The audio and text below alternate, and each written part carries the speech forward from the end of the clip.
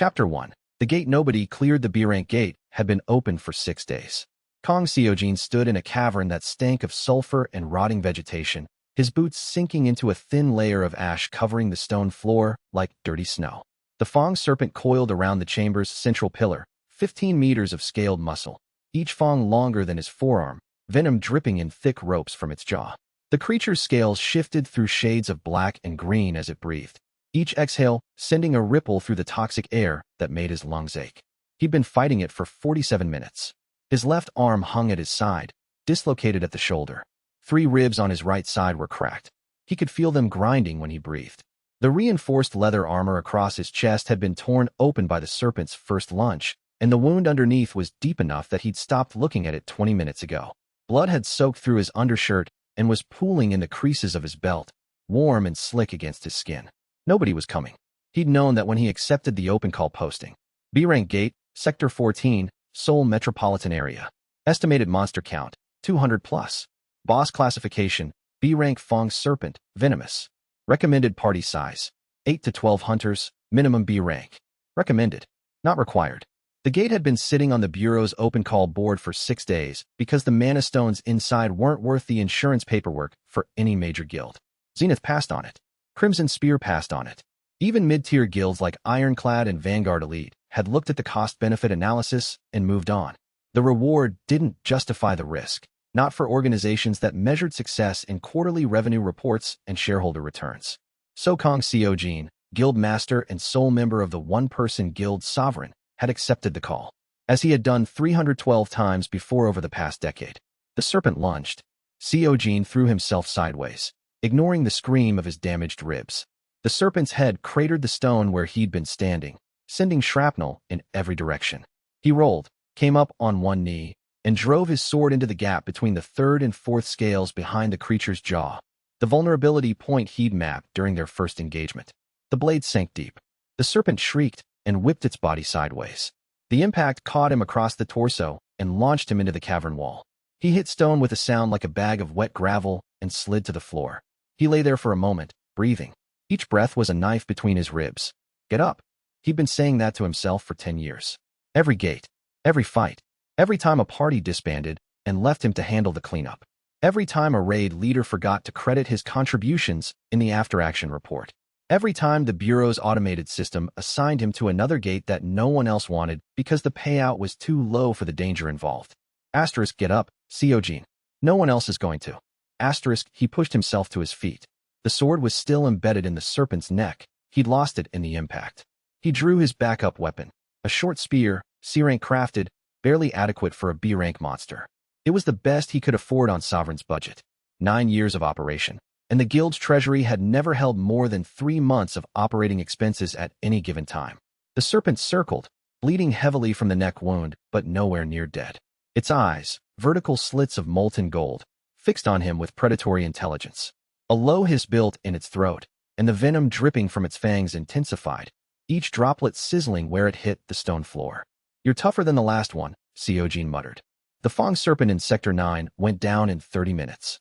The serpent didn't care about his commentary. It struck. This time, he wasn't fast enough. The tail came from below, a sweeping strike that he saw too late. It caught his legs and flipped him. Before he could recover, the serpent's head darted forward, and its fangs punched through his chest. Both of them. Through and through. Seojin looked down at the 2 ivory spikes protruding from his torso. Blood, his blood, ran down the smooth surface in twin streams. The venom hit his system like liquid fire, and his vision went white with pain. The serpent lifted him off the ground, pinned on its fangs like a butterfly on a display board. His feet dangled. His arms hung limp. The short spear clattered to the stone floor, the metallic ring echoing through the empty cavern. This is how it ends, not in a grand battle. Not defending a city. Not in a gate that mattered to anyone with a budget and a public relations team. He was going to die in a B-rank hole that nobody bothered to clear because the reward wasn't worth the paperwork. 10 years. 312 raids. Thousands of monsters killed. Hundreds of civilians protected in evacuation zones he'd secured while the credited guild handled media interviews outside. 0 commendations. 0 media mentions. 0 recognition from the guild system that was supposed to value contribution above all else. He'd founded Sovereign 9 years ago because no guild would recruit a hunter who kept volunteering for the garbage gates. Bad for metrics, they said. Low-value operations dragged down our average reward parade.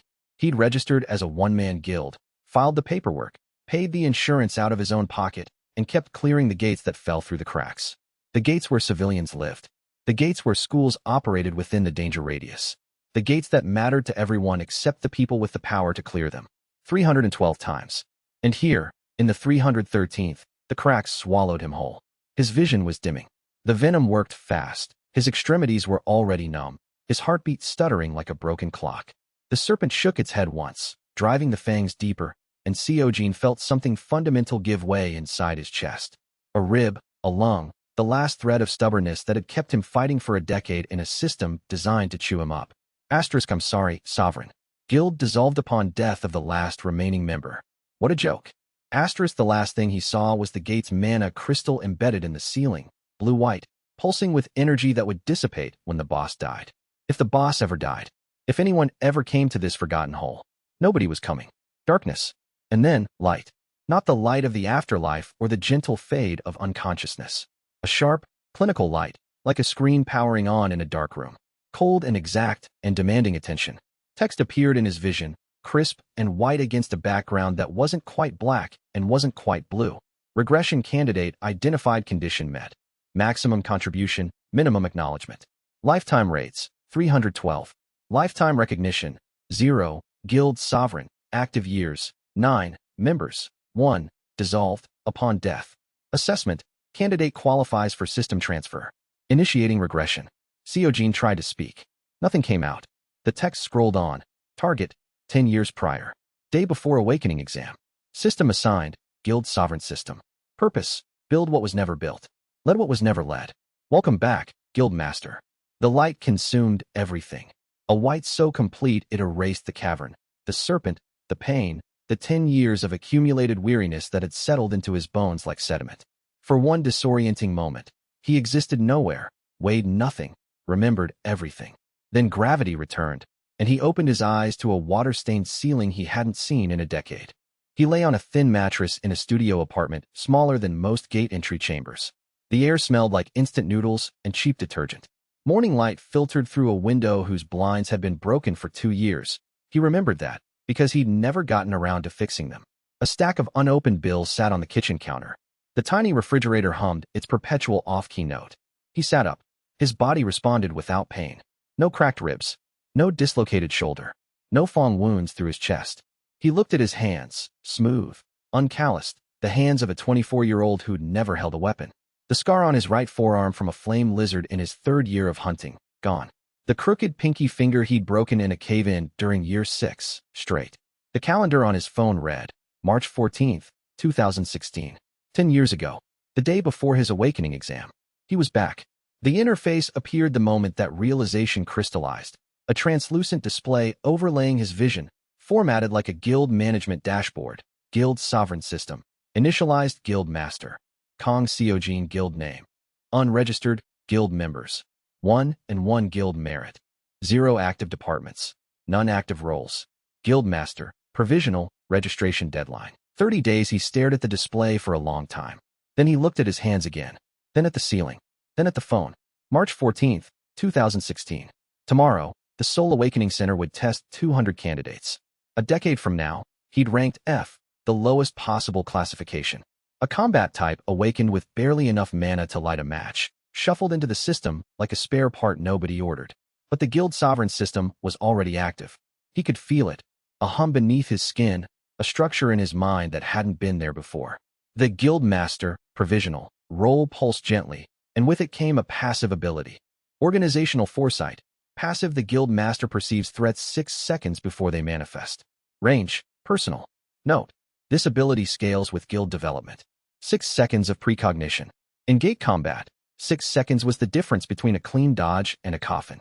Seojin swung his legs off the mattress and stood in the cramped apartment that smelled like a life he'd already lived and lost. Tomorrow, everything would begin again. But this time, the man walking into the Awakening Center wouldn't be a naive 24-year-old hoping for the best. This time, he'd be a weapon forged by 10 years of being ground down, carrying knowledge that could reshape the entire hunter industry, and a system that promised to turn one overlooked man into something the world had never seen. The question wasn't whether he could change things. The question was whether the people who'd built the machine that killed him were ready for what happened when one of its broken parts came back with a blueprint of every gear, every lever, and every weakness. Chapter 2. 10 Years of Knowledge. The rest of the day was reconnaissance. Seojin moved through Seoul with the deliberate calm of a man who had memorized the city's next decade. He took the subway to Gangnam, walked past Zenith Guild's gleaming headquarters, 30 stories of glass and steel, the words "Protecting Tomorrow" displayed across the lobby in letters 3 meters tall, and felt nothing but the cold weight of knowing what that building would become. What it already was, behind the polished facade. The largest hunter guild in Korea, the public face of safety and strength, and underneath it all, a machine designed to extract maximum profit from minimum effort, while people like him bled in forgotten gates. He kept walking. The streets were crowded with the particular energy of a Seoul afternoon. Office workers on lunch breaks, delivery scooters weaving through traffic, street vendors selling tteokbokki and hotteok. Normal life. The kind of life that existed because hunters cleared the gates that threatened it. The kind of life that most hunters never got to enjoy, because the system that employed them consumed their time, their health, and, for the unlucky ones, their lives. The Awakening Center occupied a campus near Seoul National University, a cluster of white buildings surrounded by reinforced barriers and government security. Tomorrow, 200 candidates would file through its doors for standard awakening testing. Most would wash out. Of those who awakened, the majority would rank E or F. A handful would reach D. 1 or 2 might hit C. In his first life, Seojin had ranked F. He found a bench across the street and sat down, watching government security personnel patrol the perimeter with the practiced indifference of people who'd done the same circuit 1,000 times. The guild's sovereign systems interface hovered at the edge of his vision. He could expand it with a thought or dismiss it. He expanded it now, studying the details. Guild Master, provisional, stats, plus 5%, all parameters passive. Organizational foresight, 6-second precognition. Note, provisional status expires upon guild registration or 30-day deadline, whichever comes first. All roles, departments, and buffs require an officially registered guild. He scrolled through the locked departments. Scout Division, 100 Guild Merit Medical Corps, 250 Guild Merit Logistics Division, 250 Guild Merit Combat Division, 500 Guild Merit Intelligence Division, 1,000 Guild Merit Engineering Division, 1,000 Guild Merit Sovereign's Court, 2,000 Guild Merit War Council, 5,000 Guild Merit Diplomatic Division, 10,000 Guild Merit Sovereignty Division, 50,000 Guild Merit. Additional departments locked. Requirements hidden. Each department, when activated, would grant a role he could assign to himself, complete with unique abilities and stat bonuses. And the roles stacked. That was the key mechanic he'd grasped immediately. Every role he assigned layered its buffs on top of all previous ones. The more departments he unlocked, the more powerful the stack became. One man carrying the organizational weight of an entire guild, each bureaucratic position translating into raw combat enhancement. But the system had a critical limitation, displayed in a footnote he'd almost missed. Important. Role abilities required genuine competence. Assigning a role without corresponding skill results in null effect. The system amplifies mastery, it does not replace it. He couldn't just unlock Blacksmith Division and forge legendary weapons. He'd need to actually learn blacksmithing. The system would amplify his skill, not manufacture it from nothing. That was fine. Kang Seojin had spent 10 years learning every aspect of gate operations out of necessity. Combat, scouting, field medicine, logistics, equipment maintenance, tactical planning, monster behavior analysis, mana stone appraisal, terrain navigation. When you operated alone, you learned everything or you died. He'd learned everything. And then he died anyway. Not this time. He closed the interface and walked to a convenience store. He had 47,001 in his bank account. His savings at this point had been identical in both timelines. He bought a bottle of water and a triangle kimbap, sat on a curb outside, and planned. Priority 1, the Awakening exam. In his first life, his F-rank result had determined his entire trajectory. Bottom of the barrel, last pick for every team, assigned to gates that no one wanted. The guild master buffs plus 5% wouldn't change his fundamental mana capacity, but his decade of combat experience would affect the combat instinct portion of the exam. And the organizational foresight passive, 6 seconds of precognition, would register on the exam's threat response metrics. Would it be enough to push him above F-rank? The uncertainty gnawed at him. He'd spent a decade learning to survive within the constraints of his F-rank classification. Every technique he'd developed, every shortcut he'd discovered, every exploit he'd found in the system, All of it was built on the assumption of being the weakest person in every room. If the exam gave him a higher starting point, those 10 years of knowledge would compound on a stronger foundation. Priority 2. Guild registration. The system required it within 30 days or it deactivated permanently. Registering a guild as a solo operator was technically legal, but practically nightmarish. The bureaucratic requirements were designed to discourage exactly this kind of operation. Minimum asset requirements, insurance bonds, officer structure documentation, safety protocol filings, annual audit commitments. The process consumed weeks and demanded resources that most solo hunters didn't have. He'd done it before, in his first life. He knew every form, every office, every clerk's name and disposition. He could do it again in a fraction of the time. Priority 3. Gates. Guild merit came from clearing gates. The faster he cleared them, the faster departments unlocked, the stronger he became. In his first life, the pace had been glacial. F-rank hunters got assigned to E-rank gates in large parties, earning minimal personal merit. With a higher starting rank and the system's buffs, he could push for solo clears immediately. And priority 4, the one that burned behind everything else, constant and patient and ice-cold, Zenith Guild. Guildmaster Huang Taesun, Vice Master Shin Donghyuk. The entire architecture of corruption that had turned the hunter system into a machine that chewed up people like him and spat out profit for the powerful. He was going to tear it down. Not with rage. He'd had 10 years to process the rage, and it had refined into something colder and more useful. He was going to tear it down with competence, with evidence, with the kind of systematic precision that the system itself had taught him through a decade of thankless work. But first, the exam. He finished the kimbap, threw away the wrapper, and went home to sleep. Tomorrow was going to be the most important day of his second life. That night, lying on the thin mattress in his studio apartment, Seojin ran through combat sequences in his mind. 10 years of muscle memory lived in a brain that had been reset to age 24. The body didn't remember, but the mind did. His hands twitched through sword forms as he dozed, and the organizational foresight passive hummed gently at the base of his skull, tracking threats that didn't exist yet. He dreamed of the Fang Serpent. In the dream, it killed him again. Fangs through the chest, venom like fire, the slow fade into darkness. But this time, as the serpent lifted him off the ground, he looked down and saw the cavern floor covered in names. Every hunter who'd died in a gate that the major guilds deemed unprofitable. Hundreds of names. Thousands. Each one carved into the stone by the same system that had carved his. He woke at 5 a.m., and the name stayed with him. A ledger of debts that the powerful would never willingly pay, but that he intended to collect regardless of what it cost him. Chapter 3. Awakening Day. The Soul Awakening Center's lobby was a controlled chaos of anxious 20-somethings, clipboard-wielding bureaucrats, and the quiet hum of mana detection equipment. 200 candidates had been selected from the national lottery, the standard process for identifying potential awakened. Most were nervous. Some were excited. A few were terrified, fidgeting in plastic chairs with the pallor of people who'd just realized that magical powers might come with consequences nobody had explained. Kang Seojin was calm. He'd done this before. He knew the layout. Intake processing on the first floor, mana sensitivity testing on the second, combat aptitude assessment on the third, final classification on the fourth. The whole process took about 3 hours per candidate, with results delivered at the end of the day. He knew which examiners would be strict, which ones would chat, and which hallways had vending machines with decent coffee. He collected his number, 147, and sat in the waiting area. The room was a cross-section of Korean society. University students in hoodies, office workers still in their dress shirts, a delivery driver who hadn't changed out of his uniform, a grandmother in her 60s who'd been selected at age 67. Awakening was random. The mana surge that had changed the world 8 years ago didn't discriminate by age, gender, or background. It just chose.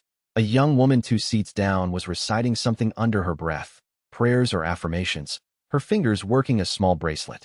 The man beside Seojin was reading a dog-eared copy of The Hunter's Guide to Survival, a mass-market paperback that contained roughly as much useful information as a fortune cookie. Seojin had read it in his first life. The chapter on gate protocol was dangerously wrong. Candidate 147, Kang Seojin. Second floor, room 204. He rose and walked toward the elevator. On the way, he passed a cluster of people in expensive suits, guild recruiters, stationed at the center to snap up promising candidates before they even left the building. He recognized the logos: Zenith, Crimson Spear, Ironclad, Vanguard Elite. The top guilds, represented by their talent scouts, armed with contracts and signing bonuses. And there, Standing slightly apart from the others was Huang Taesun. Seojin's stride didn't falter. He knew Huang made occasional appearances at awakening exams. Good publicity, the magnanimous guild master supporting the next generation. Huang was 53 years old, silver-haired, impeccably dressed, radiating the controlled authority of an S-rank hunter who'd spent 30 years building an empire. His suit probably cost more than Seojin's annual income. His shoes were polished to a shine that reflected the fluorescent lights. In 10 years, this man would preside over a system that killed hundreds of hunters through calculated negligence and profited from every death. Seojin walked past him without making eye contact. Not yet. There was an order to these things, and patience was the one skill that 10 years of being ignored had perfected in him. Room 204 was a white chamber with a crystal orb mounted on a pedestal at its center. The mana sensitivity test, standard equipment used at every awakening center worldwide. The candidate placed their hands on the orb, channeled whatever mana they could muster, and the orb measured output, frequency, and affinity type. The crystal was the size of a basketball, its surface smooth and slightly warm to the touch, and it sat in a cradle of brushed steel lined with measurement sensors. "Place your hands on the crystal, please," the examiner said. She was a woman in her 40s, bored by repetition, her clipboard already marked with the day's running tally. 93 failures, 12 E ranks, 3 D ranks, 0 C ranks, or above. Her pen was running low on ink. She'd been switching between blue and black all morning, and the tally marks showed the transition. Seojin placed his hands on the orb. The mana flowed, and it felt different from what he expected. In his first life, touching the orb had produced a faint glow, barely registering on the instruments. F rank, minimum viable awakening. His mana capacity had been a puddle where others had pools. This time, the orb flared blue-white. Not the blinding eruption of an S-rank candidate, but a steady, strong pulse that filled the room with visible light. The examiner's boredom evaporated. She checked her instruments, rechecked them, and checked them a third time, tapping the display panel with her pen as if the numbers might rearrange themselves into something less surprising. "That's C-rank output," she said, her voice carrying disbelief she was too professional to fully express. C-rank, 3 full tiers above his original result. Seojin kept his face neutral, but his mind raced. The Guildmaster buff was only plus 5% to all parameters. That alone shouldn't have jumped him from F to C. Something else had changed. The system provided the answer in a quiet notification. Note: regression preserves mana pathway development. Your physical body is reset. Your mana architecture retains 10 years of growth. Base capacity, adjusted. 10 years of daily mana use. Combat, channeling, gate exposure, had developed his mana pathways far beyond their original state. The regression had preserved that development. His body was 24, but his mana system was 34. A decade of invisible infrastructure, built through 10 years of clearing gates that nobody wanted, now paying compound interest. Combined with the Guildmaster's plus 5%, he'd landed at C rank. The examiner was already signaling for a senior evaluator. C rank awakenings were 1 in 50, notable enough to draw attention from people who typically spend exam day reviewing paperwork. By the time Seojin reached the 3rd floor for combat aptitude testing, there was an audience. A cluster of senior evaluators stood behind the observation glass, coffee cups in hand, their conversations dropping to murmurs as he entered the simulation chamber. The combat aptitude assessment was designed to measure 3 things: reflexes, tactical decision-making, and instinctive threat response. The candidate entered a simulated combat environment, holographic projections of monsters at escalating difficulty, and fought until they failed or the simulation ended. For most candidates, the simulation ended within the first 3 waves. Seojin dismantled 12. His body was untrained. No muscle memory, no calluses, no combat conditioning. But his mind was a decade-deep library of monster patterns, attack timings, and evasion techniques. The organizational foresight passive added 6 seconds of precognition to every engagement, turning the simulated monsters into telegraph puzzles that he solved before they finished deploying. He moved through the holographic threats with the clinical efficiency of a hunter who'd cleared 312 real gates. Dodge left, the projection was going to sweep right. Step back, the overhead slam would crater the floor. Close the distance. The ranged attacker needed 3 seconds to charge its next shot, and that window was an invitation. The senior evaluators watched from the observation gallery. The simulation's difficulty escalated past C-rank parameters into B-rank territory, and Seojin kept fighting. He finally stopped at wave 15, not because he failed, but because his unconditioned body couldn't sustain the physical output. His lungs burned, his muscles trembled, and he stepped out of the combat zone with his hands on his knees, gasping. On the 4th floor, the final classification was delivered. Awakening classification, C-rank type, combat, generalist, mana affinity, neutral special notes, exceptional threat anticipation. Recommended for accelerated combat training program. When Seojin walked out of the classification room, Hwang Tae-sun was waiting in the corridor. The Zenith Guild Master stood casually, hands in his pockets, a practiced smile on his face. 2 assistants flanked him, one holding a tablet, the other a branded folder that undoubtedly contained a recruitment contract with Zenith's logo embossed in gold foil. Impressive results, Hwang said. C-rank combat generalist, that's rare. Zenith always has room for promising recruits. He extended a hand. Hwang Tae-sun, I'm sure you know the name. Seojin looked at the hand. Clean, manicured, soft. The hand of a man who hadn't entered a gate in years, who ran his empire from a corner office while hunters bled in the field. No thank you, Seojin said. I'm starting my own guild. The corridor went quiet. A technician carrying a box of calibration crystals froze mid-step. One of Hwang's assistants looked up from her tablet with an expression that suggested she'd heard many unusual things in her career, but not this. Hwang's smile held, but his eyes recalculated. A C-rank turning down Zenith was unusual. A C-rank announcing plans to start a guild was almost unheard of. The barriers to guild registration were deliberately designed to be insurmountable for anyone below A rank. Bold, Hwang said. I respect ambition. If you change your mind, the offer stands. He withdrew his hand, turned, and walked away. His assistants followed, their footsteps echoing down the sterile corridor. Seojin watched him go. He'd just refused the most powerful guild master in Korea, in public, within hours of awakening. The assistants would report it. The evaluators who overheard would gossip. The story would circulate through the guild recruitment network by dinner. Good. Let the word spread. Let Hwang Tae-sun remember the name of the C-rank who turned him down, because the next time they faced each other, the context would be very, very different. Chapter 4. Registration. The Hunter Bureau occupied a government complex in Yongsan, a maze of offices, filing rooms, and bureaucratic checkpoints that processed everything from gate clearance permits to guild dissolution orders. It was the administrative heart of Korea's hunter infrastructure, and it ran with the efficiency of a machine designed to discourage independent operation. Long hallways lit by humming fluorescents. Waiting rooms with chairs bolted to the floor. Counters staffed by clerks who had seen every form of ambition walk through the door and had a stamp ready to flatten each one. Seojin arrived at 8 a.m. the next morning and took a number. His was 247. The guild registration office was on the 6th floor, a single room staffed by 3 clerks and overseen by a liaison officer. In his first life, the process had taken 4 visits, 17 forms, and 3 weeks of back and forth over insurance requirements. He'd nearly quit twice. The second time, only the knowledge that quitting meant working under a guild that would assign him to the same garbage gates with worse pay had kept him in the chair. This time, he came prepared. He'd spent the previous evening drafting every required document from memory: articles of organization, officer structure declaration, financial solvency statement, insurance bond application, operational safety protocol, member roster, minimum, 1, and the guild classification request. Every form was complete. Every box was checked. Every signature line was signed.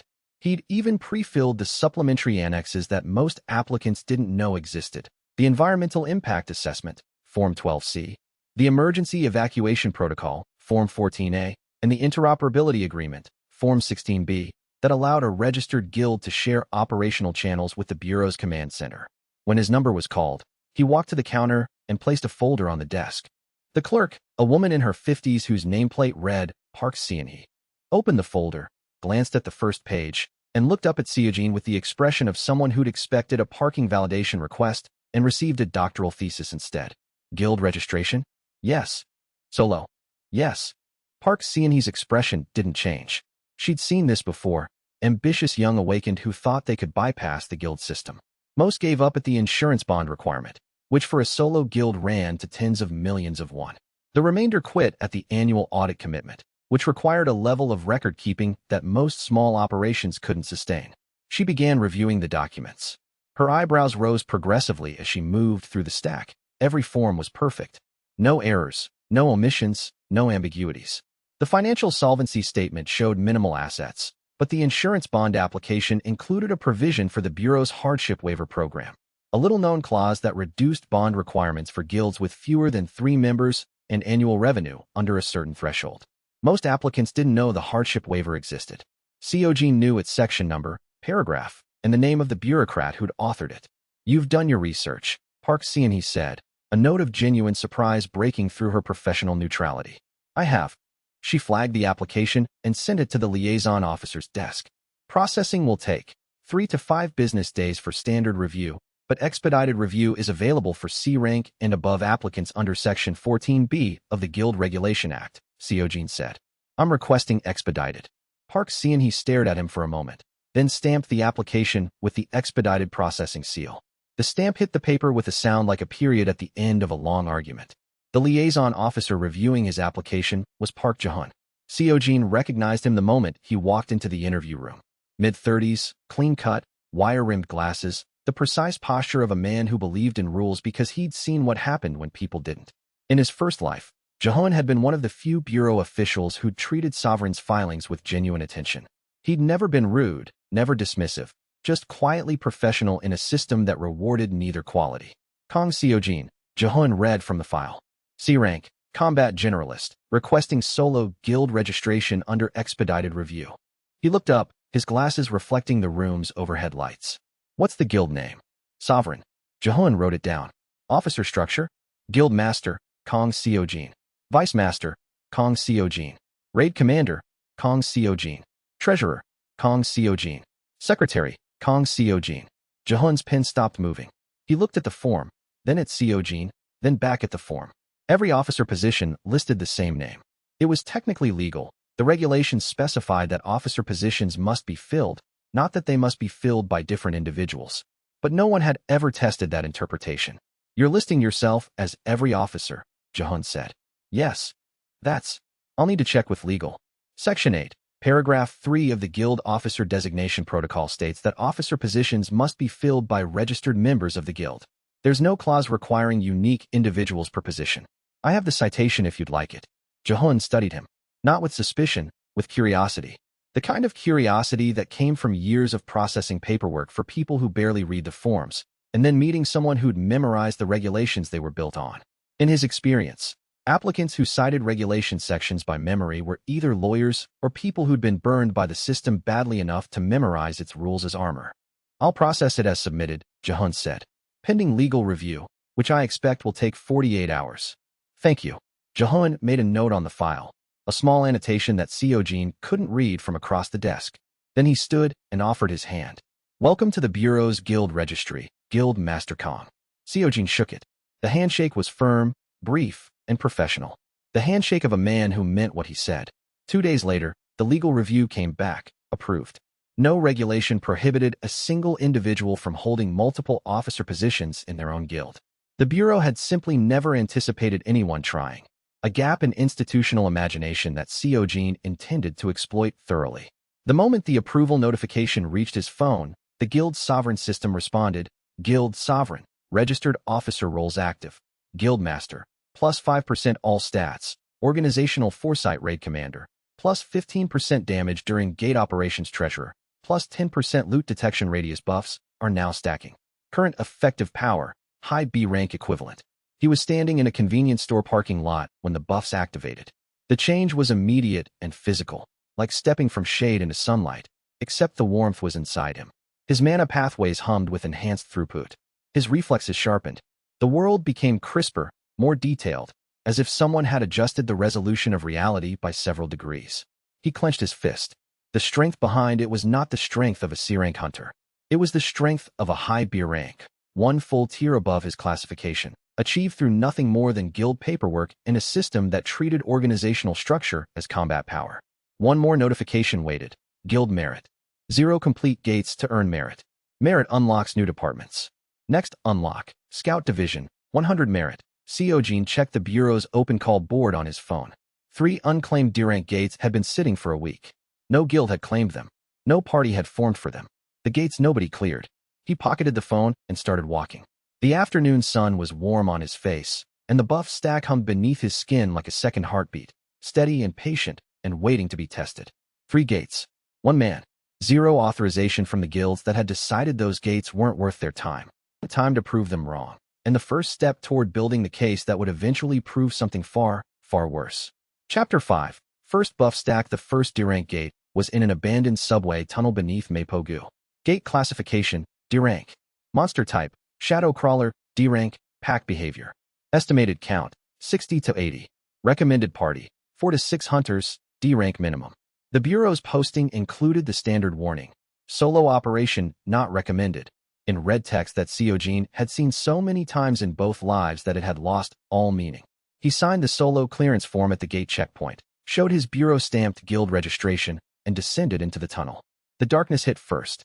Not naturally dark. The gate's dimensional energy had consumed the overhead lighting, replacing fluorescent tubes with a pulsing bioluminescence that cast everything in shades of blue and green. The air tasted metallic, thick with mana particles that settled on his tongue like iron filings. The subway tracks were warped, bent upward in places like the ribs of a buried creature. He'd cleared this exact gate in his first life. D-rank, Sector 7, Mapogu. He'd been part of a 6-person party led by a B-rank raid commander who'd spent more time checking her phone than watching the corridors.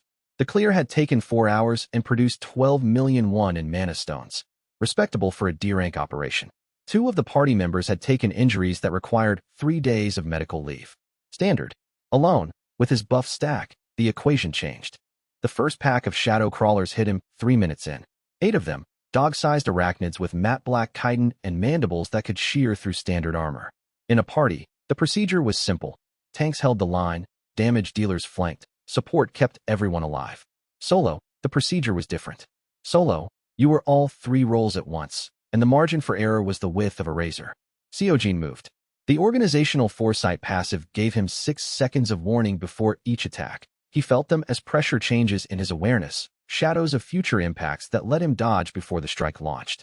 The raid commander buff pushed his damage by 15%, which meant his C-rank sword bit deeper than it should have. And the treasurer buff's loot detection was passive background noise for now, a gentle tug toward the densest mana stone concentrations behind walls and under rubble. 8 crawlers. 20 seconds. He cut through them with the methodical precision of a man who'd killed thousands of their kind. They were D-rank monsters facing a C-rank core enhanced to high B rank by system buffs and driven by 10 years of combat memory. The fight wasn't fair. He didn't care about fair. Fair was the system that let him die in a forgotten gate. This was efficiency. The second pack, 12 crawlers, fell in 30 seconds. The third, 15, including 2 larger variants with reinforced chitin and a corrosive spit attack, took 45. He cleared corridor by corridor, chamber by chamber, following a route he remembered from a decade ago and confirming it against the gate's current layout. The few differences, a collapsed section here, a new nest cluster there. He adapted to without breaking stride. The boss chamber was at the tunnel's deepest point, a flooded platform where the shadow crawler queen nested in a web of crystallized mana. She was twice the size of her children, armored in chitin that deflected anything below C rank, and her mandibles could bisect a tank's shield in a single bite. The web around her glowed faintly, a network of mana threads that served as both nest and early warning system. In his first life, the queen had taken his party 20 minutes and cost them 2 sets of damaged armor. Seojin killed her in 3 minutes. The foresight passive let him read her attack pattern before she finished her first lunge. The raid commander buff pushed his sword through her chitin armor on the 4th strike, finding the gap between thorax plates that standard weapons couldn't exploit. When she reared up for her area of effect web spray, the attack that usually caught at least 1 party member off guard, he was already behind her, driving the blade into the nerve cluster at the base of her skull. She collapsed. The gate's mana crystal, mounted in the tunnel ceiling above the nest, pulsed and began disintegrating, signaling a cleared gate. Gate cleared. D-rank. Mapogu Sector 7 time. 47 minutes casualties. 0 loot recovered. 14 mana stones. D-rank. 2 mana stones. C-rank. Assorted materials guild merit earned. Plus 30-47 minutes. Solo. The standard party clear time was 4 hours. He collected the loot. The treasurer buff's detection radius highlighted deposits he'd never known existed in this gate, hidden in wall crevices and under collapsed platform sections. The C-rank mana stones alone were worth more than the official gate reward estimate. Resources that had been invisible to him for a decade, sitting behind walls and under floors, waiting for someone with the right perception to find them. He exited the gate into the subway station's surface entrance. The afternoon sun was warm. He felt good, not just physically. The buff stack's passive effects were already easing the minor bruises from combat, but psychologically. For the first time in either life, He was fighting at a level that matched his knowledge. The gap between what he knew and what he could do had been his defining frustration for 10 years. The system was closing that gap, one buff at a time. A man was waiting at the gate exit. He wore a Zenith Guild logistics uniform and carried a clipboard. Mid-20s, officious, with the particular brand of entitlement that came from working for the biggest name in the industry. His badge read, Zenith Guild, Operations Support, in letters that sparkled slightly in the sunlight. This gate was flagged for Zenith acquisition. The man said, not bothering with a greeting. You cleared it without authorization. Seojin reached into his jacket and produced a document. His bureau-stamped solo clearance form, filed and approved 3 hours ago. Open call posting. Bureau-authorized solo operation. Guild sovereign, registered, and operational. He held the form where the man could read it. If Zenith wanted the gate, they should have claimed it. It's been on the board for a week. The logistics officer read the form. His face darkened, not with anger at Seojin, but with the specific frustration of a bureaucrat whose filing system had been outmaneuvered by someone who knew the rules better than he did. I'll report this to operations, he said. Please do. Seojin walked past him and headed for the next gate, because the man behind him would file that report within the hour, and by tomorrow, people far more dangerous than a clipboard-carrying logistics officer would be reading Sovereign's name for the first time. Chapter 6. The Forgotten Gates. The second Durant Gate was in an abandoned warehouse in Yongdongpo, a nest of ashbourne beetles, fire element insects that burrowed through concrete and metal. The warehouse had been a textile factory before the gate opened, and the beetles had transformed it into a honeycomb of tunnels bored through walls, floors, and support beams. The air inside was hot enough to make Seojin's armor plates uncomfortable against his skin, and the sound of burrowing, constant, grinding, like teeth on stone, echoed from every direction. Seojin cleared it in 52 minutes. The beetles were aggressive but predictable. Charge, bite, burrow, repeat. Their fire element attacks, superheated mandible strikes, and a concussive thermal blast from their thorax were dangerous to unprepared hunters but irrelevant to someone who'd spent years learning to read the 3-second charge cycle that preceded every blast. He moved through the hive with the foresight passive mapping every beetle's position 6 seconds before engagement, turning ambush corridors into shooting galleries. The boss, an ashbourne beetle queen the size of a compact car, her carapace glowing cherry red with accumulated thermal energy, put up a genuine fight. She was fast for her size, and her thermal blast could melt through B-rank armor at close range. But Seojin had fought her species dozens of times. He knew that the blast had a 12-second cooldown, that her mandibles couldn't track lateral movement faster than her body could rotate, and that the vulnerable joint between her head and thorax was exposed for exactly 2 seconds after each charge attack. 2 seconds. More than enough. The third gate was in a park maintenance tunnel in Songpa, a colony of mist lurkers, gaseous predators that suffocated prey by displacing breathable air. These were trickier than the previous two. Their gaseous bodies made physical attacks ineffective until Seojin disrupted their mana cores with concentrated strikes. Each lurker was essentially a cloud of toxic mana held together by a core the size of a marble, invisible to the naked eye but glaringly obvious to the foresight passive's enhanced awareness. He adapted his technique. Precise thrusts instead of sweeping cuts, targeting the mana cores with the tip of his sword like a surgeon's scalpel. Each lurker popped when its core shattered. A brief, what implosion that dispersed the toxic cloud harmlessly. The boss lurker, a massive fog bank that filled an entire maintenance chamber, required 12 consecutive core strikes delivered in under 30 seconds before it could reform. He'd learned the technique in year 4 of his first life, during a C-rank gate where his party leader had panicked and fled, leaving him alone with 2 missed lurker elites and a broken respirator. That day, he barely survived. Today, he finished the boss in 44 seconds. 3 gates cleared in 48 hours. Total guild merit, 85. The efficiency was staggering, and he knew it wasn't just the buffs. It was the knowledge. Every gate had patterns, monster spawn points, patrol routes, boss mechanics, loot distributions. He'd spent 10 years learning these patterns through blood and repetition, through the aching trial and error of a man who couldn't afford mistakes because there was no one to pull him out of the fire when he made one. Now he was applying that knowledge with enhanced power, and the result was a clearance rate that looked impossible on paper. The Bureau's tracking system noticed. Automated alerts flagged anomalous clearance data whenever a guild's performance deviated significantly from projected baselines. A solo, one-man guild clearing Durant gates at party speed rates with 0 casualties triggered every alert in the system. Park Jae-hoon, reviewing the automated reports as part of his liaison duties, pulled up Sovereign's file, and spent an hour staring at the numbers. 3 gates cleared. Solo. Average time, 62 minutes. National average for D-rank party clears, 3.8 hours. Loot recovery rate, 140% of estimated yield. He flagged the file for ongoing review and made a note. Recommend direct observation of next gate operation. At Zenith Guild headquarters, the anomaly reached a different desk. The operations department tracked gate claims and clearances across the Seoul metropolitan area as part of their resource allocation process, a process that, on paper, was about efficiency and, in practice, was about ensuring that no one outside Zenith's orbit operated without permission. 3 gates that had been informally reserved, held in bureaucratic limbo by stalled paperwork, had been cleared before the harvest teams arrived. The operations manager forwarded the report with a notation. Solo C-rank clearing reserved gates. Pattern suggests deliberate targeting. Vice Master Shin Dong-hyuk read the report at his desk on the 31st floor, a desk positioned to overlook the Seoul skyline. Through floor-to-ceiling windows, the city spread below him like a game board. He set the report aside and pulled up Kang Seojin's bureau file. C-rank. Combat Generalist. Registered Guild. Sovereign. Members. 1. No prior military record. No martial arts background. Awakened 2 days ago. Clearing D-rank gates solo at party speed.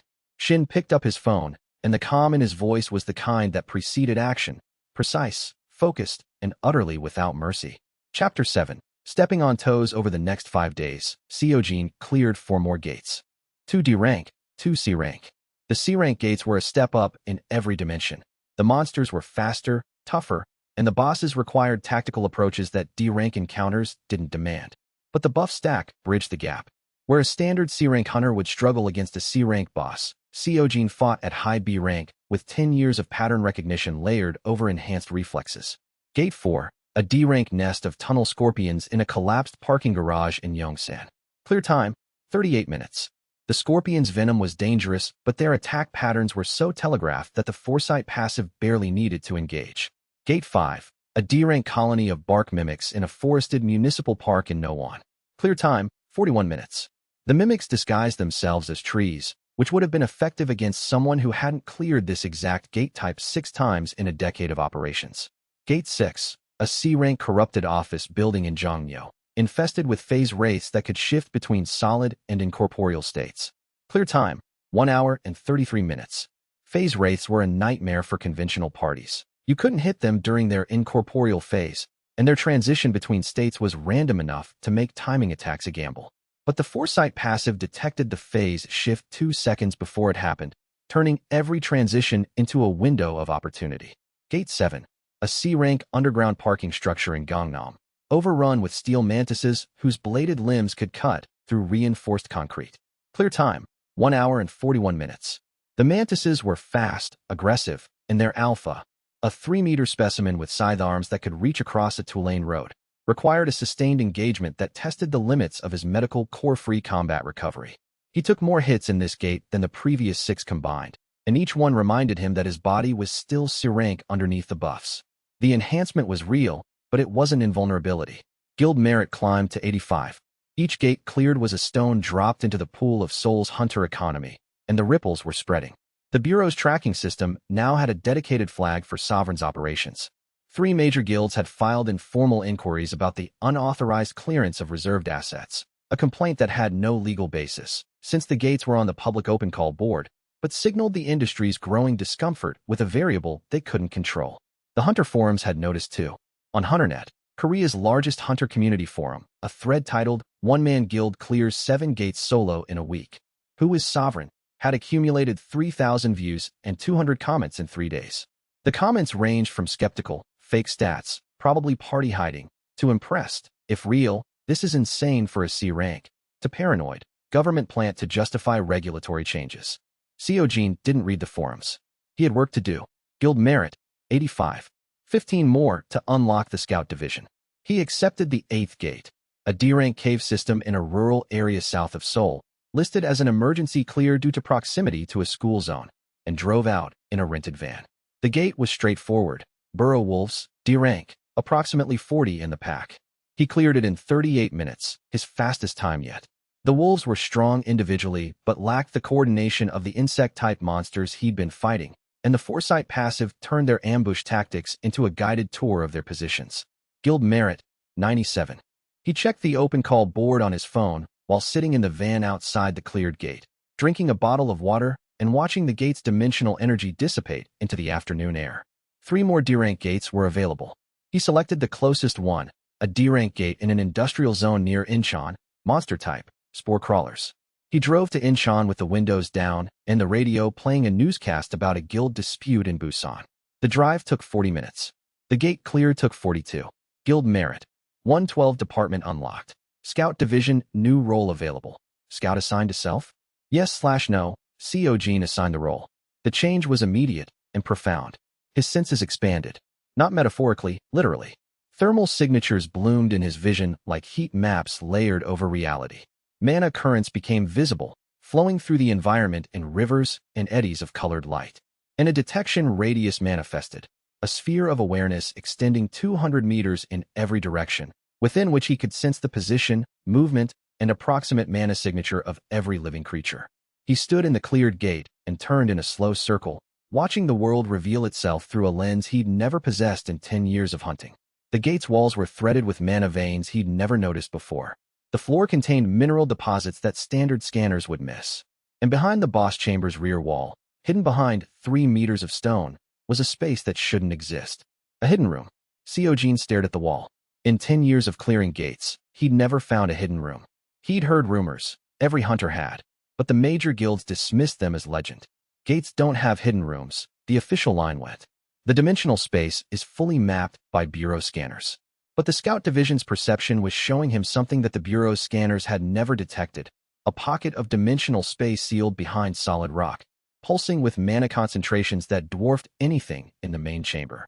He drew his sword and began cutting through the wall, and with every strike, the mana signature behind it grew brighter, a promise of something that the system's architects had never wanted someone like him to find. Chapter 8. Shin Donghyuk. Seojin was at a public training facility in Gangnam when the pressure hit. He'd been running drills, conditioning his 24-year-old body to match the combat instincts of his mind. The physical gap was narrowing daily as the buff stack accelerated his development, but muscle memory took repetition, and there was no shortcut for the kind of ingrained reflex that let you parry without thinking. The training floor was mostly empty, a few C-rank hunters practicing form, a B-rank duo running sparring patterns. Standard afternoon at a mid-tier facility. The door opened, and the air changed. S-rank pressure was unmistakable. It didn't manifest as wind or heat or sound. It manifested as weight, a heaviness that pressed against the chest and made the lungs work harder. The C-rank hunters on the floor stopped mid-motion. The B-rank duo backed away from their sparring zone, their faces draining of color.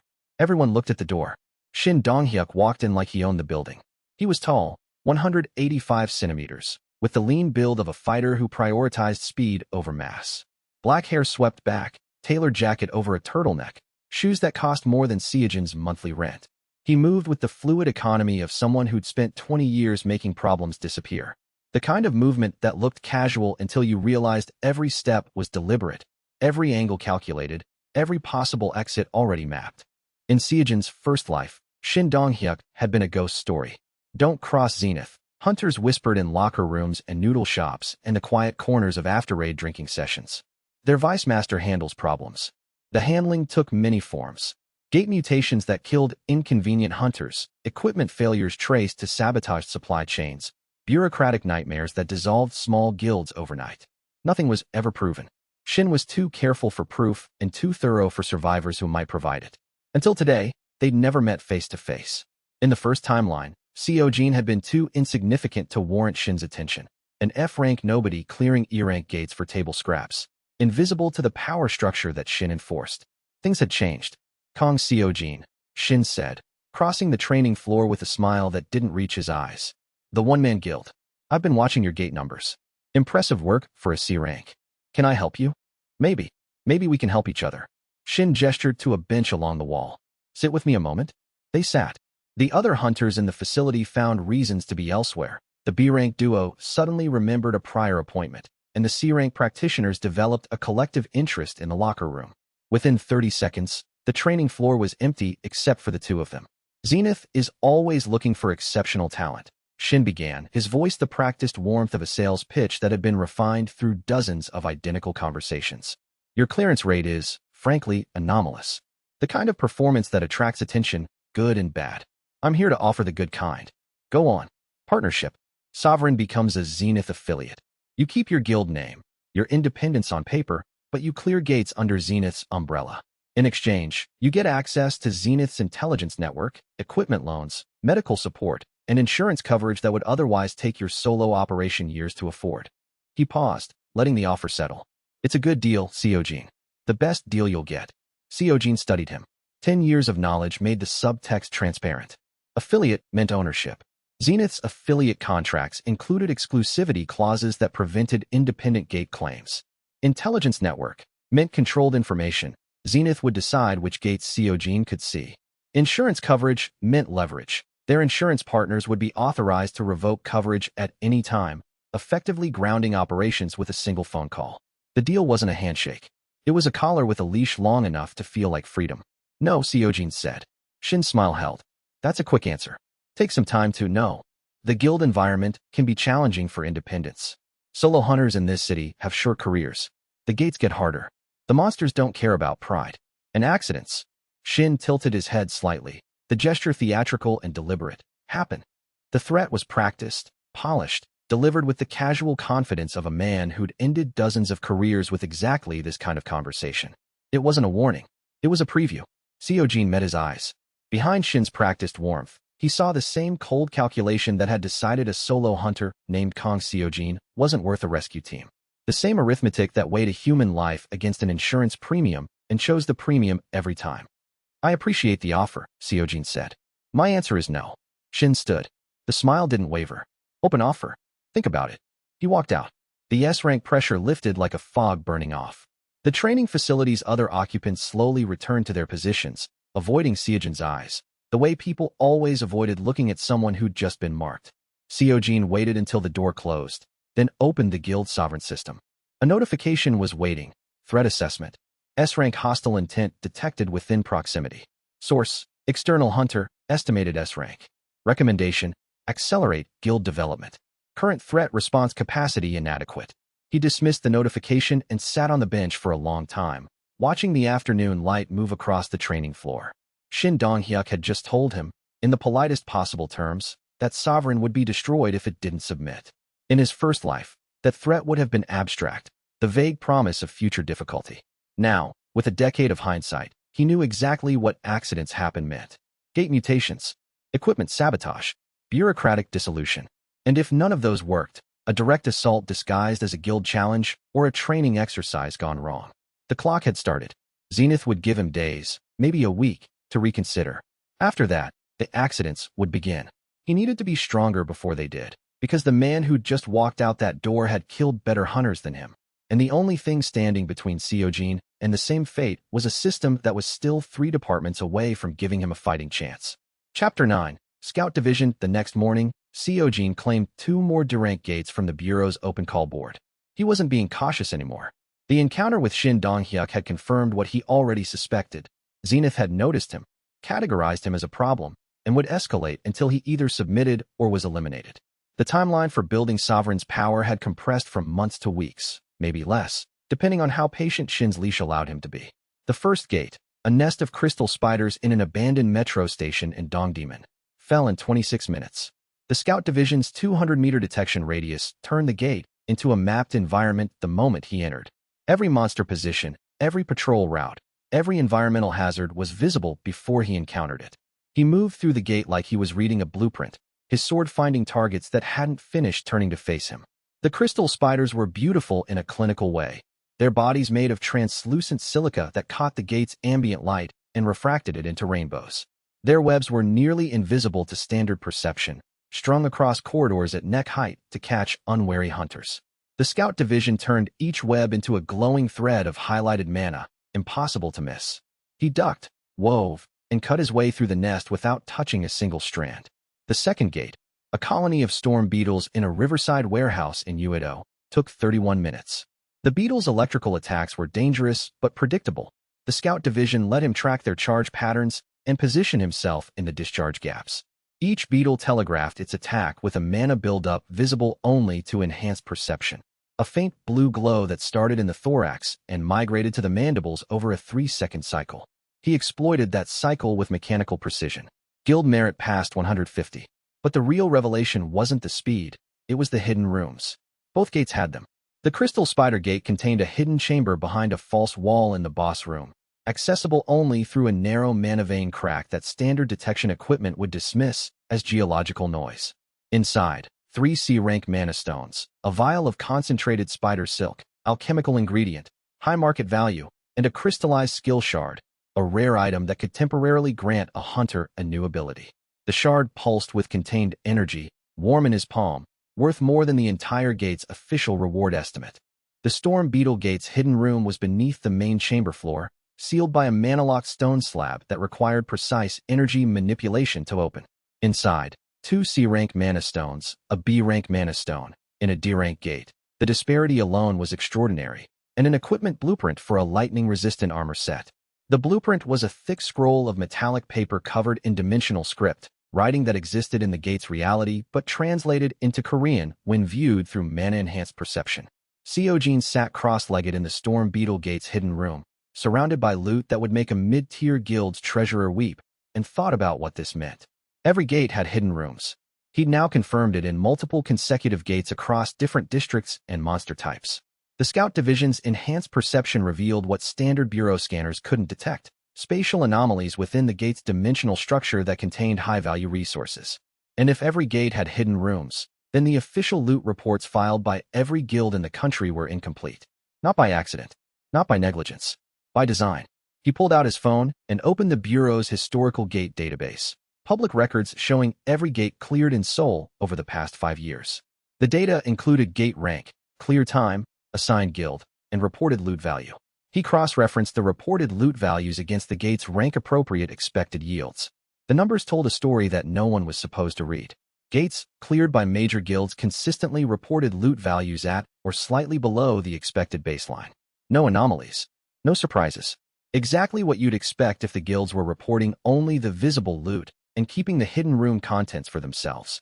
Gates cleared by independent hunters and small guilds reported loot values at or slightly above baseline, higher than the majors, despite lower resources and smaller teams. Because the independents cleared gates quickly and honestly, not knowing about hidden rooms that the big guilds had been harvesting for years. He closed the database and sat in the hidden room, feeling the mana stones pulse against his palms. The pattern was invisible unless you knew what to look for. And now he knew, which meant the game had changed from personal survival to something much larger, much more dangerous, and much more necessary than anything he'd imagined when the system brought him back. The major guilds weren't just monopolizing gate access. They were running the largest financial fraud in the hunter industry's history, and every hunter who'd ever died in a forgotten gate was a line item in their profit margin. Chapter 10. Hidden Rooms. Over the next 3 days, Seojin mapped 10 gates across the Seoul metropolitan area using the Scout Division's detection radius. He didn't clear them all. Some were claimed by other guilds, and entering a claimed gate without authorization was a criminal offense. But the Scout Division's perception worked from outside, within a limited range. He could stand near a gate entrance, close enough to look like a curious passerby, far enough to avoid the security perimeter, and sense the dimensional structure within, identifying hidden rooms, their approximate contents, and their maturity level. Maturity was the key variable. Hidden rooms didn't spawn with fixed contents. They grew over time, accumulating mana and generating increasingly valuable resources as the gate remained open. A hidden room in a gate that had been open for 3 days might contain C-rank mana stones. The same room, in a gate open for a week, might contain B-rank stones. 2 weeks, and you were looking at materials that most hunters never encountered in their careers. Every gate had at least one hidden room. Most had 2 or 3. He compiled the data into a spreadsheet on his laptop, sitting at a coffee shop in Mapo-gu with his hood up and his back to the wall. Gate ID, location, rank, hidden room count, estimated value, assigned guild, time since opening. The numbers accumulated like evidence at a crime scene, each row adding another piece to a pattern that shouldn't have existed in a system supposedly designed to protect the public. The correlation was damning. Gates assigned to Zenith and its allied guilds averaged 6.3 days between opening and clearance. Bureau guidelines recommended clearance within 72 hours for public safety. The delays were justified through bureaucratic channels, scheduling conflicts, resource allocation priorities, risk assessment reviews, but the pattern was consistent and uniform. The longer a gate stayed open, the more valuable its hidden rooms became. And the major guilds, with their control over the Bureau's scheduling committees, had the power to decide exactly how long each gate stayed open. Gates on the open call board, the ones nobody wanted, averaged 4.1 days before clearance. Shorter, because independent hunters who took them were motivated by the posted reward, not the hidden value. They cleared fast, collected the visible loot, and moved on, never knowing about the rooms behind the walls that contained resources worth 10 times the gate's posted value. The major guilds were farming gates like crops. Plant them, delay clearance. Let them grow, hidden rooms mature. Harvest them. Second team extracts hidden room contents. And report only the chaff. Visible loot goes on the books. And the hunters who died in gates that were left open too long? The gates that mutated because they'd been active for a week when they should have been cleared in 3 days? The civilians who lived in the danger radius of gates that major guilds sat on while the hidden rooms ripened? Acceptable losses. Cost of doing business. Statistical noise that no one investigated because the investigators worked for the same system. Seojin closed the laptop and stared out the window at the Seoul skyline. The city glittered in the late afternoon light. Millions of people going about their lives in the shadow of gates that the guilds treated as investment portfolios. Every unclaimed gate on the Bureau's board was a ticking clock, and the guilds were letting them tick because each hour added to the balance sheet. He'd known, in his first life, that the system was unfair. Every independent hunter knew. But unfair was a feeling, a vague sense of being overlooked, undervalued, used up. The data turned unfair into criminal. The data turned frustration into evidence. But evidence was only useful if someone would act on it. He thought about Park Jae-hun at the Bureau, the honest liaison who processed Sovereign's registration with genuine care. Jae-hun had access to the same gate databases Seojin was using, but without the Scout Division's hidden room data, the pattern was invisible. The gate delays looked like inefficiency, not fraud. Seojin needed to show Jae-hun what he'd found. But not yet. Not all at once. If the major guilds caught wind that someone was documenting their hidden room operation, the response would be swift and probably fatal. Shin Dong-hyuk's "accidents happen" was still echoing in his memory, and the data on his laptop was exactly the kind of evidence that turned warnings into action. He saved the spreadsheet to an encrypted drive, tucked the drive into his jacket, and opened the Bureau's open call board. Build the evidence slowly. Build the power quickly. 3 more unclaimed gates waited on the board, forgotten by the guilds, dangerous to the public, and each one containing resources that the system was designed to keep hidden. Not hidden from him. Not anymore. And every gate he cleared was another nail in a coffin that the major guilds didn't yet know was being built. Hunters, before we begin this journey together, take a moment to strengthen this channel's foundation. Subscribe and ring the bell so you never miss a new chapter drop. A single like fuels the forge. Now let us begin. Chapter 11. The racket. Seojin spent the next week in a pattern. Clear gates during the day, compile hidden room data at night. The rhythm was consuming but productive. Each morning he selected 2 or 3 gates from the Bureau's open call backlog, drove to the locations, cleared them solo, extracted both visible and hidden room loot, and filed complete reports with the Bureau. Each evening he sat at his laptop in the storage unit that served as Sovereign's headquarters, adding new data points to his spreadsheet and refining the analysis that would, eventually, become the most damaging evidence package in the hunter industry's history. By the end of the week, his dataset covered 30 gates across Seoul, Incheon, and Suwon. The pattern was consistent across all 3 cities, which meant this wasn't a local operation. The hidden room farming system was national. He mapped the major guilds' gate reservation patterns, which guilds held which gates, for how long, and how the timing correlated with hidden room maturity. The data showed a sophisticated coordination structure. Zenith handled the highest value gates, A and B rank, where the hidden rooms produced materials worth billions. Crimson Spear and Ironclad took the mid-tier B and C rank gates. Vanguard Elite and several smaller allied guilds processed the lower-tier volume. The allocation was efficient, organized, and systematic, the hallmarks of an operation that had been refined over years. And above them all, coordinating the allocation, was an entity that didn't appear in any public record, a pattern of information flow that directed which guilds got which gates. Time to maximize hidden room yields across the entire portfolio. Seojin didn't know their name yet. That intelligence would come later, from sources he hadn't yet contacted. But the data showed their fingerprints, gates assigned with suspiciously optimal timing. clearance schedules coordinated across competing guilds that should have had no reason to cooperate, and a consistent information advantage that lets certain guilds claim gates within hours of opening, while others waited days. Someone was running the market, and they were very, very good at it. He saved his dataset to the encrypted drive and hid the drive in his apartment's ventilation duct, a paranoid precaution that felt entirely rational given the stakes. Then he sat on his mattress and stared at the ceiling. The scale of what he was fighting had grown by an order of magnitude. This wasn't one corrupt guild. This was a systemic architecture of exploitation that encompassed the entire Korean hunter industry. Every major guild, every regulatory body, every information channel, all connected by invisible threads that directed the flow of resources from the many to the few. In his first life, he'd spent 10 years inside this machine without ever seeing its gears. He'd been a cog, a small, reliable, ultimately disposable component that processed the gates nobody else wanted and never questioned why nobody else wanted them. Now he could see the gears, and he was going to jam a wrench into every one of them. But not alone. He needed allies, starting with the one honest bureaucrat he'd met so far. He picked up his phone and texted Park Jae-hun. Have some gate clearance data I'd like to discuss. Dinner? I know a noodle shop near the gate district. The reply came in 12 minutes. Tomorrow, 7 p.m. Send the address. Short. Professional. Interested. The reply of a man who'd been staring at Sovereign's numbers for a week and had his own questions he couldn't answer.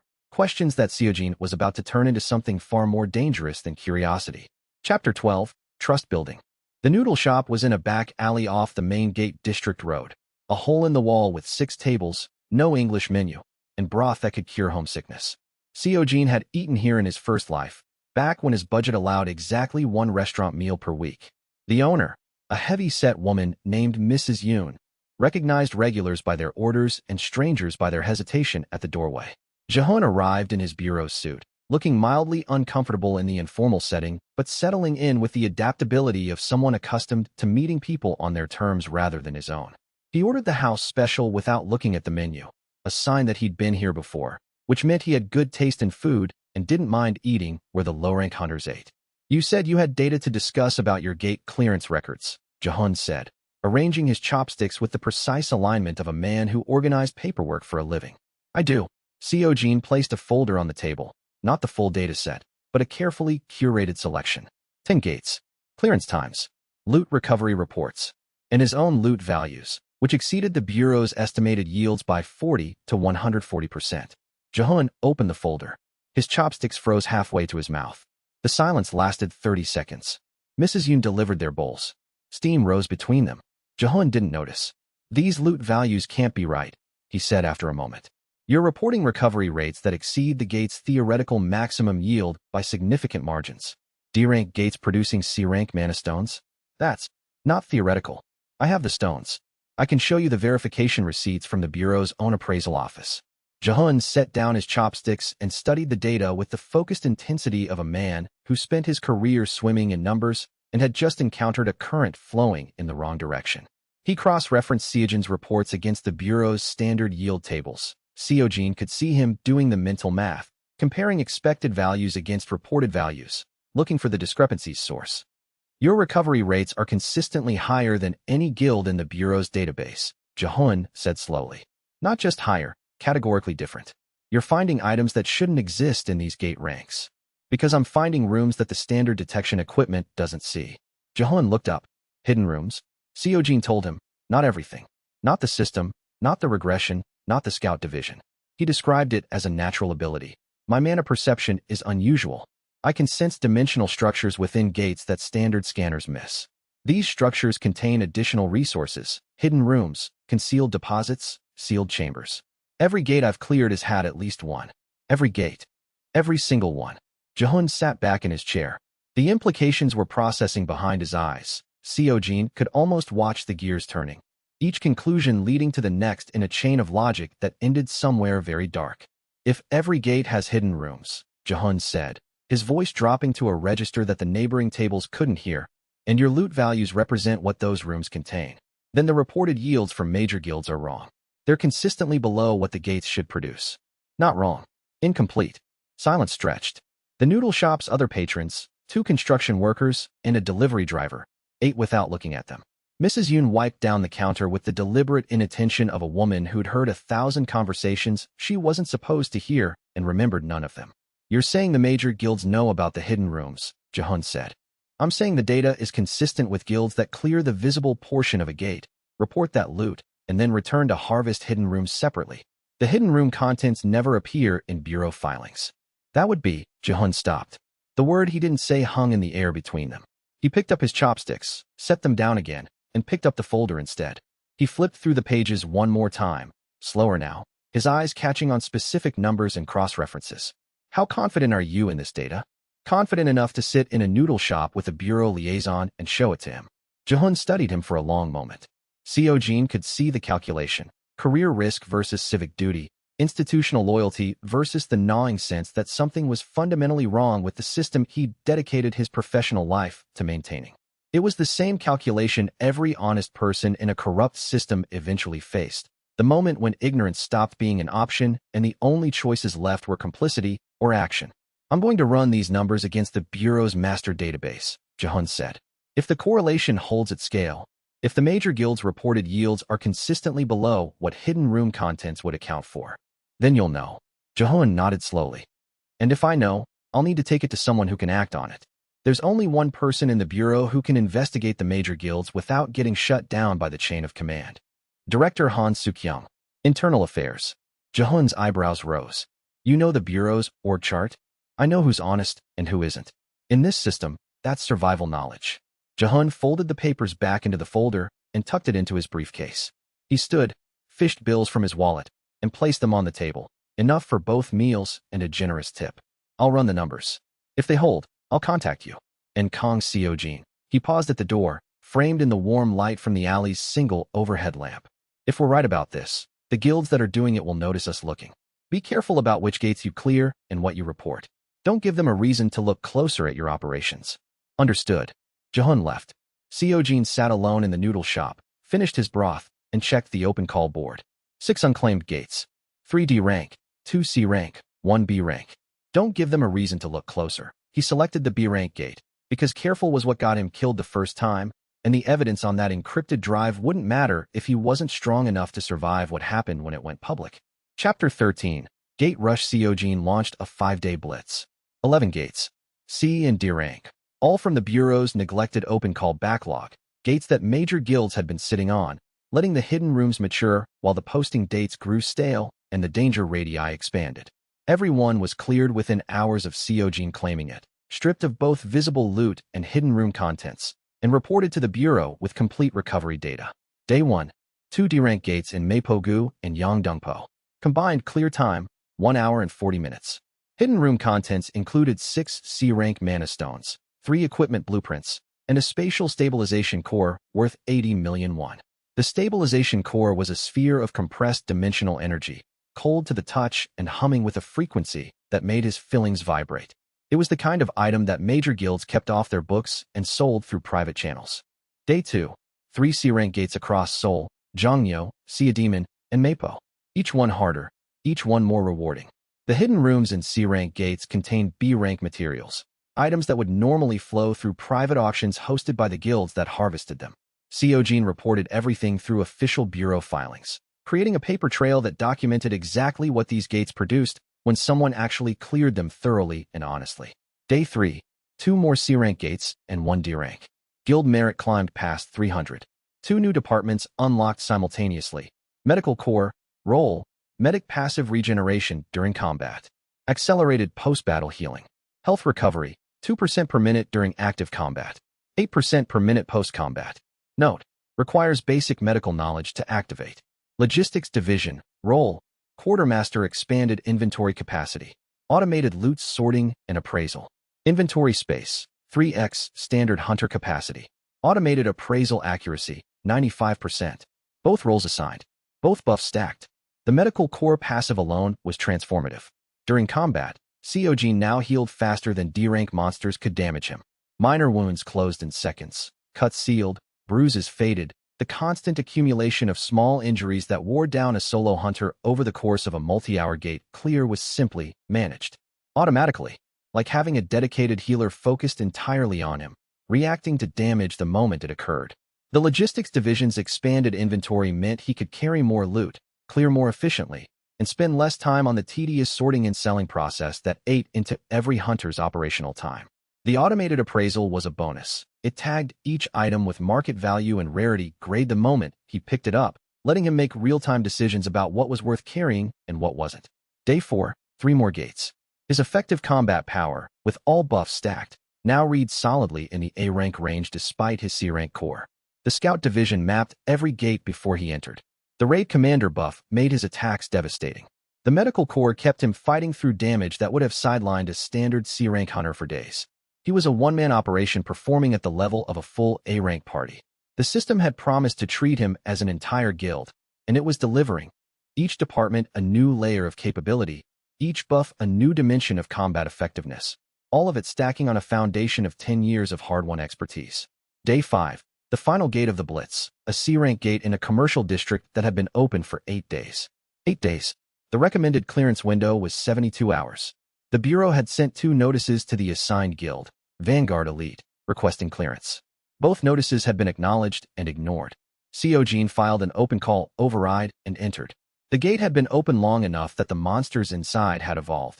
The original C-rank Frost Hounds had absorbed ambient mana and mutated into B-rank variants with ice armor and ranged frost breath attacks. A standard C-rank party would have been overwhelmed. The mutations were exactly the kind that killed hunters in gates left open too long. Stronger monsters, altered attack patterns, environmental hazards that didn't exist in the original gate parameters. Seojin cleared it in 2 hours. The hidden room, matured by 8 days of dimensional growth, contained an S-rank mana stone. An S-rank mana stone. In a C-rank gate. A crystal the size of a walnut, pulsing with cold blue light, worth approximately 500 million won. He held the stone in his palm and understood, viscerally, why the major guilds like gates stay open. This single stone, produced by a forgotten C-rank gate in a commercial district, was worth more than most small guilds earned in a year.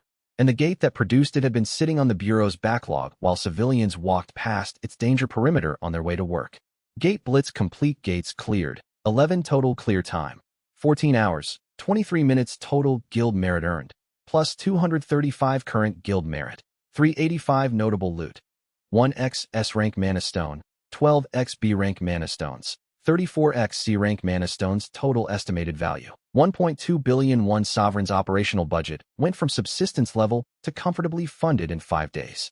And the paper trail, 11 gates. Every loot item reported through official channels, every hidden room documented in Bureau filings, was growing into the most comprehensive record of systematic loot underreporting the industry had ever produced.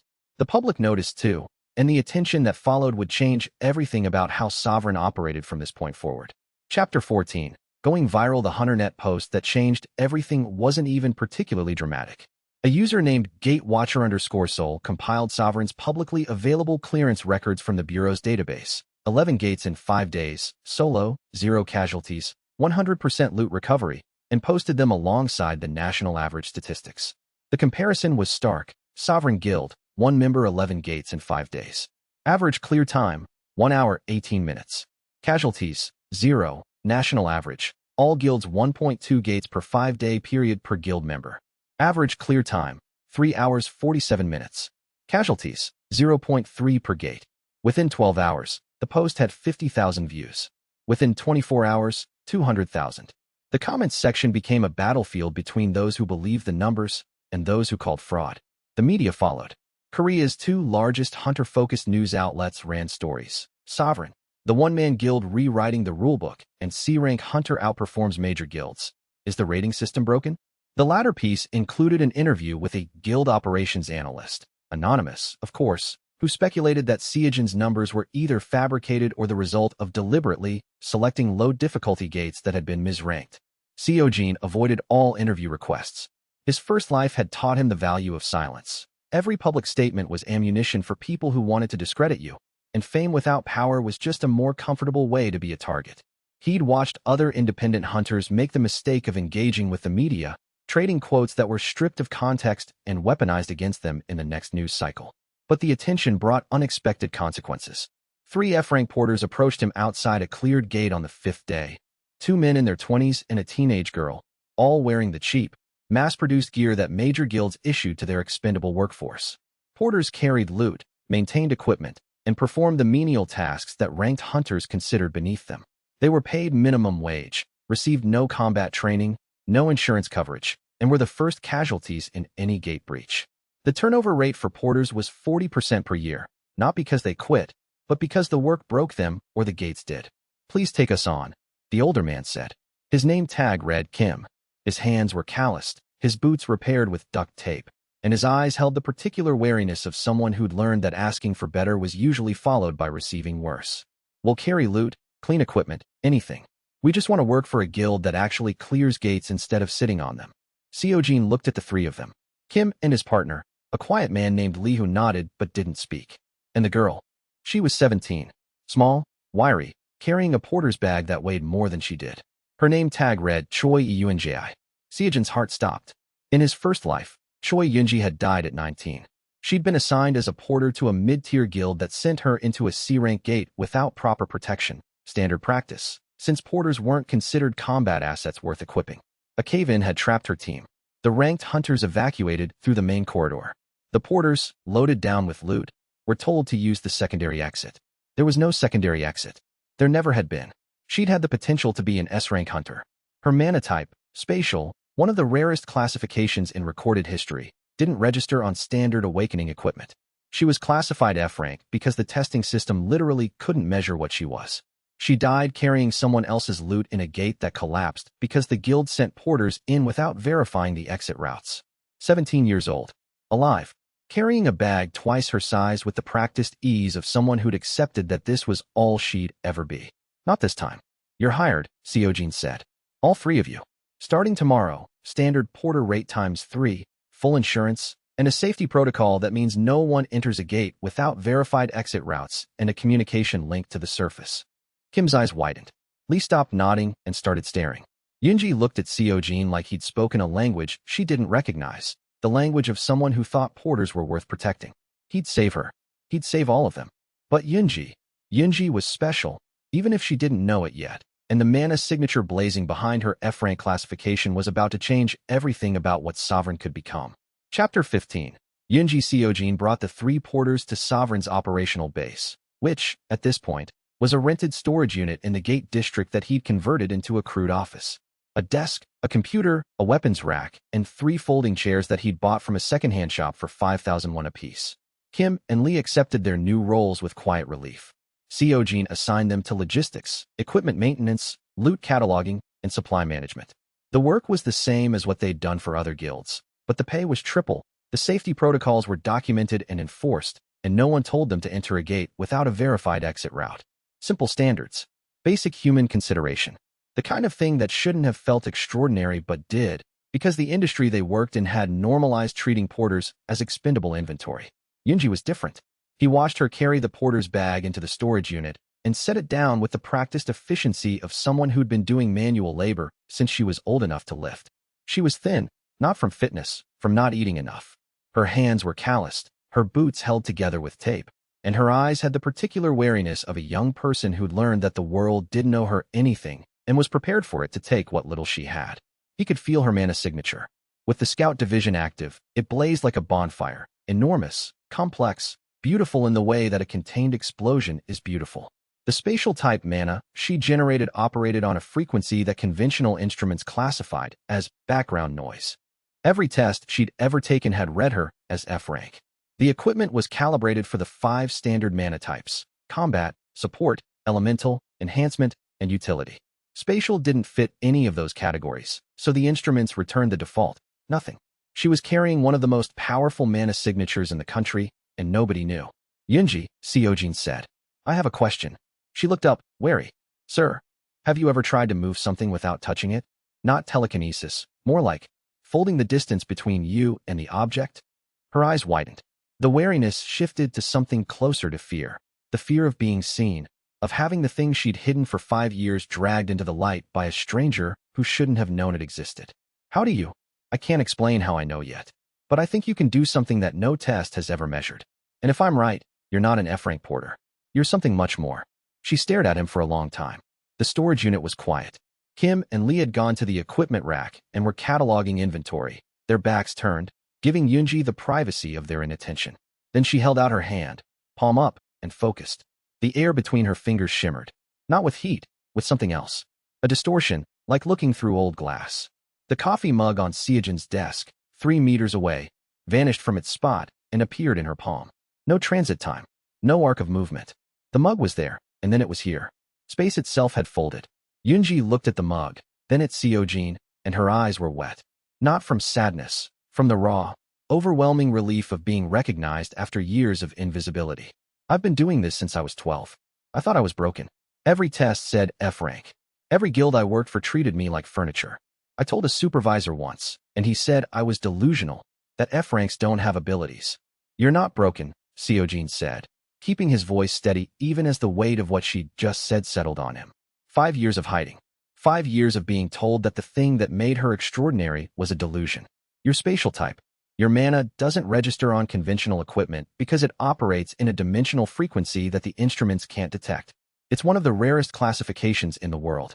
There are maybe 10 documented cases globally. He assigned her a new guild role through the system. Role assigned.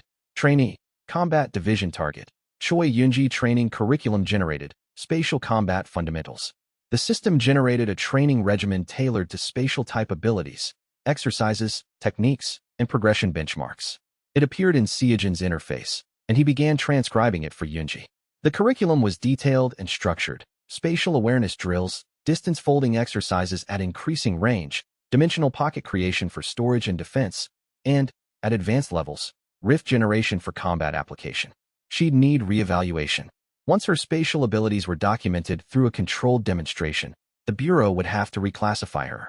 The question was whether the reclassification would draw the kind of attention that helped or the kind that hurt. That evening, he watched the news. Chairman Ryu Sang-chul of the Korean Hunter Association, the government body nominally responsible for overseeing guild operations, appeared in an interview segment about Sovereign's viral clearance records. Ryu's response was smooth, dismissive, and precisely calibrated. Individual hunter performance varies, and social media tends to amplify statistical outliers.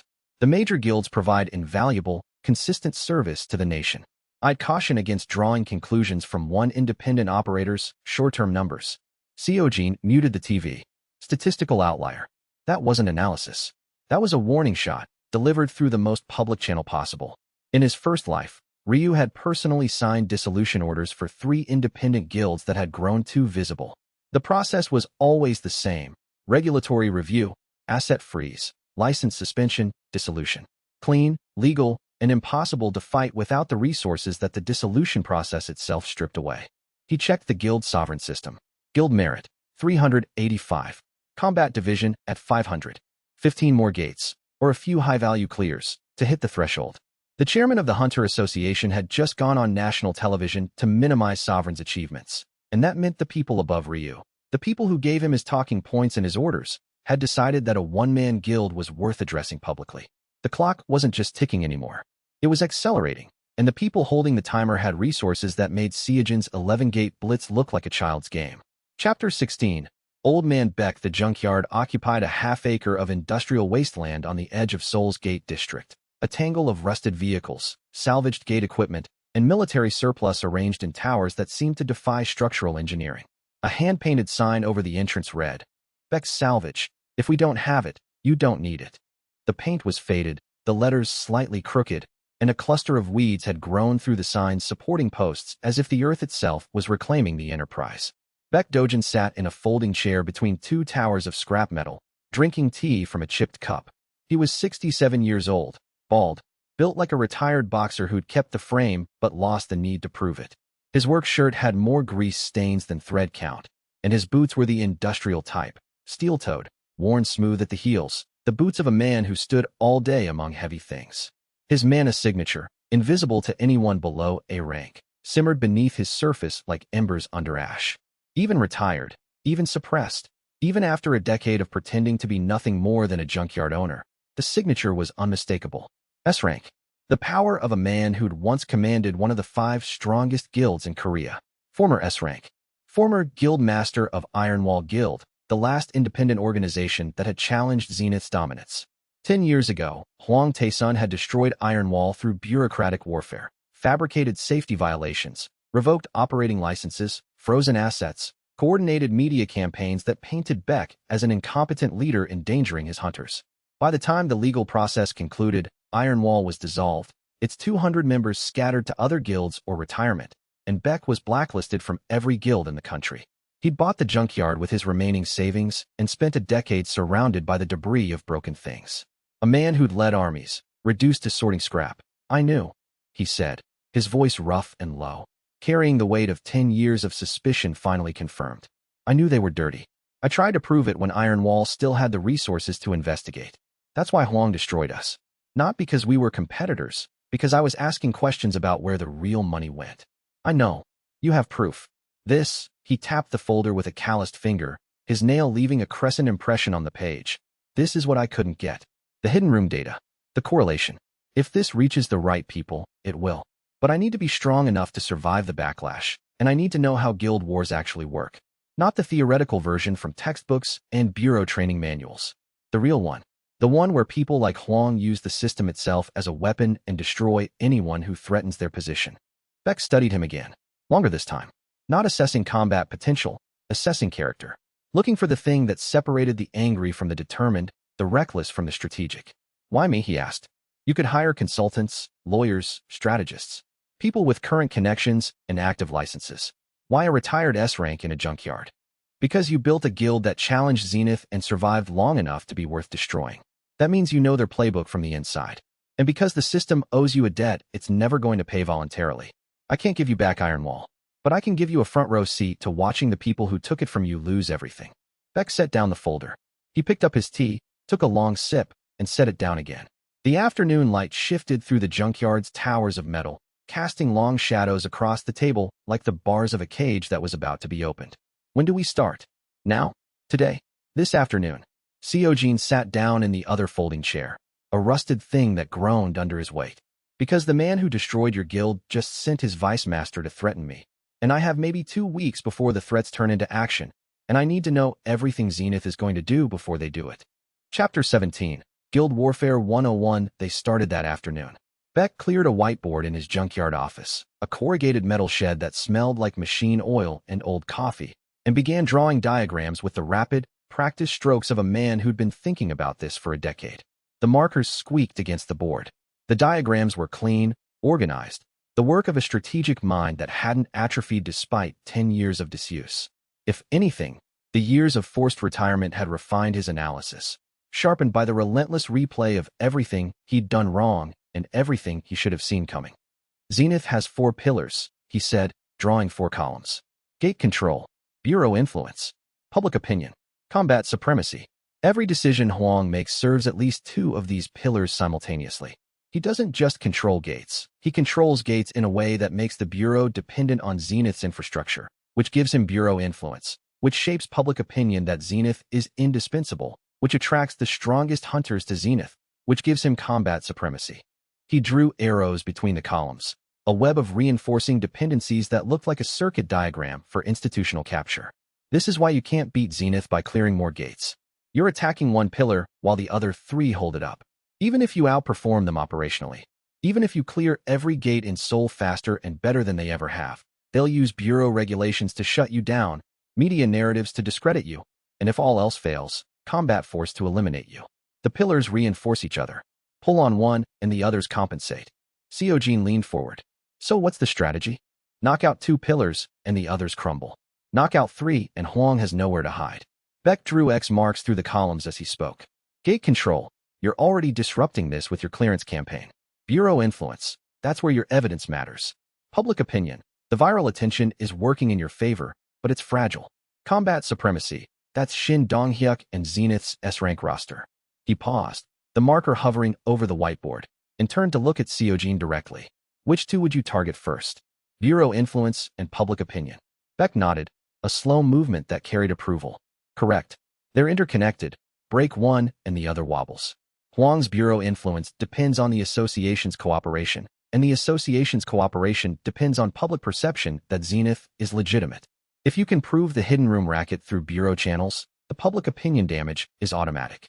And once public opinion turns, the Bureau's political cover for protecting Zenith evaporates. He drew a timeline across the bottom of the whiteboard. But timing matters. Move too fast, and Zenith crushes you before you're ready. Move too slow, and they adapt, restructure the racket, destroy evidence, sacrifice a scapegoat to absorb the blame. You need to reach a power level where their combat supremacy can't touch you before you release the evidence. What power level is that? A rank minimum. Ideally S rank. At A rank, you're legally protected as a national asset. The Bureau can't dissolve your guild without a formal review process that takes months and requires approval from 3 separate oversight committees.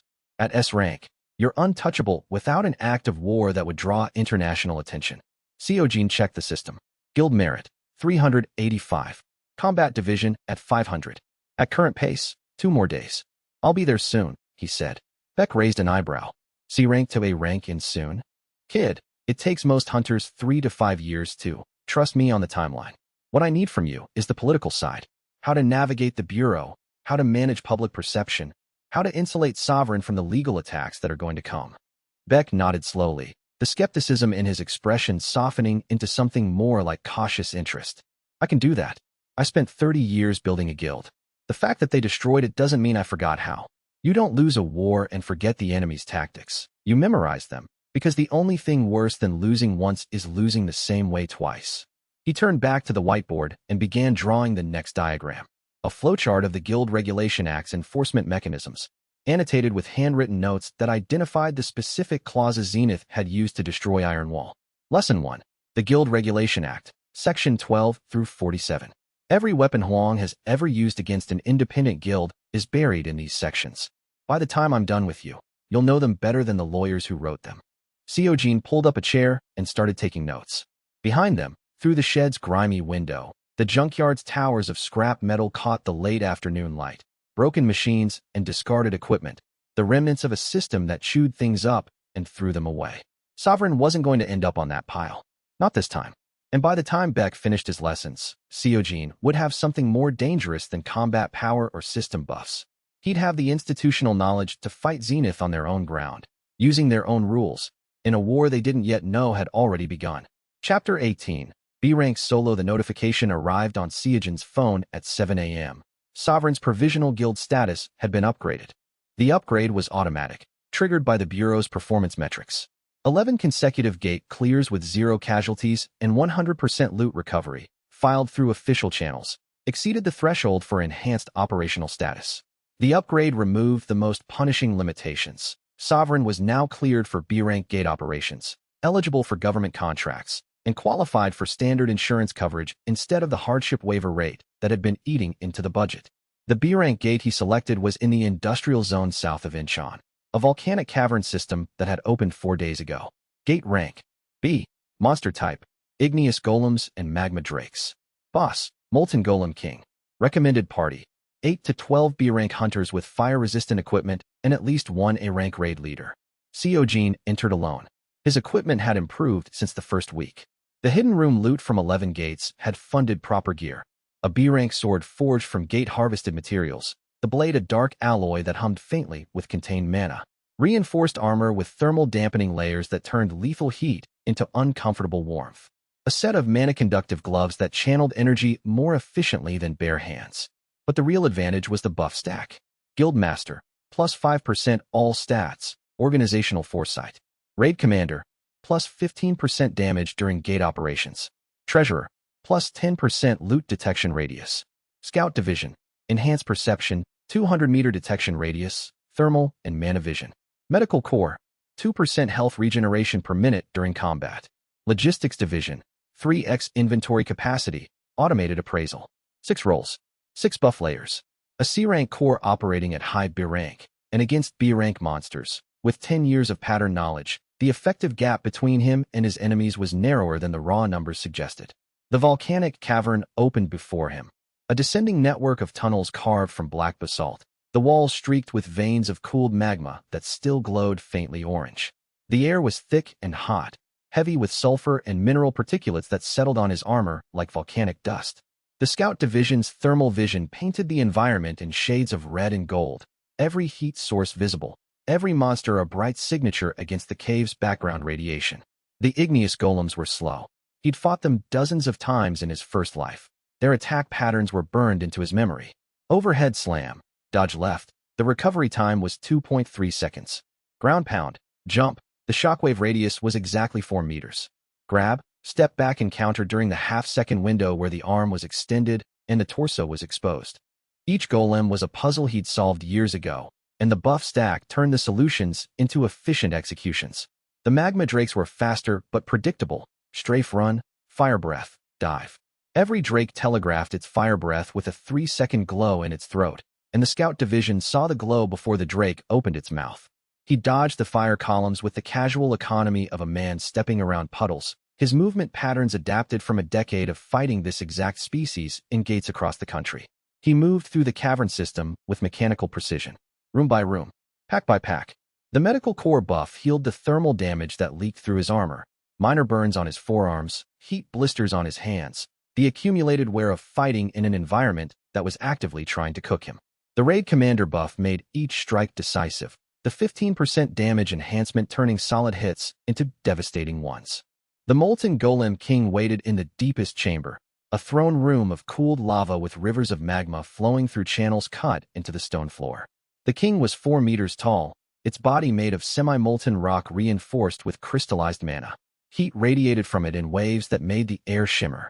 He engaged close range. The king swung its massive arm. Seojin was already under it, driving his sword into the joint where the arm met the torso. The blade bit deep. The buff-enhanced strike severed mana conduits that powered the limb. The king roared and stomped. Seojin rode the shockwave, using the upward force to launch himself onto the creature's back. He drove the sword into the base of the king's skull, found the mana core through the scout division's visualization, and twisted. The molten golem king toppled forward and shattered against its own throne. Clear time, 1 hour and 12 minutes. B-rank gate cleared. Incheon Industrial Zone solo operation. 0 casualties. Guild merit earned. Plus 55 total guild merit. For 140 as he collected the loot from the hidden room. An A-rank crafting material worth 300 million won. A sheaf of dimensional blueprints. And a cluster of B-rank mana stones. He felt it. A faint buzz at the edge of his scout division's detection radius. Something was watching him. He turned slowly and found it. A small, disc-shaped object hovering near the ceiling at the far end of the boss chamber. A surveillance drone. Civilian-grade optics, modified with mana concealment coating. Invisible to standard perception, but the scout division's mana current visualization outlined it in bright blue against the cavern's thermal signature. Someone was filming him. The drone's signal was encrypted, but the scout division showed the transmission path, a tight beam directed northwest, towards Seoul. Seojin looked directly at the drone's camera lens. Then he walked past it, collected the remaining loot, and exited the gate. Let them watch. Let them see a C-rank solo a B-rank gate in an hour. Let the footage spread and let the questions multiply. Because in 60 more merit points, those questions would have answers that nobody in the major guilds was ready for. Chapter 19. The broadcast. The drone footage leaked within 24 hours. Seojin had expected it. Whoever planted the drone wanted the footage public, either to document his abilities for a private client or to create chaos in the hunter community. It accomplished both. The video was clean, well-edited, and appeared on HunterNet first before migrating to mainstream platforms within hours. Someone had added a dramatic music track and a title card. Sovereign Guild, B-rank gate solo clear. Confirmed C-rank hunter.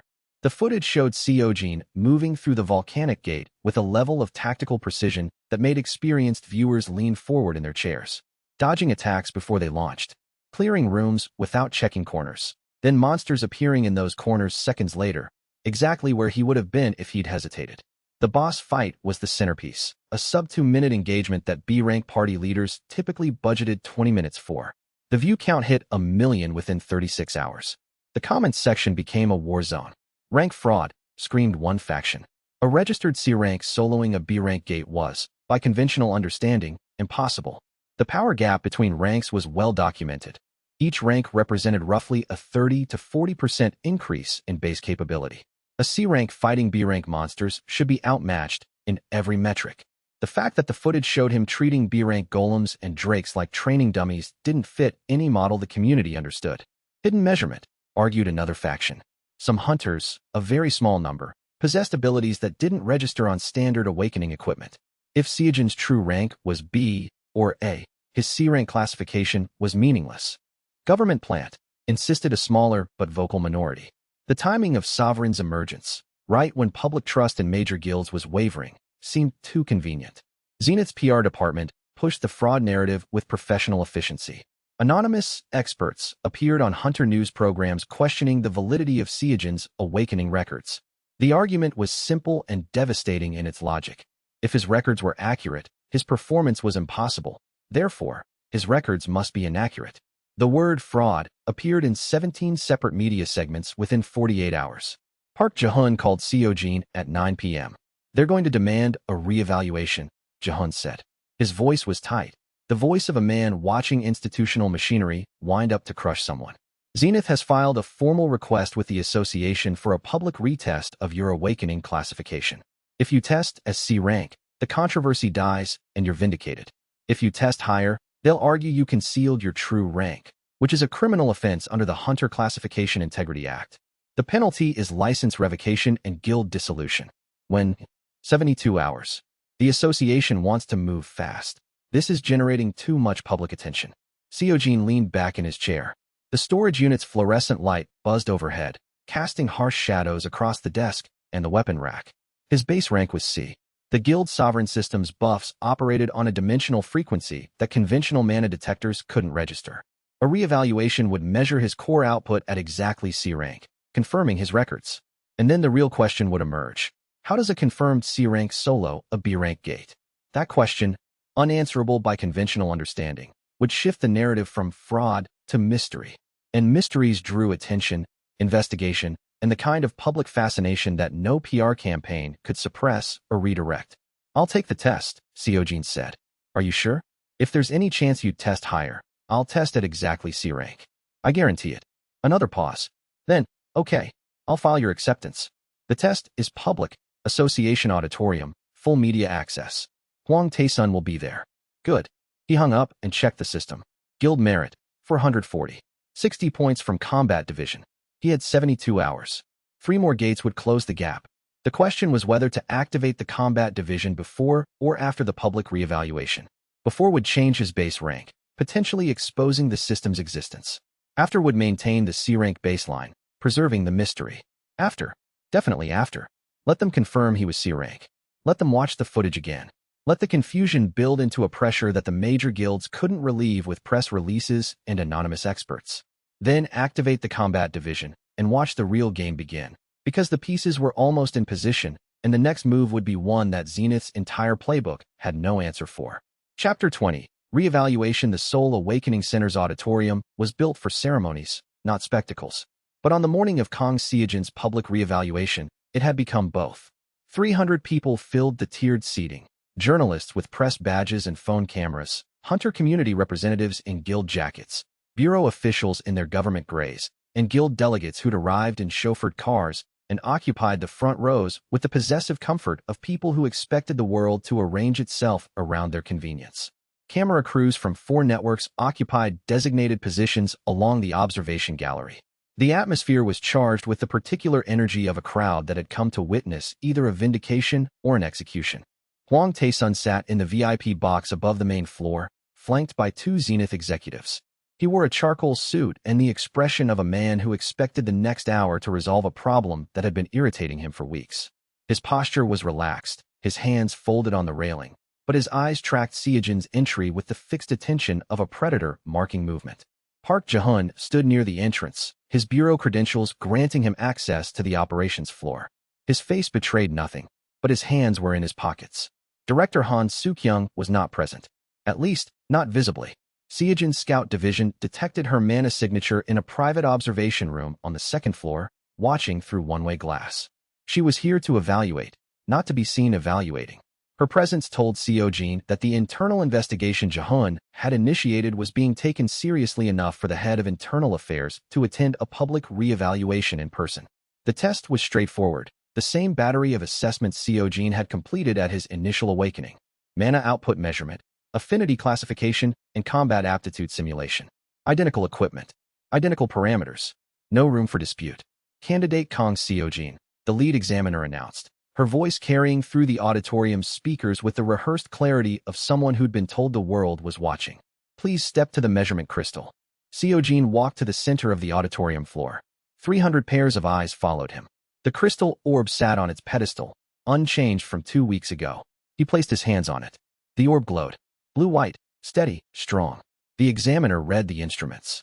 Her voice carried through the speakers. Mana output. C rank confirmed. Frequency. Standard combat generalist. No anomalies detected. A murmur rolled through the crowd. C rank. Exactly as his record stated. Combat affinity assessment. The examiner continued. Standard parameters. Seojin entered the simulation zone. The holographic projections materialized, the same escalating waves he'd faced during his initial awakening. He fought through them with the same clinical efficiency, the same impossible anticipation, the same economy of movement that had generated the anomalous footage everyone in this room had watched at least 3 times. The audience watched. Some leaned forward. Others exchanged glances. A journalist in the press gallery was typing so fast her laptop was audible from the floor. Combat aptitude significantly exceeds C-rank baseline, the examiner noted. Consistent with initial assessment. No evidence of rank concealment or classification manipulation. The final test, physical enhancement measurement. Strength, speed, reflexes, endurance, all measured against rank-appropriate baselines. Seojin performed within C-rank parameters on every metric. The buffs were invisible. The system's enhancement operated on a frequency that didn't exist in the examiner's measurement spectrum. Final classification, C-rank, combat generalist. Records confirmed.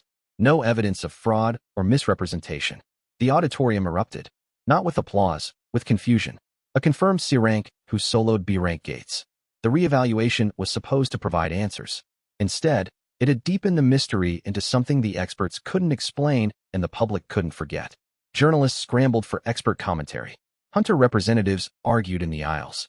Guild delegates pulled out phones and began making calls. The VIP box was a storm of whispered conversations that Seojin's scout division could have decoded but didn't bother with. Hwang Taeson's expression hadn't changed, but his eyes had. The confidence was gone, replaced by something colder. The look of a man recalculating a threat assessment in real time and arriving at numbers he didn't like. Seojin walked off the testing floor without speaking to anyone. He collected his coat, nodded to Jahoon, and headed for the exit.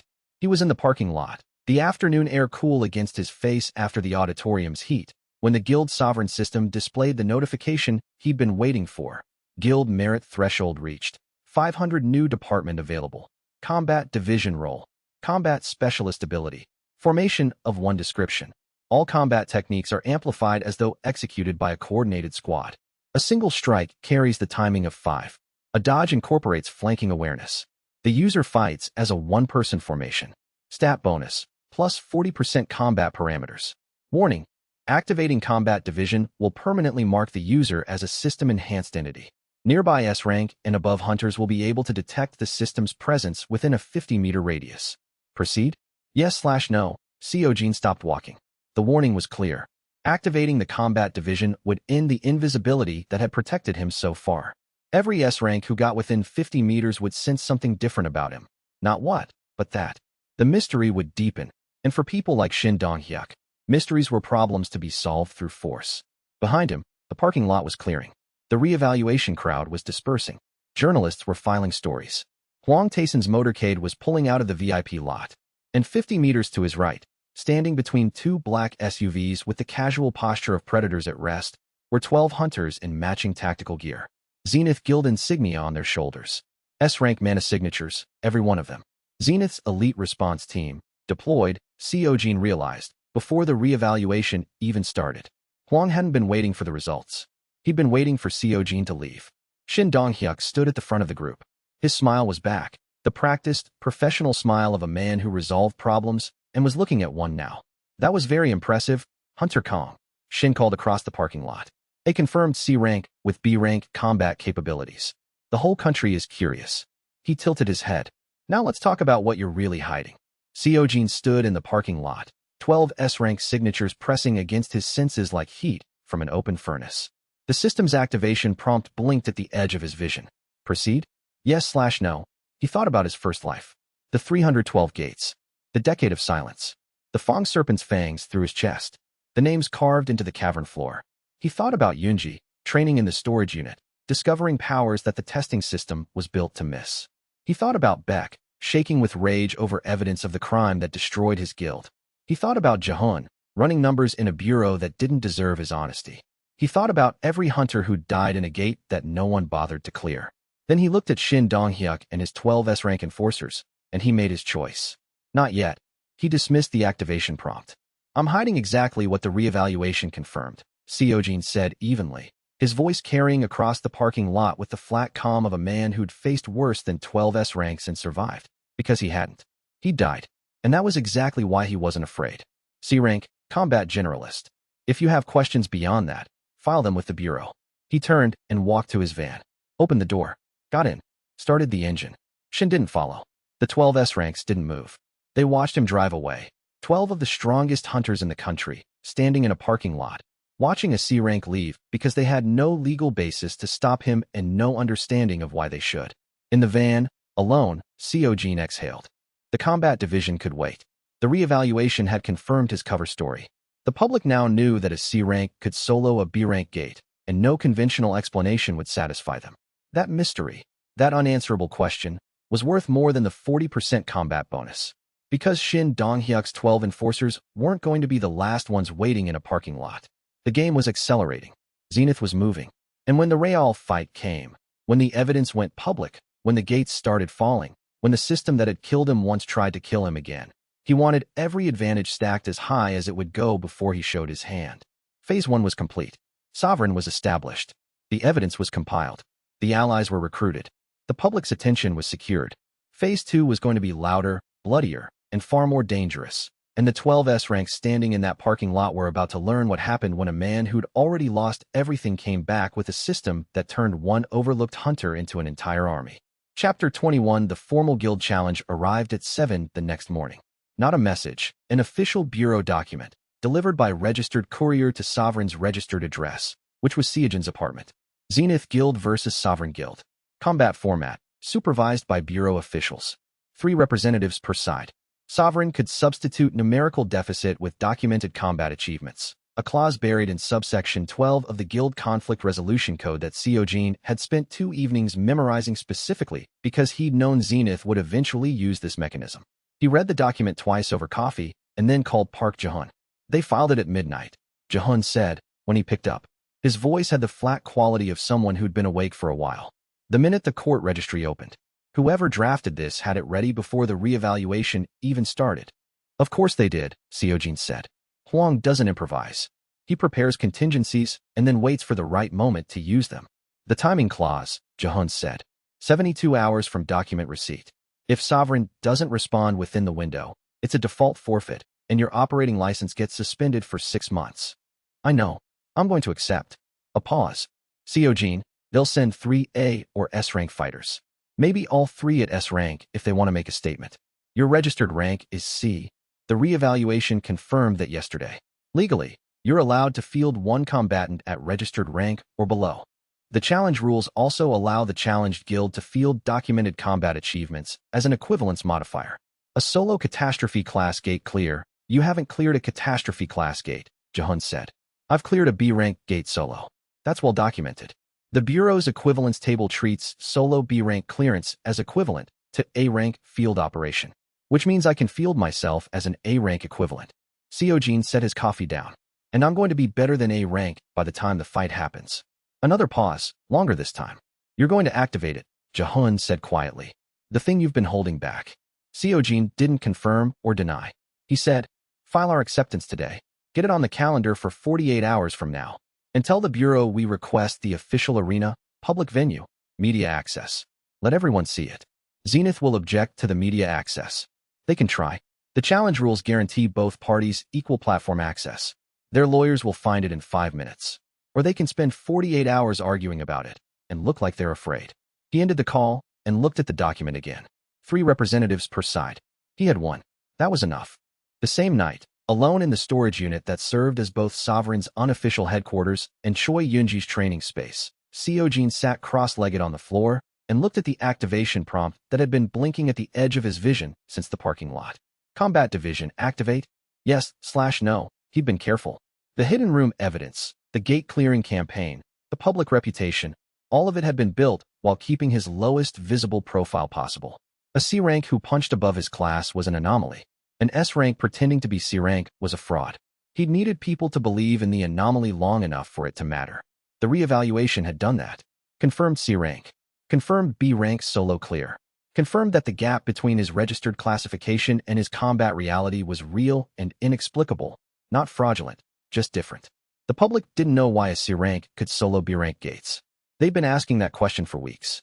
If he activated the combat division now, the answer they'd eventually reach was, he got stronger, not that he was hiding something. He pressed yes. The activation was visceral in a way that the previous unlocks hadn't been. The earlier departments had been additive, new channels opening in his mana pathways, new processing layers in his perception. Combat division was structural. The formation of one ability rewired something fundamental in how his body understood movement. His reflexes re-indexed to a coordinated squad's rhythm. His striking patterns shifted from solo timing to squad timing compressed into a single body. Every punch he threw would carry the positioning awareness of 5 fighters. Every dodge would account for flanking angles that didn't exist.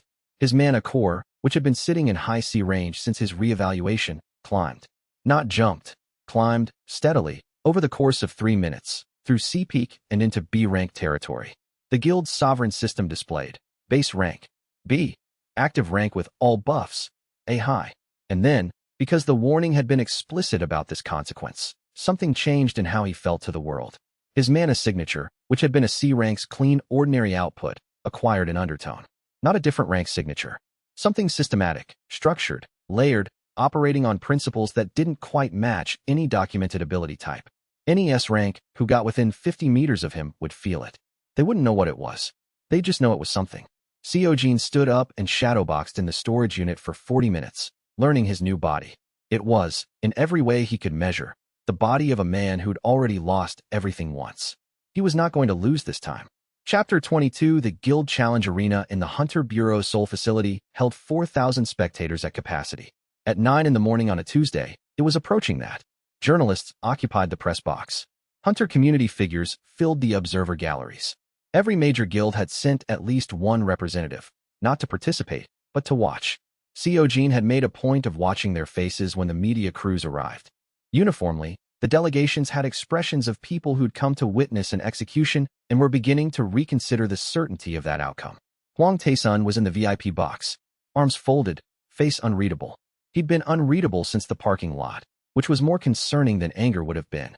Anger was reactive. Unreadable was adaptive. Shin Dong-hyuk, in full Zenith tactical gear, stood at the challenger's entry with the guild's 3 representatives. Cho Min-jae, an A-rank swordsman with 17 years clearance record, Kwon Yeji, an A-rank mage with a documented kill count that ranked in the top 50 nationally, and a third fighter whose file Seojin had read, but whose name had never appeared in public records, a deliberate choice by Zenith. Unknown quantities were their own kind of pressure. The bureau official running the event reviewed both sides for the cameras. Zenith Guild, 3 fighters, A-rank certification, standard combat restrictions apply. He turned. Sovereign Guild, 1 fighter, B-rank equivalence classification as per solo gate documentation, full combat restrictions apply. He looked at Seojin with the expression of a man who understood the rules and privately thought they produced absurd situations. Sovereign Guild Master Kang Seojin has elected to substitute numerical deficit with documented combat achievement. This is legal and precedent. Any objections? Zenith's legal representative had been whispering with Shin for the last 2 minutes. He stood. Zenith requests a formal equivalence review. The documentation supporting the B-rank classification was verified by 3 Bureau assessment officers this morning, the official said, without looking up from his clipboard. Any further procedural objections, counsel? The lawyer sat down. Seojin entered the arena floor alone. The lights were bright and high, the kind designed for broadcast rather than combat. The floor was reinforced synthetic material, rated to absorb S-rank impacts, which meant it would handle whatever happened here. The crowd settled into the particular quiet of people who weren't sure what they were about to see. Cho Min-jae was the first to enter. He moved the way experienced A-rank fighters moved, economy in every step, posture that communicated readiness without broadcasting it. He'd read Seojin's gate footage. They all had. He was planning around a fighter who anticipated attacks before they developed, which meant he'd been told to be unpredictable. He was not, as it turned out, unpredictable in ways that Seojin couldn't read. Formation of one wasn't perception, it was pattern completion. Seojin had spent a decade fighting alongside coordinated teams, watching how squad formations breathed, how individual fighters telegraphed their role in a unit's attack rhythm before they moved. Cho was an A-rank swordsman who'd been trained in Zenith's standard formation doctrine. He moved like a point fighter whose support was on his left flank, and when that support wasn't there, his footwork carried a slight rightward bias that his conscious mind hadn't corrected for. The fight lasted 45 seconds. Seojin didn't embarrass him. He used the minimum force necessary, redirected rather than overpowered, and finished with a controlled takedown that put Cho on the arena floor without injury. The arena referee counted to 10. The crowd didn't make a sound. Then someone in the observation gallery started clapping. Alone at first, uncertain, and then more hands joined. And by the time the referee gestured Cho off the floor, the arena was loud. Seojin stood in the center of the floor and waited for the next fight. Chapter 23. Kwon Yeji understood something that Cho Min-jae hadn't. The footage was a trap. It showed Seojin anticipating. It showed Scout Division reading mana constructs before they formed, reading attack trajectories from the beginning of the launch sequence. Any mage who watched that footage and thought the solution was faster casting was going to die inside 10 seconds. Kwon had spent 12 hours last night running formation logic models and had arrived at a conclusion. You couldn't outspeed someone who read the pattern before the pattern started. You had to change the pattern itself. She entered the arena and immediately moved to maximum range, 50 meters, the far end of the arena's combat boundary. She began casting 5 simultaneous constructs at random intervals with deliberate micro-variations in each, creating a mana environment that didn't resolve into a predictable pattern but constantly shifted just outside the range of meaningful anticipation. It was the right strategy. Seojin acknowledged this by taking 15 seconds longer to close the distance than he'd taken in the first fight. During that 15 seconds, he read not her constructs, but her positioning logic, the spatial decisions she made about where to stand while casting, which constrained where her next construct would have to originate. When you couldn't predict the bullet, you predicted where the gun was going to be. He closed to 30 meters. Kwon adjusted, launching a cascade construct that covered his approach vector. Seojin went sideways, not the dodge that a scout-type fighter would make, but the flanking movement of a squad's close combat specialist, covering ground at an angle that the mage's positioning hadn't accounted for. He reached her at 22 seconds. The non-lethal strike to her mana core was precise, enough to disrupt her casting without causing lasting damage. She staggered. The constructs died. The arena referee didn't even begin his count. Kwon lowered herself to one knee, then stood, and walked off the arena floor with her chin level. She'd done her job. She'd made it harder than Cho had. That was its own form of professionalism. The third fighter, the one without a public record, walked to the center line and stopped. He looked at Seojin for a long moment. His mana signature was genuine A rank, possibly high A, not enhanced like Seojin's, just developed through whatever path had brought him to this room. He was compact, mid-30s, with the stillness of someone who'd fought in enough serious situations that the body had learned to stop advertising itself. He removed his left combat glove. He set it on the arena floor. He bowed. 90 degrees, formal, held for 3 seconds. The arena erupted. Not applause, a sound. An acknowledgement. Because what the third fighter had just done, every hunter in the building recognized. A formal concession of a hunter who'd assessed the situation accurately and decided the correct outcome was not to fight. It was not surrender. It was judgment. Seojin bowed back. Equal depth, equal duration. From the VIP box, Hwang Tae-sun stood. He didn't leave. Standing was more deliberate than leaving. He stood with his arms at his sides and looked at the arena floor where his 3 A-rank representatives had just lost to a registered B-rank solo, and his expression was the expression of a man recalculating variables in real time and not liking the values he was arriving at. Shin Dong-hyuk remained in his seat. He watched Seojin exit the arena floor, and his expression had shifted in a way that the cameras didn't capture and the journalists couldn't quantify. The contempt that had been there in the parking lot was gone. What replaced it was more dangerous. The focused attention of an S-rank who'd upgraded his assessment of a threat. He's not hiding a higher rank, Shin said, quietly, to no one in particular. He's something else. Something we don't have a category for. He picked up his phone. Whatever call he made next, he made it with the specific gravity of someone who decided that the situation had escalated beyond the tools they'd been using. Chapter 24. The post-challenge media cycle ran for 3 days.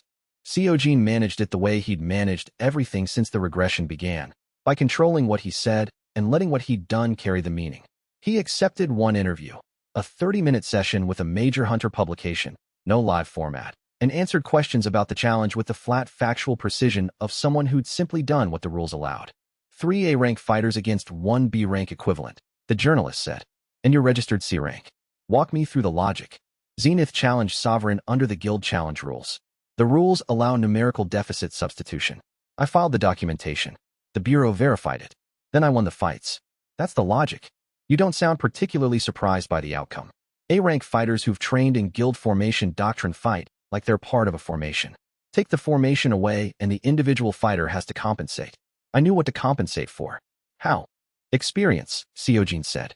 I've run 312 gates over the course of my career, most of them with parties. You learn formation patterns. The journalist paused. Your guild was registered 8 weeks ago. That's not 10 years of experience. Previous career, before Sovereign. Your bureau records show your previous activity as informal, Seojin said.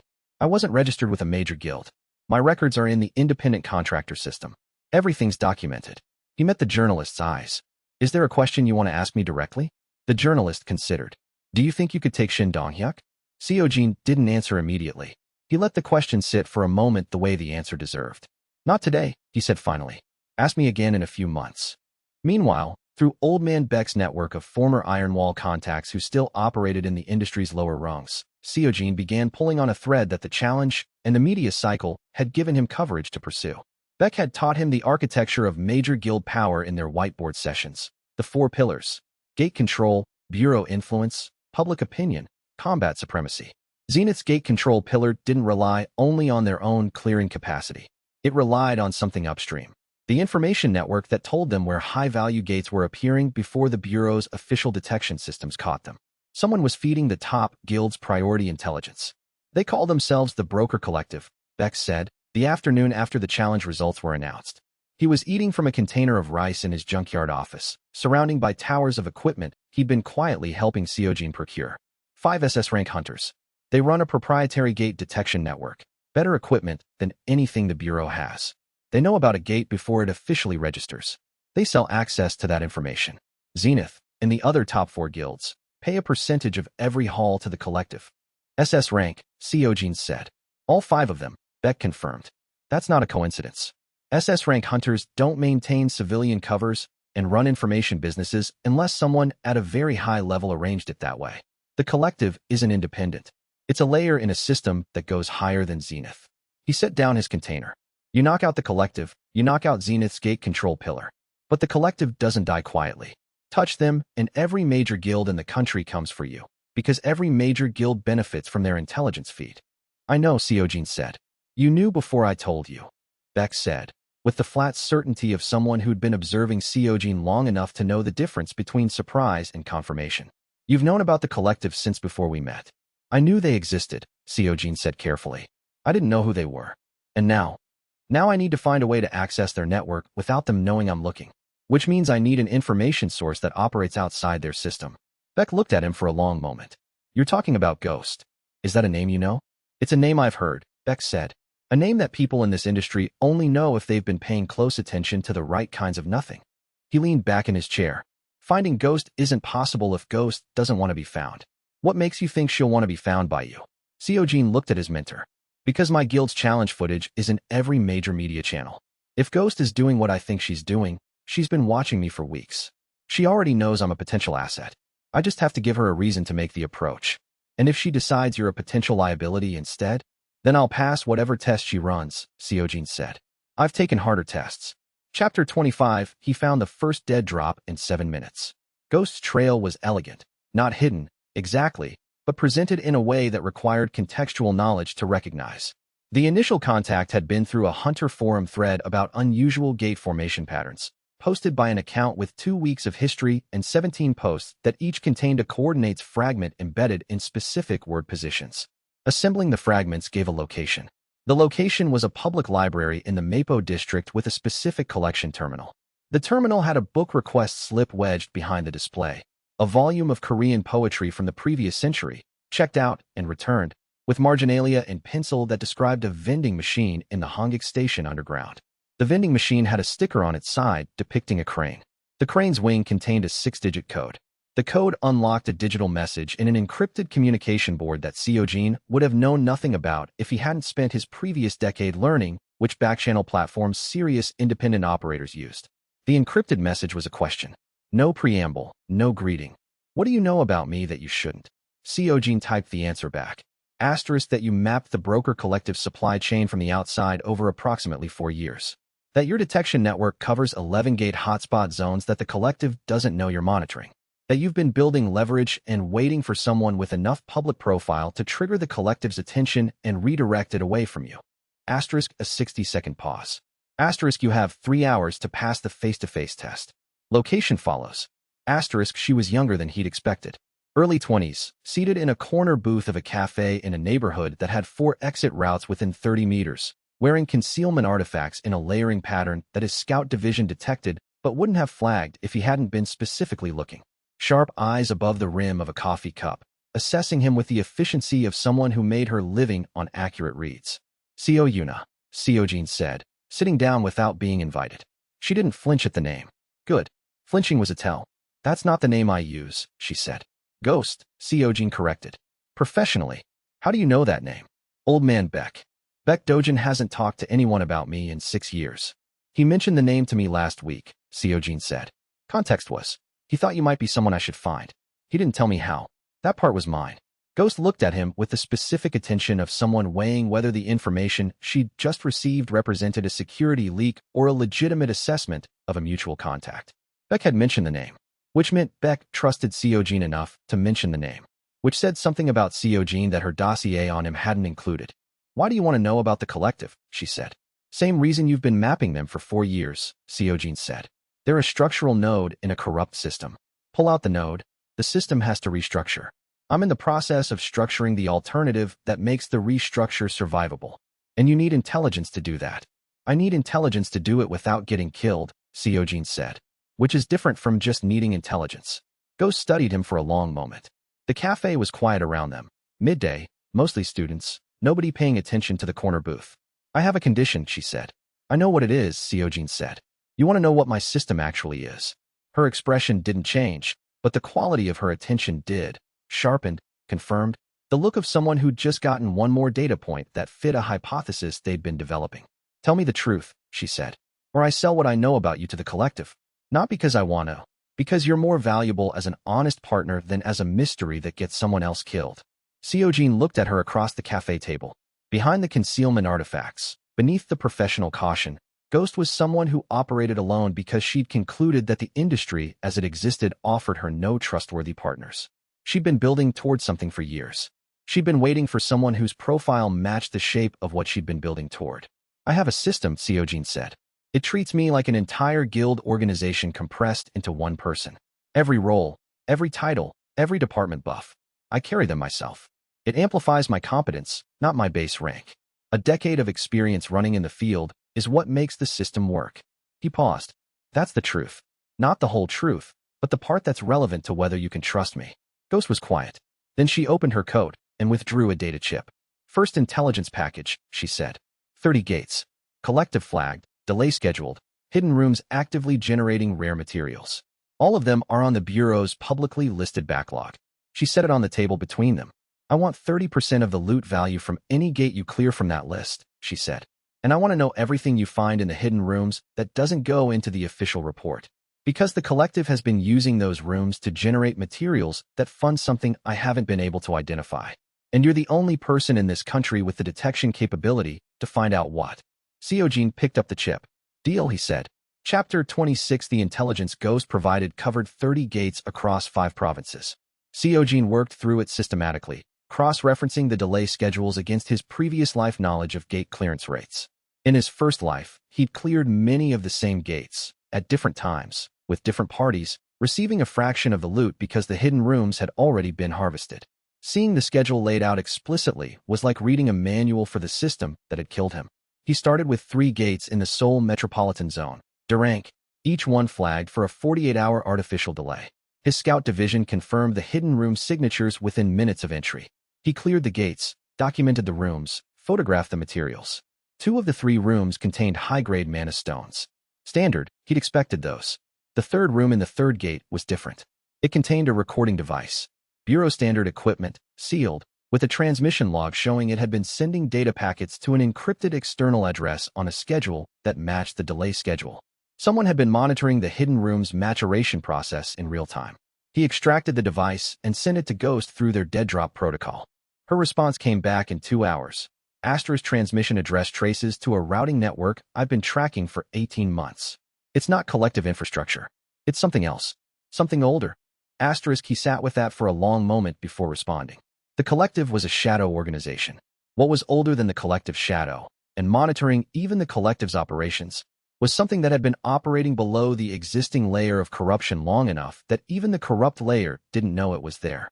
Seojin read the message twice and filed the information in the growing architecture of what he was beginning to understand. Something older than the collective. Something the collective's 5 SS rank operators were themselves embedded within.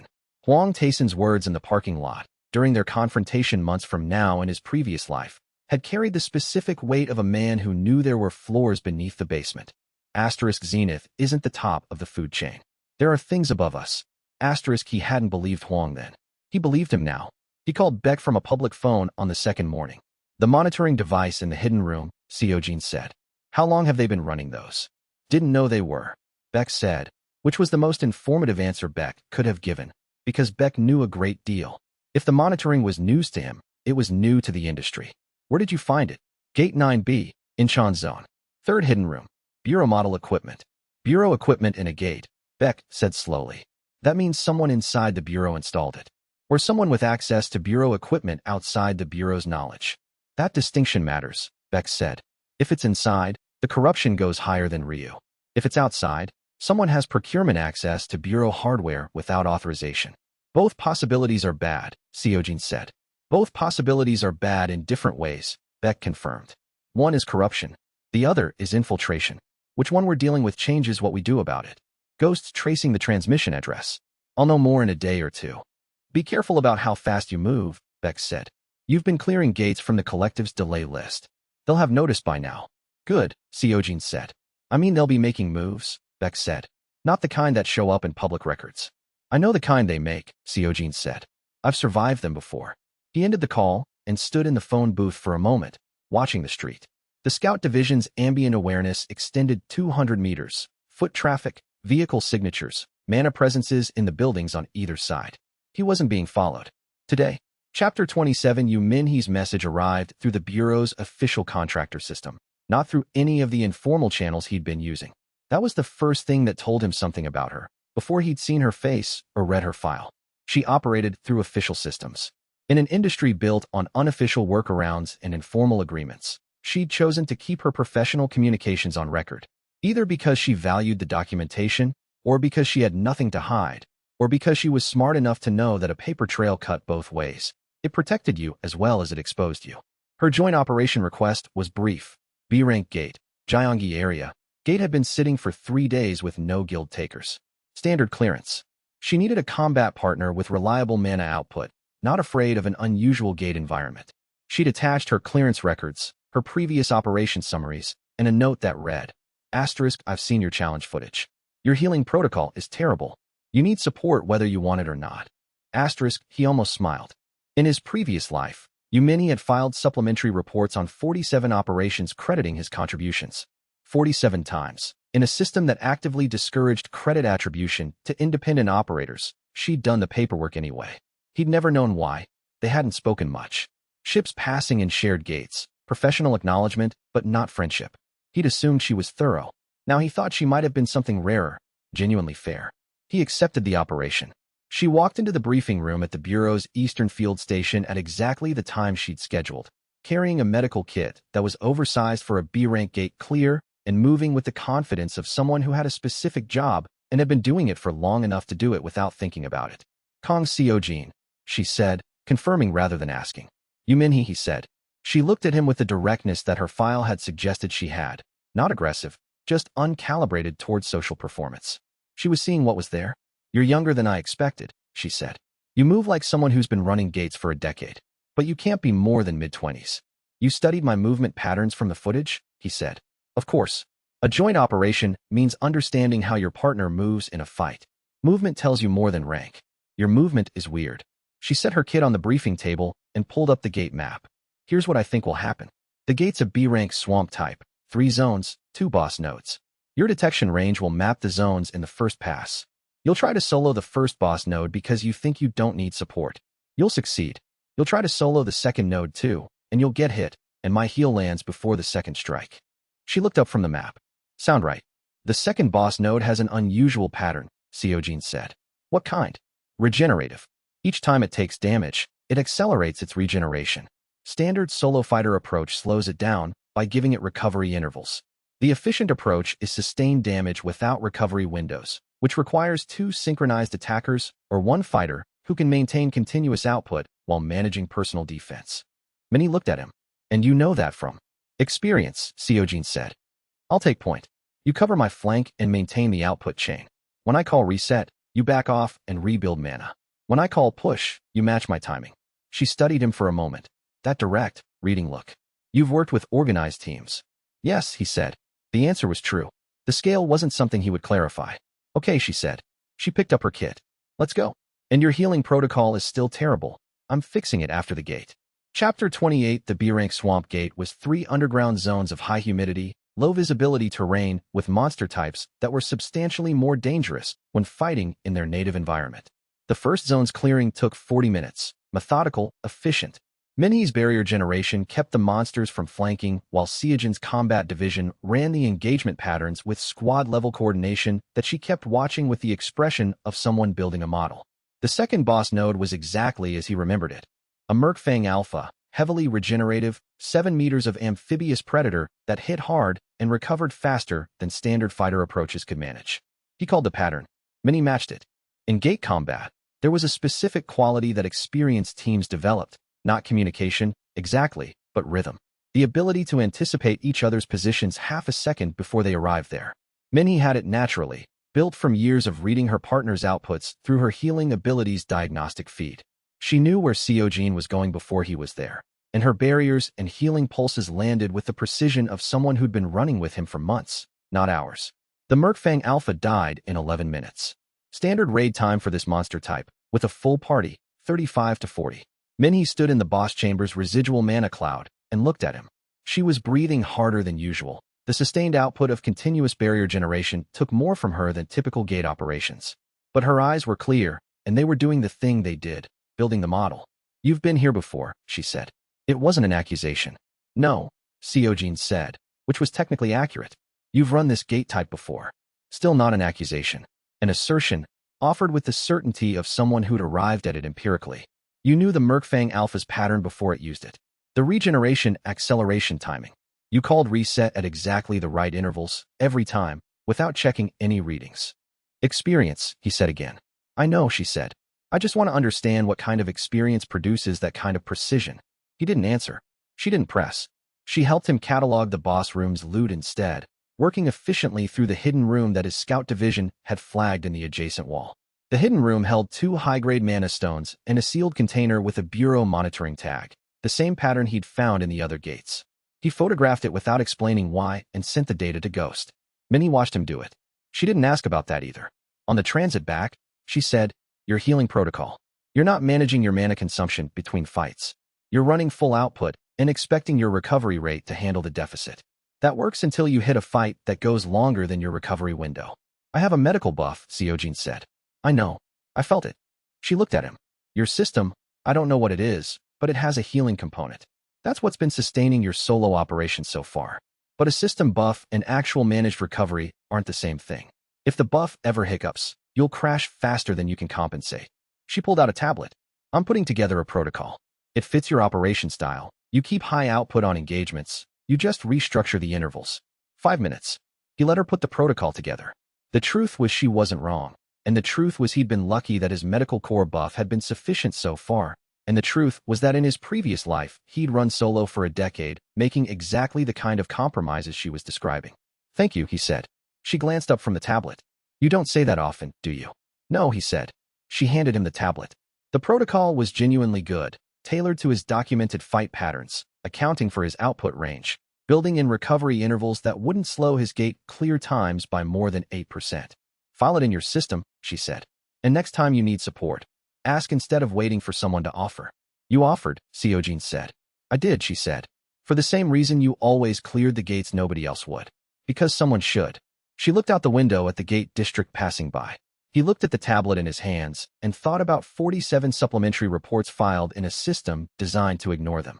Chapter 29. 3 days after the joint operation, Ghost confirmed the transmission address from the Bureau monitoring device. It's not Bureau infrastructure, she wrote. Asterisk, it's not collective infrastructure. The routing traces to a private relay network that's been operational for at least 8 years. The equipment signatures suggest significant investment. This wasn't built quickly.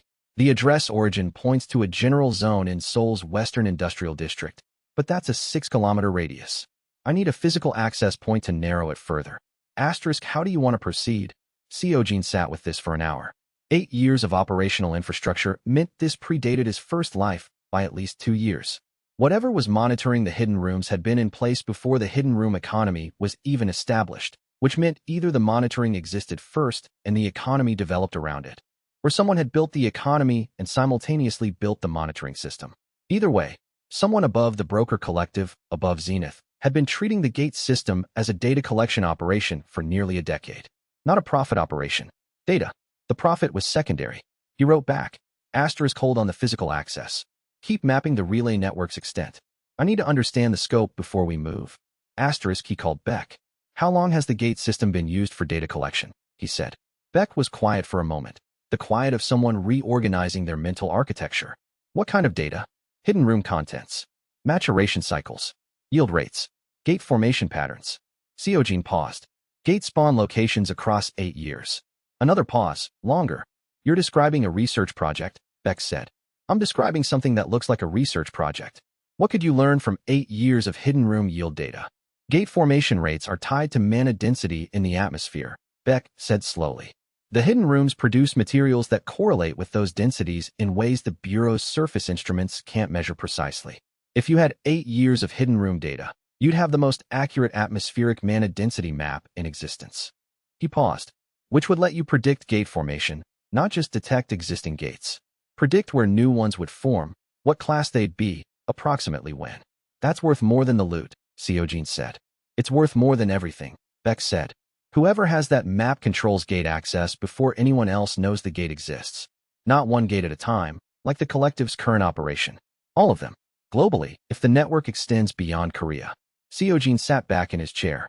Choi Yunji was in the training area of the storage unit, running spatial exercises with the precision that had been building since she'd started manifesting her ability.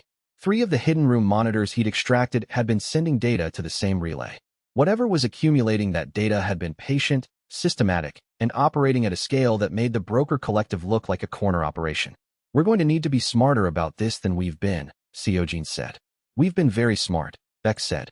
You're just telling me now we need to be smarter than we thought we needed to be. Yes, Seojin said. Understood. A pause. The girl. Yunji. How's her progress? Good.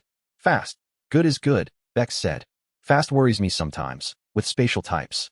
Make sure she's building the foundation, not just the output. I know, Seojin said. He looked through the chain link partition at Yunji, who was folding a 30-centimeter space with the careful attention of someone learning to trust a new muscle. I won't let her outrun her foundation. That's not what this is. No, Beck said. It's what it is. Just making sure you know the difference. Yunji's reevaluation came back before the week was out. B rank. The testing center had run the assessment 3 times because the result didn't match their records. An F-rank classified hunter who'd tested B rank spatial type 3 weeks after beginning formal training was, statistically, impossible under conventional development models.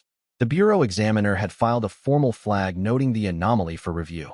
Seojin reviewed the flag and calculated how long they had before the anomaly attracted the wrong kind of attention. The broker collective's intelligence network covered hunter classification events as well as gate formations. A B-rank spatial type appearing without a documented development history was exactly the profile their recruitment arm would track. He called Yunji into the main space and explained this without softening it. They'll try to recruit you, he said. When it fails, they'll try to buy you. When that fails, they may try other things.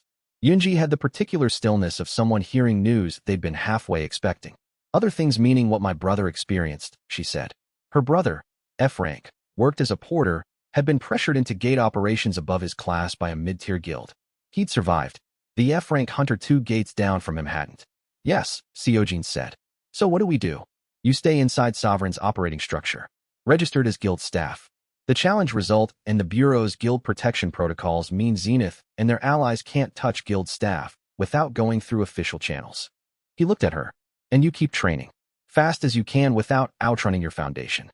Because by the time anyone tries anything official, I want your rank to be high enough that the math doesn't work in their favor.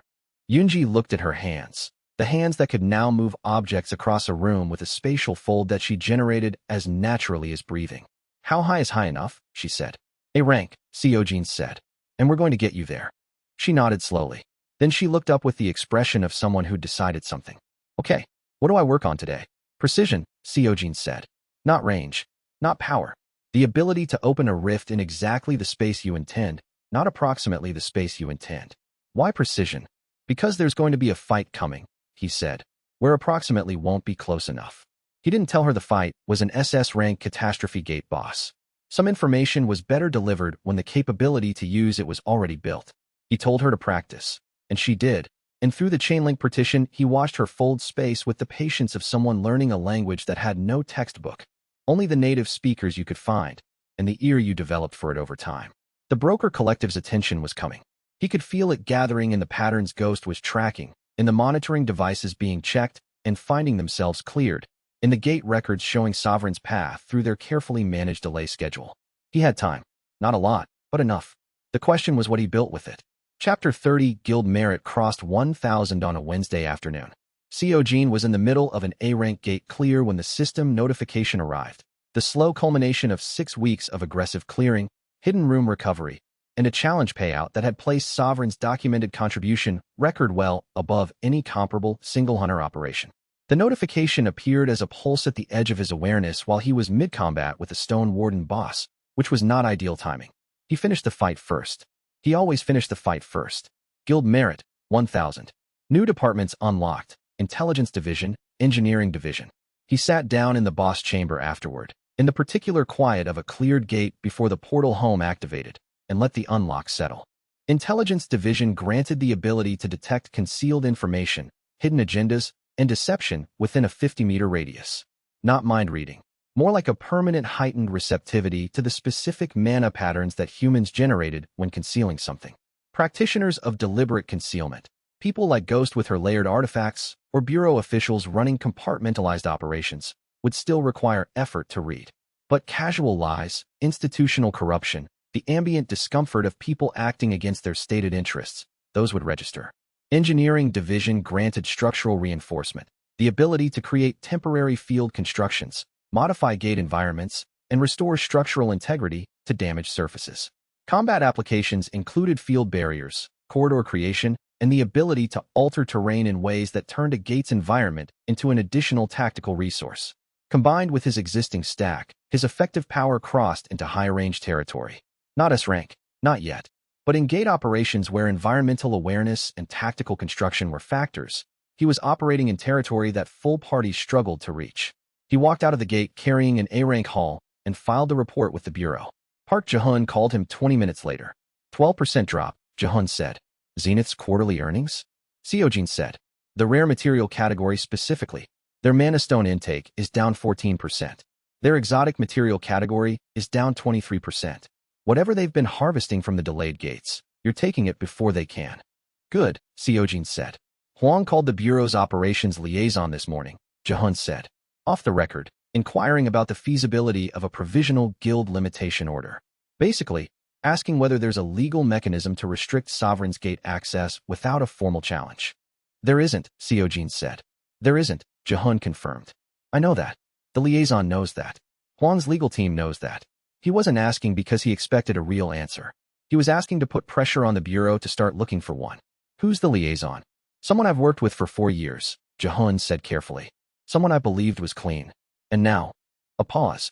He called me afterward and told me about Huang's inquiry. Unprompted. So either he's still clean and thought I should know, or he was testing to see how I'd react. Jae-hun's voice had the flat tone of someone who disliked having to run these calculations about people he trusted. I thanked him and told him nothing. Good. Director Han. I've been feeding her case summaries every 3 days. The spatial interference evidence is solid. The chain of custody is clean. She's building the file. She says 2 more weeks before she has enough for a formal commission action that Ryu can't kill in committee. 2 weeks, Seojin repeated. 2 weeks, Jihun said. Seojin, don't do anything that draws more attention to Sovereign in the next 2 weeks. Let Han build what she's building. Seojin looked at the intelligence chip from Ghost sitting on his table. 30 gates, many of them uncleaned. I'll try, he said. Chapter 31. The mutation happened on the 11th day. He entered an A-rank gate in the Gyeonggi Industrial Zone, a mechanical-type dungeon, automated constructs and fabrication rooms. Normally a straightforward clear for his current capability level. The Scout Division mapped the first 2 zones without incident. He was in the 3rd zone's 3rd room when the gate's parameters shifted.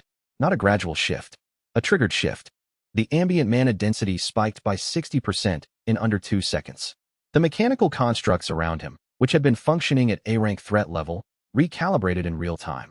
Their response speeds increased, their attack protocols escalated, their coordination patterns shifted to something that looked less like a gate's native AI and more like someone running a tactical script remotely. He knew this pattern. In his previous life, Shin Dong-hyuk had used this method to eliminate 2 solo operators who'd challenged Zenith's territory in his first career year. A gate mutation was the cleanest kill available. The hunter entered, the gate parameters changed, the death was ruled a natural mutation. No evidence, no culpability, no paperwork beyond the standard incident report. It was so clean that the Bureau had never formally documented the pattern. His intelligence division registered the external interference source the moment it activated. A faint signature from outside the gate's dimensional boundary, surgical and experienced, using S-rank spatial manipulation at a frequency that wouldn't register on Bureau instruments. Zenith's hardware. Shin's technique. He settled into the adaptation rhythm. The mutated gate was harder, genuinely, not just in the theatrical sense. The constructs fought at a level that pushed his buff stack harder than anything he'd faced since the challenge. His medical core buff sustained him through impacts that would have ended the operation in his previous life's C-rank days. His engineering division built field barriers on the fly, redirecting attacks, creating choke points that his combat division could exploit. He also activated his scout division's recording function. The external interference had a signature. That signature was now on record. He cleared the gate in 4 hours and 14 minutes. Standard A-rank clear time for a full party, 6 to 8 hours. Under normal circumstances, that differential would have been notable. Under current circumstances, it was incidental. What mattered was the data in his scout division's buffer, not the clearance time. He sat at the gate exit and looked at the recording data before he called anyone. Spatial interference. S-rank origin. Hardware signature consistent with Zenith Research Division's documented equipment registry.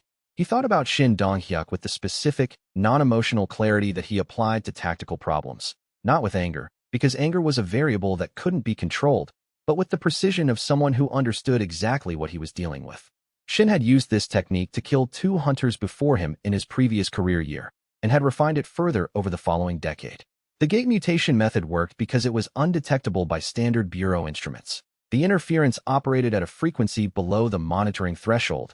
The mutation itself was categorized as natural, and the dead hunter's estate received a standard liability settlement with no culpable party. The method worked because it left no record. He had a record.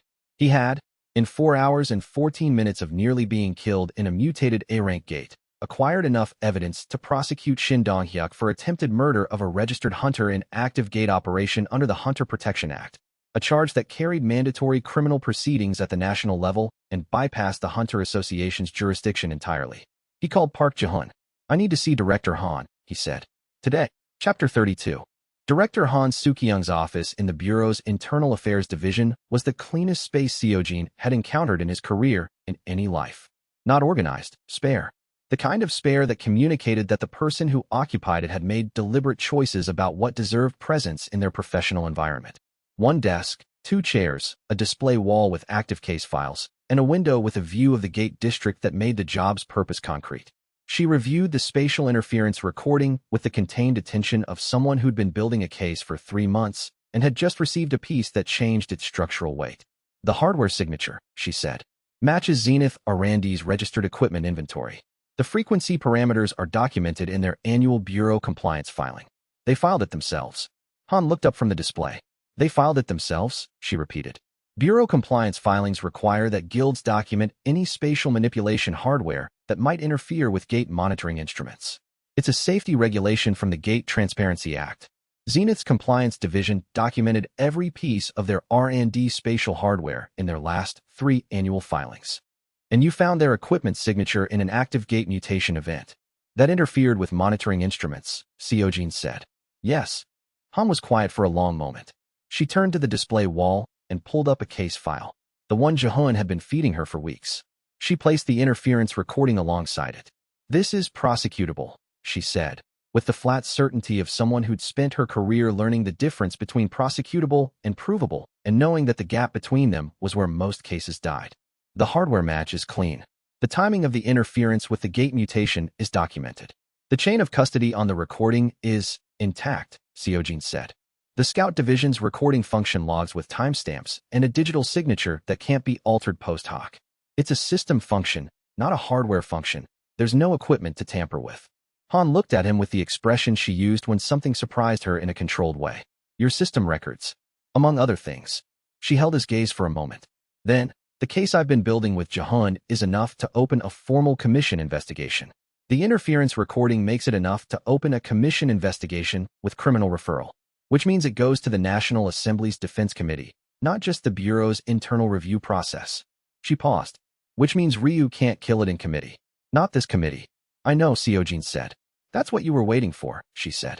Not quite a question. I was waiting for something they couldn't contain, he said. The hidden room data alone could have been explained as administrative negligence. The spatial interference is attempted murder of a registered hunter. There's no version of that story Zenith can manage into irrelevance. Han looked at the display wall. I'm assigning protective coverage to your team's known associates, she said. Jaehoon, your civilian contacts, the senior guild members. She paused. I'm assigning it starting now, not when the case becomes public. Because once Zenith's legal team sees what's coming, the people connected to you become leverage. I know, Seojin said again. There's one more person I'd like on the protected list. Who? You, Seojin said. Director Han. In 2 years, he stopped. The statement had come out with more urgency than was professionally appropriate. He adjusted.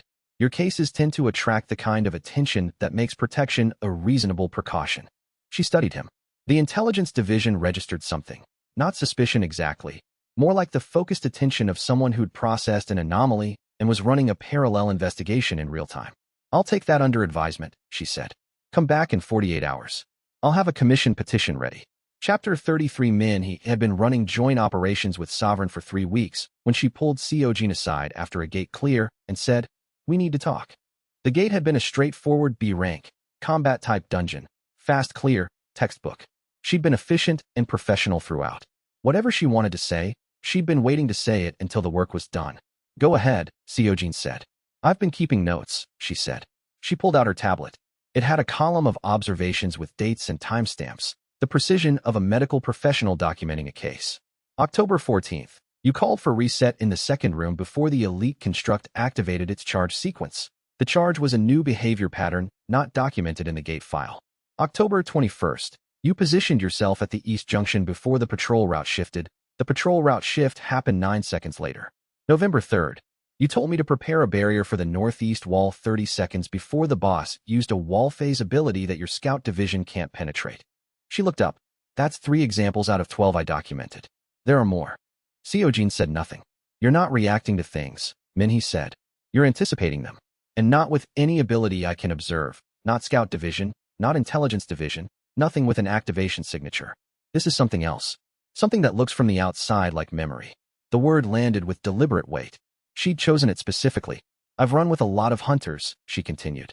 I've supported solo operators. I've worked with top-tier guild parties. I've been on operations with S-rank combat types. No one moves through a gate like it's a building they've lived in before. No one corrects for hazards that aren't in the file. She set the tablet down. I'm not asking for a complete explanation. I know some things about you aren't mine to know. But I need to understand the shape of it. Not the details, just the shape. Because if I'm going to have your back effectively, I need to know the parameters of what I'm working with. Seojin looked at her for a long moment.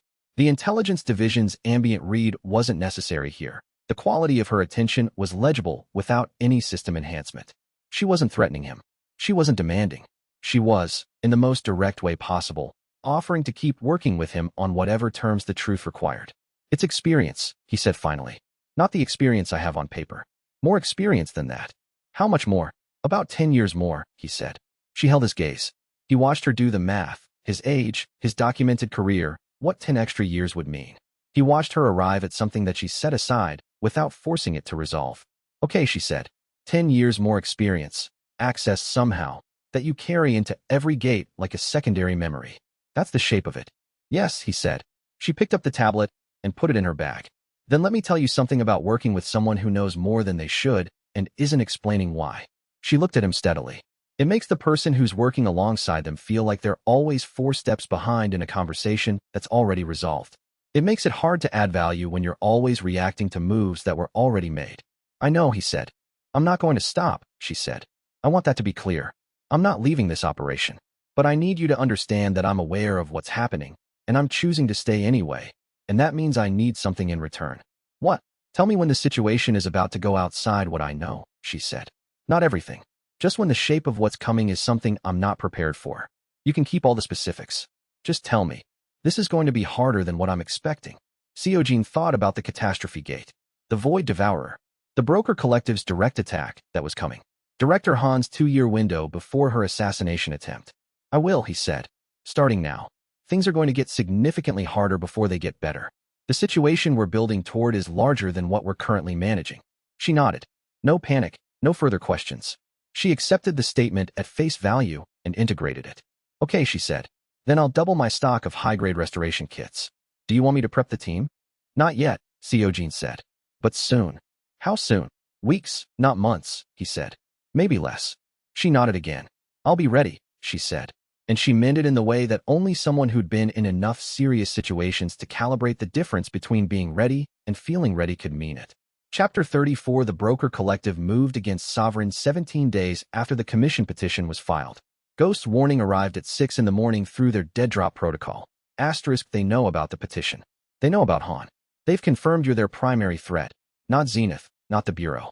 You. Intelligence assessment. You've been doing too much too fast, and it's become visible. Asterisk followed immediately. Asterisk, they're feeding you a gate. Serpent's Maw, Busan area. Listed A rank on the Bureau board. It's S rank. I verified this myself. I know the gate. A solo hunter entered it 14 months ago and came out in pieces. The collective uses it for forced eliminations, real rank disguised as entry exam failure. Asterisk Seojin read the message in his apartment while Yoonji was training in the storage unit and Min-hee was 3 blocks away running her morning kit check. He sent a terse reply. How long do I have? Asterisk, they've scheduled the intelligence to arrive at you through your normal channels in 48 hours.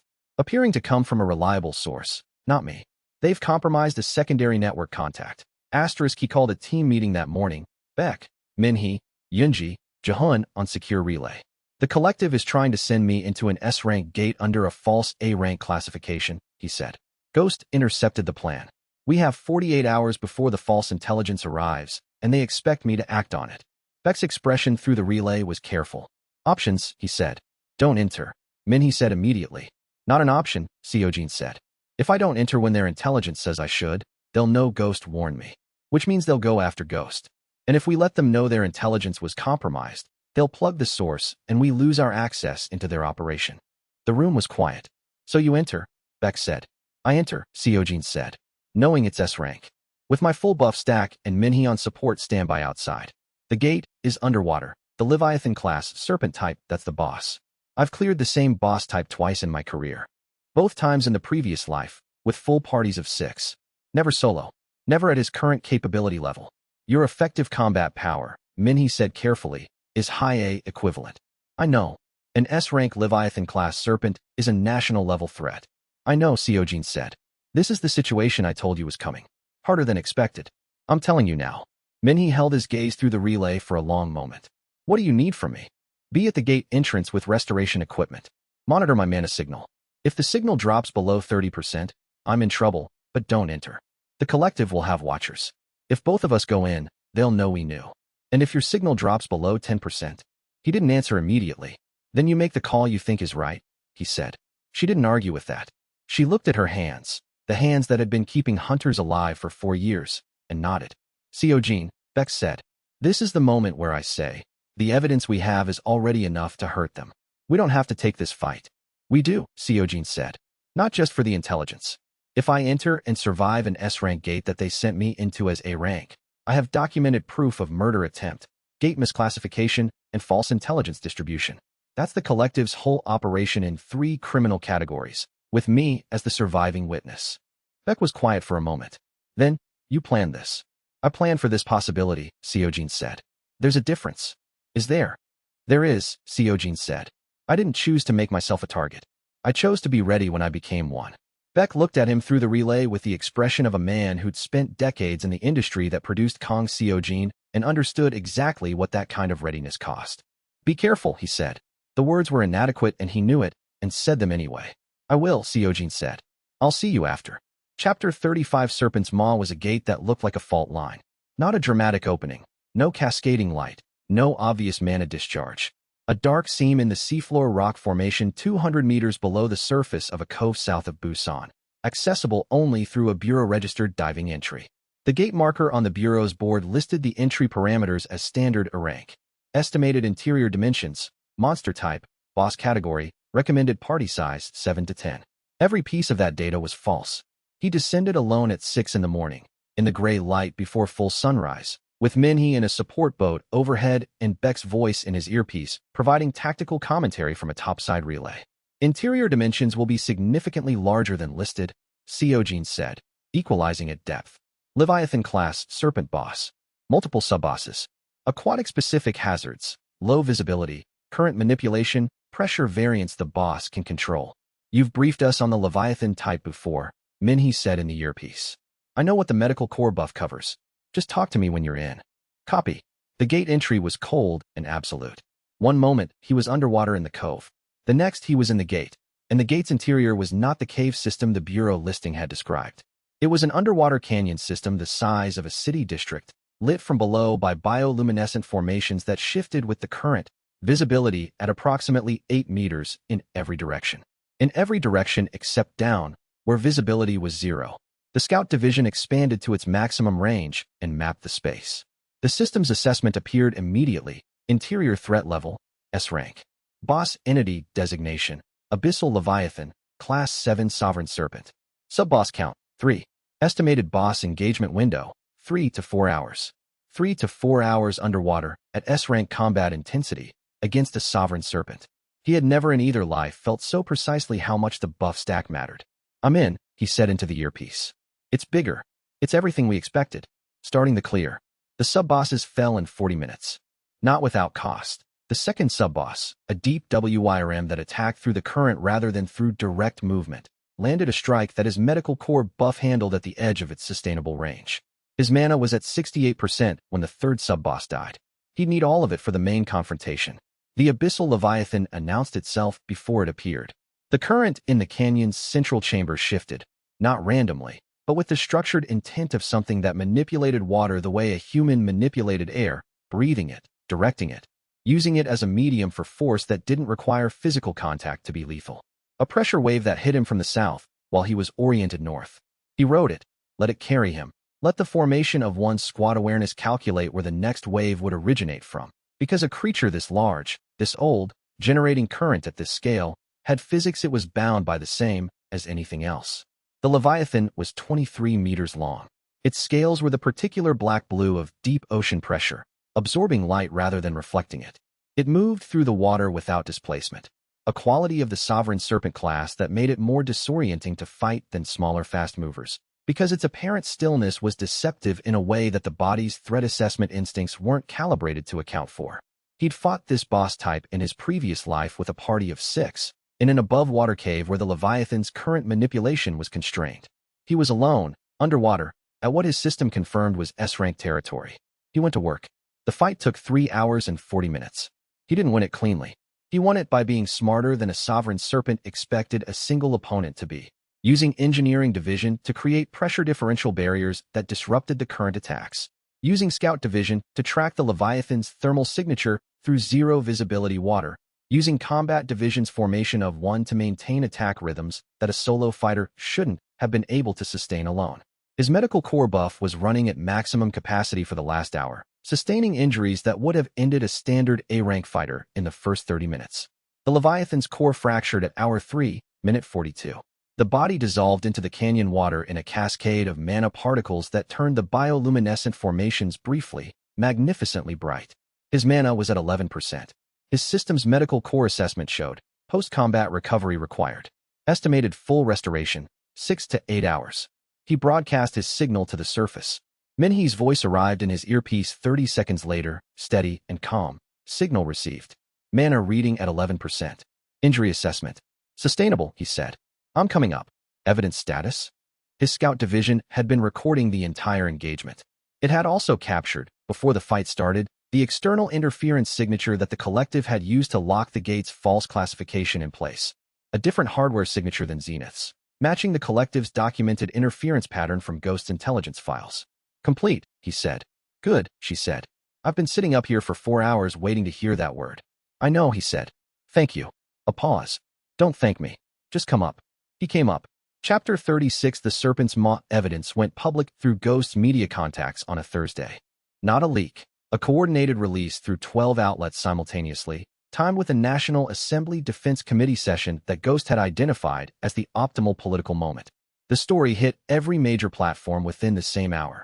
Gate misclassification, false intelligence distribution, attempted murder of a registered hunter by the Broker Collective, and a recorded confrontation between Sovereign's Guild Master and an S-rank Sovereign Serpent boss that should, according to the official Gate listing, have been A-rank. Seojin watched the footage, his own footage, from the Scout Division's recording, play on the briefing room's display, while Minhee sat across from him running post-mission medical checks, and Beck read the reaction analysis Ghost was feeding them in real time. The hunter community's response was not what he'd expected. He'd anticipated anger. What he got was something more complicated, a recognition that sat in the chest, not the stomach. Tens of thousands of independent hunters and small guild operators who'd spent their careers working the Bureau's backlog of unclaimed and undervalued gates, watching the footage and understanding, for the first time, why those gates had always been available and why the loot yields had always been lower than the gate type should have produced. They knew, Minhee said quietly, watching the response feeds. They all suspected, but this confirms it. The system wasn't failing them accidentally. Someone was running it that way on purpose. She said it with the contained fury of someone who worked in a profession where the line between a preventable death and an unavoidable one was everything. Gate delays that pushed mutation timelines. Hunters killed in gates that should have been cleared before they destabilized. The collective's farming schedule, cross-referenced with casualty reports that the association had classified as standard operational losses. The correlation was precise and damning, and had probably been visible to anyone willing to look for it, which had been the problem. Nobody willing to look had had the access, and nobody with the access had been willing to look. The association is already issuing statements, Ghost's relay said. Chairman Ryu's communications team is calling the collective independent actors and positioning the association as launching its own investigation. Ryu's been on the collective's distribution list for 9 years, Seojin said. I know, Ghost said. So do 12 journalists now? That piece posts in 2 hours. The media cycle that followed consumed the industry for 2 weeks. The Bureau's commission investigation, already underway from Han's work, went from classified to public. 3 mid-tier guilds who'd participated in the delay scheme issued preemptive compliance filings and distanced themselves from Zenith. The Hunter Association's hotline processed over 40,000 complaint submissions in the first 48 hours. 2 of the Broker Collective's 5 members were identified and arrested within a week. The logistics company operator, the advisory board member. Ghost's intelligence package, delivered to Director Han with full chain of custody documentation, provided the warrants. The 3rd fled the country. The 4th and 5th had gone underground. SS-rank combat operators with the resources and network contacts to disappear for extended periods. They were, Ghost confirmed, the 2 who were genuinely dangerous in direct combat terms. The 3 who were arrested or fled had been the intelligence and logistics infrastructure. 2 left, Beck said. Both combat types. Both SS rank. And both very angry. I know, Seojin said. They'll come for people connected to you, Beck said. Not for you directly. That's documented and would be too visible. For leverage. Ghost safe houses. Jahun at the Bureau. Director Han. Han has protection, Seojin said. Jahun doesn't have enough, Beck said. And Ghost concealment is good, but 2 SS rank hunters with motivation. I'm splitting the team, Seojin said. I need to restructure our defensive posture before the collective's surviving members decide to move. Chapter 37. The War Council Department, unlocked from the guild merit surge after Serpent's Maw, changed the nature of the defensive operation in ways that Seojin hadn't fully anticipated.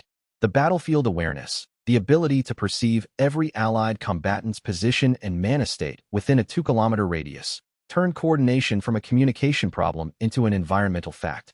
He could feel where Min-hee was, where Yoonji was positioned, where Beck was operating, not as data points, but as a kind of presence. The way a squad leader who'd fought beside the same unit for years could tell, without looking where each member was and what they were doing. He assigned defensive positions across 3 locations: Jahan at the Bureau, Ghost's current safe house, and Sovereign storage unit, and maintained the War Council's awareness throughout. The attack came on the 4th night. Jang Hyunwoo, Shadow Manipulation, moved through Gimpo's commercial district at 2 a.m.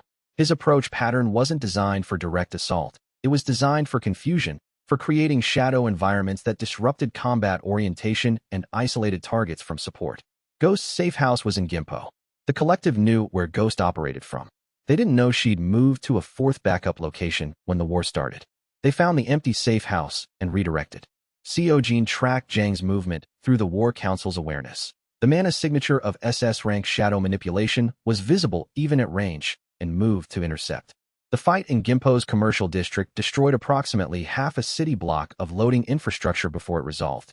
Engineering Division's barriers contained most of the damage to property rather than people. Seojin had cleared the immediate area before the engagement began, using the Scout Division's advance warning to redirect the 3 civilians who'd been in the block.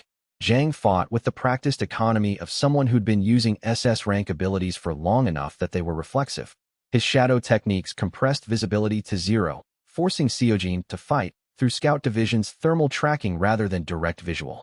Shadows hide the body, Seojin said at one point, running the engagement through a wall of manufactured Engineering Division material. They don't hide heat. He cornered Jang against a loading dock barrier and gave him the option of surrender before forcing the resolution. Jang chose to fight. He didn't have a 4th option. Seojin subdued him with the minimum force the situation required and maintained his condition for Bureau extraction. Min-hee handled on Sujin's attack on Jahan. The Bureau's Eastern Processing Wing at 2:15 a.m. should have been quiet. It wasn't. On's mind control ability targeted the 3 Bureau staff on night shift before Min-hee and Yoonji arrived. Walking into a building where 3 people were standing with expressions that weren't theirs and a directional hostility that wasn't theirs either. Yoonji pulled Jahan through a spatial rift before On could reach him. Min-hee engaged On directly. Her healing ability's neural stabilization function, which she'd been developing since a B-rank gate 8 months ago where a monster had used a fear influence ability on her partner, turned out to be precisely the defense mechanism that On's mind control couldn't work around. The feedback of Min-hee's neural stabilization meeting On's mind control rewrite at full force damaged both abilities simultaneously. On collapsed. Min-hee staggered against the corridor wall and needed 20 minutes to restore her own neural baseline. Jahan, when Yoonji deposited him back in the corridor, looked at the 2 women and said, "I'm filing a very long incident report tomorrow." "Tonight," Min-hee corrected, not unkindly. "It's technically tonight." Chapter 38. The morning after the collective's last strike, Sovereign had 4 titled operatives, 23 cleared gates over A rank, and 0 unmanaged threats. Seojin reviewed the status in his apartment, while sunlight came through the window at an angle that felt like it was commenting on the previous few weeks. The intelligence chip Ghost had given him in the Mapo Cafe was now empty. Every gate on the list had been cleared, documented, and filed with the Bureau. The monitoring devices from the hidden rooms were in Han's evidence archive. The broker collective was dismantled. 2 arrested, 1 fled, 2 captured. The commission investigation was running. Ryu's protective cover had been stripped by the National Assembly's public reporting. Hwang Taeson's quarterly losses were documented and public.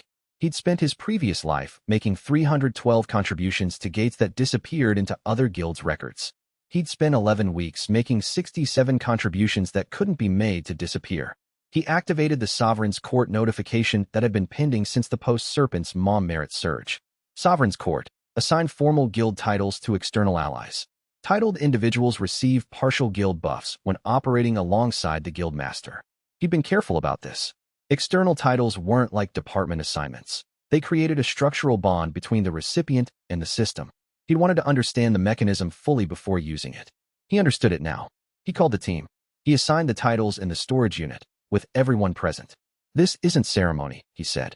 "It's a system function. But I want everyone here when it happens because what it produces is real and it affects all of you." Min-hee became royal physician. Her healing abilities sharpened immediately, the medical core buff integrating with her natural capacity in a way that produced something more precise than either alone. She flexed her hands and looked at the enhanced diagnostic feed now running through her abilities perception. The detail resolution just tripled, she said. I can see individual mana pathway states. Yunji became spatial vanguard. Her teleportation range extended from 50 meters to 200, and the Scout Division's spatial detection integrated with her own, giving her environmental awareness in 3 dimensions that she'd previously had to construct painstakingly from training. Ghost became Shadow Chancellor. The Intelligence Division's concealment detection paradoxically enhanced her existing concealment artifacts by giving her awareness of her own signature's blind spots. She pulled out one of her standard concealment artifacts, assessed it through the new awareness, and quietly removed 3 layers that had been producing detectable interference patterns she hadn't known about. Old Man Beck became Grand Strategist. The organizational foresight ability, Seojin's 6-second combat precognition, extended to him as a 3-second strategic precognition, a shorter window at greater complexity, not individual combat moves, but the directional outcomes of tactical decisions. Beck sat with this for a moment. He said, that's an advantage. Yes, Seojin said. It's also a responsibility, Beck said, looking at him. You've been carrying this alone for however long the system's been active. Now there are 5 of us with pieces of it. That was the point, Seojin said. Beck looked at him with the expression of someone who'd spent a decade after Iron Wall's fall believing that the industry would never produce a trustworthy organization again. Yes, he said. I think it was. Minnie was watching Seojin with her diagnostic feed still running. She couldn't turn it off in the first 30 minutes after activation. The integration was still calibrating. Your mana pathways just redistributed, she said. The system adjusted when the titles distributed. It adjusted when it recognized the court was functional, Seojin said. It's been waiting for this configuration. Since when? He thought about the first week, the provisional guild, the empty officer roles that had all read Kang Seojin on the registration form. Since the beginning, he said. Chapter 39 Huang Taesun requested the private meeting 3 days after the collective arrests became public. His message came through an intermediary, not Shin Donghyuk, notably. A legal representative, professional and neutral, requesting a 30-minute meeting at a location of Seojin's choosing, no guild staff, no security. Guild Master Huang wishes to speak as a peer, the message said. No agenda beyond a frank conversation. Seojin chose a rooftop in Uedo, the guild district's financial center, open enough that no one could approach from an unexpected direction, with 3 exits and a view of the Soul Gate monitoring towers that made the context of the conversation explicit. Huang arrived alone. He was, in person, slightly shorter than his public image suggested. The posture of a man who'd spent decades in a room requiring him to be larger than he was, and who was currently in a situation where that expansion was no longer available. You've done what you set out to do, Huang said. The words were not complimentary. They were the words of a man acknowledging a defeat in specific terms. Some of it, Seojin said. The commission investigation will run for 8 months. At the end of it, Zenith's public operations will be heavily restricted. My personal liability is significant. He paused. Shin will likely face criminal prosecution. Yes, Seojin said. Huang looked at him with the assessment of someone who'd built an empire by reading people accurately. You knew what the outcome would be before you started. I knew the outcome I was building toward, Seojin said. I didn't know if I'd reach it. There's a difference? A significant one, Seojin said. Huang was quiet for a moment. Then he said what he'd come to say. Join me. Sovereign and Zenith merged. You take Vice Master position, operational control, whatever structure you design. The resources Zenith has, you've been working against them. Imagine working with them. Seojin looked at him. The gates we delayed, Huang said quietly. The hunters who died in mutations we engineered. I know what Shin did. I authorized it. I'm not here to minimize that. He met Seojin's gaze. But there are things above Zenith that neither of us has dealt with yet. The monitoring network you found in the hidden rooms. The data being collected. I built Zenith's system because I knew something was coming and I needed to be positioned to survive it. What is it? Seojin said. Huang looked at the soul skyline. I don't know exactly. Someone who does know exists. Someone who's been arranging the industry's structure for decades, using Zenith and the collective and the association as layers. They've never contacted me directly. But I know they exist because 3 years ago, my operations director found a monitoring device in our private gate storage facility. Bureau hardware. Placed without our knowledge. Seojin held this. The monitoring network in the hidden rooms was in Zenith's private gates too. Refuse me, Huang said, and you face whatever is above me alone. I've built tools that matter in that fight. You've built tools at the cost of people's lives, Seojin said. Yes, Huang said. I have. He didn't offer an excuse. That's what I came to say. Behind Huang, over the Seoul skyline in the direction of the Eastern Gate district, the sky changed. Not dramatically, a fold, a seam, the way reality looked when a gate was forming its scale. Then the seam widened and widened, and a mana discharge registered on Seojin's scout division at a level that made his system display a classification he'd never seen in his first life. S-rank catastrophe gate, opening.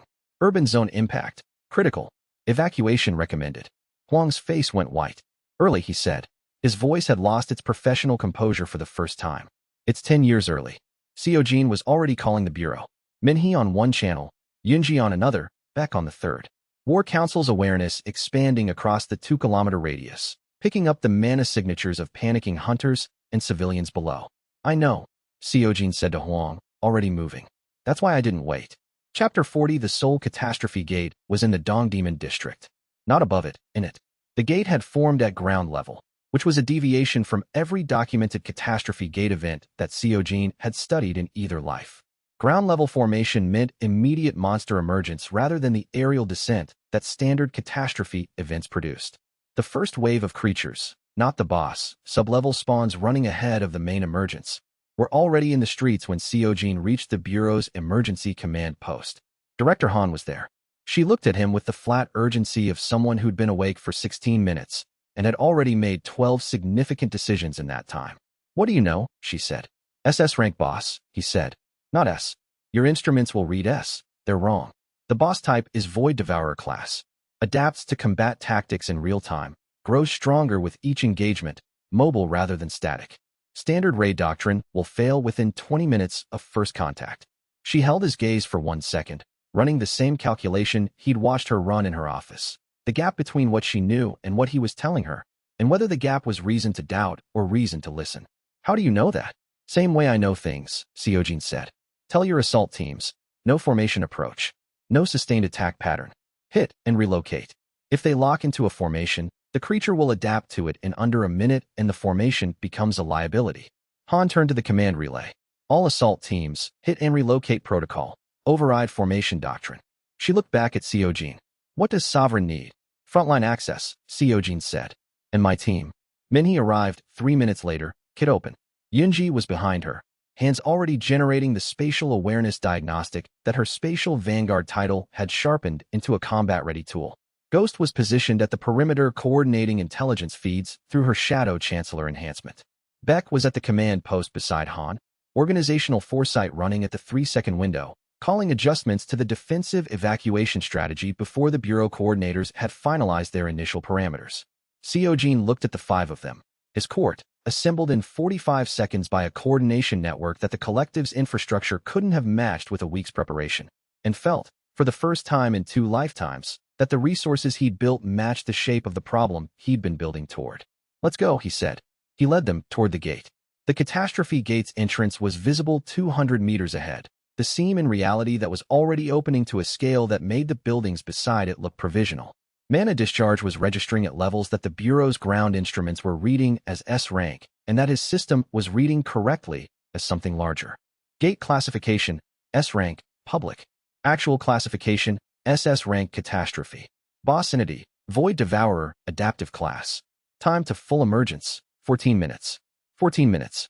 In those 14 minutes, the major guild's assault teams were going to engage the sub-boss wave with formation doctrine and learn what formation doctrine did against an adaptive entity. They were going to sustain casualties. Some of those hunters, whose names he knew from his previous life, were going to die, but fewer than before. Because he was here with a team instead of arriving too late as a solo operator. Because Han had the hit and relocate protocol in place. Because Yunji had 2 months of precision training, and her next spatial rift would land exactly where she intended. The core is behind the adaptive layer, he said to Yunji as they moved. I'll open the gap. You land the rift inside it. Precision, not power. I know, Yunji said. Her voice was steady in a way that it hadn't been 2 months ago when he'd first outlined the possibility of offensive spatial use. She'd been practicing. She'd been building the foundation. Trust your training, he said. Trust yours, she said back. Behind them, Seoul's Gate monitoring alarms layered across the city in a cascade that meant every hunter in the metropolitan zone knew what was happening.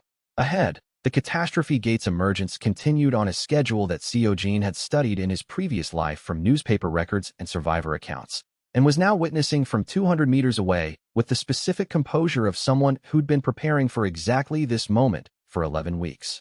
He was not afraid. There wasn't time for fear. There was only the work and the team and the 14 minutes that were going to determine what the next phase of this fight cost. He ran toward the gate. Chapter 41. The catastrophe gate's ground-level formation meant the first monsters were in Dong Demon's commercial streets before the Bureau finished its initial assessment. Not the boss. The sublevel spawns ran ahead of the main emergence, C and B rank creatures spilling out into an area full of shopping centers and transit stations at 7 in the evening on a weekday. The evacuation sirens came on 40 seconds after the gate opened. Most people ran. Some froze. The ones who froze were in danger. Seojin's War Council awareness expanded to its full 2-kilometer radius the moment he entered the gate zone. He could feel the evacuation corridors, the concentrations of civilians, the positions of the first Bureau response teams arriving from the south. He could feel his 4 titled officers spreading into position behind him, Minnie activating her Royal Physician Enhancement, Yunji opening a 3-second spatial diagnostic of the gate's entry zone, Ghost dissolving into the shadows of a fire equipment alcove, where her Shadow Chancellor concealment would let her observe the gate's periphery undetected. Formation doctrine is already in use, Beck said, from 2 steps behind him. His Grand Strategist 3-second precognition was running. Seojin could feel it as a presence at the edge of the War Council network, a second strategic thread processing in parallel. The Zenith team that arrived first. They're organizing into a 6-point flank hold. In approximately 45 seconds, the boss's first probe will hit the flank hold and adapt to it. I know, Seojin said. Can we reach Director Han before that? 20 seconds, Beck said. Not enough. They ran harder. The Bureau command post was positioned at the gate zone's south perimeter. Director Han, when Seojin reached her, had the flank hold formation on her tactical display and was already looking at it with the expression of someone who'd heard his warning and was watching events validated in real time. Void Devourer's first probe is in 20 seconds, Seojin said. When it hits the flank hold, the creature will adapt to the 6-point distribution. The hunters need to break formation immediately. They won't, Han said. Formation doctrine is standard response. The raid commander won't break his own protocol on the word of Beck, Seojin said. Beck, already at the tactical relay station, activated it with the authority of a man who'd run S-rank guild operations for 30 years and knew exactly what a command voice sounded like. All Zenith elements, break the 6-point formation and re-establish an individual fire and relocate pattern. This is a tactical advisory from Bureau Internal Affairs. Confirmation follows in. The ground shook. The Void Devourer's first probe hit the Zenith formation's north anchor point. A tendril of adaptive darkness, not shadow, not mana, something that looked like the space between things, struck the formation's predictable weakness point with accuracy that shouldn't have been possible for a first contact. It had adapted. In the time between detecting the formation and launching the probe, it had modeled the 6-point pattern and found the gap. 3 hunters went down. Not dead. The anchor point hunter took a direct hit, but his own mana barrier held. But the formation's integrity failed as the remaining 5 scrambled to compensate. Break formation. Beck's voice carried through the relay. Individual fire positions. Do not re-establish collective formations. The surviving hunters broke. Some immediately, some after a moment's hesitation that was probably the gap between doctrine and instinct. The raid commander, to his credit, recognized what he was seeing. The tendril had hit the exact weakness that his formation's design created and complied. Time to full boss emergence. Han said to Seojin. 7 minutes, he said. What does Sovereign need to engage? Frontline position, 200 meters from the gate entry. My team handles the boss. Your forces handle sub-boss containment and evacuation coverage. He met her gaze. I know this sounds like exactly what it sounds like. 1 B rank. I know you're not B rank, but your paperwork says B rank. 1 registered A rank and 3 supporting specialists against an SS rank adaptive entity that just neutralized a Zenith formation in 30 seconds. Han looked at the tactical display, then at Seojin. If you tell me this works, I believe you. It works, he said. Get us to the front line. Chapter 42. The Void Devourer emerged at the 7-minute mark. Seojin had seen the boss type described in the Bureau's classified catastrophe gate records. Research compiled after the entity appeared in the original timeline, written by people who'd survived the encounter through fortunate positioning rather than design. The descriptions had been accurate in their way. Massive, adaptive, made of the same dimensional void matter that gate interiors used for their atmospheric composition, but organized into something that moved and chose and targeted with the specific intelligence of a predator that had been hunting organized defenders for as long as gates had been opening. What the records hadn't captured was the pressure. The way an SS-rank entity's presence compressed the air around it. Not through physical force, but through the mana concentration of something operating at a frequency that the local dimensional fabric hadn't been designed for. Seojin stood at his designated position 200 meters from the gate entry and held his ground through the pressure wave that preceded the Void Devourer's full emergence. Beside him, Minhee braced. Her royal physician enhancement was running, her diagnostic feed tracking every member of the immediate combat zone. Yunji's hands were generating the spatial awareness field that let her fold distance with precision in real-time combat conditions. Beck's 3-second precognition was cycling, calling adjustments to Sovereign's positioning before the movements they were adjusting for had started. The Devourer's adaptive layer was visible even before it engaged, a field of probabilistic reorganization that shimmered at its edges, the physical manifestation of a creature that was constantly modeling and updating its threat assessment. "It's already adapting to our formation," Yunji said. Her spatial diagnostic was reading the mana displacement patterns. "Let it," Seojin said. "Our formation isn't static." He activated every department simultaneously. Guildmaster, Raid Commander, Treasurer, Scout Division, Medical Corps, Logistics, Combat Division, War Council. The full stack.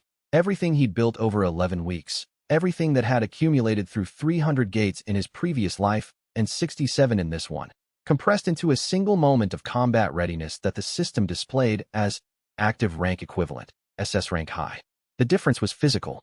Every department layering simultaneously felt like stepping into a current. Not the gradual amplification of activating one role and then another, but a simultaneous cascade that his body had to redistribute across every system at once. His mana pathways carried the load of 12 people's worth of guild infrastructure channeled through a single core. The sensation was briefly overwhelming and then, as the system calibrated, clarifying. He could feel the War Council's 2-kilometer map snapping into resolution. Scout Division's thermal overlay sharpened everything in his visual field. The Medical Corps' passive regeneration cycle engaged at maximum output, preparing for the damage that was already incoming. The Void Devourer's first tendril extended toward him. Not a random probe. The creature had been watching the entire preparation, adapting its initial targeting to the largest mana signature in the zone. It came fast, the dimensional void matter of its body moving at a speed that should have been impossible for something its size, the adaptive layer at the tendril's leading edge reconfiguring in real time as it read his stance. Seojin moved, not away, toward. The one response that adaptive layer entities consistently failed to anticipate, because every defender in recorded combat history moved away from approaching tendrils. Toward meant the adaptive layer was modeling the wrong vector for its closing calculation. He was inside the tendril's reach before it finished its trajectory adjustment, close enough that the Devourer's adaptive layer had to completely restart its threat modeling, and the restart took 0.4 seconds. He used 0.4 seconds. Formation of 1-point fighter configuration, a concentrated strike at the adaptive layer's reset seam, where the recalibration created a momentary thinning. The layer cracked. Not deep, but it cracked, and that was what the next 53 minutes built on. He moved first. Chapter 43, the first hour of the Catastrophe Gate engagement, became the subject of more analysis papers than any single hunter encounter in the Bureau's recorded history. Seojin fought the Void Devourer using a principle that his combat division's formation of one made structurally possible and that no previous engagement documentation had attempted. He varied his attack pattern not by switching techniques, but by switching squad configurations. In any given minute, he moved through 5 different tactical roles: point fighter, flanker, support anchor, scout, and reserve, each generating a different combat signature, each forcing the Devourer's adaptive layer to simultaneously model 5 distinct threat profiles. The creature couldn't adapt to 5 configurations at once. It attempted to. The Bureau's monitoring instruments later showed real-time priority shifts as the Devourer's processing focused on one configuration, then another, but the shifts themselves created gaps. Each time the Devourer prioritized adapting to one of Seojin's configurations, the other 4 became temporarily less modeled. Minhee moved through those gaps, delivering sustained healing output that kept Seojin operational through impacts that the Devourer's probe attacks landed in the gaps between his defensive cycles. Ghost fed real-time tactical intelligence from concealment. The Devourer's pattern shift timing, its probe vectors, the moments when its adaptive layer was thinnest. Beck called adjustments to Sovereign's coordinated fire and relocate pattern that kept the supporting Bureau hunters outside the Devourer's immediate adaptation radius, while still contributing suppressive pressure. The toll was real. At the 20-minute mark, Seojin took a full probe impact to his left side.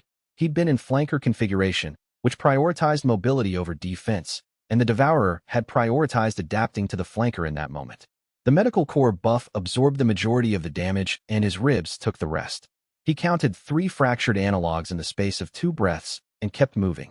Stopping was worse than damage, and damage that Medical Corps could handle in real time was preferable to the Devourer locating and exploiting a static defensive posture. Minnie tracked every impact through the guild link. She said nothing during the engagement. Her role was sustain, not commentary, but the enhanced healing output she directed his way through the Royal Physician title carried a quality of attention that he recognized as professional concern held precisely within professional bounds. She was watching him the way a surgeon watched vitals. Steady, present, moving the moment the data required it. Ghost's intelligence feed was continuous. Adaptive layer is thinnest at the junction between left primary and secondary tendrils, 40% less density than the forward layer. And 2 minutes later, priority shift, it's moving away from support anchor modeling. This is your point fighter window. The Shadow Chancellor concealment kept her invisible to the Devourer's detection, which meant she was the one consistently accurate source of information on its adaptive state that Seojin's own position couldn't provide. He adjusted to Ghost's calls within the second, and Yunji waited. She watched the fight with the specific patience of someone learning a language, picking up the rhythm, the timing, the particular cadence of when the Devourer's core was exposed through the adaptive layer's reorganization gap. She'd practiced spatial rifts with precision for 2 months. She'd practiced landing a rift in exactly the space she intended, not approximately. At the 53-minute mark, Seojin created a gap. Not accidentally, deliberately, at cost. He took a direct probe hit that his Medical Corps buff absorbed at the edge of its range, and he let the hit carry him into the one position in the Devourer's surrounding space, where his formation change pattern produced a 2-second window, in which all 5 of his tactical configurations registered as having retreated. The Devourer's adaptive layer, reading a combat field clearing event, redirected to its defensive matrix. The core was exposed. Now, Seojin said. Yunji tore the rift. It opened directly in the core chamber. Not approximately. Exactly. Follow it, Seojin said, and launched through. Chapter 44. The attack hit the Void Devourer's core through Yunji's spatial rift, with every buff active simultaneously. Guild Master Precision, Raid Commander Force Amplification, Combat Division's formation of one timing. 12 people's worth of coordinated strike delivered through one body in one moment. The core fractured. The Void Devourer's adaptive layer froze. Not disabled, frozen, the way a system froze when its primary processor lost coherence. The surrounding Bureau hunters, who'd been maintaining the fire and relocate pattern at Ghost's coordinated direction, recognized the freeze and poured attacks into the gap from every angle simultaneously. The creature died across 90 seconds. Its body dissolved into dimensional void matter that fell as a black rain across the Dong Demon District's 3-block combat zone. The void matter wasn't harmful. It dispersed on contact with atmosphere, leaving no residue.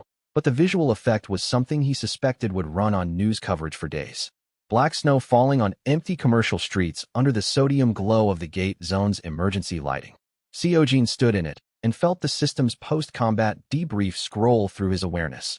Threat eliminated. Environmental mana stabilizing. Medical Corps entering extended recovery mode. The gate's dimensional architecture was unraveling cleanly. No residual anomalies, no secondary spawns. The closure proceeding at the pace of a properly completed operation rather than an emergency collapse. He watched it for 3 seconds. His previous life had given him enough gate deaths to know what a gate closing wrong looked and felt like, and this was not that. This was done. The gate began closing. Seojin sat down on the street and let his Medical Corps buff handle the accumulated damage of an hour's sustained combat against an SS rank entity. Minhee was beside him in seconds, her enhanced diagnostic running a full assessment. 4 fractured rib analogs, 2 mana pathway suppressions at the secondary level, 1 major combat burn on your right forearm that the Medical Corps buff is addressing, she said, in the voice of a professional noting findings for a record. You're going to be sore for a week, but nothing's permanent. How many casualties? Seojin said. 23 confirmed across the combined force, she said. Her voice stayed professionally level because medical professionals learned that voice. The initial Zenith formation before the break formation order took the heaviest losses. After the order, 2 more, both from sub-boss containment engagements at the perimeter. 23. In his previous life's account, 47 had died in this engagement. 24 fewer, he said. Minnie looked at him. Was that the number you were trying to hit? The number I had to beat, he said. She didn't ask how he'd known the baseline. She put a stabilization patch on his forearm and helped him stand. Beck was at the Bureau's command relay, already coordinating the post-engagement assessment with Director Han. Ghost was extracting from her concealment position with the careful efficiency of someone who preferred to be thoroughly unobserved before the media arrived. Yunji was sitting against a building wall, hands shaking with the aftermath of extended high-output spatial use, looking at the closed gate site with the expression of someone who'd just discovered the outer boundary of what they could do. Precision, Seojin said, walking toward her. She looked up. I hit it, she said. I actually hit it. Yes, he said. 2 months of practice. I thought I'd missed again, she said. When the rift opened and I couldn't see the core through it. I thought. You couldn't see the core because you opened the rift inside the core chamber, Seojin said. Inside. That's what precision looks like. She absorbed this. Then she smiled. Not the nervous, assessing smile she'd used when they'd first met, but something more settled. Okay, she said. What do we practice next? Sleep first, he said. Then we'll talk about what comes next. Chapter 45. The media cycle was immediate and overwhelming. 5 Hunters Save Seoul was the dominant headline across every major platform by 9 that evening. The Bureau's street-level recording devices, supplemented by footage from surviving Hunters' equipment, had captured the entire engagement. The footage of Seojin taking a direct probe hit and turning it into a deliberate positional shift, the moment that opened the gap for Yunji's rift, ran on loop for 12 hours across national news channels. The analysis community split immediately. Half the commentary focused on the tactical innovation, the multi-configuration approach that had stalled the Devourer's adaptation. The other half focused on Yunji, an F-rank registered hunter. Her previous classification was still the basis for most of her public documentation, who had executed a spatial rift of a precision and depth that the hunter community's recorded history showed no B-rank practitioner ever achieving. Chairman Ryu Sangchul's communications team issued a statement within 6 hours crediting the Bureau's emergency response protocol and the collective effort of all participating guilds. The footage, which showed Zenith's formation breaking under the Devourer's first probe, while Sovereign's 5-person unit then engaged the boss directly, made the statement essentially self-refuting. 3 major news organizations ran the contrast within the same hour Ryu's statement was released. Hwang Tae-sun did not issue a statement. He watched the coverage from his compound and said nothing, which was, in Seojin's assessment, more alarming than a statement would have been. A man who issued statements was still managing the situation. A man who went silent was deciding whether the situation was still manageable and arriving at an answer he didn't want to publish. Seojin had watched Hwang navigate public crises twice in his previous life and once in this one. Silence meant recalibration. Recalibration meant whatever came next would be something Seojin hadn't fully accounted for. Park Ji-hoon called at 10 p.m. Director Han is submitting a formal commendation to the Bureau's review board, he said. Sovereign Guild, full citation, catastrophe gate engagement. It's going into your permanent record, Seojin. Thank you, Seojin said. I also want you to know, Ji-hoon said, that when I took this job at the Bureau, I believed the Bureau was a good institution with occasional bad actors. I no longer believe that. I believe it's a compromised institution with occasional good actors, and the good actors have to be protected. A pause. I'm telling you this because I'm going to start doing things that could get me fired. I thought you should know in advance. I already know, Seojin said, and I'm not going to let you get fired. Good, Ji-hoon said, because I have a family, and I'm afraid of the alternative. Seojin held the phone for a moment after the call ended. In his previous life, Park Ji-hoon had been one of the good actors. He'd been one of the people who hadn't survived the system's purge of honest bureaucrats in the years before the convergence. He was not going to let that happen in this timeline. The guild merit surge from the catastrophe gate clear arrived 2 hours after the engagement, 5,000 points. His base rank was moving. He could feel it in the specific way that rank advancement felt. Not like gaining something, but like becoming something that had always been the next shape he was building toward. He checked the system display. Guild merit, 8,450. Base rank, A rank, high threshold. New department notification, Sovereign's Court, Phase 2 unlocked. Expansion limit, 30 titles. 30. He had 4. He had room to build. He closed the display and went to sleep. Tomorrow would require capacity he didn't have tonight. Chapter 46. Seojin woke at 4 in the morning with the War Council active. He hadn't meant to activate it. The department had unlocked with the guild merit surge, and somewhere between falling asleep and the first gray light of dawn it had integrated quietly into his awareness. A second layer of perception laid over the world like a map he couldn't turn off. He lay still for a moment, orienting himself to the new sensation. The War Council didn't grant sight. It granted presence. Within a 2-kilometer radius, he could feel the outline of every significant mana signature. Not their identities, not their thoughts, but their positions, their conditions, their readiness. Asleep in her apartment 3 blocks north. Minhee, her mana signature the steady, deep rhythm of someone who'd pushed healing output past comfortable limits and was recovering. Yunji, further east, exhausted in the specific way of a spatial type who'd extended beyond her trained range and needed sleep to let her pathways recalibrate. Beck, to the west, in the safe house near the Bureau's south perimeter, was awake, reading something, his grand strategist awareness a focused point against the drift of the sleeping city. And Ghost, a deliberate absence where a presence should be, concealment so complete that the War Council registered it only as a shaped gap in its map. Shadow Chancellor and War Council canceled each other to a precise equilibrium. That was Ghost. Seojin recognized it in the way he recognized her handwriting. He sat up and ran through the system display. Guild Merit, 8,450. Base Rank, a rank.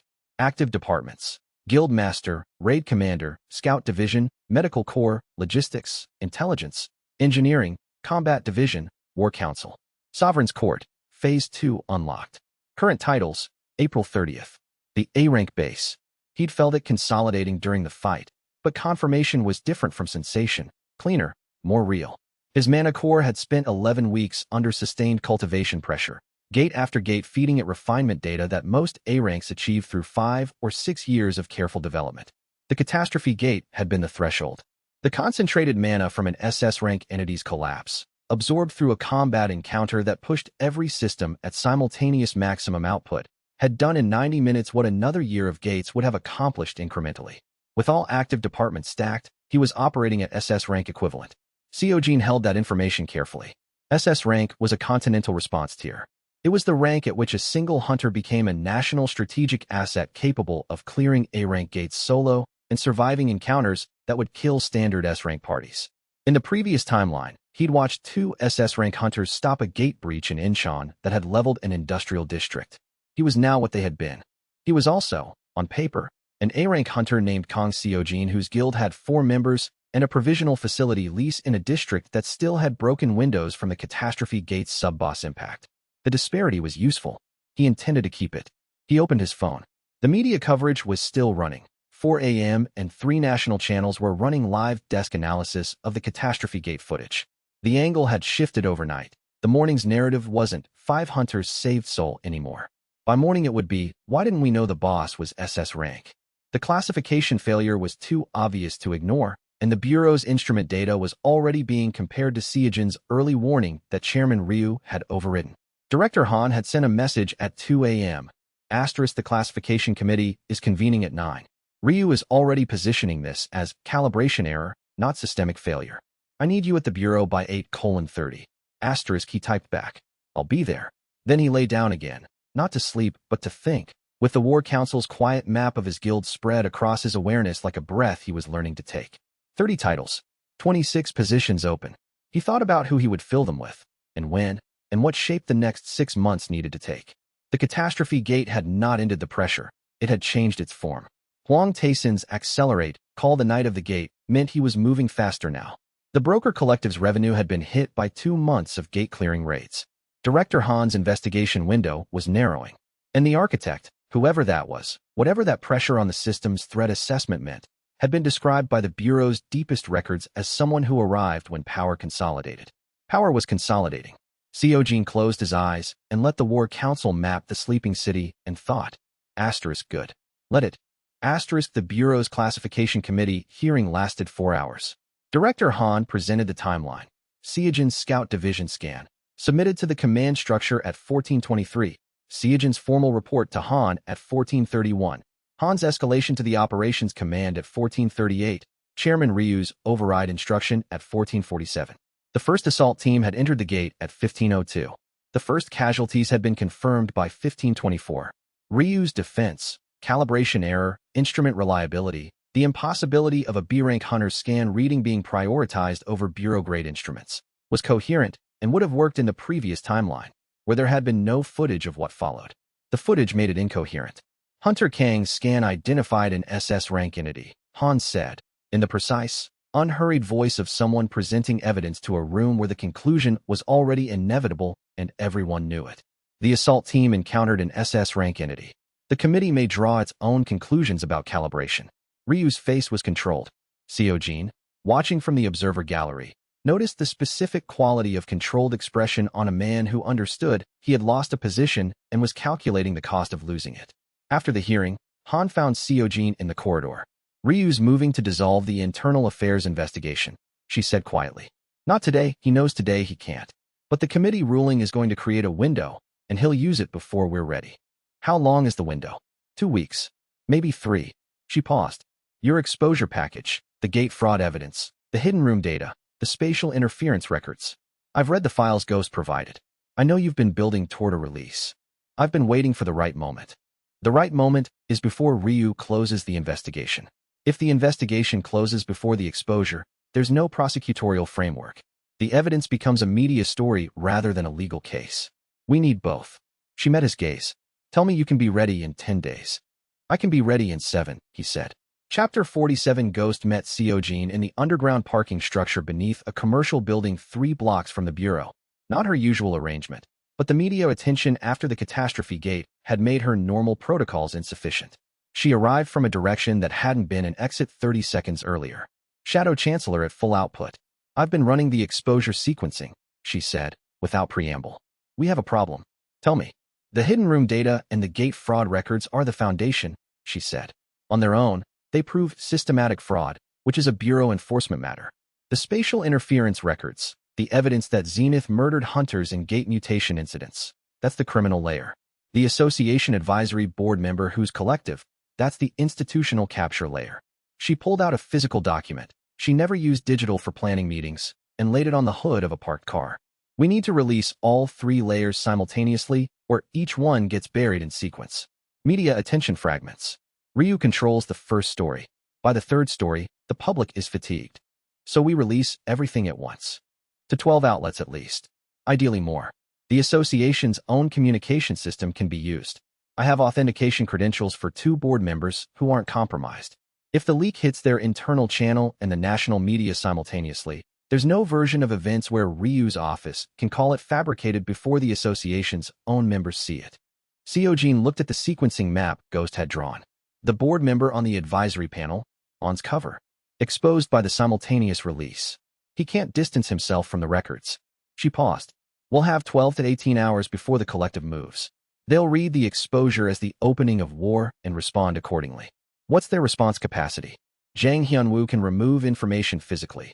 He'll target Ghost safe houses, evidence caches, anyone who contributed to the package. She said it in the steady voice of someone who had planned for this.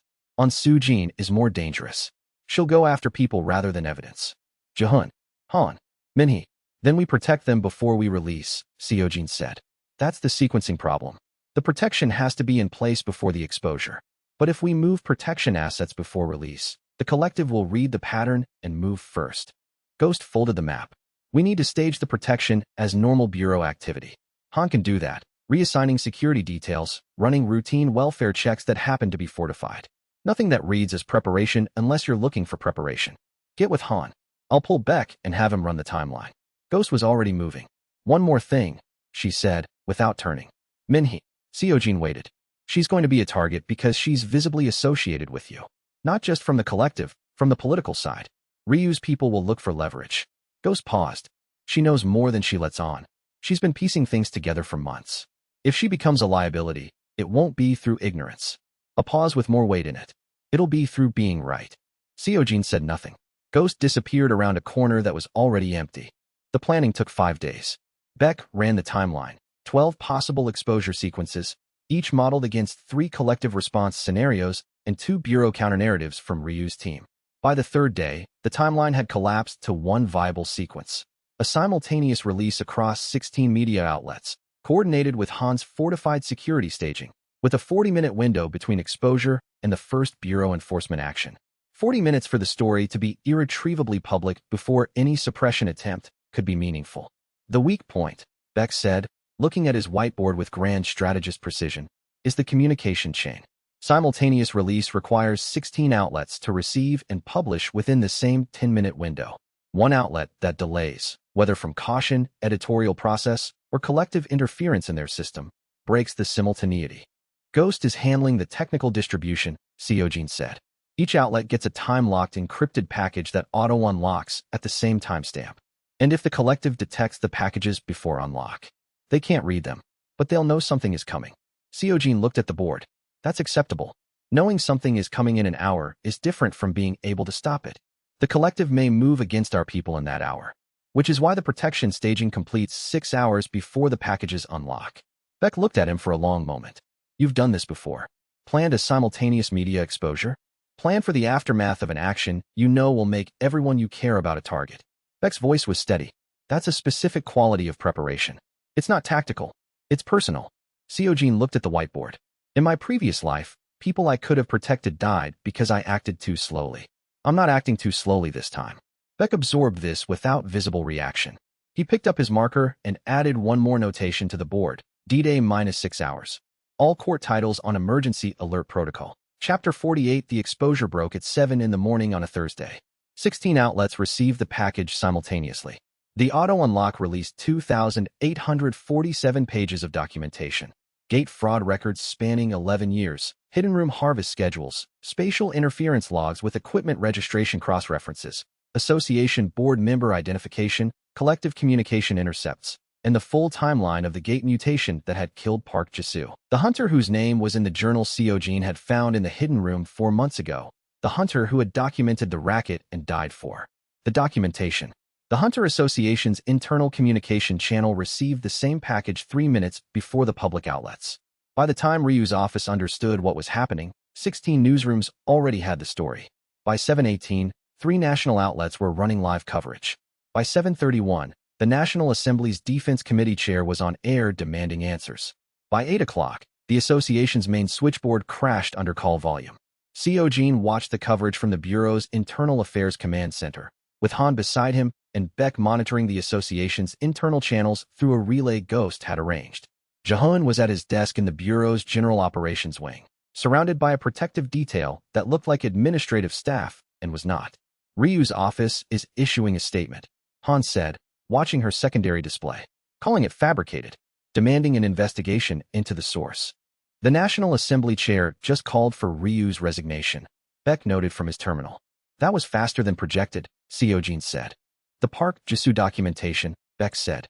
A hunter who documented the racket and then died in a gate mutation. The public doesn't need legal proceedings to reach a conclusion about what that means. Seojin looked at the coverage numbers. 1.4 million concurrent viewers on the largest outlet stream. Comments visible in the sidebar. Asterisk I knew it. I've known for years. Asterisk and my brother died in a gate delay last spring. And Zenith has been doing this for how long? The fury was real. It was the fury of people who had suspected something was wrong for a long time and had just been given permission to be certain. Seojin had read extensively about the psychology of systematic exposure. How populations responded when a suspicion they'd been told was paranoia turned out to be documented fact. The response wasn't just anger. It was a specific recalibration of trust, not only in the institutions that had been corrupt, but in the broader framework that had normalized their behavior. Hunters who'd spent careers assuming the game was fair were now revising every gate delay, every insurance claim denial, every natural mutation that had taken someone they'd known. The documentation hadn't created the anger. It had given the anger permission to be named. Beck was tracking the National Assembly's response channel on his secondary terminal. 3 committee chairs have issued statements in the past 8 minutes, he said. 2 are calling for investigation. 1 is calling for dissolution of the association's current board. How long before Ryu makes a decision? Han said. He already has, Beck said, without looking up. His office hasn't issued anything since the opening statement. A man who's decided to fight issues statements. A man who's decided to calculate issues nothing. He paused. He's counting votes. The collective will move within the hour, Seojin said. War Council to full range. Han glanced at him. The War Council's range was 2 kilometers. The Bureau's building was 1. You can monitor my people from here. Yes. She looked at him for a moment with the expression of someone filing away a capability they hadn't fully accounted for. All right, she said. Tell me the moment anything moves. Chapter 49. The collective's response arrived not as a direct attack, but as a shutdown. At 9:14 a.m., 2 hours and 14 minutes after the exposure, all gate information channels went dark simultaneously. The collective's sensor network, which fed early warning data to every major guild and the Bureau's gate monitoring division, cut its signal. No spawn alerts, no formation warnings, no early detection data for new gates across the country's 847 monitored hotspots. The Bureau's gate monitoring division flagged it within minutes. Nationwide sensor network failure. Source unknown, likely coordinated. Han was already moving. This is their leverage, she said. They're demonstrating what happens when we fight them. They're also demonstrating they still have infrastructure we haven't touched, Seojin said. He was at the strategic display, War Council running, thinking through the operational implications at the speed that organizational foresight allowed. The sensor network is proprietary. We have no redundancy. If 3 gates breach in unpopulated areas in the next 12 hours, the public doesn't notice. If 1 breaches near a residential district, people die, Han finished. Her face was controlled, but her jaw was set. They're saying, restore our system or we let civilians get killed by gates you can't see coming. Yes. Seojin looked at the display, and in the previous timeline, that argument would have worked. The public would have demanded the government negotiate rather than accept civilian casualties.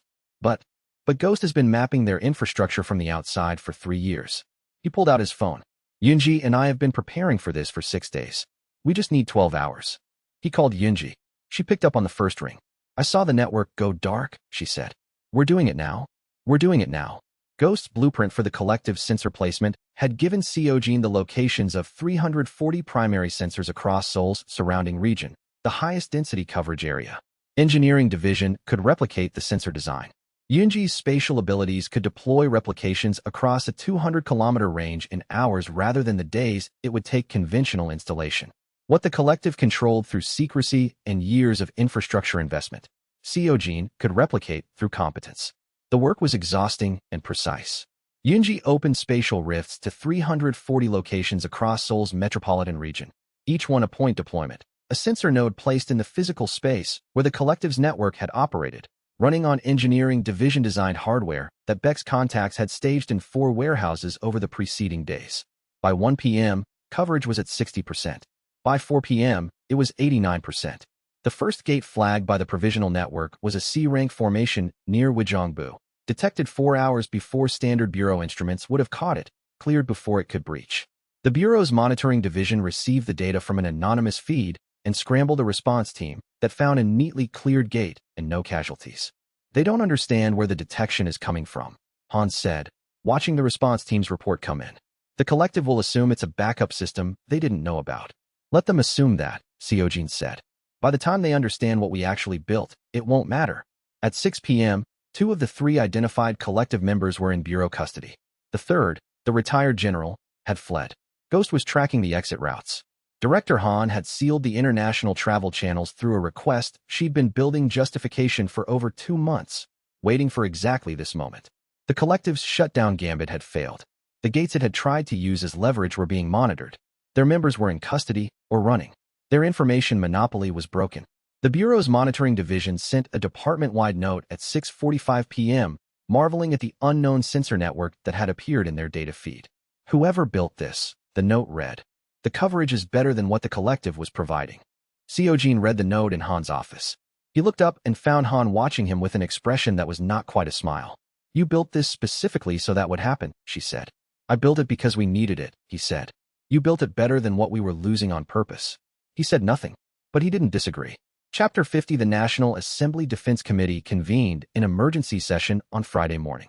By the time Chairman Ryu walked into the chamber, his credibility architecture had been dismantled in 27 hours. The Park Jisoo documentation had generated its own momentum.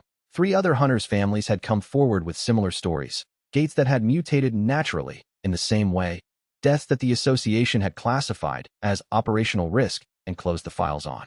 The spatial interference evidence from the Serpent's Ma Gate, the B-rank gate in Gwangmyeong, and 2 A-rank gates in the outer districts had been reviewed by 3 independent technical analysts who confirmed the manipulation signatures matched Zenith's registered equipment. Ryu resigned at 11:40 a.m. He did not cite the evidence directly. His statement mentioned the current environment and commitment to the association's integrity. The National Assembly chair's response noted that the committee was proceeding to investigation with or without Ryu's cooperation. Seojin was not in the chamber. He was at a training facility in the Sovereign Guild's leased space, a repurposed warehouse in the Gate District's industrial zone. Watching Yunji run precision rift exercises and thinking about the 30 title slots his guild now had room for were filled: Royal Physician, Grand Strategist, Spatial Vanguard, Shadow Chancellor. 26 open. He wasn't ready to fill them yet. Premature expansion was a specific failure mode he'd watched destroy guilds in the previous timeline. Organizations that had grown their headcount faster than their trust network and found that the extra bodies were more vulnerability than strength. The collective's 5 members were a case study in what happened when power was distributed to people whose loyalty was to the benefit rather than the mission. Yunji landed a spatial rift with 3 cm tolerance. She looked up with the expression she'd been wearing since the catastrophe gate: settled, certain, like someone who had found the outer boundary of their ability and discovered it was further out than they'd feared. Ryu resigned, she said. She'd been watching the news on a secondary screen between exercises. Yes. What happens now? She sat down on the mat, hands loose, breathing controlled. I mean, we've been building toward this exposure for months. It's done. The collective is broken. Ryu is out. Zenith is in trouble. What do we do next? Seojin considered the question seriously. She deserved a serious answer. Huang Taesun, he said. He was Ryu's patron and the collective's business partner, but none of the evidence we released directly names him. He's careful. He insulates himself through intermediaries. The hidden room racket was run through logistics companies he had arm's-length relationships with. The gate mutation engineering was Shin Donghyuk's operation, not officially Huang's. So he survives this. He survives this version. The investigation continues. Seojin watched her process this. The more important thing is what Huang told me on the rooftop. He said Zenith isn't the top of the food chain, that he built the system to survive what's coming. Yunji frowned. Do you believe him?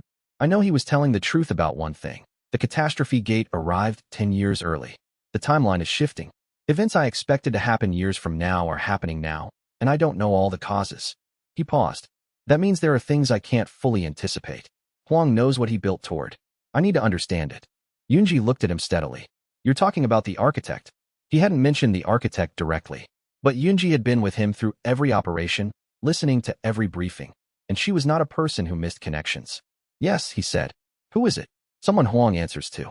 Someone with enough institutional authority to have shaped the entire guild hierarchy for decades. He looked at the rift she'd just landed. 3 centimeters.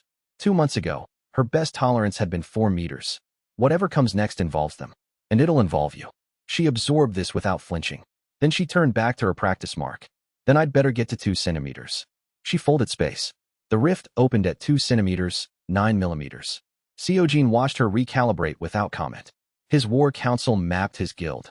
Minhee recovering, Beck planning. Ghost constructing something in the gap, where her presence was shaped absence. And he thought about the 30 slots and what shape they would need to take. Not for what had happened, for what was coming. Chapter 51. 3 days after Ryu's resignation, the hunter community's public discourse had the particular quality of a system renegotiating with itself. The hidden room documentation had been reviewed by enough independent analysts that its authenticity was no longer a meaningful debate. The question had shifted to what came after. Who was liable? How the Bureau restructured? What the new gate allocation framework looked like without the collective's information monopoly. Seojin followed this discourse with the professional distance of someone who had created the conditions and now needed to let the consequences develop at their own pace. What he was more focused on was the provisional sensor network.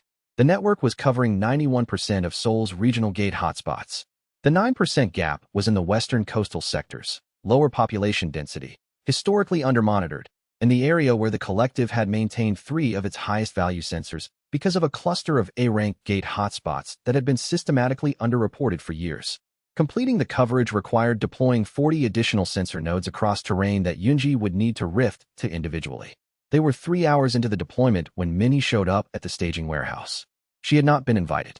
She'd tracked Yunji's location through the guild link. The Royal Physician title granted her a passive awareness of all court members' condition states, and inferred the rest from the Bureau's monitoring division feed, which she'd been reading because she was, in her own words, constitutionally incapable of not paying attention.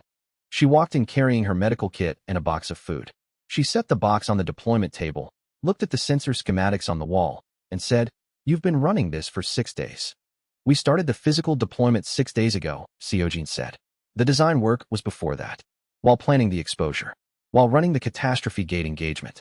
While everything else was happening." She said it without accusation. She was cataloging. "How many hours of sleep have you averaged?" "Enough.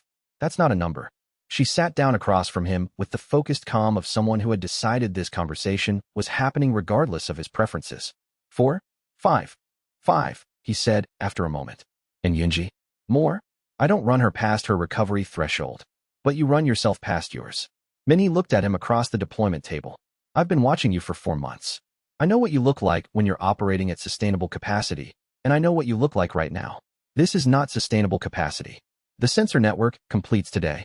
Then what comes next?" she said. "There's always a then what comes next." She paused. Seojin. He looked at her. "I'm not your medical officer right now," she said. "I'm whatever I am. What I am is someone who has been paying attention since we first ran together, and I've noticed things." Her voice stayed even. "You knew about the catastrophe gate before the gate opened. Not from the bureau feed. You knew the boss classification before your scout division scan. I watched your face when the first wave went in. You already knew what was going to happen to them." The warehouse was quiet. Yunji had stepped out to run the final deployment sequence. "You knew about the Serpent's Maw before Ghost told you," Minhee continued. "You knew about Park Jisoo before the documentation was assembled. I saw you read the journal and not react like someone encountering information for the first time. You reacted like someone confirming something they already knew." She folded her hands on the table. "I'm not asking how. I can't figure out how, and I've been trying for weeks. I'm asking what it's costing you." Seojin was quiet for a long moment. Outside, the city moved through its afternoon rhythms. Delivery vehicles, transit signals, the distant hum of a gate monitoring drone on its standard circuit. "It costs more some days than others," he said finally. "The 23 casualties." He looked at her. "You said 24 fewer after the catastrophe gate. Not 23 survived, or the casualties were lower than expected. You said fewer, and you had a specific number of comparison." Her eyes were steady. "Who did you compare it to?" He thought about how much truth a partial answer could carry. Then he thought about what Minnie had been doing for 4 months, showing up, doing the work, asking nothing in return, and he gave her more than a partial answer. In another version of events, he said, 47 people died in that engagement. In this one, 23 did. She absorbed this. Her expression didn't change. She was a professional, and professional expression management was a survival skill in emergency medicine. "You've seen it happen," she said. "Yes. And the Serpent's Maw. The gate mutations. Park Jisoo. I knew about them." Minnie was quiet for a moment. "Then, how much of what's happened over the last 4 months have you been steering?" "Knowingly. Most of it," he said. "Some of it went differently than I expected. The catastrophe gate arrived 10 years early. The timeline is shifting because of things I did differently. Which means some of your knowledge is now wrong." "Yes." She took a slow breath. "Okay," she said. He waited. "That's all," she said. "Okay. I'm not. I don't need you to explain how, or give me a philosophy lecture on the ethics of knowing the future. I'm a medical professional. My job is patient welfare, not metaphysics." She stood and picked up a sensor schematic from the deployment table, examining it with the same focused attention she brought to medical equipment. "What I need you to understand is that whatever you're carrying from the previous version of events, grief, guilt, the knowledge of how things went wrong, that's a real weight. And sustained high-load operation under real weight causes the same kind of failure as sustained high-load operation under physical injury. I've watched it happen. You're saying I need more sleep. I'm saying you're going to run yourself into the ground on a timeline where you can't afford to be down when it matters." She set the schematic back down. "Let me take some of it. That's what I'm here for. You're here because I recruited you to a combat role. I'm here," she said, with the particular precision of someone correcting a fundamental mischaracterization. "Because you are the first person in my career who has treated every hunter in an operation as worth protecting. Not strategically worth protecting. Actually worth protecting." She picked up the box of food she'd brought and placed it next to the sensor equipment. "Eat. Then brief me on the Western Sector coverage plan. You'll think more clearly." Seojin looked at her for a moment. Then he picked up a food container. "The Western Sector," he said, "has 3 A-rank hotspots the collective was farming for rare material drops. I want to get eyes on all 3 before Zenith finds out the network exists. Tell me the approach," she said, settling into the briefing the way she settled into everything, completely. Chapter 52. The 3 Western Sector hotspots were cleared and censored by Thursday evening. The provisional network reached 97% coverage at 8:23 p.m. The remaining 3% was inaccessible terrain in the mountain gate zones north of Seoul, locations the collective hadn't maintained sensors for either, meaning the coverage gap was pre-existing rather than a new vulnerability. Seojin flagged the locations for future deployment and noted them in the Bureau's monitoring division briefing that Han submitted on his behalf. He did not attach his name to the briefing. The monitoring division continued to receive detection data from the anonymous network and continued to send response teams to gates that were cleared before they breached. 3 more gates in the first week, 11 in the second. The division's operational efficiency numbers were better than any period in its recorded history. Someone in the division had started calling the anonymous feed the Ghost line. Ghost, informed of this, had said, "They named it after me and don't know it." A pause. "I find that appropriate." Hwang Taeson's public silence continued. In the 2 weeks following Ryu's resignation, Hwang had issued one statement through Zenith's communications team, a vague expression of full cooperation with any investigations that committed to nothing and retracted nothing. He had not appeared in public. He had not responded to media requests.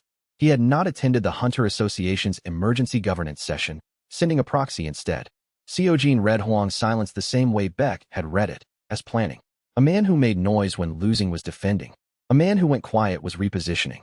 Hwang had built Zenith through exactly this mechanism, reading shifts before they became crises and adjusting in time to benefit from the adjustment. He'd done it with the collective's establishment, with the Bureau's capture, with the media narrative management after every guild challenge Sovereign had issued. He was doing it now. The question was repositioning toward what? He still has combat supremacy, Beck said, in the weekly strategy session. 30 S-rank hunters. A facility network that controls 7 of the country's 15 A-rank gate zones. The contract infrastructure that locks 3 mid-tier guilds into preferential gate-sharing agreements. He drew the 4 pillars on his board, the same diagram he'd drawn in the first session 4 months ago. 2 of the pillars had lines through them. Bureau influence, public opinion. Gate control and combat supremacy are still standing. Combat supremacy isn't standing, Seojin said. He knows it isn't. He watched the catastrophe gate footage the same as everyone else. Beck considered this. He knows you can operate at SS rank equivalent. He knows Yunji is developing toward capabilities that could change gate engagement doctrine entirely. He's probably calculating that direct combat isn't viable. He studied the board, which means the remaining pillar he can meaningfully leverage is gate control. The 7A rank zones his facility network controls. He can't close the gates, Seojin said. That's criminal endangerment. He doesn't have to close them. He has to slow access. Beck tapped the board. If Zenith's facility network starts experiencing delays, maintenance shutdowns, equipment failures, access restriction litigation, those 7 zones become bottlenecks. The hunter community gets frustrated. Sovereign doesn't control the zones. The Bureau can compel access, but the legal process is slow. He paused. In the previous timeline, was this his move? In the previous timeline, Seojin said, Sovereign didn't exist. Hwang didn't need to make defensive moves. He was always expanding. He looked at the board. I don't know exactly what he does from here. The timeline has shifted enough that I can't be certain. Beck nodded, filing this without judgment. Then we prepare for what he can do rather than what we know he did. Chapter 53. Hwang's move came on a Tuesday. Not through gate access restriction. Through the Hunter Association's classification committee, the body that had been reconstituted after Ryu's resignation with a nominally independent chair who had, it turned out, received a significant donation from a Zenith-adjacent foundation 3 years prior. The classification question, did Kang Seojin's guild's sovereign system constitute artificial enhancement of hunter capabilities beyond natural awakening parameters? If yes, Sovereign's operating license was subject to mandatory review. Gate clearing credentials would be suspended pending the review. All guild merit accumulated through enhanced operations would be flagged for audit. The legal frame was technically coherent. It exploited exactly the ambiguity Seojin had known existed. The system was unique enough that classification was genuinely uncertain, and uncertainty was something Hwang's legal team could turn into a years-long process. He's not trying to win the classification fight, Ghost said, reviewing the filing in Han's office. He's trying to slow you down. If your gate credentials are suspended during review, you can't operate. If you can't operate, the collective remnants have time to regroup. And the 2 who fled, Jang Hyunwoo and On Soo-jin, Han said, are still underground. If Hwang buys them 3 months, they resurface with new covers and the intelligence they took when they fled. Ghost set down the filing. This is a play for time. How do we close the time? Seojin said. The classification committee, Han said. The vote is 10 to 10 without an external advisor's tiebreaker. The committee's external advisor slot is currently empty. Ryu's preferred advisor resigned with him. The replacement hasn't been announced. Who appoints the replacement? The association's executive council, which is currently operating without a chair. Han looked at Seojin. The executive council has 3 members. 2 are reformed. They came out immediately after the exposure and voted for Ryu's removal. The third is a holdover. If the reformed members select an independent advisor before the holdover can maneuver a favorable appointment, the classification vote goes to someone without a conflict of interest. Timeline. The committee session is in 14 days.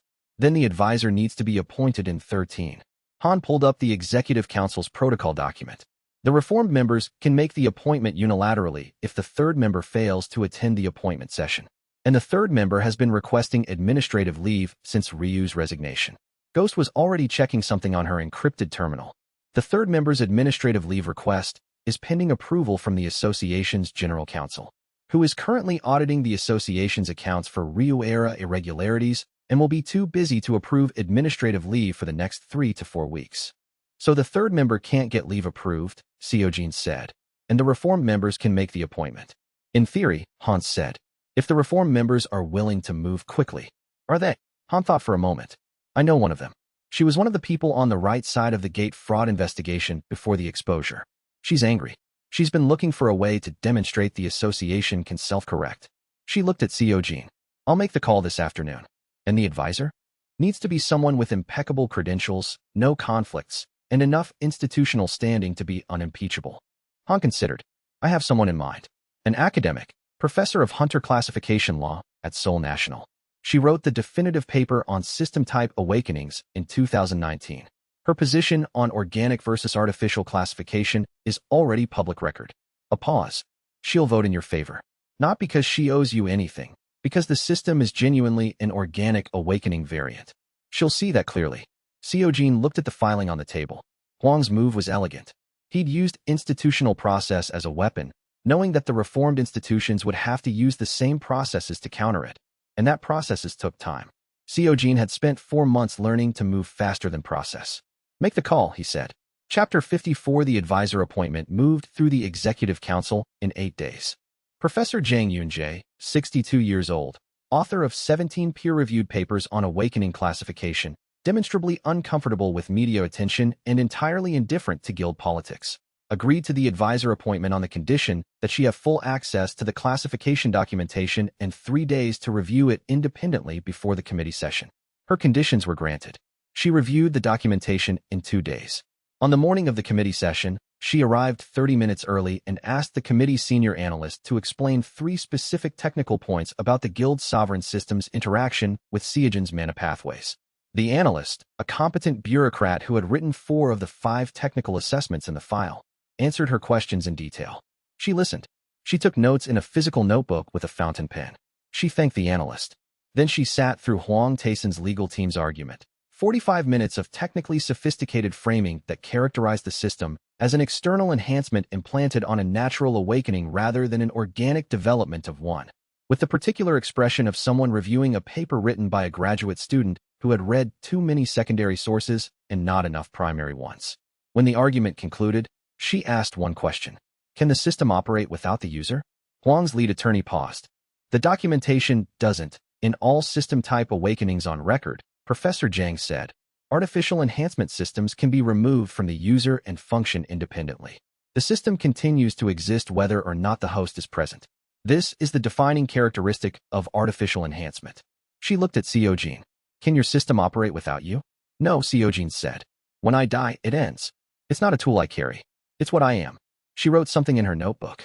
The vote was 11-9 in favor of natural awakening variant. The 3 uncertain members had voted with the technical evidence rather than the procedural concern. Seojin had watched each of them through the session. The 2 who'd come in with genuine uncertainty settling as the professor's analysis built its case layer by layer. The one who'd been cautious making a decision in the 40 seconds between the professor's final statement and the chair calling for the vote. That 40 seconds had the particular quality of a person choosing which version of their own cowardice was acceptable, the one that followed institutional pressure or the one that followed the evidence. He'd chosen the evidence. Hwang's legal team filed an appeal within the hour. The appeal would take 6 months to reach the committee's review board. In the interim, Sovereign's credentials remained active. Ghost met Seojin in the corridor outside the committee chamber. He'll try something else, she said. Yes. And the two who are underground are running out of time to resurface on favorable terms. Seojin watched the legal team file out of the chamber, their faces controlled. Jang and On know the collective is broken. Their value to Huang decreases the longer they wait. They'll want to negotiate terms before the investigation closes, and they lose leverage. He paused. Or they'll decide attack is better than negotiation. Which do you think it is? He thought about Jang Heinwa's file, former military intelligence, shadow type ability, a methodical operational record with 0 unnecessary escalations. And On Seojin, a mind control ability that she'd used surgically for a decade, infiltrating systems rather than destroying them. Attack, he said. But not random. Targeted. Who? He looked down the corridor toward the Bureau's operations wing, where Jehun was at his desk, 3 floors above. Whoever they think they can use. Ghost's face didn't change, but she was already moving. Chapter 55. Yunji called Seojin at 10 p.m. on a Wednesday. She didn't lead with what had happened. She said, I think something's wrong with Jehun. Seojin was out of his apartment and moving before she finished the sentence. The War Council confirmed it. Jehun's mana signature in the Bureau building was wrong. Not absent, not injured. Wrong. Still, in the way a person was still who had stopped deciding their own movements. He called Han from the street. On Seojin is in the Bureau building. Jehun is compromised. A moment of silence. The silence of someone who had been expecting this and dreading it. Then, I'm sending my unit. How long? 12 minutes. I'll be there in 4. He ran. Formation of 1 active, combat division pushing his speed past what a standard A rank should be capable of.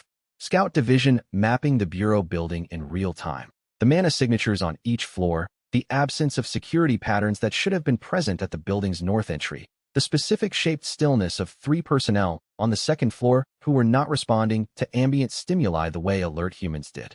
On had been in the building for at least 2 hours. The north entry was unmanned. Seojin went through the service access. Engineering division calculating the door mechanism in 3 seconds, the lock cycling open. He was inside and on the stairwell before the door finished closing. 2nd floor, 3 compromised personnel, all facing the same direction. A pointing vector. He tracked it. 3rd floor, east corridor. Jehun's office. He moved fast and silent. Intelligence division reading the air, micro-expressions, involuntary stress responses in the mana signatures of anyone in range. At the 3rd floor landing. 2 compromised security personnel, both standing at parade rest with the loose, unanchored posture of people whose decision-making had been externally suspended. He went past them and pushed open the stairwell door. The corridor was empty. Jehun's office light was on. Seojin walked to the door and looked through the glass panel. Jehun was at his desk. He was writing something.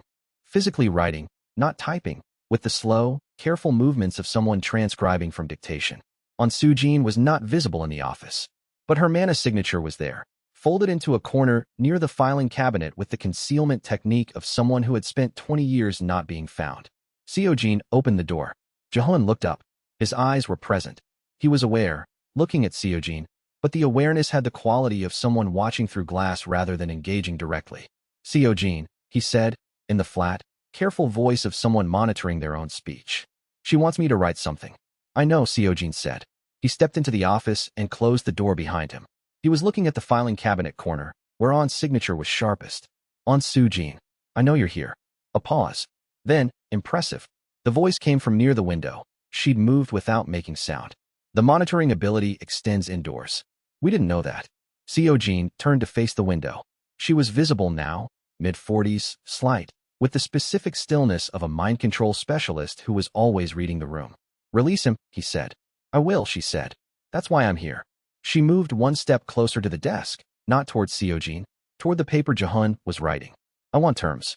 What I know about Jang's current location, in exchange for walking out of this building and a path out of the country. You tried to use Jehun as leverage. I'm demonstrating I can. Not using him. She glanced at Jehun. He's been writing a shopping list. Nothing classified. I needed you to come here. She looked back at Seojin. Jang has decided on attack. I've decided on survival. Those are different positions.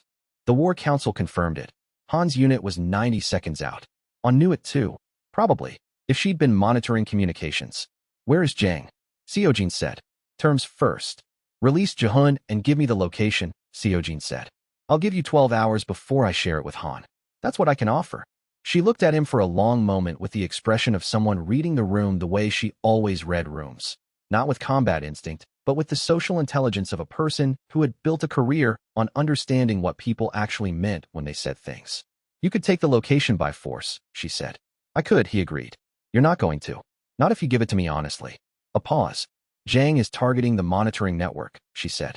Not the sensor hardware, the data relay point. There's a central collection node in the Bureau's infrastructure subnet. If he destroys it, the whole network's data goes dark even if the sensors stay active.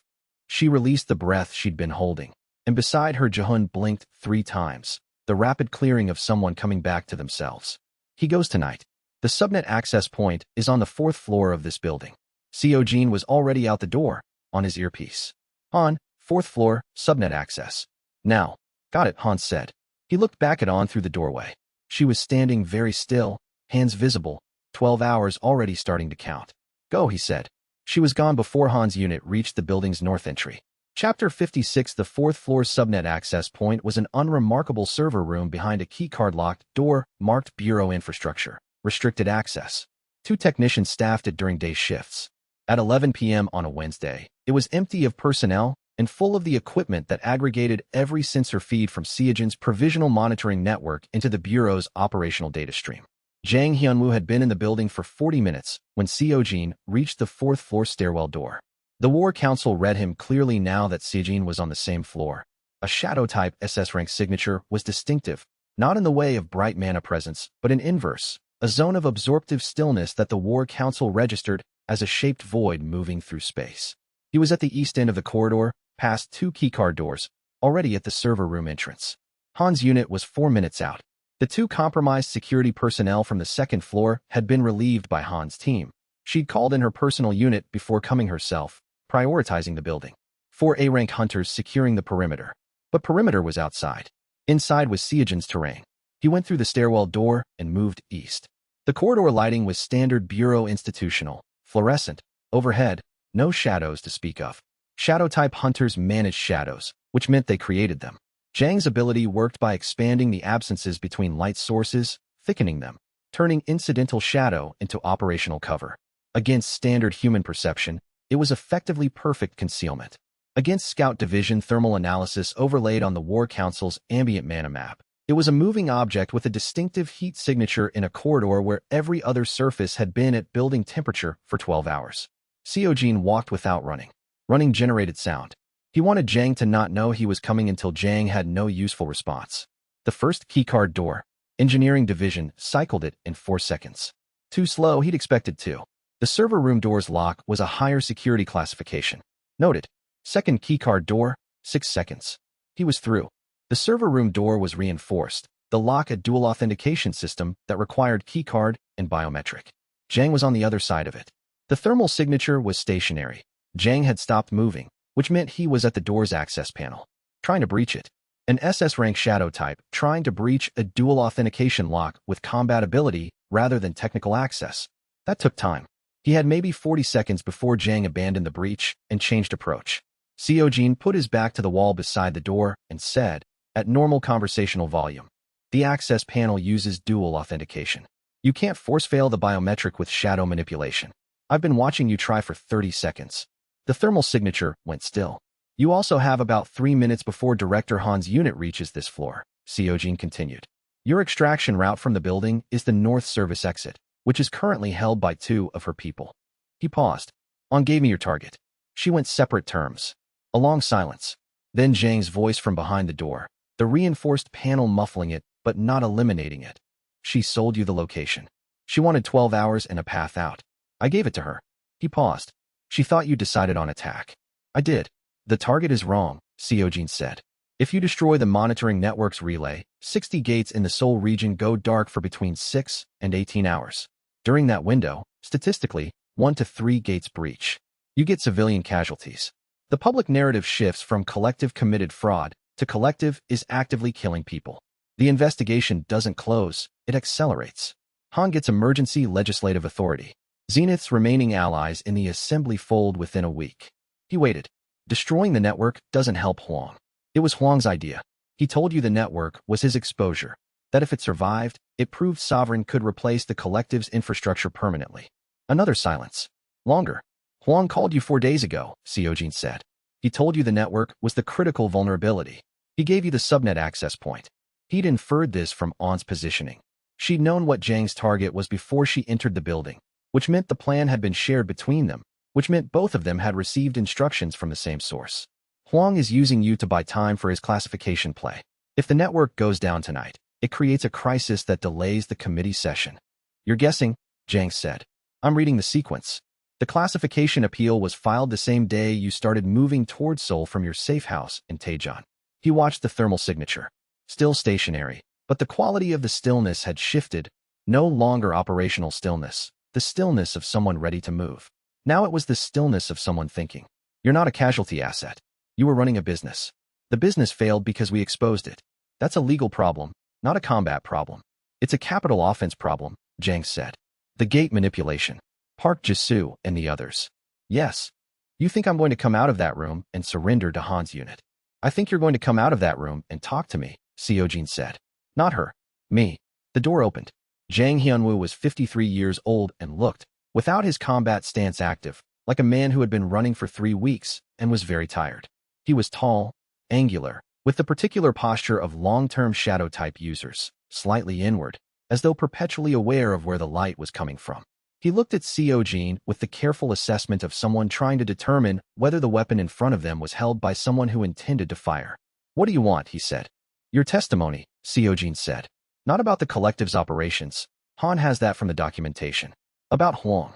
His direct involvement in the gate manipulation engineering. Shin Donghyuk's specific orders. The chain of command between Zenith's operations division and the collective's interference work. He watched Zhang's face. The documentation proves the racket. Your testimony proves Huang ran it. That makes me a witness, not a suspect. It makes you a cooperating witness with a negotiated sentence rather than a fugitive who attacked bureau infrastructure. Seojin heard Han's unit on the stairwell, 2 floors below, moving up. That negotiation needs to be complete before they reach this floor. Zhang looked at the server room, door he hadn't been able to breach. Then at the corridor, and the sound of measured footsteps 2 floors down. How specific does the testimony need to be, he said. Specific enough that Huang Taesun cannot frame it as circumstantial, Seojin said. Dates, instructions, personnel. The Leviathan manipulation, Serpent's Maw. You ran that operation. Zhang's jaw tightened. Not with resistance. With the expression of someone calculating what they could live with. The Serpent's Maw classification manipulation used equipment registered to Zenith's R&D division because Huang authorized the equipment transfer personally. I have the authorization records. A pause. I kept everything. Insurance. That's enough, Seojin said. He called Han. Chapter 57 Han's unit took Zhang into custody at the 4th floor landing at 11:40 p.m. The process was efficient and without incident.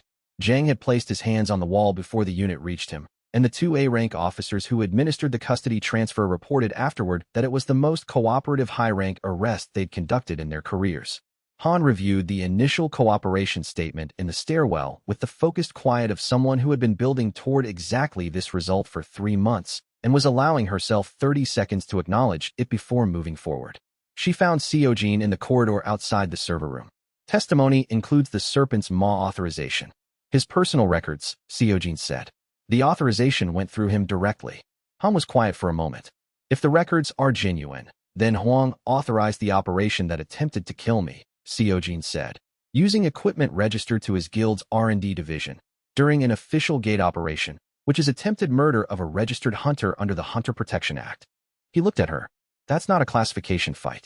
That's a criminal charge that bypasses the association's jurisdiction entirely and goes to the National Assembly's Security Committee.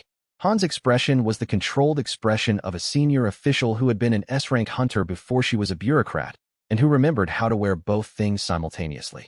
The records need forensic verification before they're admissible. That takes 48 to 72 hours. Do you need me for the verification process? No. Go home. She looked at him with the directness of someone who had been in the same operational tempo for 3 months and was aware of what that cost. I'll call you when the records are confirmed. Seojin went home. He was asleep before midnight for the first time in 2 weeks. In the morning, Minnie sent him a message. Asterisk the Zhang testimony is already on 3 news channels. Someone in Han's unit talked. Asterisk a pause. Then, Huang held a press conference at 7 a.m. He checked the coverage. Huang Taesun stood at a podium in front of Zenith headquarters' main entrance with the composure of a man who had decided that composure was the only asset he had left, and he was deploying it with everything he had. He was, as always, handsome in the specific way of someone who had spent decades cultivating how they looked in difficult moments. The faint lines at the corners of his eyes suggesting conviction rather than age, the set of his jaw suggesting principle rather than calculation. "I want to address directly what is being reported this morning," Huang said. "Zhang Hyunwoo is a former associate whose testimony, I am told, makes certain claims about my involvement in his operations. I categorically deny those claims. More importantly, and I want the Korean people to hear this directly, I want to ask a question that nobody has asked." He paused. "Who is Kang Seojin?" Huang said. "He appeared 4 months ago with a guild of one. He cleared gates faster than full parties. He survived encounters that should have killed him at his stated rank. He exposed a conspiracy that somehow he had perfect foreknowledge of. He built a monitoring network in 6 days that matches infrastructure the collective spent 20 years developing." Another pause. "These are not the accomplishments of a natural B-rank hunter with a unique system. These are the accomplishments of someone with prior knowledge, either classified intelligence that was improperly accessed, or something else. A beat. I believe the Hunter Association's Classification Committee should have full access to the Guild's sovereign system's technical architecture before rendering any verdict on its legality. If there's nothing to hide, there's nothing to fear from transparency." Seojin turned off the coverage. He sat in his apartment with his morning coffee and thought about Huang's calculation. It was a good move, within the constraints Huang was operating under. The accusation didn't need to be true to be useful. It created uncertainty, gave Huang's remaining allies a narrative to work with, and framed the classification fight as a public interest issue rather than a corporate defense maneuver. The prior knowledge framing was particularly sharp, because Huang wasn't wrong. Seojin did have prior knowledge. He couldn't explain where it came from without explaining things he couldn't explain, and "I can't explain my advantage" was a difficult position to hold under sustained public scrutiny. He called Ghost. "I saw it," she said, without preamble. "The classification committee session is in 4 days," he said. "After last night's developments, Huang's legal team will argue that Zhang's cooperation is motivated testimony, that I arranged the arrest to apply pressure ahead of the vote. The committee will feel that pressure. It's a procedural contamination argument," Ghost said. "Whether or not it has merit, it gives wavering committee members cover to vote against you. They can say the process was compromised. Who are the wavering members? 3. 2 of them came into the committee with genuine uncertainty about system-type classification. One of them was appointed by the reformed Executive Council, but has been cautious about taking strong positions publicly." Ghost paused. "If the professor makes a clear technical case before the procedural argument gets traction, the uncertain members have cover to follow the technical evidence rather than the procedural concern." "Professor Zhang's presentation is scheduled for day 1 of the session," Seojin said. "The procedural argument would come on day 2. Then day 1 needs to be definitive enough that day 2 doesn't matter." Chapter 58. The committee session ran for 2 days. On day 1, Professor Jang Yoon-jae presented a 47-minute technical analysis of the Guild's sovereign system's classification criteria. She had reviewed every peer-reviewed paper on system-type awakenings published in the previous 20 years, cross-referenced with the Bureau's classified files on known artificial enhancement technologies, and built a comparative framework that addressed the classification question the same way she would have addressed it in a graduate seminar, with evidence, sequentially, without editorial. The core finding, stated without rhetorical flourish: every artificial enhancement system on record can be externally verified, replicated in laboratory conditions, or transferred to a non-original user. None of these conditions apply to the Guild sovereign system. Its mechanics are consistent with organic awakening variance in every measurable parameter. The fact that it produces outcomes that exceed standard rank expectations is not evidence of artificial origin. It is evidence of an awakening with unusually broad capability scope. We have examples of such awakenings across all ability types. This is one of them. She fielded questions for 30 minutes.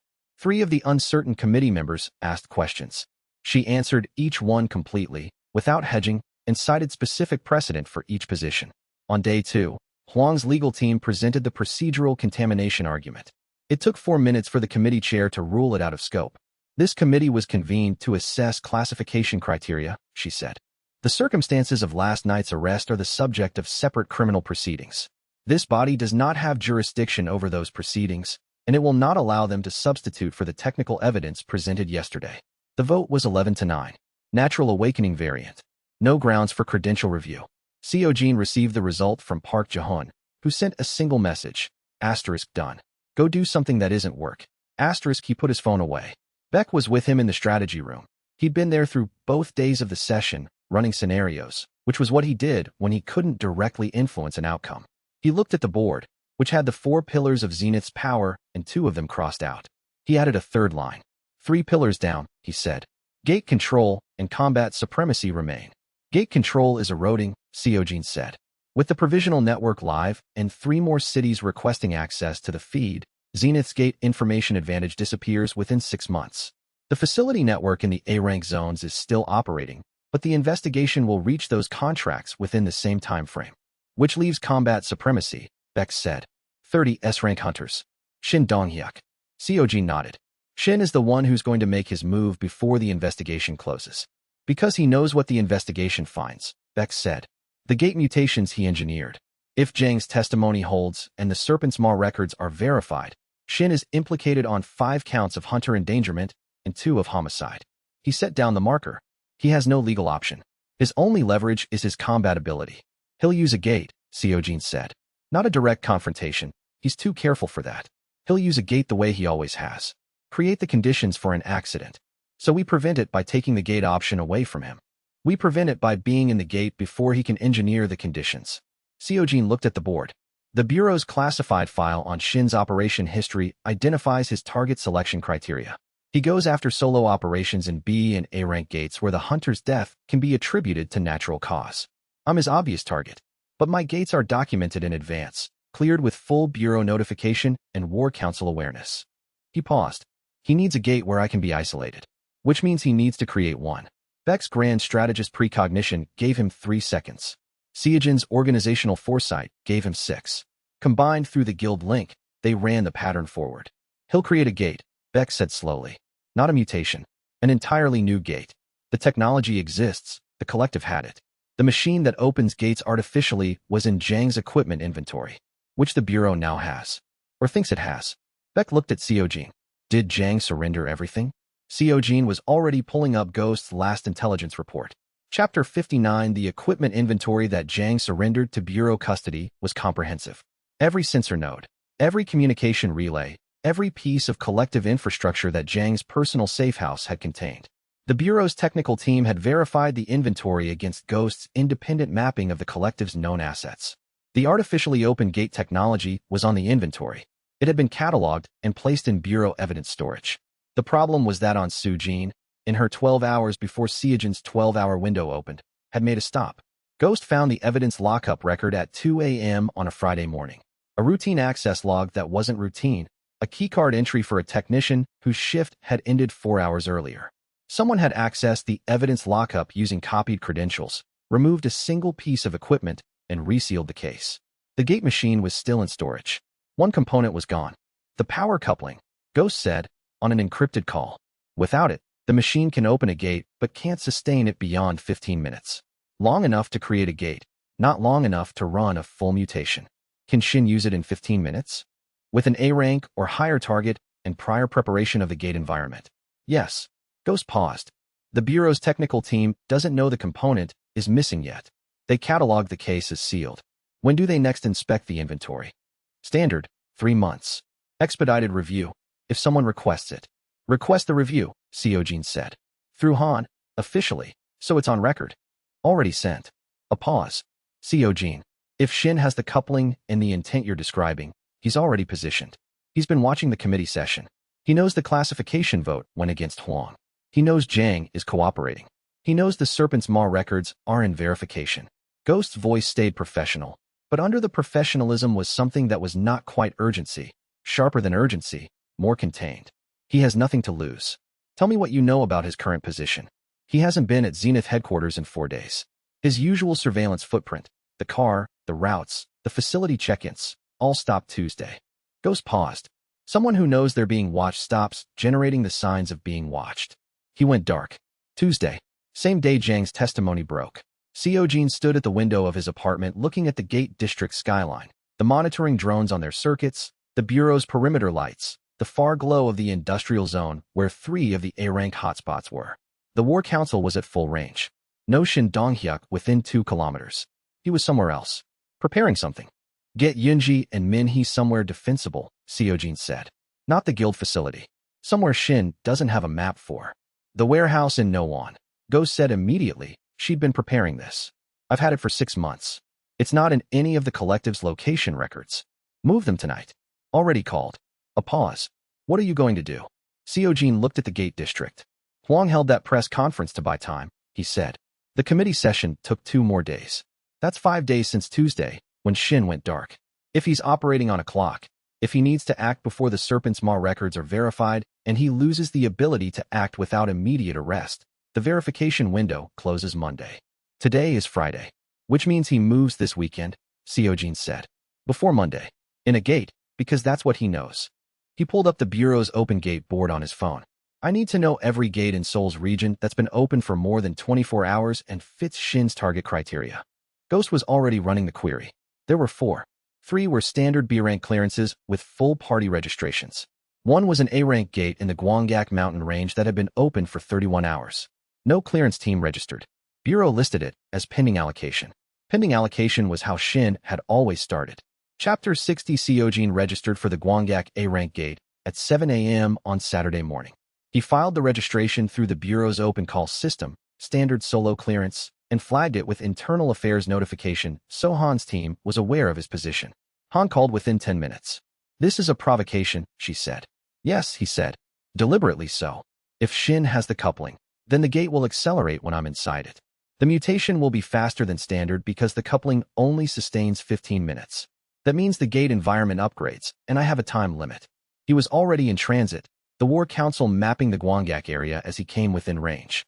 If I don't enter the gate, Shin engineers a situation where someone else does. A pickup team or a solo hunter who doesn't know what they're walking into. Han was quiet for a moment. What do you need from me? External monitoring of the gate entry point. If someone approaches to trigger the coupling externally, I need to know before they're in position. He paused. And one thing that isn't tactical. What? If this goes wrong, if the gate escalates faster than I can clear it, the provisional monitoring network relay point is on level 4 of the Bureau building, subnet access behind the restricted door. The documentation for the network architecture is in a physical binder in the evidence lockup under my name. Anyone with engineering division knowledge can maintain the network without me. He paused. I'm telling you this because I wanted to continue regardless of what happens today. A silence. It won't come to that, Han said. Probably not, he agreed. But probably isn't certainly. Seojin. Her voice was level. Come back from this gate. That's the plan, he said. He entered the gate at 8:14 a.m. The Gwanggak A-rank interior was a mountain cave system, natural stone corridors, low ceilings in the approach chambers, opening to larger caverns further in. Scout Division mapped it in the first 30 seconds. 11 chambers, 47 A-rank monsters in standard distribution, a boss chamber at the deepest point. Standard A-rank configuration. He cleared the first 3 chambers without incident. At the 4th chamber, the gate shuddered. Not a natural shudder, the specific resonant tremor of a gate's rank structure being externally pressured. The monsters in the 4th chamber stopped their patrol patterns and began moving in the agitated, unfocused way of creatures whose environment was destabilizing. Their rank signatures were climbing. 15 minutes. Seojin activated every department simultaneously. The full stack, combat division's formation of 1 running at maximum configuration, War Council tracking the chamber layout, Scout Division reading the accelerating monster signatures. The 4th chamber's A-rank monsters were climbing toward S-rank equivalent. He moved fast. Formation of 1 meant he moved through the chamber with the coordinated efficiency of a 6-person assault team compressed into 1 body. A flanker's positioning, a point fighter's strike timing, a scout's path selection, a medic's damage management, all running in parallel. The accelerating monsters hit harder than A-rank baseline. He took 2 impacts that Medical Corps absorbed at the outer edge of its range, and he was through the chamber before the signatures fully crested. 5th chamber. 6th. The acceleration was building. Each successive chamber's monsters were higher baseline than the ones before, the coupling's effect compounding through the gate's internal mana structure. He reached the boss chamber at the 12-minute mark. The boss was a stone titan, an A-rank creature that, under normal gate conditions, required a 4-person minimum party. Under the current conditions, its signature was reading at S-rank equivalent and still climbing. Seojin had 3 minutes before the coupling's sustained phase ended. After 15 minutes, the coupling destabilized. It would either catastrophically escalate or collapse. In either case, The gate was no longer a controlled environment. He engaged. Formation of one at full extension. Every technique he'd refined across 10 years and 67 gates in this timeline. Every pattern that his decade-long career had built into combat memory. The Stone Titan was large, powerful, and accelerating, but it was also a predictable type. He'd cleared 11 Stone Titan variants in his previous life. He knew the joint structures, the attack timing, the 3 windows that opened between its sequential strike patterns. 2 windows. He used them. First, a disabling strike to the Titan's primary joint that reduced its lateral movement. Second, a concentrated burst through the exposed core channel, medical core burn absorbing the Titan's counterattack at the same moment. The Titan collapsed at the 14-minute mark. The gate began closing. Seojin walked out of the gate at 9:11 a.m., carrying the boss crystal, with 4 fractured rib analogs and a mana burn across his left forearm that his medical core buff was already addressing. Director Han was at the gate entry with 6 of her unit, and beside her, in bureau custody, with the specific expression of a man who had lost the last viable position and was calculating what remained, Shin Dong-hyuk, S-rank, Zenith Vice Master, the man who had, in another timeline, signed off on the lack of a rescue team that left Kang Seojin to die alone in a B-rank gate that nobody thought was worth clearing. He was handcuffed with mana suppression restraints.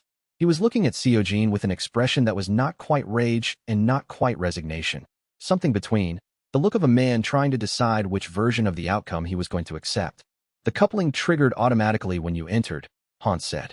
We had his position from the external monitoring. He was apprehended before the 15-minute window closed. Seojin looked at Shin. In his previous life, he'd never met Shin directly. He'd known him only through his consequences, the gates that mutated, the hunters who died, the absence of help when help would have cost Zenith nothing. He was looking at him now, handcuffed and caught, and finding that what he felt was not the satisfaction he'd expected. What he felt was tired. The Serpent's Maw records came back verified an hour ago, Han said quietly. He's being charged under 4 counts. Seojin nodded. He looked past Shin toward the gate district skyline, where the monitoring drones were running their standard circuits and the city was moving through its Saturday morning rhythms. And he thought about the association's emergency session next week, and the investigation's final phase, and the 30 title slots in his guild with 26 open, and the thing Huang had said on the rooftop. Asterisk, you have no idea what you're fighting. There are things above us, above all the guilds. Asterisk, he thought about the timeline deviation. The catastrophe gate 10 years early. The system's warning that he hadn't been able to fully decode. Cause. Unknown. He thought about the external advisor slot for the classification committee. The slot that still needed to be filled for the next phase, when Huang appealed the vote. The slot that would go to someone Seojin had never heard of, who had attended no meetings in 5 years. And he thought about what Han had told him before the session. Asterisk, there's an external advisor. A reclusive figure. Hasn't attended a meeting in years. Asterisk, the pressure rolling off that presence in the chamber, the system's warning that hadn't fully resolved. Asterisk, transcendent rank entity. Classification, unknown. Threat level, absolute. Asterisk, Seojin, Han said. He looked at her. You're bleeding through the mana burn, she said. He looked at his forearm. She was right. Come inside, she said. We'll get Minhee. He followed her into the bureau building, past Shin Dong-hyuk and the custody unit and the gate's closing threshold, and he was already thinking about what came next, not because the present wasn't sufficient, but because the present was never the whole of it, and something above the guilds was watching, and had been watching, and the next chapter was already in motion whether he was ready for it or not. He would be ready. He always had been. Chapter 61. The association's emergency governance session had been scheduled for 3 days after Shin Dong-hyuk's arrest. Seojin attended in the observer gallery. He was technically not a committee member, and technically he wasn't required to be there, and technically his presence changed nothing about the outcome. He attended anyway, because the architect would also be there, and Seojin wanted to see him in person before the conversation that was already inevitable. MJ1 arrived 40 minutes after the session opened. The room noticed before the door finished moving. It was the pressure, not aggressive, not threatening, simply present in the way that something very large was present even when it was quiet. S-rank hunters in the room found reasons to straighten in their chairs. A-rank committee members stopped mid-sentence and forgot what they'd been saying. The room's ambient mana shifted, the way barometric pressure shifted before a weather change. Not visible, but physically certain. The man who walked through the door looked 65. He was not 65. He moved with the economy of someone who had long since stopped needing to prove physical competence, wearing a plain gray suit that was better quality than it appeared, carrying nothing. He found a seat at the committee table, the external advisor's position, which had been empty for the duration of the session, and sat without acknowledging the room's reaction to his arrival. "My apologies for the delay," he said. "I was reviewing documentation." His voice was mild. Everything about MJ1 was mild. The way a deep water current was mild, completely invisible until you were caught in it. He voted in Seojin's favor. The committee's final result: Natural Awakening variant. Sovereign's credentials secure, no grounds for further challenge. Hwang's legal team, already diminished by the day's proceedings, filed the appeal and left. Seojin remained in the observer gallery after the room cleared. MJ1, who had not moved from his seat, looked up at the gallery. "You stayed. You were going to find me anyway," Seojin said. "Yes." The mild voice, the mild expression. "Come down." They sat across from each other at the committee table. The room was empty. The building's ambient noise, foot traffic, transit signals, the distant monitoring system alerts that were the Bureau's constant background, continued outside the door. "Your transcendent rank," Seojin said. "I have been for 31 years, MJ1 said. "It's a classification that was created for me, specifically, because no existing rank applied. You built the guild system. I organized it. The infrastructure existed. Guilds would have formed regardless. I provided the framework that made them controllable." He looked at Seojin with the careful attention of someone who had spent decades assessing people and had learned to be thorough about it. "I installed Hwang Tae-sun as Zenith's head because he was competent, ambitious, and responsive to structured incentive. In my experience, those three qualities produce reliable results. You also installed Ryu at the association, also responsive to structured incentive." He paused. Hwang exceeded his mandate. The hidden room economy was his innovation, not mine. I wanted the guilds organized, not predatory. The distinction matters. "It didn't matter to the hunters who died in delayed gates," Seojin said. "No," MJ1 said. "It didn't." He said it without deflection. "That's a cost I made a choice to bear. I won't tell you it was the correct choice. I'll tell you it was a choice made in service of a larger problem, one that I've been attempting to solve for 40 years and haven't." The convergence. His expression shifted, not surprise, but a reassessment. "You know that word. My system knows it." Seojin held his gaze. "The same system you spent my tests studying rather than testing." A long pause. MJ1 was the first person Seojin had met who was entirely comfortable with silence. He didn't fill it, didn't shift away from it, simply occupied it while he thought. "The reactivation sequence," he said finally. "When your system came back online after the nullification field, the data was significant. What did you find? That your system is not from here." He paused. "Not from this world, not from this dimensional layer. Its architecture matches patterns I've been documenting from gate interiors for 20 years. It was placed in you, or in your regression, by whatever exists on the other side." He folded his hands on the table. "You are carrying a gift from the entity that's been sending us monsters for 2 decades. And I need to understand why." Seojin looked at him across the committee table. The building's ambient noise continued. Outside, Seoul moved through its Saturday afternoon rhythms, indifferent to the conversation happening in a vacated chamber on the 7th floor of the Hunter Association's governance wing. "What do you offer?" Seojin said. "And what do you want?" J1 smiled, the first expression that had any warmth in it. "Direct," he said. "Good. I offer information, everything I've compiled about the convergence, the gatekeepers, the dimensional barrier degradation timeline. I want your cooperation in the preparation that follows. Specifically, I want to understand your system well enough to know whether it's humanity's salvation or another variable I can't control. And if you decide it's a variable you can't control, then I've spent 40 years building the wrong system, and I'll have to trust someone else's." He met Seojin's eyes. "I'd find that uncomfortable, but I've been uncomfortable before." Seojin studied him for a moment. Then, "You said my regression wasn't a secret you can uncover." "It isn't. But you haven't used it. Because using it would tell me what you know," MJ1 said. "Not what you're capable of. I prefer to assess capability directly." A pause. "Which is why I proposed the test." Chapter 62. The test MJ1 proposed was framed as a condition of his support for the classification vote, which had already occurred, making it technically optional. He said this explicitly, with the mild precision that characterized everything about him. "You can decline. The vote stands regardless. This is a request, not a coercion." Seojin accepted. The gate MJ1 selected was in the Gwanik mountain range, the same zone where he'd caught Shin Donghyuk, though a different gate entirely. A-rank classification, recently opened, unremarkable in every documented way. What MJ1 had done to it was not in the documentation. "The interior contains a nullification field," he said, at the gate entry. He said it conversationally, the way one mentioned weather. System-based abilities will not function within range. Your departments will go dark, your buffs will drop, your buff-dependent rank advantages will revert to your core baseline. A pause. Your core is A rank. The gate contains A rank threat levels. On paper, this is not an unreasonable match. On paper, Seojin said. The monsters inside hunt in coordinated packs. A-rank creatures executing S-rank coordination protocols. I'm J1 adjusted his cufflink. The sole gesture of fidgeting Seojin had observed in him. Standard doctrine for solo A-rank engagements is, do not enter. What's the condition for passing? Clear the gate. Reach the boss chamber and defeat the boss. He looked at Seojin with the particular attention of someone who had constructed a test with great care and was now observing whether the subject would recognize what was being measured. The boss is specifically designed to require coordinated teamwork. It cannot be defeated by a solo fighter. He paused. Or so it should appear. Seojin looked at the gate entrance. He thought about the nullification field and his A-rank core without system amplification and the coordinated pack hunters and the boss that required teamwork. Then he thought about Ghost. Ghost, who had been mapping MJ1's movements for 3 months as part of her intelligence operation. Ghost, who had spent those same months learning to read Seojin's tactical patterns well enough to predict his decisions before he made them. Ghost, who had predicted the architect's move because predicting moves was what she did. She was already here. He could feel it.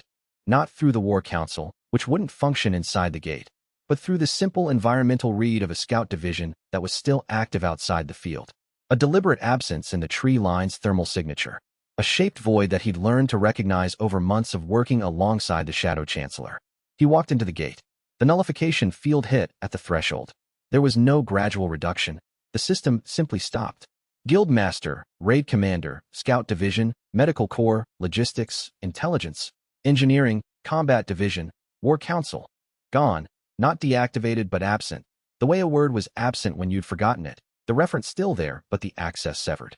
What remained was a body with an A-rank mana core, 10 years of accumulated combat technique, and the specific muscle memory of someone who had cleared more than 300 gates in his previous life and 67 in this one.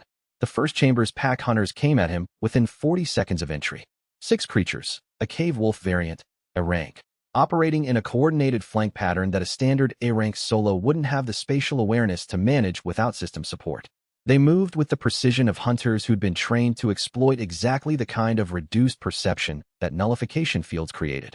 He killed the flanking pair first. Not because they were the immediate threat, the center pair was closer, but because the flanking pair's coordination was what made the center pair dangerous, and without the flankers, the center pair fell into the standard pattern that a decade of cave wolf engagements had encoded into his reflexes at a level below conscious processing. 3 minutes. The first chamber. He was bleeding from a cut along his jaw where the third creature had been faster than he'd expected, and the medical core wasn't closing it, and the cut was dripping onto the cave floor with a regularity that reminded him of exactly how much he'd come to rely on passive healing. He moved to the second chamber. Chapter 63. The second chamber had 8 pack hunters. The third chamber had 12, using 2 interlocking coordination patterns that he had to read from movement rather than mana analysis. No scout division overlay. No intelligence division threat modeling. Just the raw pattern recognition of someone who'd watched coordinated pack attacks long enough to know what the formation change from approach to flank close looked like 2 seconds before it completed. He was using techniques he'd last used consistently in his first career year, before the system, before the departments, when he'd been a solo hunter in D-rank gates relying on earned instinct rather than amplified capability. The techniques were still there, embedded in his body's memory. They were slower than what he'd become accustomed to, more expensive in terms of positioning and recovery time, and they left him with cuts on his forearm, a bruised rib from a strike he hadn't fully deflected, and the specific fatigue of exertion without medical core recovery. The fourth chamber was different. He stepped into it and stopped. Carved into the stone wall, in the cipher Ghost used for dead drops, the same cipher he'd seen in 16 of her messages, with the particular spacing that distinguished her hand from anyone else who'd been trained in the same system. 3 words. Behind the pillar, he looked to his right. A natural stone formation created a pillar of rock separated from the wall by 2 feet of shadow. He walked to it. Ghost was in the shadow. Concealment artifacts running, sitting cross-legged on the cave floor with her hands on her knees, and the particular patience of someone who'd been waiting for a while and had decided patience was more useful than urgency. The third chamber took longer than I expected, she said, in a normal conversational volume that the cave acoustics carried differently than she'd probably intended. I was counting. The pattern in the third chamber used an interlocking formation I haven't seen in A-rank caves before, Seojin said. How long have you been in here? Came in 3 hours ago.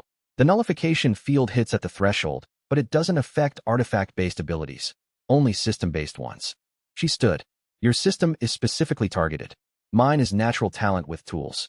She handed him a piece of medical fabric from her kit, not medical core enhanced, just standard field dressing.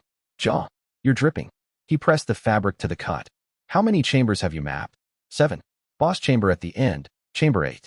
The boss is a Minotaur King variant. It's designed specifically to counter solo fighters.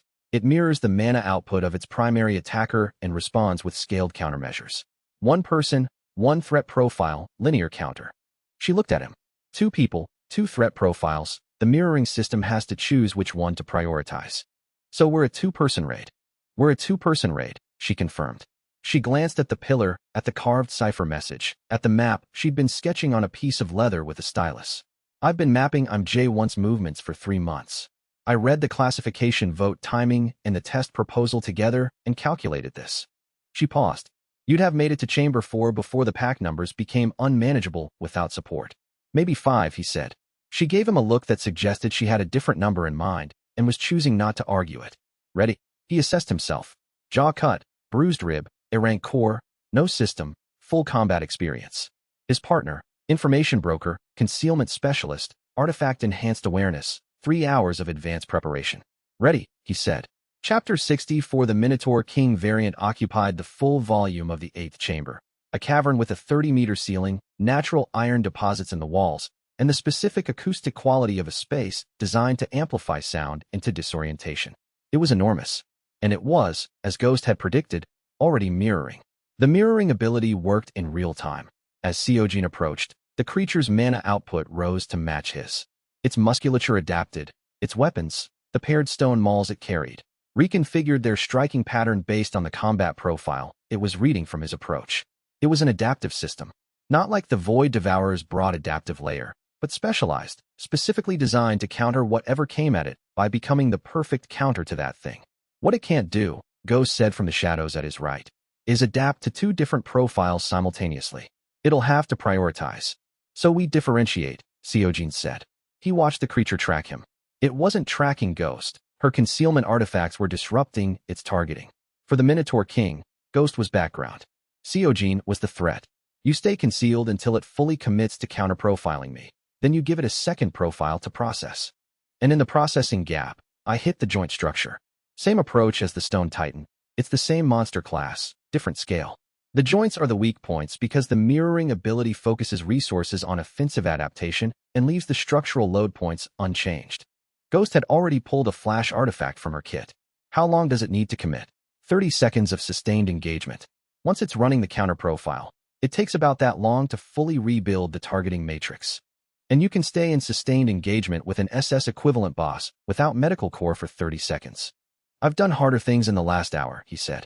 She didn't argue. On your mark. He moved into the chamber center and let the Minotaur King see him fully. The creature charged. It moved faster than a creature its size had any right to move. The mirroring ability had been reading his speed from his approach and calibrated accordingly, producing a charge velocity that was matched to exactly what he needed to push hard to evade.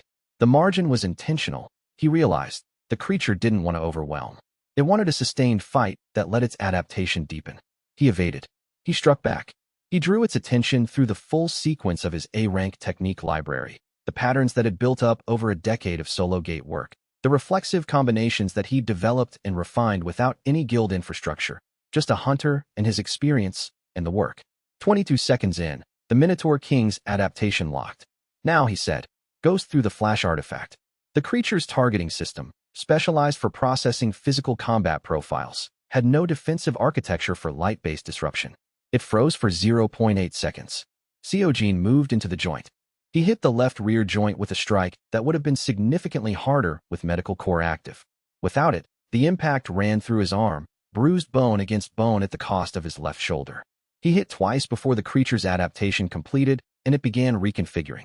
Ghost's second flash artifact extended the window by another 0.6 seconds. He hit the right front joint, and then the left front. already destabilized by the first strike's vibration propagation through the creature's skeletal structure. Free joints. The Minotaur King's movement coordination fractured, a dominant creature designed for overwhelming force suddenly unable to coordinate its limb movements at full capacity.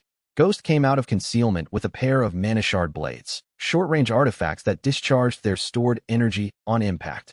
She hit both exposed joints from angles that the creature's compromised targeting couldn't track. The Minotaur King fell at the 47-minute mark. Ghost and Seojin were both on the ground, not from the creature's attacks, but from the simple physics of sustained combat without recovery systems. She was breathing hard. His shoulder was sending consistent pain signals that were going to be a significant problem when the adrenaline cleared. The system came back online. Not gradually. Completely, simultaneously, every department reactivating at full operational load. The buffs flooding back through his mana pathways in the particular cascade he recognized from normal activation. His jaw cut closed in 12 seconds. The bruised rib recalibrated. The shoulder pain dropped from significant to manageable. He looked at the system display. Test cleared. External observer confirmed. The architect's condition has been met. Then, warning, the architect's true objective was not to test your combat capability. It was to observe the guild's sovereign system's reactivation sequence under full nullification recovery conditions. Data acquired. He looked at Ghost. She was reading the same conclusion from his expression that he'd arrived at from the system notification. He wasn't testing you, she said. He was studying the system. What did he find? Something he's been looking for 20 years. He stood, his shoulder recalibrating as Medical Corps ran the full assessment. Let's go find out what. Chapter 65. MJ1 was waiting outside the gate in a fold-out chair he'd apparently brought, with a thermos of tea, reading a physical book. He looked up when Seojin and Ghost emerged. His expression at Ghost's appearance was the expression of someone noting a variable they'd underestimated, not displeasure, recalibration. Shadow Chancellor entered the gate independently, he said. She predicted your move, Seojin said. She's been mapping you for months. 3 months and 11 days, Ghost said, with the precision of someone who tracked things. MJ1 looked at her for a moment with what might have been respect, then looked at Seojin. The reactivation sequence, he said. Your system rebooted with 0 lag at the nullification boundary. Most system-type awakenings that have been documented, even natural variants, show 2 to 4 seconds of calibration lag when recovering from full nullification exposure. Your system showed 0.003 seconds. What does that tell you? That the system is not stored in your mana pathways. He closed the book and set it on the chair. Stored pathway systems degrade under nullification pressure. They need time to rebuild after the field drops. Your system is stored. The word stored is imprecise, but there is no better one, elsewhere, in a dimensional layer that the nullification field doesn't reach. He paused. I've been theorizing about this for 20 years. This is the first time I've had confirmation. Where is it stored? In the threshold, MJ1 said. The dimensional space between Earth and what's on the other side of the gates. Your system operates from outside Earth's dimensional layer entirely, which means it can't be nullified, can't be extracted, can't be replicated. He looked at Seojin with the focused attention of a man who had just confirmed the most important theory of his professional life. And it means whoever put it in you has the ability to place infrastructure in our dimensional layer from outside it. The morning air was cool. The Guanic Mountain Range's gate zone was quiet at this hour, monitoring drones on their standard circuit, no other hunters in immediate range. You said the convergence is coming in approximately 5 years, Seojin said. 4 years, 7 months, at current degradation rates. MJ1 poured a second cup of tea from the thermos and placed it on the fold-out chair's arm without asking whether Seojin wanted it. The barriers between Earth's dimensional layer and the threshold are failing. When they fail completely, every space between the dimensions collapses. Gates become permanent. Everything inside gates becomes part of Earth's environment. Billions of monsters. Thousands of boss-level entities. And whatever built them. And your solution was to organize humanity under a single authority structure. My solution was to ensure humanity was organized well enough to have a solution, MJ1 said. The authority structure was a mechanism, not an end. I recognized that it was implemented badly, through people who exceeded their mandates. He was quiet for a moment. I'm 68 years old. I've been running this operation since I was 27. I have made decisions that cost human lives. I'm not asking you to excuse them. I'm asking you to understand that the alternative was a world that arrives at the convergence without organization, without preparation, without anyone who knows what's coming. Seojin picked up the tea. What do you need from me? He said. What I've always needed, MJ1 said. A system bearer who can distribute rather than concentrate. The others before you. There have been 7, all built inward. They became stronger and stronger until the system's load exceeded their capacity and they burned out. You build outward. 50 titled officers with shared capability. That's the architecture the preparation requires. He met Seojin's eyes. I need you to help me finish what I started. Not under my authority. I've had enough of that approach. Under yours. Ghost, who had been standing with the stillness of someone listening with complete attention, said, and if Sovereign's answer is no? Then I spend the next 4 years hoping the answer changes, MJ once said. And preparing alone. A pause. I've been preparing alone for 40 years. I'm very good at it. But I'm aware that what I built has significant problems, and that a man who built a system producing significant problems should be cautious about his own judgment in the final phase. Seojin drank the tea. It was better than he'd expected. I'm not agreeing to authority, he said. Not yours, not a structure you designed. Sovereign operates independently. I'm not asking for authority. I'm asking for information sharing and coordination. Then we can talk about that. Seojin looked at the gate entry, now closed, and the mountain range beyond it, and the monitoring drone completing its circuit overhead. But first, everything you know about the convergence. What's coming, what the timeline looks like, what the options are. I need the full picture. That, MJ1 said, will take considerably longer than a fold-out chair allows. He stood. Come, I have an office. They walked down the mountain path with the particular quality of 3 people who just negotiated something without anyone explicitly saying so, toward the city and the work that was waiting. Chapter 66. MJ1's office was a converted research space on the 14th floor of a building in Mapogu that had no public-facing sign and occupied the top 3 floors of what appeared, from the street, to be a private investment firm. The interior was precise, floor-to-ceiling documentation on one wall, a dimensional mana monitoring array on another, a workspace that held 40 years of compiled research in an organization system that was immediately legible to anyone with a background in gate analysis. Seojin spent 6 hours reading. Ghost spent the same 6 hours mapping the office's physical layout, security protocols, and egress options, which was what she did in any new environment, and which Jo1 ignored with the equanimity of someone who had long since made peace with being thoroughly cataloged by people who didn't trust him. The convergence documentation was, in its compression, terrifying. The barriers between Earth's dimensional layer and the threshold had been degrading for approximately 70 years, since the first gate opened in 1954, which MJ1 had been 4 years old to witness. The initial opening had been small, a D-rank gate in Siberia that closed in 48 hours and was classified as a radiation anomaly by Soviet monitoring stations.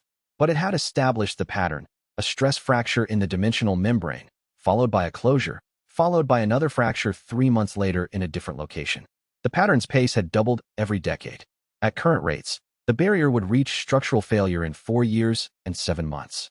The failure would be total and simultaneous, every fault line in the membrane failing at once, every gate location on Earth becoming a permanent opening to the threshold. What lived in the threshold would have unrestricted access to Earth's dimensional layer. The monsters in the gates, Seojin said, when he'd finished the section. They're not native to the threshold. No, MJ1 said.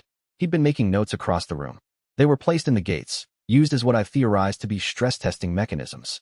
Whatever intelligence exists in the threshold has been deliberately sending creatures of escalating capability into Earth's environment.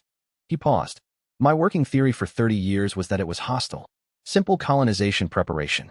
And now I have your system. He set down his pen. Your system was placed in you by something in the threshold. It's designed to make you stronger through building an organization, not through consuming power, but through distributing it. That's not the architecture of a colonizer. Colonizers concentrate power. Whatever built your system distributes it. He paused. I've been preparing for the wrong kind of enemy. Seojin looked at the 40 years of documentation on the wall. The work of a man who had made significant mistakes in service of a problem he understood better than anyone else alive. What's in the threshold isn't hostile, he said. I don't know what it is, MJ1 said. Which is a significant change from 30 years ago, when I was certain. He met Seojin's eyes. And I think you need to find out directly. The system, at the edge of Seojin's awareness, displayed a single line that hadn't appeared before. Convergence Herald Gate. Will open at system bearer request. He filed that away without comment. Huang Taison's response to MJ1's vote came 4 days later. Not in the form of another legal challenge, but in the form of a press conference in which he announced Operation Blackgate. He didn't call it that publicly. Publicly, he called it a comprehensive security response to hostile actors who have systematically dismantled the infrastructure of Korea's hunter industry. But the language in the formal announcement, reviewed by Ghost's contacts at 2 hours before publication, matched the internal Zenith communication that Ghost had intercepted 3 days earlier. Operation Blackgate, simultaneous strikes against Sovereign's infrastructure. Ghost's safe houses, Beck's junkyard, Yoonji's training facility. All at once, all fast, designed to eliminate Sovereign's operational capacity before Seojin could respond to any individual target. Seojin had known this was coming. The War Council gave him a specific advantage for exactly this scenario. He could feel every mana signature in his 2-kilometer operational range, which meant he could distribute his response across multiple simultaneous threats in real time. He knew where his people were. He could coordinate where standard communication would lag. "They're moving," Beck said, through the guild link. 3 teams, north, east, and west simultaneously. "I know," Seojin said. "Beck, junkyard. You know the terrain better than any Zenith agent. Make it count. Minhee, Yoonji, bureau perimeter. Jahun needs covered, and you two have the mobility for it." "Ghost, already relocated," Ghost said. "My current position isn't on any list they have." "Good. Stay positioned for intelligence support." He was already moving. "I'm going for Shin." Chapter 67. The War Council tracked Shin Donghyuk through the Gate District's commercial zone with the particular clarity of a 2-kilometer awareness map, reading a high-priority mana signature. Shin was moving toward a warehouse in the district's logistics sector, not running, not concealing, the deliberate pace of a man who had operated in this environment for 20 years and knew exactly how to move through it without triggering standard surveillance protocols. He'd done this before. He knew what mana signature suppression looked like, how to keep an S-rank presence below the monitoring threshold, how to arrive at a location without appearing in any record as having been on the way there. He didn't know Seojin was behind him. The War Council wasn't standard surveillance. It was personal awareness, the kind of perception that didn't leave data traces because it wasn't equipment-based. It was Seojin, 2 kilometers away and closing, reading Shin's position the way a hunter read terrain, directly, immediately, without intermediary. The rooftop of the warehouse in question had a 360-degree sight line over 4 blocks of the Gate District's logistics sector. It was the position Shin would use to coordinate the simultaneous strikes, communication relay, emergency combat response if anything went wrong with the 3 teams, and a fallback that gave him maximum positional advantage if he needed to engage directly. Seojin reached the warehouse's exterior 12 minutes after Shin reached the roof. He went up the exterior access ladder. Engineering Division had mapped the structure in his first pass of the area and came over the rooftop edge in the specific configuration of formation of 1 scout mode. Low profile, maximum environmental awareness, moving in the pattern that covered the most observation angles with the least visible profile. Shin heard him anyway. 20 years of operation developed its own environmental reading. Shin turned before Seojin was fully over the edge, his S-rank combat awareness registering the presence that standard mana suppression protocols didn't eliminate, his hand already on the weapon at his side. "Hunter Kong," he said. His voice was professional. Not surprised, reassessing. "You moved faster than projected." "I knew you were coming," Seojin said. He was on the rooftop now, standing at full height. The Gate District spread below them, monitoring drones on their circuits, the distant towers of the financial district, the Bureau's perimeter lighting 4 blocks south. The same way I knew about the Serpent's Maw. The same way I know what Huang called Operation Blackgate and what it's designed to do. "Intelligence assets," Shin said. Ghost is one source. I have others."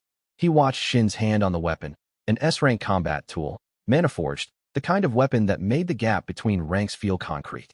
Against Seojin's current buff stack, which was back to full after the nullification gate's recovery, the weapon was less decisive than Shin expected it to be. "Call it off," Seojin said. "The 3 teams. The junkyard, the training facility, the bureau perimeter. Call them off, and this ends here. And if I don't, then my War Council tracks every team member's position in real time. My titled officers are already in position to intercept each target, and you have a fight on this rooftop that you cannot win." He held Shin's gaze. "You're S-rank. I'm operating at SS rank equivalent. The math isn't complicated." Shin's hand tightened on the weapon handle. "You've never fought an S-rank before. You've fought creatures, formations, static targets. An experienced S-rank hunter is something different." "I know," Seojin said. "I've studied your record. 37 kills over 15 years. I know how you fight." "How?" "You open with a range probe to establish reaction time baseline.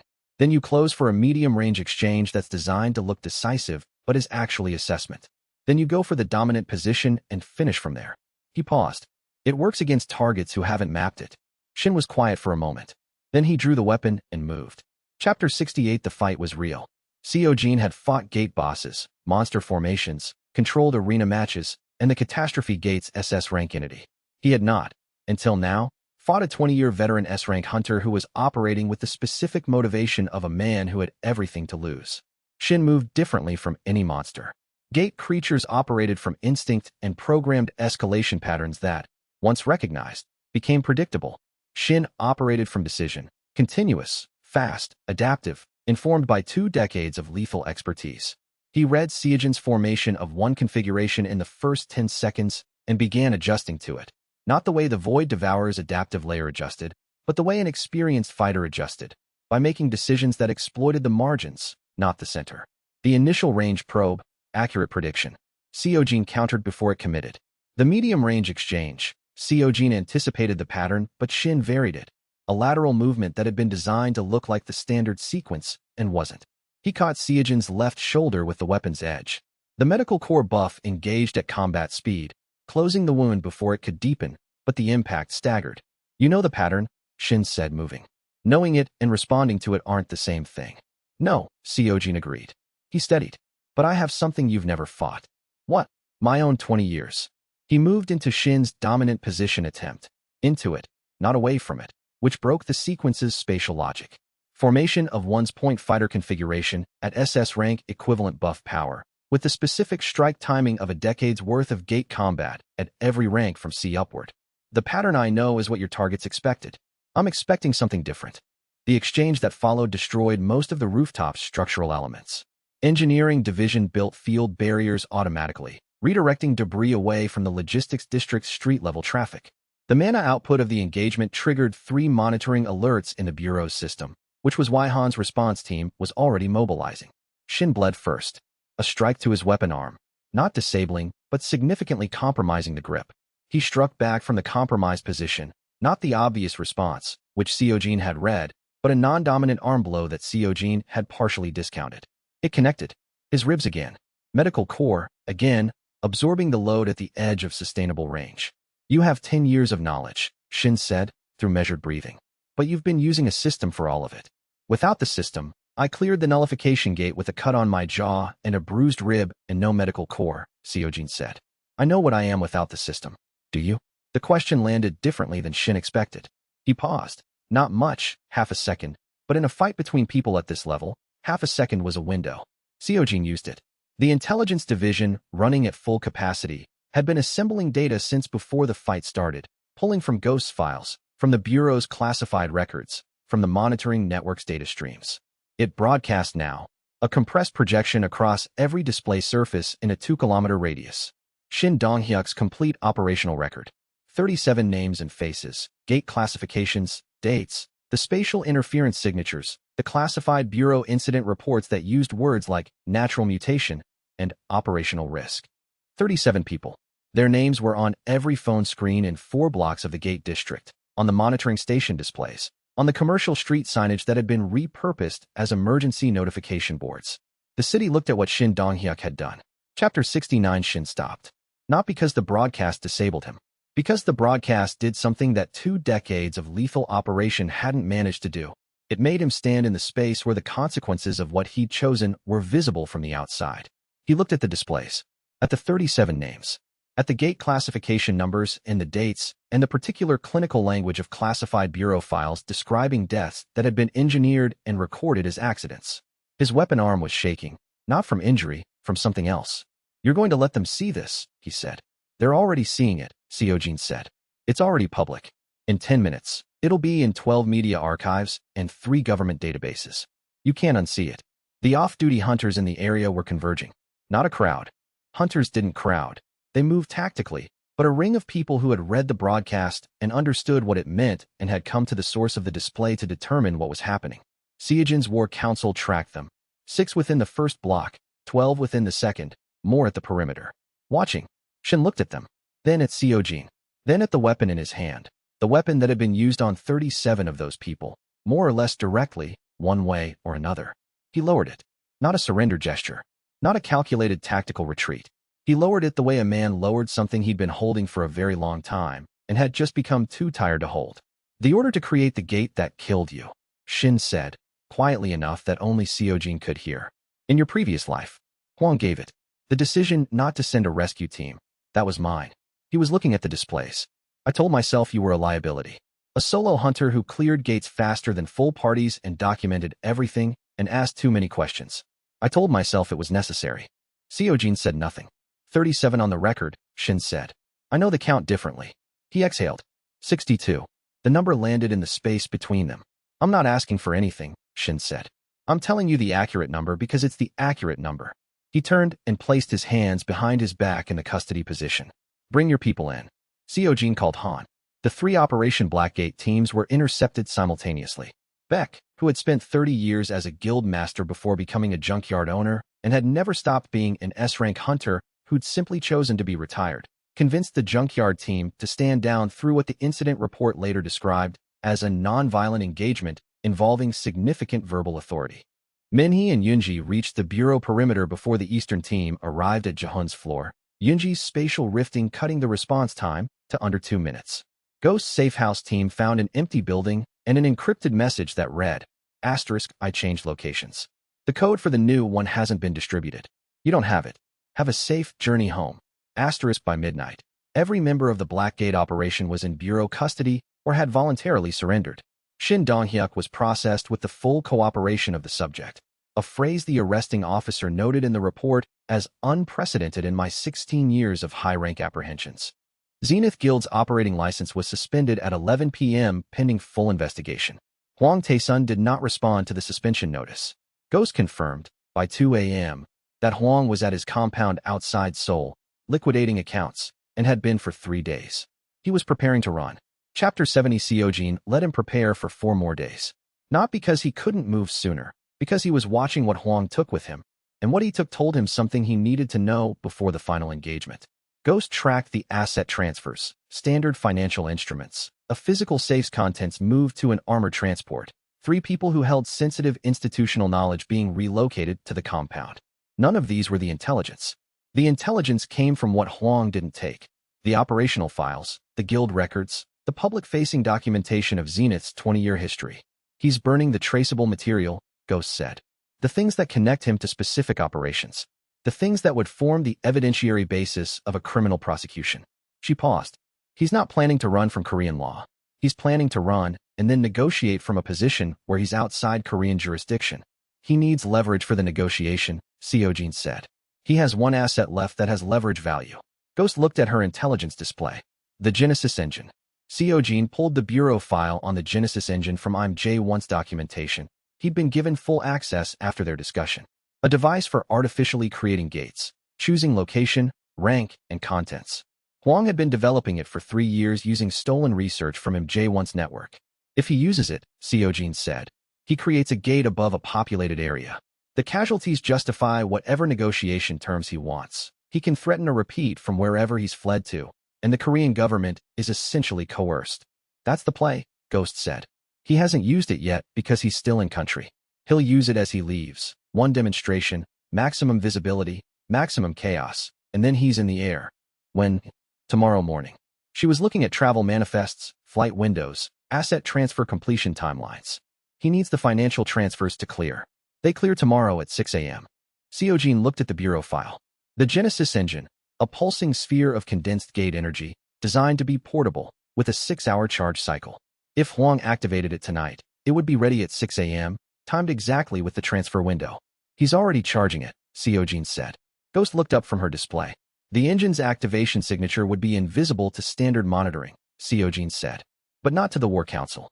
I've been feeling an anomalous mana concentration building at the compound for the last 3 hours. He was already moving. We have until 6 a.m. He ran the math as he moved. The Genesis engine's charge cycle was 6 hours. If Hwang had activated it at approximately midnight, the most rational timing, given the 6 a.m. transfer window, the charge would be at 70% by 3 a.m. At 70%, the engine had enough stored energy for a controlled detonation but not enough for the extended field activation that would produce a sustained gate. Hwang needed 100%, maximum devastation on first use, maximum leverage in the negotiation that followed. He would wait until the charge completed before leaving. That meant a window between 6 a.m. and the moment Huang boarded his transport. The compound's perimeter has 40 S-rank guards, Ghost said, reading the operational planning from his expression. Standard approach would require the full team, coordinated entry, sequential engagement of the perimeter forces before interior penetration.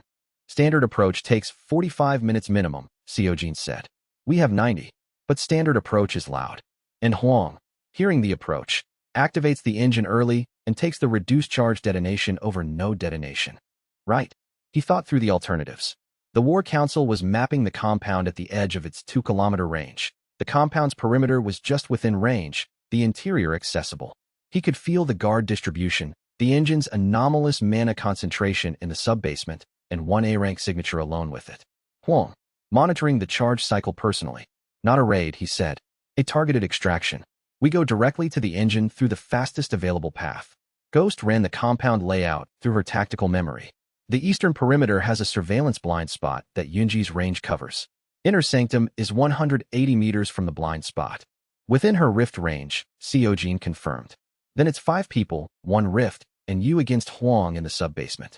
Ghost was already pulling on her concealment artifacts. And whatever Huang decides to do when you're the only thing standing between him and the button. He called the team. Chapter 71. Huang's compound was 30 kilometers south of Seoul, a fortified estate built on a ridge above a river valley, surrounded by a perimeter that included physical barriers, mana detection arrays, and, at current count, 40 S-rank hunters whose loyalty to Huang Taesun personally had survived the dissolution of Zenith's institutional structure. 40 S-rank hunters, against 5 titled officers and 1 A-rank guild master who operated at SS rank equivalent. The math is uncomfortable, Beck said, reviewing the compound layout on his tactical display. Grand Strategist Precognition was running, cycling through action sequences 3 seconds ahead. Even with the War Council coordinating our positioning and the buff advantages, 40 to 5 is not the engagement, Seojin said. The engagement is, we reach the Genesis engine before it activates, which requires 2 minutes inside the compound's core structure.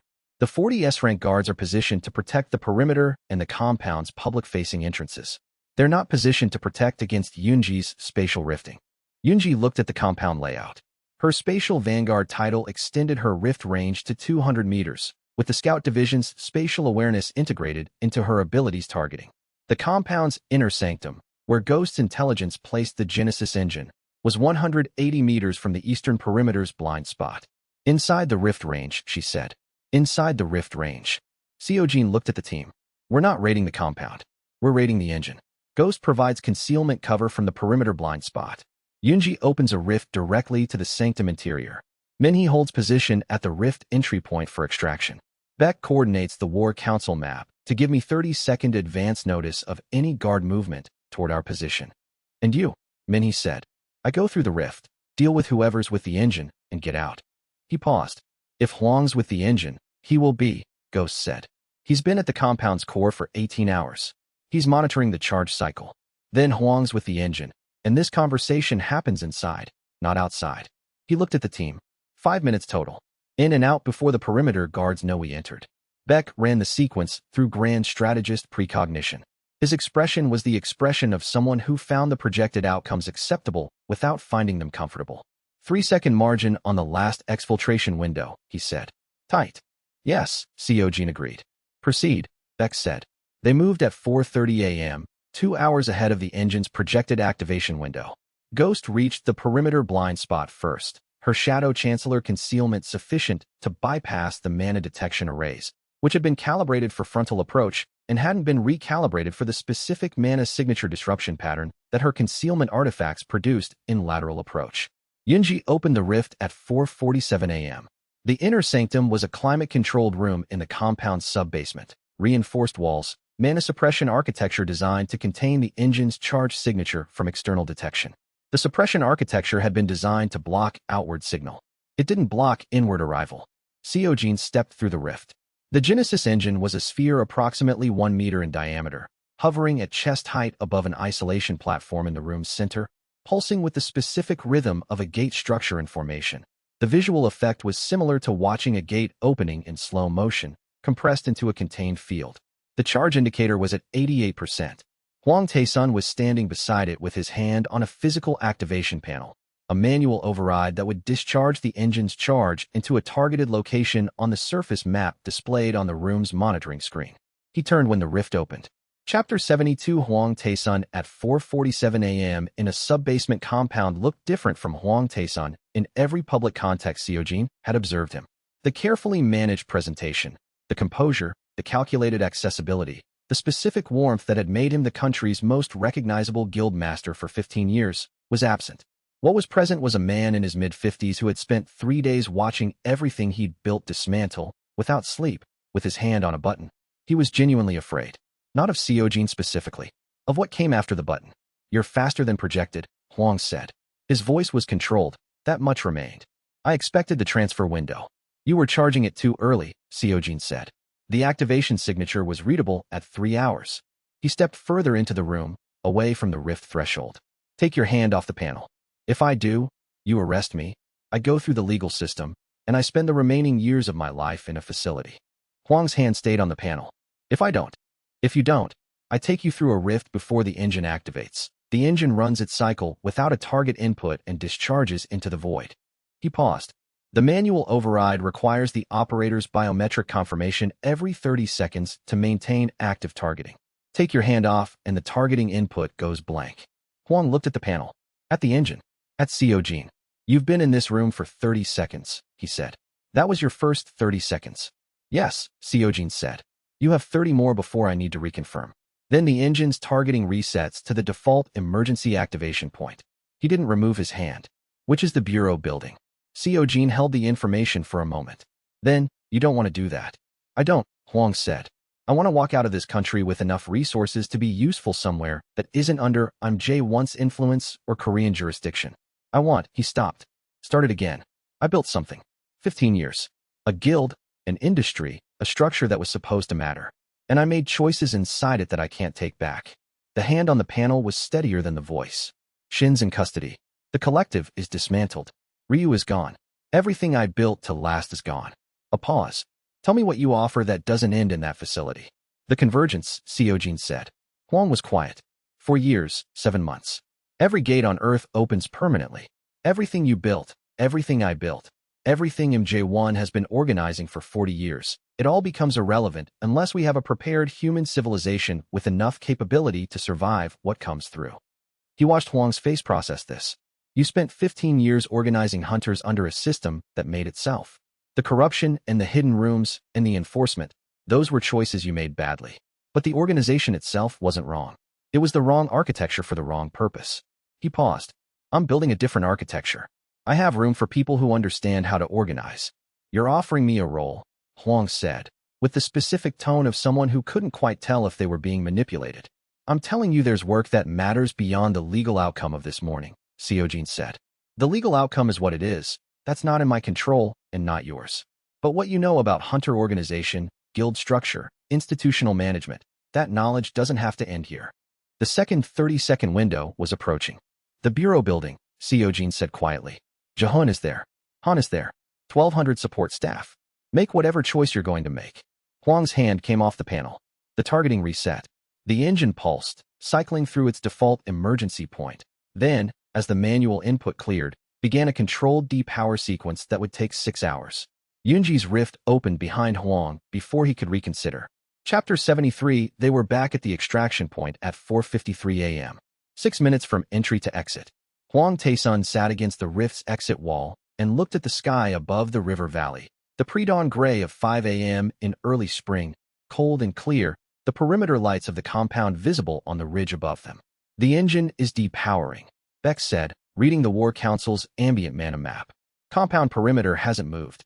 They don't know we were inside." Han's custody team arrived at the Eastern Access Road at 5:10 a.m. Huang's legal representation began within 24 hours. The charges were extensive: gate fraud, conspiracy, hunter endangerment, the specific criminal counts related to deaths that could be directly attributed to delayed clearances and engineered mutations. The cooperation on Operation Blackgate was noted in the formal record as a mitigating circumstance. Huang's legal team, reviewing the charge sheet, requested 3 days to consult with their client before entering any plea. The Bureau granted it. Director Han called Seojin at 7 a.m., After the custody handoff. Clean operation, she said. No compound engagement, no escalation, no civilian risk. The engine is in Bureau Technical Custody. A pause. Huang's cooperation is going to complicate the prosecution timeline. His attorney is already positioning for a cooperation credit on sentencing. Let them, Seojin said. The cooperation was real. He took his hand off the panel. Han was quiet for a moment. You went in there to talk him down. I went in there to deal with whatever was needed, he said. Talking him down was what was needed. What did you offer him? The truth, Seojin said. About what's coming. About what the work means. He paused. He's been running Zenith for 15 years under a man, MJ1, who told him the guild system existed to prepare for something real. Huang's choices were corrupt. His underlying motivation wasn't entirely fabricated. That's a generous read. It's an accurate read, he said. I can hold both. The compound's 40 S-rank guards, when informed that Huang had chosen custody over escalation, dispersed within 4 hours. They were professionals who had been employed by an institutional structure. Both the paycheck and the structure were now gone. They filed for independent bureau status the following week. 23 cleared to legitimate guild positions within the month. 11 entered the bureau's open contractor pool. 6 applied to smaller independent guilds in the provinces. 1 applied to Sovereign. Seojin interviewed her personally. Her name was Seo Ji-young. S-rank combat type, 12 years with Zenith, no record of enforcement operations. She'd been perimeter security, not an operational asset. Calm in the interview, precise in her answers, and honest about the discomfort she'd felt for the last 3 months as the exposure unfolded, and she'd understood what she'd been providing perimeter security for. Her stated reason for applying. I read the 37 names. I've been thinking about what I was working for. And what conclusion did you reach? Seojin asked. That I was working for something I would have refused if anyone had been honest with me about it, she said. I want to work for something I wouldn't refuse if you explained it fully. He thought about that for a moment. Then, the full explanation is unusual and fairly alarming. I've worked for Huang Tae-sun for 12 years. My tolerance for unusual is calibrated high. He enrolled her in the Sovereign's Court program. Not as a titled officer, not yet. As a probationary recruit, with the full explanation delivered honestly, including the alarming parts. She said, okay, where do I start? 26 slots open. 25 now. Chapter 74. The Genesis engine's depowering produced a significant quantity of compressed gate energy that the Bureau's technical division spent a week analyzing. The conclusion confirmed what Ghost and MJ1 had already theorized. The engine was derived from stolen research into the Threshold's dimensional architecture, using collective intelligence about gate formation physics that had been acquired through 3 years of covert sensor data analysis. The Bureau's technical team had never encountered a device that interacted with dimensional architecture at this level. Their initial assessment classified it as a gate induction mechanism and flagged it for restricted research access. MJ1 read the classification with the expression of someone noting a systematic underestimation he'd encountered before. He submitted a supplementary technical brief that reframed the classification as dimensional barrier interaction device and attached 40 pages of research documentation that made the technical team's initial assessment look like a high schooler's lab report. The Bureau's division chief reviewed the brief, reviewed MJ1's credentials, and added him to the technical team's consultation list. Ghost noted this development with approval. A man who'd spent 40 years as a shadow operator was now, through the logic of events, on a government technical advisory committee. The legitimization curve, she said, is steep. He knows things they need, Seojin said. That's the basis of every useful advisory relationship. And you trust him. He thought about the test gate, the fold-out chair, the conversation across the committee table. About a man who had made 40 years of consequential decisions and was, at 68, willing to say he'd built the wrong tool. I trust that he understands the problem, Seojin said, and that he's run out of better options than cooperation. That's a narrow trust. It's what the evidence supports, he said. It's enough to work with. He thought about what 40 years of preparation looked like when the preparation had been wrong. The institutional infrastructure, the political capture, the guild hierarchy built around a theory of control that the gatekeeper's design had never supported. All of it real, all of it costly, all of it pointed at the problem from the wrong angle. And he has the data we need, he added. 40 years of barrier degradation measurements. That doesn't stop being valuable because the person who gathered it made poor governance choices. MJ1 reviewed the engine's technical documentation and was quiet for a very long time. This is closer to functional than I expected, he said, finally. Huang's research team understood more than I believed they could without access to the primary records. He paused. The design could create a gate. It could not control what came through it. So it was a bomb, not a door, Seojin said. An effective bomb, and one that confirmed something I'd hoped was wrong. He looked at the schematics. The physics of artificial gate creation require interaction with the threshold's dimensional architecture. You can't create a gate without touching the space on the other side, which means any use of the engine would have signaled our location to whatever intelligence exists in the threshold. Seojin thought about this. Huang's plan was to use a signal flare. Unintentionally, but yes. MJ1 folded the schematics. The convergence's timeline may have been factoring in the engine's existence. The threshold's intelligence would have detected the development phase 3 years ago and adjusted accordingly. A pause. We're not in a countdown. We're in a conversation. And both sides are making moves. The Herald Gate, Seojin said. Yes. MJ1 looked at him. Has it opened? Not yet. The system tells me it will open when I request it. He paused. I want to know what I'm going to find on the other side before I walk through it. No one can tell you that, MJ1 said. Including me. That's why it's a conversation and not an analysis. He met Seojin's eyes. But I'd suggest going soon. The engine's discharge signal was significant. They know someone was using their technology. They'll want to respond. Chapter 75. 2 weeks after Huang's arrest, Seojin's base rank solidified at S. He'd felt it coming for days. The specific quality of a mana core approaching structural crystallization, the way accumulated experience and system optimization created a threshold that one clear engagement pushed through. The engagement in question was a large B-rank gate in the Incheon zone that he cleared in 40 minutes as a training exercise for Sovereign's newest recruit cohort, running them through tactical formations while maintaining the full system stack. 53 gates in the current timeline, 311 in his previous life. S-rank. His core, his buffs, his actual foundation, aligned at last with the capability he'd been operating at through system amplification for months. The system display updated. Base rank. S. Active buffs at current merit level. SSS equivalent. The new department unlocked within the hour. Sovereign Commander. A passive conversion that made his guild buffs permanent instead of requiring active maintenance cycles.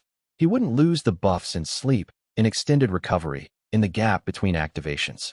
They were simply part of him now, the way his mana core was part of him. The guild was no longer something he activated. It was something he was. You feel different, Minnie said. They were at the guild facility's common area, the expanded warehouse space that now had a training room, a medical bay that Minnie had equipped to bureau standards, and a briefing room where Beck had essentially lived for the past month. She was running a post-training diagnostic on his mana pathways. The buff architecture is continuous. Permanent activation, he said. The system updated. Is it sustainable? The system says yes. He paused. I trust the system on load capacity. It's never been wrong about what I can carry. She ran the diagnostic feed through its full cycle and reviewed the output with the focused attention she gave everything medical. The load distribution is even, she said. Nothing's overextended. She set down the diagnostic tool. The Sovereign Commander update. Does it extend to the titles? He checked. The titled officer's shared buffs are also permanent now. You don't need me in range for the Royal Physician enhancement to function. She absorbed this. So the guild operates whether or not you're present. Within the existing title framework. Yes. She was quiet for a moment. Then, in your previous life, when you died in that gate, the guild dissolved because you died. You were the only member, so the system ended with you. She looked at him. Now the guild has 50 members and permanent buff architecture. It doesn't end with me anymore, he said. She looked at him for a long time with the diagnostic feed still running in her peripheral vision. Good, she said, and the word carried the weight of someone who had been quietly afraid of a specific outcome and had just been told it was no longer inevitable. Good. The system displayed a new notification that had been building since the S-rank consolidation. Phase 2, Guild Sovereign System. Objective, build the force. Progress, 450th core titles, 1/1 S-rank core achieved. New unlocked. Sovereign's Court expansion to 100 titles. Next milestone, Convergence Preparation Phase. Herald Gate access available on request. He read it twice. Then he sent a message to MJ1. The Herald Gate is ready. MJ1's response came back in 2 minutes. Asterisk, I'll need an hour to retrieve certain documentation. Meet at the Gate District's northeastern edge. I know the location. Come at 9 p.m. Asterisk Seojin read the response and noted that MJ1 had known the location of a gate that had opened 2 hours ago in a place Seojin had chosen without telling anyone. He filed this observation alongside the system's warning without resolving it into a conclusion. Evidence accumulated. Conclusions waited for sufficiency. He told Min he'd be out past midnight. She said, diagnostic in the morning. Non-negotiable. Agreed, he said. MJ1's response arrived in 40 seconds. I'll be there. Chapter 76. The expansion to 100 titles changed the character of what Sovereign was becoming. The 26 open slots from Sovereign's Court Phase 2 had been filled carefully over the previous month. 8 hunters from the Bureau's overlooked contractor pool, who'd been clearing D and C rank gates for years without guild affiliation, receiving none of the insurance and assignment advantages that guild membership provided. 6 porters who'd been trained by larger guilds and then abandoned when their guilds restructured. 4 support specialists, barrier generators, mana channelers, environmental readers, whose abilities were valued exactly as highly as their guilds wanted them to believe, which was very little. 3 solo operators like Seojin had been, clearing unclaimed gates on Bureau open call, surviving on operational efficiency and getting no credit for it. 3 former Zenith employees who had demonstrably not participated in the enforcement operations and had resigned after the exposure. Phase 3's 100 title capacity opened 24 more positions that he was not going to fill randomly. The expansion logic was deliberate. Sovereign's core team, the 5 original titled officers, operated as a command layer. The 32 officers from Phase 2 operated as an operational layer. The remaining 68 slots in Phase 3 were reserved for what MJ1's convergence documentation called the preparation requirement, the estimate of minimum human combat capability needed to survive the barrier failure's immediate aftermath. He needed 68 more hunters. Not the strongest hunters, the right hunters. Ghost handled most of the identification work. She'd been running intelligence on the hunter community's overlooked population for 3 years, mapping the gap between documented rank and actual capability. The gap was, consistently, people whose ability types didn't register well on standard measurement equipment, or whose techniques were built for sustained operation rather than peak output tests, or who'd been classified young and never reevaluated. I have a list of 40, she said, during the weekly strategy session. I think 37 of them are right. The other 3 I'm not certain about. Send me the 40, Seojin said. I'll run evaluation gates. You're going to personally evaluate 40 hunters. Correct. She paused. How much time? 3 weeks. 2 gates per day, 20 per week, 40 in 3 weeks. He looked at the schedule. I also have the Herald Gate preparation, MJ1's briefings, 2 International Catastrophe Gate consult requests, and Yunji's Dimensional Rift expansion training. He paused. The sleep schedule is going to be uncomfortable. Minhee, who was reviewing the medical bay supply manifest at the table, said, without looking up, I see the sleep schedule. I know you do. I have opinions about it. I know you do, he said. Schedule the gates at 6-hour intervals with mandatory recovery windows between. 6 hours per gate plus 6 hours recovery means 12 hours per day. 2 gates per day, 3 weeks. She looked up. That's marginally better. It's the schedule the work requires, he said.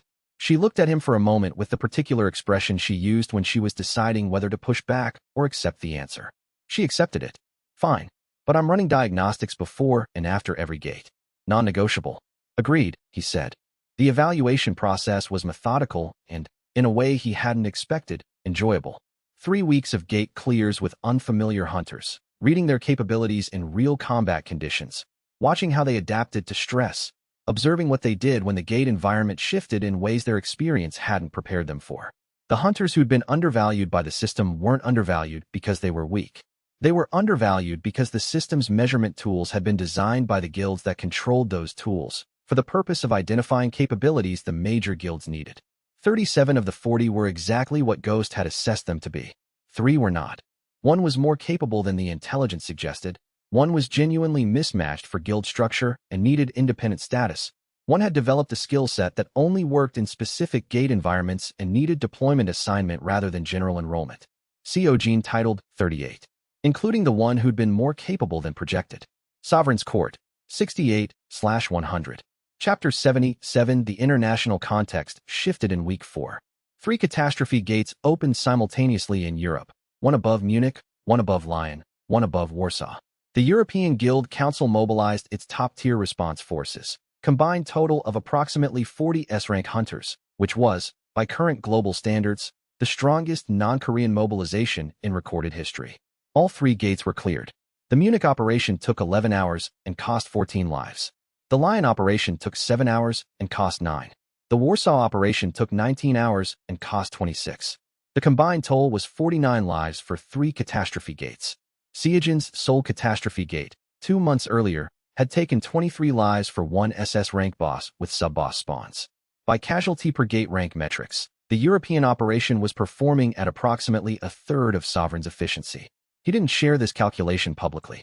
It would read as competitive rather than as what it was, a diagnostic. MJ1, reviewing the European reports, said, the disparity is primarily organizational. Their S-rank hunters fight at their natural capability level. Your titled officers fight above theirs. The consistent buff advantage compounds across an extended engagement. He paused.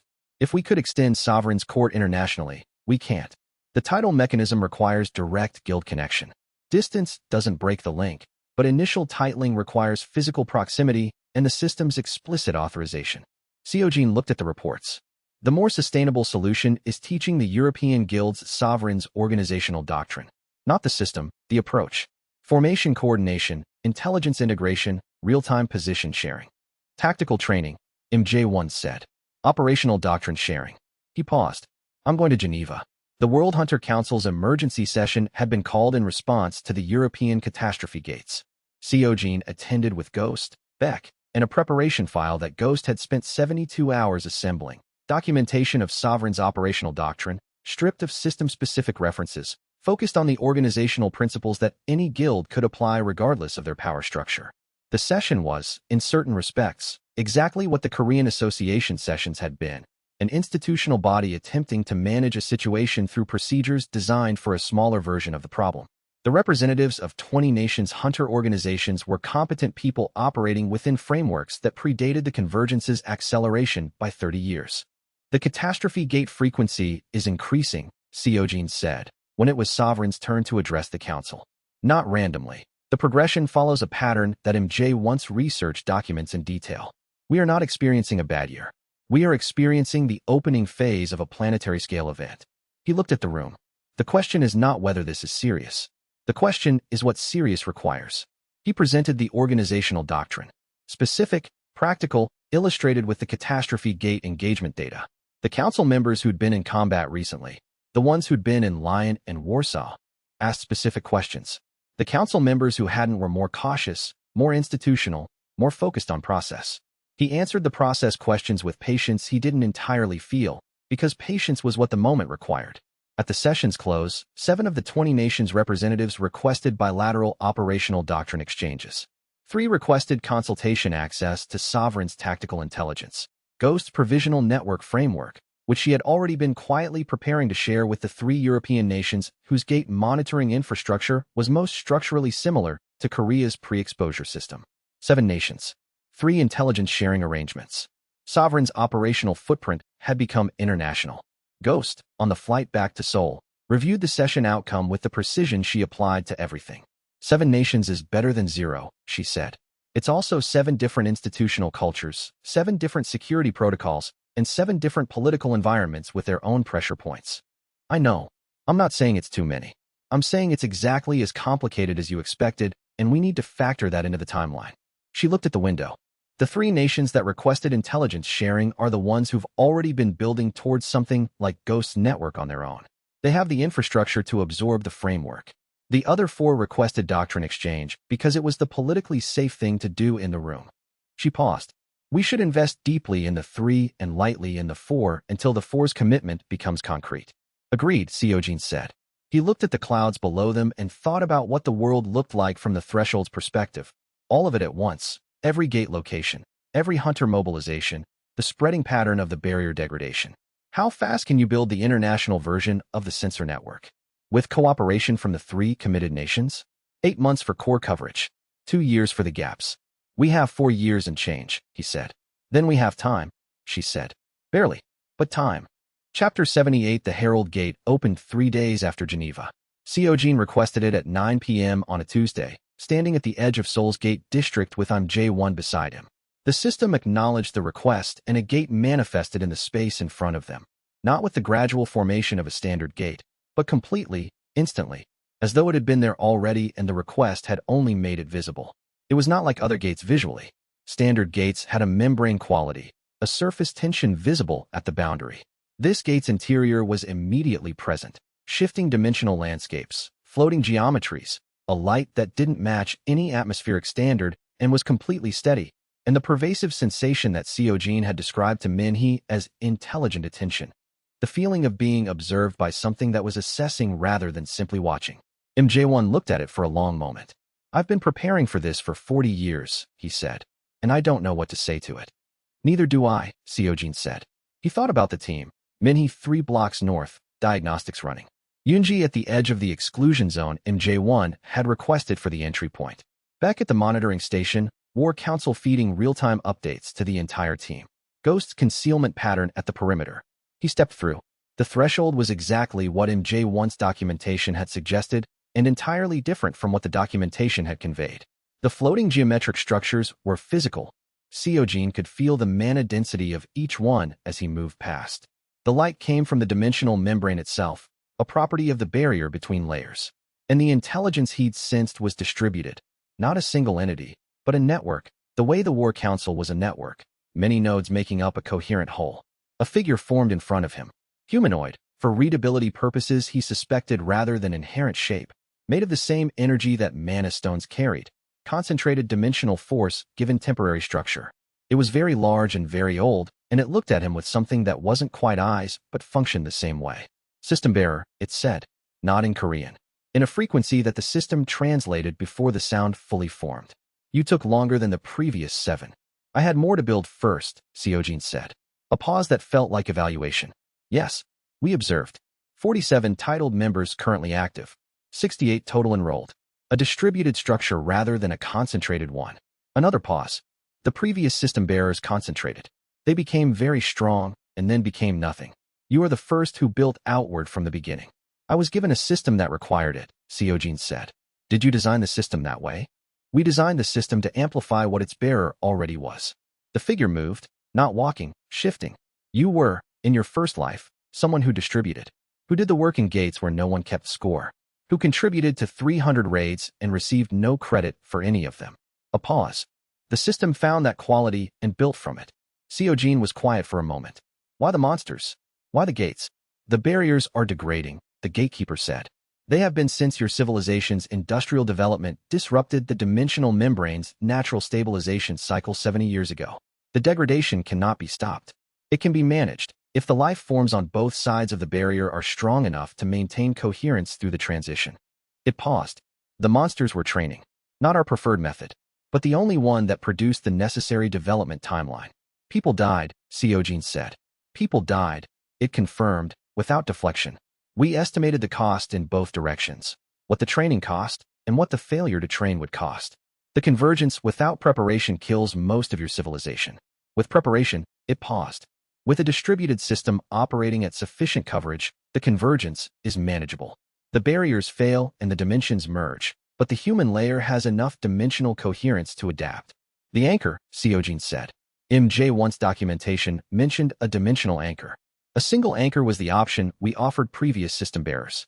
One person, permanently bound to the threshold as a stabilization point. The offer stands." It looked at him. "But you came here with a different architecture, and we would hear it." Chapter 79, 50 anchors, Seojin said. Distributed through the guild system. The gatekeeper was quiet. Not computing, considering, which was different. The guild sovereign system was not designed for anchor distribution. The system distributes combat amplification. Dimensional anchoring is a different mechanism. What's the functional difference? A combat buff enhances a person's existing capacity. An anchor modifies the person's relationship to dimensional space. They become a fixed point that the barriers reorganize around. One is additive. The other is structural. A pause. "What you propose requires modifying the system beyond its original parameters. Can it be done?" "We don't know. No system bearer has asked." Another pause. Longer. "We would need to see the guild structure. Specifically, whether the 50 officers you would anchor have sufficient dimensional coherence to function as stable fixed points. An unstable anchor is worse than no anchor." "How do you assess dimensional coherence?" "By bringing them here," the gatekeeper said. "To the threshold. If they can maintain self-coherence in this environment, not fight, not demonstrate power, simply remain themselves, they are candidates." Seojin thought about his 50 officers. About Min-hee, who had maintained neural stabilization against an SS rank mind control ability while staggered against a wall. About Yunji, who had opened a spatial rift inside a living creature's core chamber after 2 months of practice and called it okay, because the next thing to practice was making it smaller. About Ghost, who had left an organized life to map corruption from the outside because she couldn't tolerate operating within the system that produced it. About Beck, who had rebuilt himself from the rubble of everything he'd loved after Iron Wall's fall, and then spent a decade in a junkyard waiting for something worth using the rebuild for. About Seo Ji-young, who had applied after reading 37 names. I'll bring them, he said, but I need to tell them the full picture first. They choose. Not because I need them to choose, but because the anchor is their life we're talking about, and I won't make that decision for them. The previous system bearer who was offered this choice, the gatekeeper said, was told his officers would be fine, and they chose without understanding the cost. He brought 11. 5 maintained coherence. 6 did not, and were returned to Earth, changed. It paused. We don't prevent people from being returned. But the change is not reversible. What's the change? They see what's here. It gestured at the threshold's geometry. When you have seen the space between dimensions, the space within a single dimension feels smaller. Most people adapt. Some don't. Seojin looked at the floating geometries, the dimensional light, the gatekeeper's constructed form, and thought about what it felt like to see this, and then go home and look at a gate district and a junkyard and a medical bay. He'd been carrying a version of this for months. The knowledge of his regression, the specific weight of information about events that hadn't happened yet, and had found that people who were fundamentally solid could carry unusual weight without losing their footing. The ones who couldn't weren't weakened by the burden. They were simply differently shaped than the burden required. I'll tell them the full picture, he said, including what it changes, and that the change isn't reversible, and they'll decide. And if most of them refuse, the gatekeeper said, then we find a different architecture. He paused. My system gave me 50 officers because 50 was what was needed for the anchor mechanism. If 50 anchors are the requirement, then 50 people who understand the requirement and choose freely are better than 50 people who chose without understanding, even if finding them takes longer. The gatekeeper was quiet for what felt like a long time, but might have been seconds. Time moved differently in the threshold, not slower or faster, but with a quality of simultaneity that made duration feel less precisely measurable. You are very different from the others, it said. I know, Seojin said. I died alone in a gate that nobody thought was worth clearing.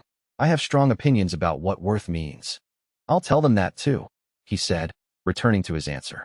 Chapter 80. He came back through the Herald Gate at 2 a.m. MJ1 was still at the entry point. He brought a fold-out chair again. Seojin gave him the full account, the gatekeeper's nature, the anchor mechanism, the requirements, the cost. MJ1 listened with the focused attention of a man hearing confirmation of theories he'd held for 40 years while also receiving new information that required integrating against those theories. He asked 3 precise questions about the barrier mechanics and the anchor coherence assessment. Then he was quiet for a long time. 40 years, he said finally. I spent 40 years building the wrong tool for the right problem. The hierarchy, the guild system, the political capture. He looked at the closed Herald Gate. I thought control was the answer. You're telling me the answer was distribution. The gatekeeper didn't tell me that, Seojin said. My system did. From the beginning. MJ1 looked at him. Yes, you were right. He said it with the specific difficulty of someone who was not accustomed to saying those words and had decided the accuracy was more important than the difficulty. What do you need from me for the anchor preparation? Everything you know about dimensional mechanics. The 40 years of barrier degradation data. The convergence timeline's full precision model. He paused. And whatever influence you still have with the institutions you built, not to control them, but to clear the path for what comes next. I can do that. MJ1 stood from the fold-out chair with the deliberate movement of a 68-year-old man who had been sitting for 5 hours and was not going to acknowledge that it had been uncomfortable. The anchor selection process. When? 2 weeks. I need to talk to the team first. He walked home through the empty gate district with the War Council's map running quietly, his guild spread across the sleeping city.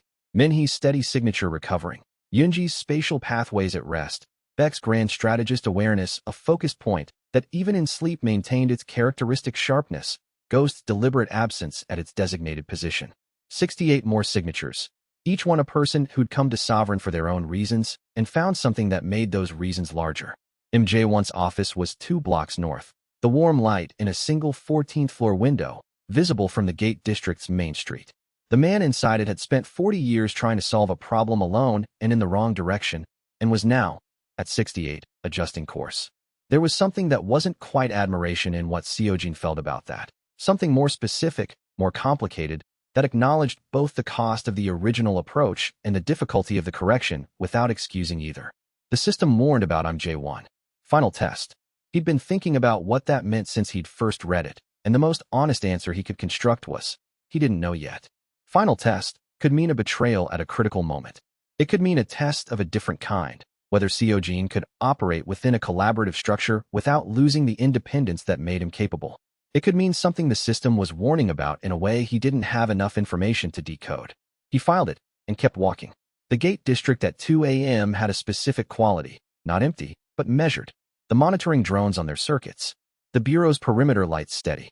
The distant glow of the city beyond the district's functional boundary, where people were sleeping and waking and living in a world that had 47 fewer deaths in it than a previous version of itself.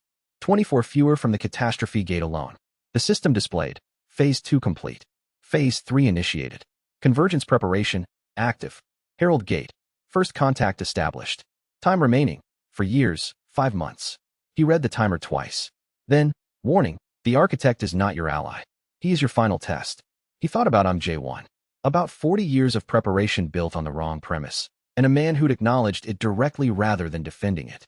About whether final test meant the end of the story or a new chapter in a story that didn't have endings, only transitions.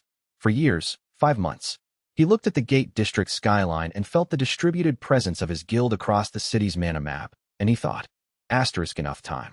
Barely, but enough, if we don't waste any of it. Asterisk he started planning the conversation he was going to have with his officers. Chapter 81. The conversation Seojin had with his officers took 3 hours. He'd scheduled it on a Sunday morning, in the guild facility's largest room, with everyone present who could be present, 68 titled members in person, 9 joining through secure relay from deployment positions abroad. He stood at the front of the room and explained, sequentially, everything. The regression, the previous timeline, the specific mechanics of what it meant that he knew things that hadn't happened yet. The gatekeeper and the threshold. The anchor mechanism. What pillar meant and what becoming one cost. What the convergence was and when it arrived. He held nothing back. The room was quiet while he talked. Not tense, attentive, the quality of people who were already accustomed to receiving unusual information and had learned to process it before reacting. He watched faces as he talked. Minhee, who already knew the core of it, but was hearing the full version for the first time, absorbing the regression details she hadn't previously had.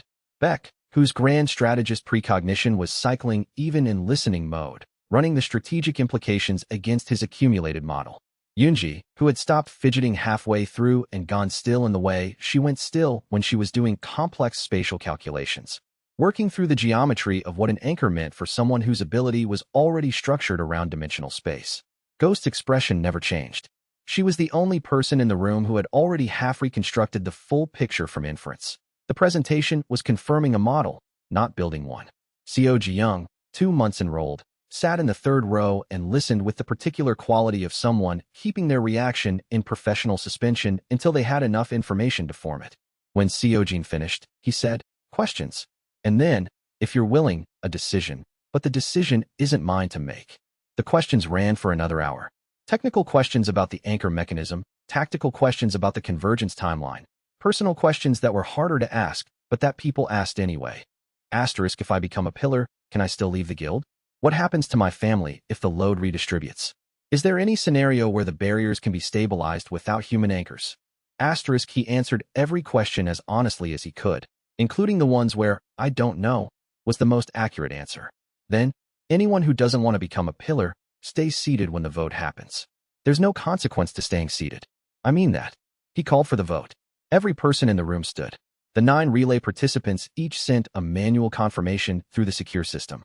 Minhee, who had stood first, before anyone else, fast enough to read as deliberate, was watching him from across the room with an expression that was at once professional and very human. She'd known it would go this way. She'd known him long enough to know that a group of people who'd been failed by the old system and chosen sovereign anyway were people who understood what they were choosing. He looked at the room, all of them standing, the relay confirmations arriving one by one on the secure terminal, and felt something he hadn't expected. Not relief, not vindication. Something quieter. The recognition that the decision he'd been carrying alone since the regression was no longer his alone to carry. The weight had distributed exactly as the system was designed to distribute weight, and the people who'd taken it were doing so with their eyes open. He had asked them for everything. They had given it freely. That was the only version of this that felt like the right answer. Okay, Seojin said. Then we have work to do. Chapter 82. The preparation work ran 6 weeks. Not all of it was dramatic. Much of it was logistical. Establishing secure housing arrangements for the 43 pillars who were primarily based in Seoul, creating emergency response protocols for the 9 abroad, running the health assessments that many had designed to provide baseline physical data before the threshold exposure changed certain parameters. Ghost rebuilt her intelligence network with the pillar structure as its protected core. The provisional monitoring network was extended to cover the 5 nations that had now joined the International Intelligence Sharing Arrangement. MJ-once barrier degradation data was integrated into the monitoring system's threat assessment algorithms, giving the network the ability to predict gate formation 12 to 18 hours in advance rather than 4 to 6. Yoonji spent 4 hours a day practicing dimensional rift precision at scales she'd never worked at before. The threshold's geometry was different from Earth's dimensional layer. The spatial relationships were non-Euclidean in ways that her training hadn't prepared her for. She was building the preparation model from the threshold's mapped coordinates that Seojin had memorized during his visit. It was imprecise. It was the best available. Beck ran command coordination drills for the split team structure they'd need for the threshold visit. 20 pillars entering, 30 maintaining external positions. The communication architecture for maintaining guild link connectivity, while a significant fraction of the team was in a different dimensional layer. The guild link will sustain through the Herald Gate, Seojin confirmed, after 2 rounds of testing. The system maintains connectivity across the threshold barrier. It's how the pillars will function as anchors even when they're not physically co-located. And if the link severs inside? Beck said, it won't. The system is stored in the threshold. Connectivity is native to its architecture. I'm noting that as a confident assertion based on theory rather than tested fact, Beck said. Yes, Seojin said. Noted. Proceed, Beck said. The 6 weeks also contained, unexpectedly, a legal crisis. Ryu Sangchul had resigned from the Hunter Association's chairmanship 6 weeks ago.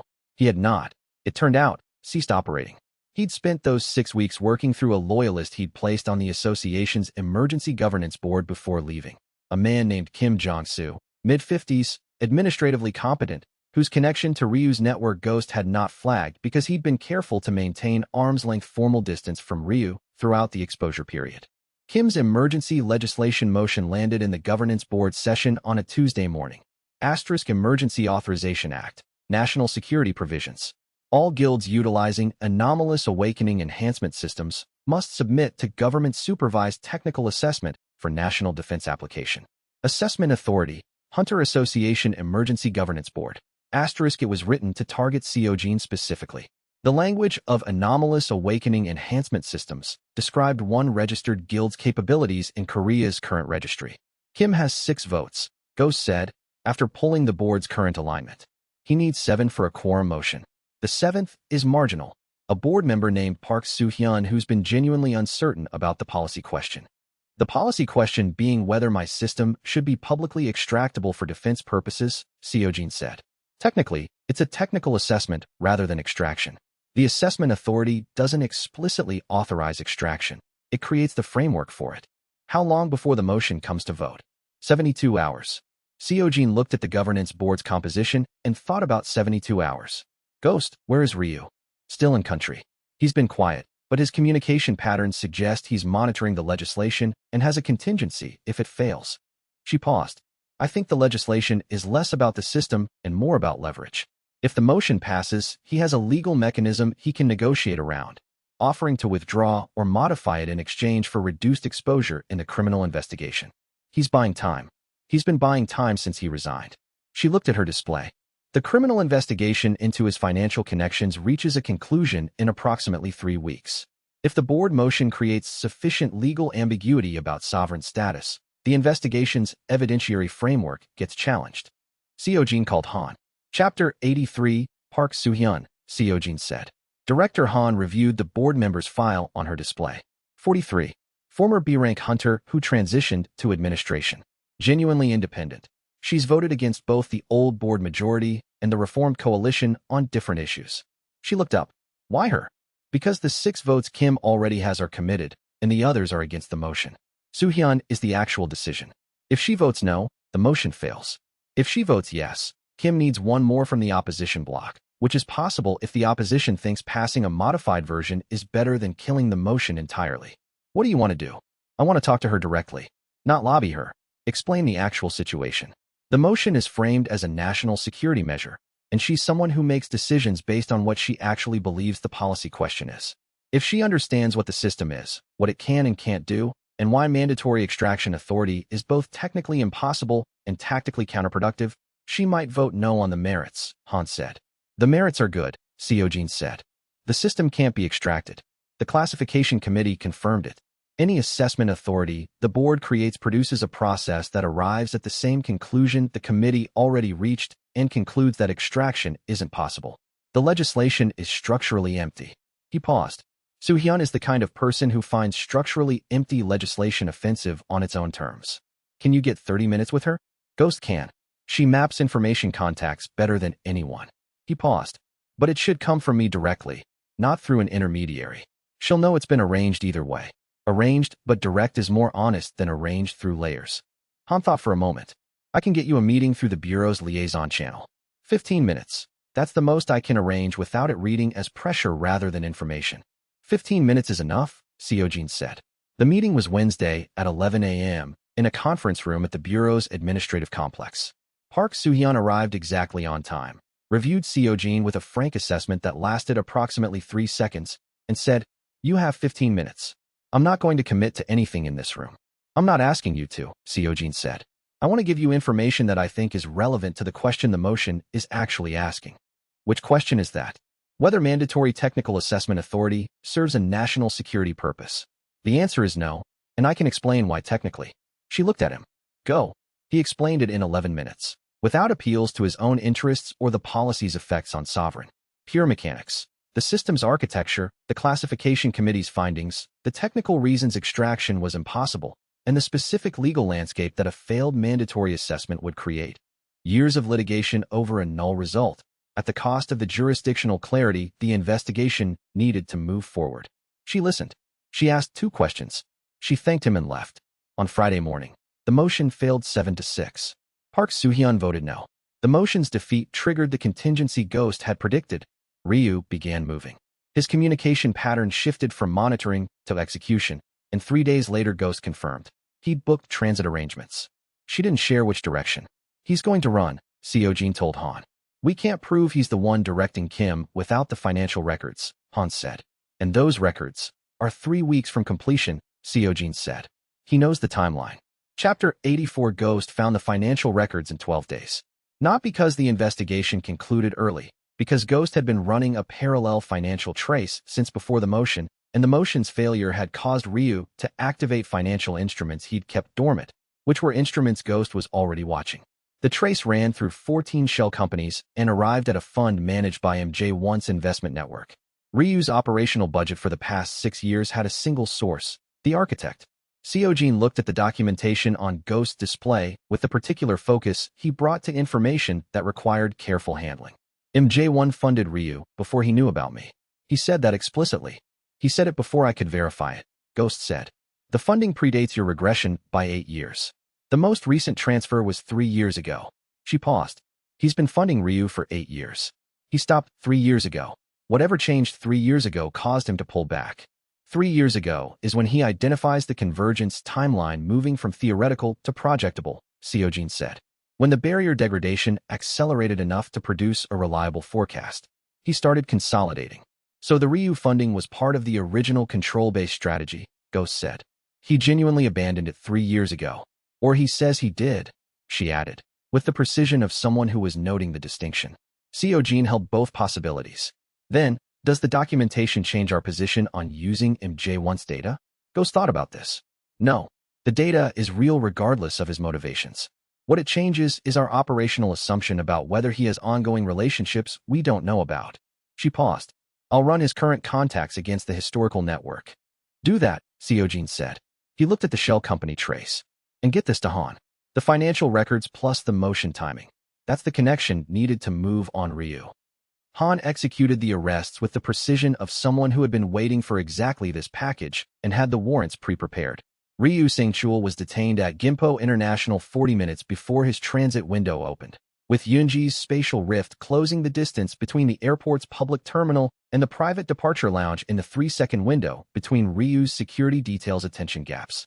He had, at the moment of detention, a teleportation artifact in his jacket pocket that Yunji had folded out of reach before he could access it. The artifact would have taken him to a location outside Korea.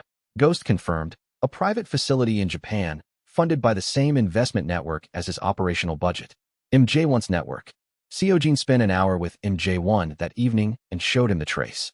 The architect reviewed it with the expression of someone discovering that a system they'd believed deactivated had continued running. Not with surprise, but with the specific quality of regret that came from being certain they'd shut something down and finding out they hadn't done it completely. The Japan facility, MJ1 said. Yes. I shut down the funding network 3 years ago. The Japan facility was affiliated. He paused. I didn't verify each affiliate termination personally. I assumed the network's primary fund suspension would cascade. It didn't. No. He closed the documentation. I owe you a better accounting of what else may have been left running. He met Seojin's eyes. I'll prepare a complete audit. I'd appreciate that, Seojin said. He didn't say, I already have Ghost running it, but he suspected MJ1 knew. Ghost's independent trace was already 17 days deep by the time MJ1 committed to the audit. It would find what MJ1's audit found, and either confirm the audit's completeness or identify what it had missed. Trust, in Seojin's experience, was something you built in parallel with verification rather than instead of it. MJ1 seemed to understand this, or at least, he didn't object to operating in an environment where his honesty was being checked. Chapter 85. The Ryu arrest closed the legal threat to Sovereign's operating status. The emergency legislation died without its architect's active management, and the remaining governance board members, unsettled by the exposure of Kim Jong-su's connection to Ryu's network, voted to formally confirm Sovereign's classification as a natural awakening variant guild, with standing recognition of its national defense role. 3 weeks of work to close a legal threat that Seojin could have addressed immediately if he'd moved to expose Ryu weeks earlier. Minnie, reviewing the timeline, noted this. You waited, she said. They were running the pillar preparation assessments, Minhee's baseline health documentation, Chapter 7 of 47, and she was doing them in the evenings after the day's operational work. The Ryu exposure. You had the financial connection from Ghost Trace weeks before you used it. I had the trace, Seojin said. I didn't have the admissible documentation for Han's arrest framework. Ghost Trace was intelligence, not evidence. But you moved when you did, after the motion failed, not before, and the motion's failure triggered the financial movements that gave you the admissible connection. She was reviewing his mana pathway readings without looking up. You let the motion run so Ryu would activate the instruments. Yes. She set down the diagnostic tool. Were you worried about the vote? I was confident about Park Soo-hyun's reasoning. Less confident about the opposition bloc holding. He paused. It was a calculated risk. 7-6, she said. 1 vote margin. Yes. She looked at him. You used a legislative vote where one wrong outcome created significant legal risk as a mechanism to surface the financial evidence you needed. She said it without judgment, as an observation about operational approach. That's a very specific kind of confidence. I trust people who make decisions on the merits, he said. When the merits are good, and when they're not, then I make different decisions. He paused. The merits were good. Park Soo-hyun made the right call. Minnie picked up the diagnostic tool again. Your mana pathways have integrated the Sovereign Commander conversion cleanly. No load points, no degradation. She noted it in her record. All 47 assessments should show this pattern. The pillar modification will have a stable baseline to build from. How long until you're ready to present the assessment summary to the gatekeeper? 2 more weeks, she said. I want a full set before I commit to a final baseline. She finished the notation. You should eat something before we continue. You haven't since this morning. I had something at the briefing. Coffee isn't food. He ate something. In the 2 weeks that followed, while Minnie completed the baseline assessments, the gate monitoring network flagged 3 international catastrophe gate formations. 1 in Brazil, 1 in Australia, 1 in Norway. Seojin dispatched pillar teams to each, working with the local hunter organizations through the bilateral doctrine-sharing arrangements. The Brazilian operation lost 4 local hunters despite Sovereign's best team positioning. The Australian operation was clean. The Norwegian operation took 18 hours but held to single-digit casualties. The catastrophe gate frequency was still climbing. The convergence preparation couldn't move faster than the timeline required. The Brazilian operation lingered. 4 hunters lost, a D rank and 3 C ranks from the local guild who'd held the perimeter while Sovereign's team engaged the gate boss.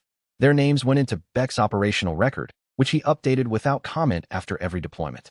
He'd told Seojin once that the record existed because patterns and casualties informed better positioning decisions. That was true.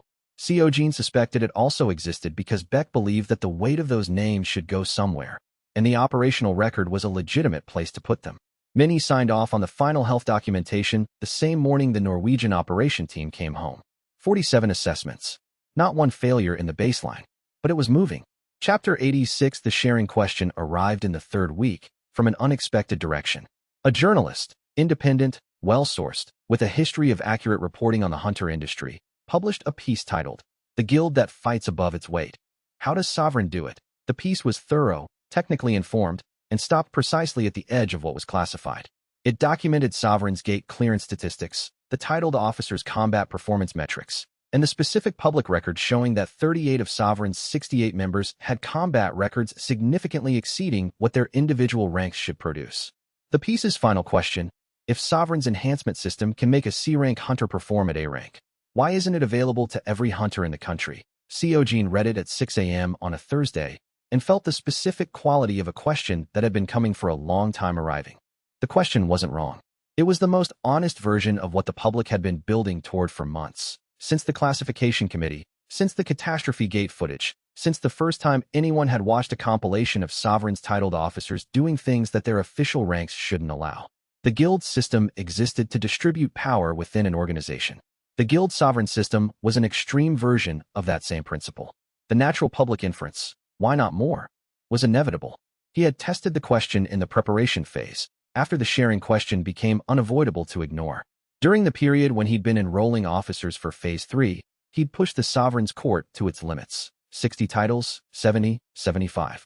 The system had issued a warning at 75, buff distribution at critical threshold. Exceeding 100 titles will cause cascading buff degradation. System integrity compromised beyond 150, hard limit. Not an arbitrary setting, a load calculation. The system was drawing power from a source that had finite supply at any given point in the system's development. More titles diluted the buff strength for everyone.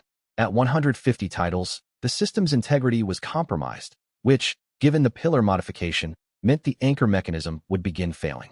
The answer to why not more was, because more breaks what exists, which was an answer that felt inadequate against the weight of the question. Minnie found him with the article on his screen at 7 a.m. She read it without comment. Then, this is the question MJ1 was asking when he built the guild hierarchy. His answer was authority and control. Your answer is different. My answer is limited by the system's architecture, he said, which is designed around you, specifically, as you are. She sat down across from him. What does the gatekeeper say about the limit? He thought about the threshold conversation. The gatekeeper said the system was designed to amplify what I already was. I was someone who distributed, who worked without recognition, who functioned within teams without the structure to make that functioning legible. He paused. The distribution limit might be architectural rather than fundamental. If someone else had a system designed around different characteristics, then their limit would be different, Minnie said. Yes. He looked at the article. The question isn't wrong. The answer I have is just not yet rather than never. Is that enough to tell them? Probably not, he said. But it's what's true. He wrote a response to the journalist, not through a communications team, but directly, under his own name. He explained the distribution limit in technical terms, the reason for the cap, and the honest statement that expanding beyond current parameters was a research question rather than a closed question. He confirmed that the system's architecture prevented him from making it universally available in its current form, and that he believed the long-term answer was a different kind of system, one that didn't depend on a single bearer. The journalist published the response alongside a follow-up. Sovereign's Guild Master on Limits and the Future. Not yet, not never. The public response split, as he'd expected. Some people found not yet acceptable. Others found it evasive. The split was approximately 3-1 in favor of acceptable, which was better than he'd projected. Ghost, reviewing the response metrics, said, the evasion accusation comes primarily from people who want a simple answer to a complex question. She paused. You could silence the accusation by demonstrating what happens when you exceed the limit. But that would require actually exceeding the limit. No, Seojin said. I know, she said. I was noting the pressure dynamic, not recommending it. Chapter 87. 2 weeks before the threshold visit, MJ1 completed the audit. It was 340 pages. Ghost reviewed it in 48 hours, cross-referencing against her independent intelligence database, and confirmed. Every affiliate relationship flagged in the audit matched traces she'd identified independently. No hidden relationships had been concealed from the audit. The Japan facility was the only active remnant that had survived the 3-year-ago shutdown. He was honest, Ghost said. About the audit, Seojin said. About the audit, she confirmed. Which is what we asked for. She set down the audit summary. I've been running pattern analysis on his communications for the past 6 weeks. He's told us the same version of his decision history consistently. No variations that would suggest partial disclosure. She paused. I don't fully trust him, but I believe he's telling us the truth he knows. The truth he knows is a different question from the full truth. Yes, he's been running a system of significant complexity for 40 years. He may not know everything his system produced. She paused. Nobody does. Seojin thought about I'm J1's expression when reviewing the Japan facility documentation. The regret of someone who had been thorough and still missed something. It was a specific quality. He'd seen it in people who operated at scale and had learned that scale meant gaps. The threshold visit, he said. He wants to be there. Outside the gate, Ghost said. He confirmed he can't enter. The Herald gate is locked to the system bearer and system-titled personnel. But he wants to be at the entry point. I know, Seojin said. Let him. He paused. He's been waiting for this moment for 40 years. He deserves to see it, even if he can't go through. The pillar assessment summary he presented to the team was 47 pages and written with the precision of someone who had been thinking about nothing else for 3 weeks. The core finding. All 68 titled officers showed mana pathway integration with the Sovereign Commander update that was stable, even, and within the load parameters that the system's current architecture could sustain. No outliers. No members showing pre-stress indicators. Every member of this guild is physically prepared for the threshold visit. Minhee said, to the assembled pillars. What the threshold environment will do to each of you individually, I can't predict. I've read everything available on interdimensional environmental exposure, and the honest answer is that there's very little documented. What I can tell you is that you're going in healthy and stable. Are you bringing your medical kit? Yunji asked. Yes. Good, Yunji said. I feel better about that. The final preparation ran 3 days. Ghost's security mapping of the Herald Gate's external entry point, route planning for the 68 pillars transit without creating a public event, communication architecture for the connection between the 30 who would stay external and the 20 who would enter. Beck ran the logistics with the contained efficiency of someone who had been waiting for a large-scale operation and had been organizing his preparation notes since the first time Seojin had explained the plan. The night before the threshold visit, Seojin stood at the window of his apartment and looked at the Gate District skyline and felt the War Council's map spread across his awareness. 68 signatures, each one a person who had chosen this freely and completely. Minhee's steady rhythm. Yunji's precise, mathematical mana structure, which had developed the particular quality of spatial type awakenings that had been working at their limit long enough to redefine where the limit was. Beck's characteristic focused awareness. Ghost's deliberate absence. He thought about the previous timeline. About dying alone in a gate that nobody thought was worth clearing. About the system appearing in the moment when he'd been certain nothing was coming. He thought about 68 people who had stood up when he asked. Tomorrow, he decided, was enough. Chapter 88. The threshold visit required a pre-dawn start. 30 external pillars positioned across the Gate District before the Herald Gate opened, 20 entering with Seojin, all protocols in place before the city's morning traffic began. The Herald Gate opened the same way it always did, completely, instantly, as though it had been there waiting. Seojin went through first, then the 19 pillars who had been selected for entry, chosen for the distribution of their abilities rather than their individual power levels, an intentional cross-section of Sovereign's capability range. Minhee, Yunji, Seo Ji-young, whose 12 years of Zenith perimeter security had produced a specific kind of calm under unusual conditions. 3 of the porters who'd been abandoned by their previous guilds. 2 former Zenith employees. The others, C, B, and A-rank hunters whose abilities spanned the full range of what Sovereign's enrollment had produced. The threshold received them. The environment was what Seojin had remembered. Floating geometries, dimensional light, the quality of intelligent attention distributed through the space itself. But it was different with 20 people. The threshold's attention, which had been a focused observation when Seojin was alone, distributed across the group. He could feel it assessing each person individually. The gatekeeper formed. It was different from the first visit, more present. Somehow, the constructed figure denser, the energy that composed it more visible. Seojin understood, looking at it, that it was augmenting its legibility. More people, more need for clarity. 50 officers, it said. You bring 20. 20 are here, Seojin said. 30 are maintaining external positions. They participate through the guild link. The gatekeeper looked at the 20. Then, it appeared at the remaining 30 through some means that wasn't visual. The guild link, the dimensional connection between system bearer and titled members, extends into the threshold. Yes, the system is stored here. The link is native to the architecture. We didn't design it to extend this deeply, the gatekeeper said. It wasn't criticism, observation. Your system has developed beyond its original parameters. A pause. This is consistent with the modification we discussed. The anchor function requires depth that the original design didn't provide. It looked at the 20 in front of it. We will assess coherence now. The assessment was not combat. It was not a test of ability or power or endurance. It was presence. The threshold's environment shifted. The floating geometries changed, the light altered, and each person in the group found themselves, in whatever way was specific to them, facing something that was precisely calibrated to challenge their particular version of coherence. Seojin watched it happen. The gatekeeper had said, if they can maintain self-coherence in this environment, not fight, not demonstrate power, simply remain themselves. Remaining themselves, it turned out, was harder than fighting. Fighting had an external opponent.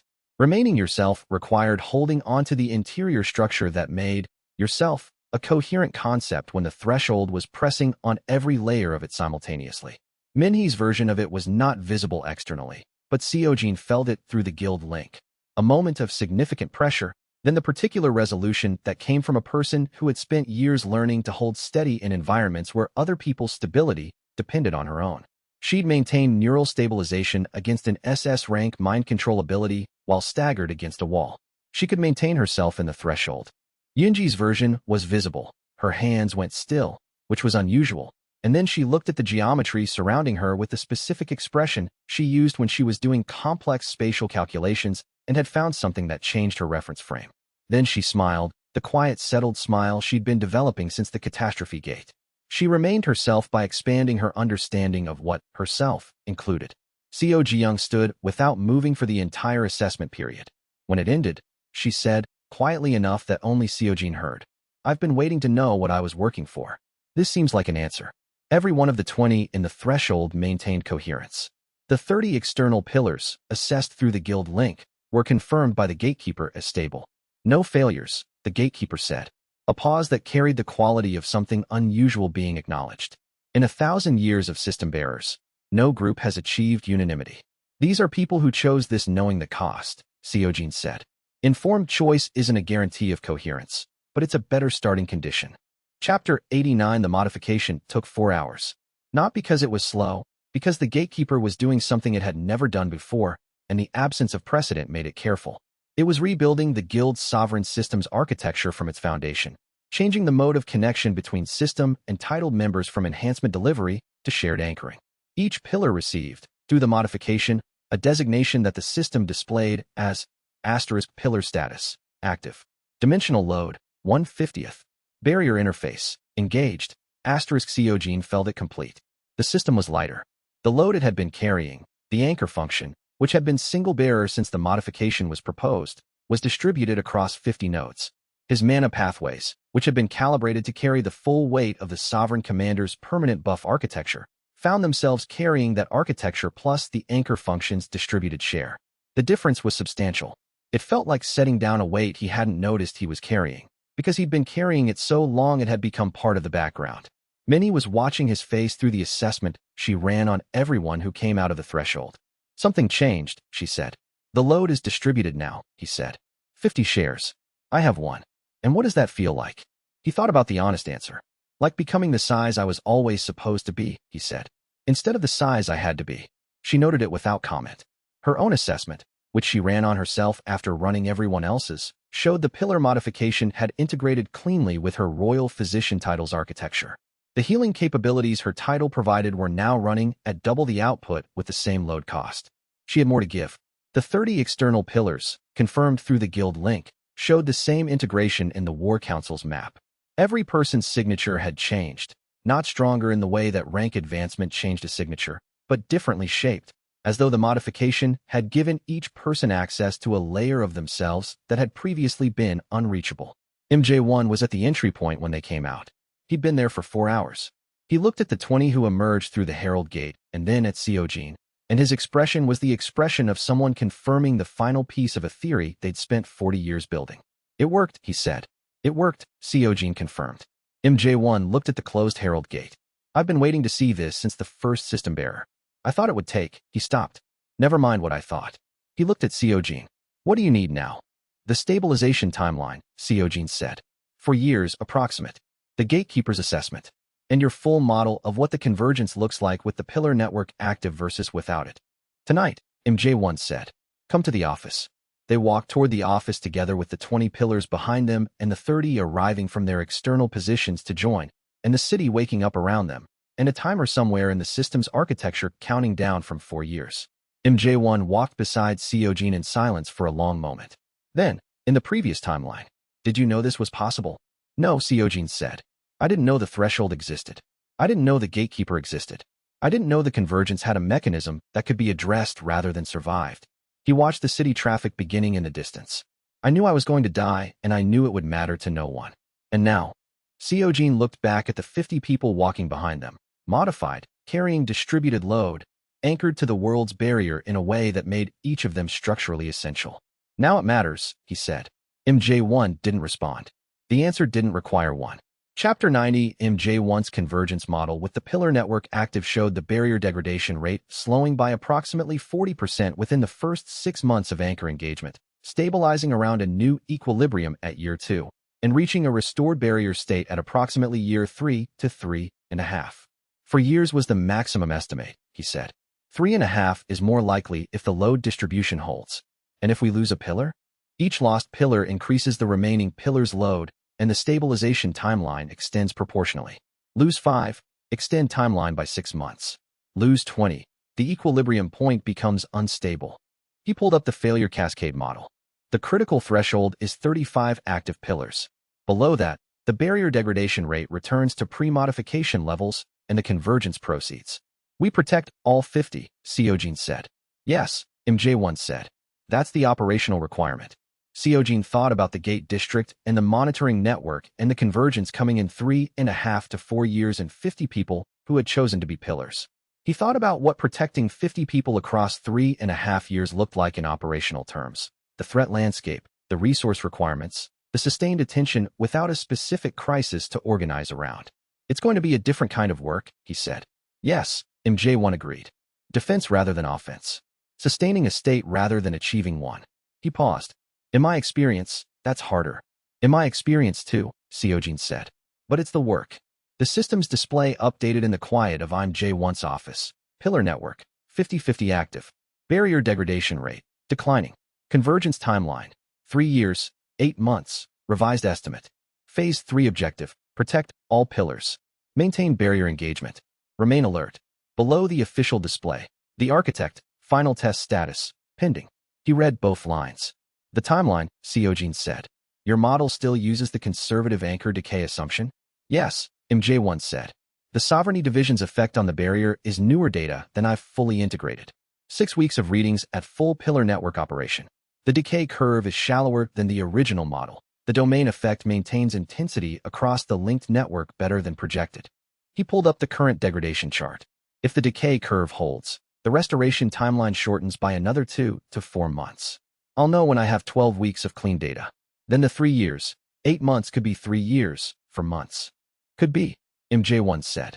I won't revise the estimate until the data supports it. An optimistic projection that proves wrong costs you operational planning accuracy. A conservative estimate that proves right costs you nothing. He set down the chart. Your pillars need to plan for the longer timeline, even if the shorter one arrives. They'll hold either way, Seojin said. He was certain of this in the way he was certain of very few things. Then, on J1, the system warns about you. The architect is not your ally. He is your final test. What does that mean to you? MJ1 looked at him for a long moment. The office was quiet. 40 years of research on the walls. A fold-out chair in the corner. I don't know, he said. But I think the honest answer is, whatever I am, I'm not entirely what you think I am. And what I discover about that, you'll need to be prepared for it to change the situation. A pause. I can't tell you more, because I don't know more. He met Seojin's eyes. But I believe you'll handle whatever it is. Your system was built for it. That's not reassuring, Seojin said. No, MJ1 agreed. It's honest. Seojin held the warning in his awareness on the walk back to the guild facility. Asterisk, the architect is not your ally. He is your final test. Asterisk, the system had displayed it twice now, once at the threshold, once in MJ1's office. Both times after significant progress. Both times as a reminder that the timeline still had a condition he hadn't met. He didn't yet know what passing that test required, but he knew what it required of him in the interim. Continue the work, protect the pillars, watch MJ1 with the same care he extended to everything else. Not suspicion, but attention. Trust with its eyes open. The only kind worth having. Chapter 91. The first 6 months of the pillar period established what Seojin would later describe as the characteristic texture of the new work, sustained, distributed, relentless in the way that prevention was relentless. Not dramatic peaks, but continuous pressure management across 50 nodes and an international gate network that was, for the first time in the Convergence's history, visibly slowing. The barrier degradation rate's 40% reduction translated, in practical terms, to 3 fewer catastrophe gate formations per month globally. 3 fewer were 3 fewer, not nothing, especially to the local hunters and civilians who would have faced those gates. But the reduction wasn't visible to anyone outside the monitoring network's data analysts and MJ1's barrier readings. From the public's perspective, the gate frequency was still high. The convergence was still coming. We need the 3 years to do the full work, Minhee said, during one of their post-shift debriefs. They'd started doing these informal check-ins at the end of major operation days, where Seojin, Minhee, and Beck sat together and reviewed what the day's events meant for the 4-year projection. Ghost joined when she was in country. Yoonji joined when she wasn't in the middle of a rift calibration session, which was most days. The public sees the catastrophe gates still happening. They don't see the ones that aren't happening. We could publish the barrier data, Beck said. Make the reduction visible. Publishing MJ1's data requires explaining where it came from, Seojin said, which requires explaining the threshold, the pillar modification, and a 40-year history of manipulation that MJ1's name is attached to. He paused. I'd rather publish it in a context where the full picture is already known than as a press release that invites questions we can't answer cleanly yet. Then we continue sustaining something the public can't see, Beck said. Yes. That's going to create pressure at some point, Beck said. Organizations that sustain invisible work accumulate public skepticism, especially when the organization in question has been the subject of significant exposure. He paused. I'm not recommending a different approach. I'm flagging the accumulation. Noted, Seojin said. What's the recommendation? Visible operations that translate the invisible work into visible results, Beck said. Not staged. Genuine high-profile gate clears in locations where the public can observe the outcome. The pillar buffs at full load are dramatically effective. Show the dramatically effective. Let people build a causal model, even if it's a simplified one. High-profile operations, Ghost said, from her relay terminal. International catastrophe gates. The ones that would have produced major casualties under prior conditions. The barrier slowing makes these slightly easier. Not much, but measurably. A sovereign pillar team operating at that level will outperform any prior comparable engagement. Schedule it, Seojin said. 2 international catastrophe gates per month, pillar team deployment, full transparency on tactical approach. He looked at the debrief notes. And continue the bilateral doctrine sharing. The 7 nations are building capability. Eventually their hunters will perform better on their own. That's the goal. 3 months into the pillar period, the SS rank consolidation arrived. It wasn't a singular event. It was a process, accumulated combat operations, the pillar anchor load's effect on his mana core's dimensional engagement, and the system's Phase 3 development pushing against a threshold that had been approaching since the threshold visit. He felt it building for 2 weeks before it completed. The specific quality of a mana core preparing for structural change, the clarity that preceded advancement, the sense of all the system's load-bearing elements reorganizing around a new center of gravity. The consolidation came during a large-scale gate clear in Australia, a solo component of a larger joint operation where Sovereign's team was coordinating with the Australian Hunters Council. An A-rank gate that had escalated to S-rank during the operation, requiring Seojin to engage the boss alone while the team managed sub-boss containment. The boss was an S-rank entity. Against his current operational capability with the pillar anchor load enhancing his dimensional engagement, the fight had a quality he recognized. Not difficult, but demanding, requiring everything he could give it without actually reaching his limit. He reached his limit anyway. The gate boss's final assault hit him in the moment between a medical core cycle and the next, in the gap that the system's continuous load had narrowed to its operational minimum. He absorbed it through his mana core rather than deflecting it, and his core, under the combined pressure of absorbing an S-rank attack and carrying the pillar anchor load through the exchange, underwent the structural crystallization that the system had been building toward for months. Base rank, SS. He felt it complete in the 3 seconds before the boss collapsed. His core, already carrying SS rank equivalent buff power, had caught up to its operational reality. The system's display updated. Base rank, SS. Active buffs, SSS rank equivalent. New department, Sovereignty Division. The Sovereignty Division unlocked with the consolidation, a domain-type ability that created a zone of absolute authority within 500 meters. Inside the zone, double buffs for titled officers, 30% ability suppression for hostile hunters, and a field effect that prevented monsters below SS rank from maintaining physical form. He activated it as he walked out of the gate. Every hunter in the joint operation felt it, a weight, a presence, a hand pressing down on the world with the specific quality of something that was very large and very certain. For 3 seconds, the monitoring network registered every gate formation in Australia, pausing simultaneously, then resuming. He stood at the gate exit and felt 50 pillar signatures through the War Council map from 11,000 kilometers away. Each one momentarily brightened as the Sovereignty Division's activation touched the guild link. That was new, Minhee said, through the relay earpiece. She was at the team's support position. The whole pillar network responded to the activation. The Sovereignty Division integrates with the anchor load, Seojin said. The zone extends across the pillar network's dimensional connections. He was still processing the scope of what he'd just felt. When I activate the domain, every pillar's anchor point gets the domain effect. A pause. That's significantly larger than a 500-meter radius, Minhee said. Yes, he said. It covers the barrier. Chapter 92, the Sovereignty Division's integration with the pillar network produced a capability that hadn't been in any of the gatekeeper's technical specifications, a domain that could be maintained not from a single physical location, but across 50 anchor points simultaneously. When Seojin activated it, the domain wasn't 500 meters from his body. It was 500 meters from each of his 50 pillars' positions. Global coverage, distributed authority. The barrier, wherever it was weakest, had a pillar within Sovereignty Division range. MJ1, reviewing the technical implication, went very still for approximately 30 seconds. The system isn't just stabilizing the barriers through the anchor points, he said. It's actively reinforcing them. The Sovereignty Division's authority effect, suppression of entities below SS rank, the zone of stability, is running along the barrier layer. Which means the monsters can't maintain physical form near the barrier faults, Seojin said. Which means the largest source of barrier degradation, monster pressure on fault lines, is being actively mitigated. MJ1 looked at his barrier degradation model and recalculated. The timeline changes. The 3.5-year estimate assumes passive anchoring. With active domain reinforcement, how much faster? He ran the calculation. 2 years for months. From now. Seojin held this number. 2.5 years earlier than the Convergence's projected date. The Sovereignty Division's domain, maintained continuously through the pillar anchor network, was cutting the timeline by 1.5 years. Is that reliable? The model is as reliable as barrier degradation models are, which is approximately 70% predictive at this range. He paused. The active reinforcement is new data. I'm updating the model, not replacing it. He looked at Seojin. But yes, I believe the barrier can be stabilized in under 2.5 years if the pillar network and the Sovereignty Division remain operational. Seojin called the team. The debrief that followed was, by Beck's description afterward, the most organized celebration he'd encountered in 30 years of operational management. The revision was significant.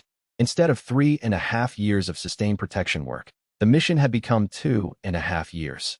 The difference was 11 months of sustained exposure, 11 months of threat load, 11 months during which something could go wrong. I want to be careful about optimism, Seojin said during the debrief. The model is 70% reliable. We plan for the 3.5-year timeline and consider the 2.5-year timeline a best-case scenario. But, Minhee said, but if the barrier stabilizes at 2.5 years, we finish this before the timeline I came back to prevent. Before the point where things went wrong in the previous life. He paused. I want everyone to know that, because it means the work is working. Seo Ji-young, from her position at the debrief table. Is this what it felt like when it started working? In your previous life? There was no previous life where it started working, Seojin said. I died in a gate. The Convergence, he paused.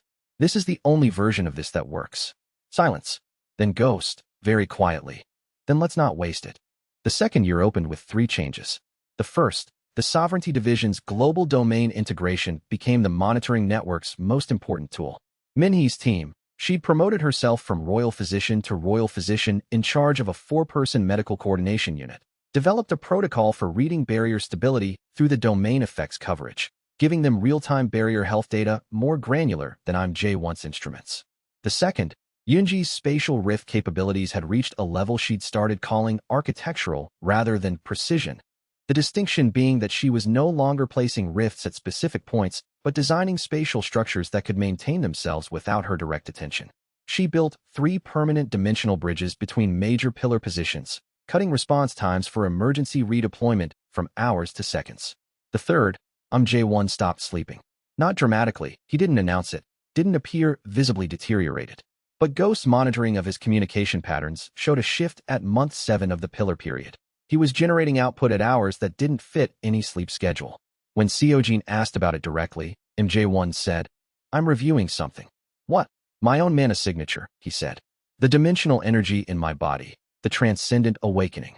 I've been analyzing it against the Gatekeeper's technical specifications and the Genesis engine schematics." He paused. "There's a pattern I didn't notice before." "What pattern?" J1 looked at his hands. "The dimensional frequency of my transcendent power. It matches the original gate's energy signature." He looked up. "The same frequency as the gate that opened 40 years ago and changed me." A pause. "I thought the gate changed me. What if I'm the gate?" Seojin went still. "What do you mean?" "The barriers are degrading," J1 said. "The degradation is accelerating because something is pulling at them from the inside. I've been assuming this something is the accumulated monster pressure, the fault lines, the convergence's natural momentum." He spread his hands. "What if the something is me?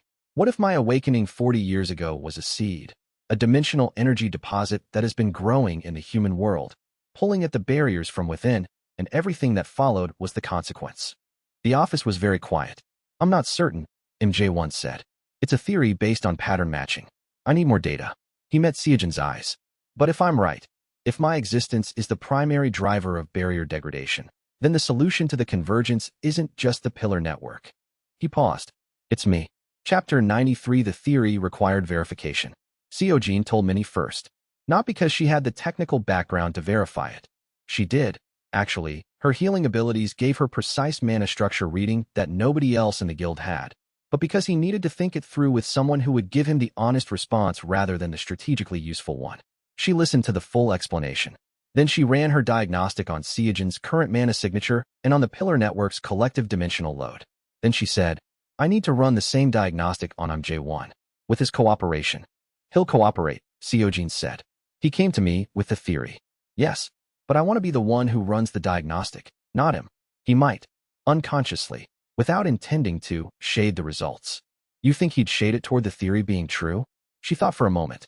"I think someone who spent 40 years looking for the source of the convergence might, when they find a theory that fits all the data, stop looking for data that would disprove it." She picked up her diagnostic equipment. "I'm not questioning his honesty. I'm questioning his objectivity. They're different things." The diagnostic took 3 hours. J1 sat in his office and held still while Minhee ran every reading she had available, cross-referencing against barrier degradation records from the monitoring network and the Gatekeeper's technical specifications from Seojin's threshold visit notes. When she finished, she sat across from J1 and looked at the results for a long time without speaking.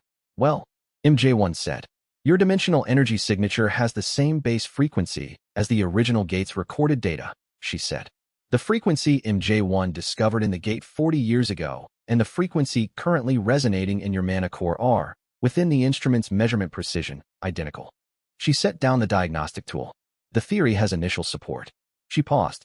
"Initial? The causal direction isn't confirmed. The same frequency could mean the gate changed you to match its frequency rather than you generating the frequency that's degrading the barrier." "The degradation pattern," J1 said. "Does it radiate from a point or is it distributed?" She reviewed the monitoring network data. "It radiates from a point," she said. "South Korea. Seoul, specifically." A very long pause. "From the location of your primary facility." The 3 of them were quiet. Nobody said the obvious thing, that if J1 was the source, the solution was a question none of them were ready to ask. Minnie was looking at the data rather than at J1, the way a physician looked at readings when the readings required her to be clinical and the patient required her to be human at the same time. "Which location the gate district borders," Seojin said carefully. Yes, Minnie said. But the monitoring data has resolution limits. Seoul could mean the gate district, or it could mean I'm J1's facility, or it could mean the Herald Gate's location. These are all within 2 kilometers of each other. She looked at I'm J1. To confirm directional causation, we need to move you. If the degradation point moves with you, the source is you. If it stays fixed, the source is fixed infrastructure. MJ1 looked at his office. At 40 years of research on the walls. At the fold-out chair in the corner. Where, he said. Busan, Minnie said. Far enough for clear differentiation. I want a week of barrier data from each location. Then I go to Busan, MJ1 said. He left the following morning. The monitoring network tracked the barrier degradation's point source for 7 days. It didn't move. Chapter 94. The source was fixed. The degradation's point of origin stayed in Seoul regardless of J1's location. Minnie presented the results with the clinical precision of someone who was relieved by the finding and making a professional effort not to show how relieved she was. The degradation source is a fixed point in the gate district, consistent with the Herald Gate's location. MJ1's presence does not correlate with the source. So I'm not the convergence, MJ1 said. He was back in Seoul, reviewing the data in his office. Your dimensional energy signature matches the original gate's frequency, Minnie said. That correlation is real. But the barrier degradation source is the Herald Gate's location, the original fault line from the first gate opening 70 years ago. You were changed by that gate. The gate didn't change because of you. MJ1 was quiet for a long time. Then, I've been running that theory in the back of my mind for 40 years. Not consciously. It was there, waiting. The possibility that I was the cause of everything I'd been trying to prevent. He looked at his hands. It's almost a disappointment to be wrong. Almost, Seojin said.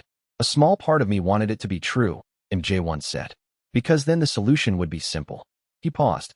Simple solutions to 40-year problems have a seductive quality, even when the solution is catastrophic. The actual solution is the pillar network, Seojin said. Which is working. MJ1 closed the monitoring data. 2 years, 1 month remaining in the revised timeline. He looked at Seojin. You've built something genuinely new. I want you to know I understand that now in a way I didn't when we first met. What's different? When we first met, I understood that you were effective. That your approach was producing outcomes my approach hadn't. He paused. What I understand now is why. Not just that distributed systems outperform hierarchical ones in this specific scenario, but that the distribution is itself the protection. The 50 pillars aren't 50 insurance policies against your failure. They're 50 reasons the solution survives regardless of what happens to any one element, including you. He met Seojin's eyes. You built a guild that doesn't need its guild master to survive. Seojin thought about Park Jisu's documentation. 37 names, logged in a room where no one knew they'd been kept. He thought about the hunters he'd failed to keep alive in the previous timeline, whose deaths he'd absorbed as the natural cost of a system that treated hunters as expendable. He thought about 68 people standing up before the vote was called. The system treats people as if they matter because they do, he said. That's not a strategic choice. It's just what's true. The strategy is built on the truth. MJ1 was quiet for a moment. Then, in 40 years of planning for the convergence, I built systems that assumed the opposite. That people were variables, controllable or discardable, depending on their utility to the larger goal. He looked at the barrier model. The irony is that my system's failure mode was exactly that assumption. The variables became autonomous. They started behaving like people. He paused. Your system started with people. That's why it hasn't failed. That was always the goal, Seojin said. From the day I registered. It had been, not as strategy, but as instinct. The guild system as he'd found it was built to concentrate power upward and lock it there. He'd spent his first timeline inside that system without the standing to change it. The regression had given him the standing. The system's architecture had given him the mechanism. The choice of what to build, something that would outlast him, that would continue whether or not he remained at the center, had never felt like a choice. It had felt like what distribution meant when you could actually do it. Get some rest, Seojin said. The next phase starts in 18 hours. I don't sleep much anymore, MJ1 said. Too much to watch. He looked at his barrier displays. But I'll sit down for a while. That's a reasonable approximation. Chapter 95. The discovery that the degradation source was the Herald Gate's fault line rather than J1 produced a tactical implication. The fault line was the vulnerability. The pillar network's anchor function was managing barrier degradation across the global barrier surface.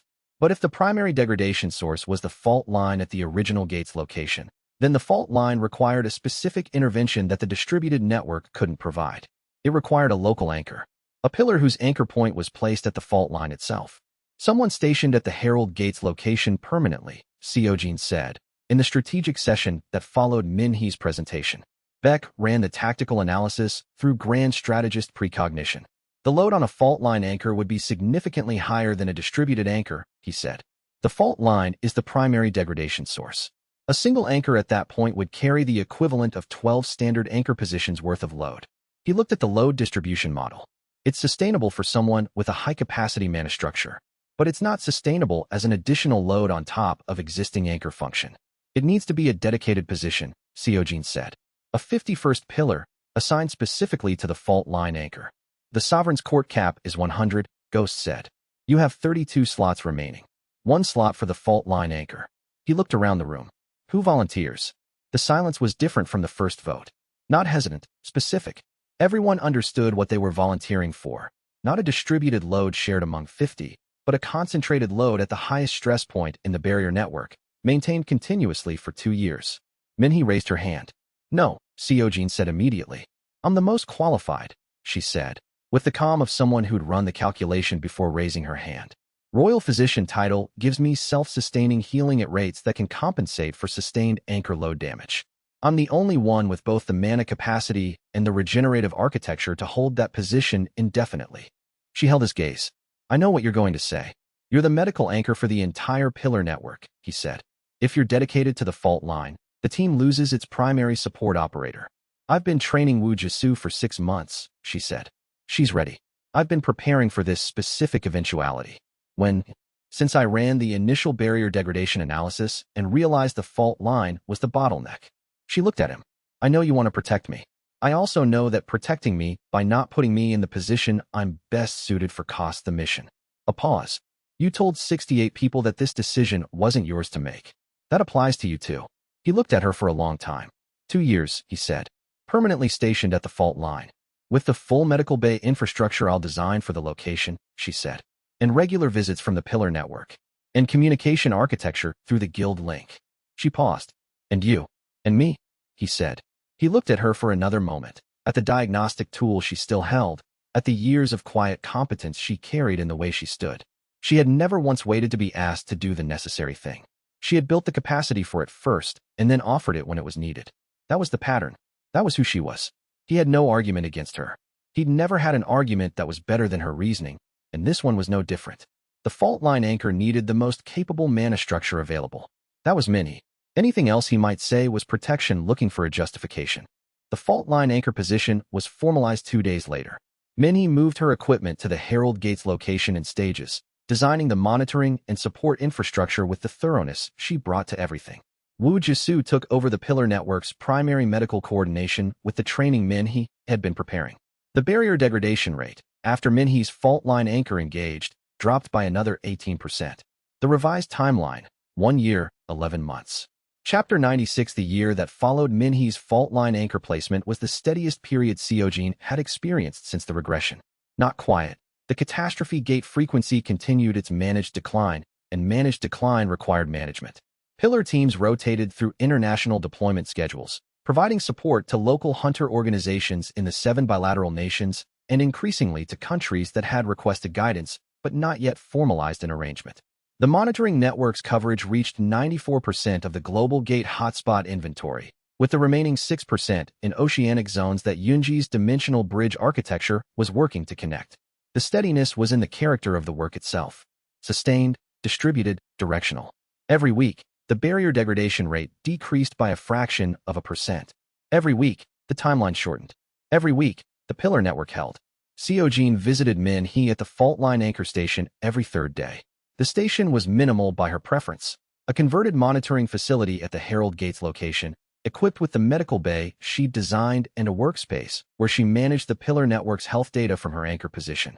She'd established that anchoring at the fault line didn't require her to be physically still.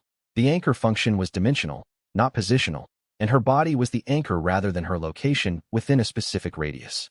She could move, work, conduct medical assessments. She couldn't leave Seoul indefinitely, because the fault line anchor required proximity to function at full capacity. But Seoul was a city. She'd made it workable. The anchor load is stabilizing, she told him on one of the visits. She was reviewing the monitoring data while running a diagnostic on his current mana state. She hadn't stopped doing his diagnostics. She'd just moved them to the fault line station's medical bay. The first month was the hardest. The fault line generates variable pressure rather than constant. Learning the rhythm was the challenge. And now I work with it. She set down the diagnostic tool. The healing load is elevated but within sustainable range. Wu Jisu is managing the pillar network's medical support well. The handoff was clean. She looked at the monitoring data. 17 months remaining in the current projection. The projection has been accurate within 4% for 6 months. That's a good accuracy rate for a model of this complexity, Seojin said. MJ1 says it's the best the model has ever performed, she said, because the variables are now controlled rather than projected. 51 known anchor positions, each with measurable load. The model knows exactly what's happening. She paused. That's the difference between a prediction and an accounting. He stayed for 2 hours, as he did every third visit. They had dinner in the station's small common area and talked about the work and about things that weren't the work. She was reading something she'd wanted to read for years. Finally, Yunji had sent a report on the dimensional bridge architecture that was interesting enough that they'd both read it. The ordinary rhythm of people who had found the time and the structure to be ordinary for stretches of the extraordinary. Before he left, she handed him a small report, a single page, handwritten, the kind she wrote when she wanted the information to reach him without the framing of a formal document. Pillar network health at 14 months, she said. All 51 stable. No cumulative load stress in any member's mana pathways beyond what the regenerative buffs are managing. She paused. People are doing fine. Better than fine. They've adapted to the anchor load more completely than I projected. She looked at him. I thought you should know that the thing you asked them to carry isn't breaking them. They've grown into it. He took the report. The walk back to Seoul proper was 40 minutes. He read it twice during the walk and felt, under the operational weight he carried daily, something that wasn't quite pride. More like the specific satisfaction of a system doing exactly what it was designed to do. Chapter 97. 3 months before the barrier stabilization projection, the threat arrived. Not from the Convergence's natural momentum, from the remnant of the Broker Collective's intelligence network, which Ghost had believed was fully dismantled but which had, it turned out, maintained a single operational thread through a dead drop system that didn't route through any of the Collective's identified infrastructure. The intelligence was specific, coordinates and timing for 6 simultaneous strikes against pillar positions. The targets were the 6 pillars whose anchor points were at the highest stress fault segments, the positions that, if disabled, would cause the most significant load redistribution to the remaining pillars. Ghost found the warning with 18 hours to spare. The preparation ran through the night. Beck coordinated defensive positioning for all 51 pillar stations, not moving pillars away from their anchor points, which would disrupt the barrier reinforcement, but fortifying their positions and establishing response teams for each target. The War Council at full range gave Seojin awareness of the 6 positions simultaneously.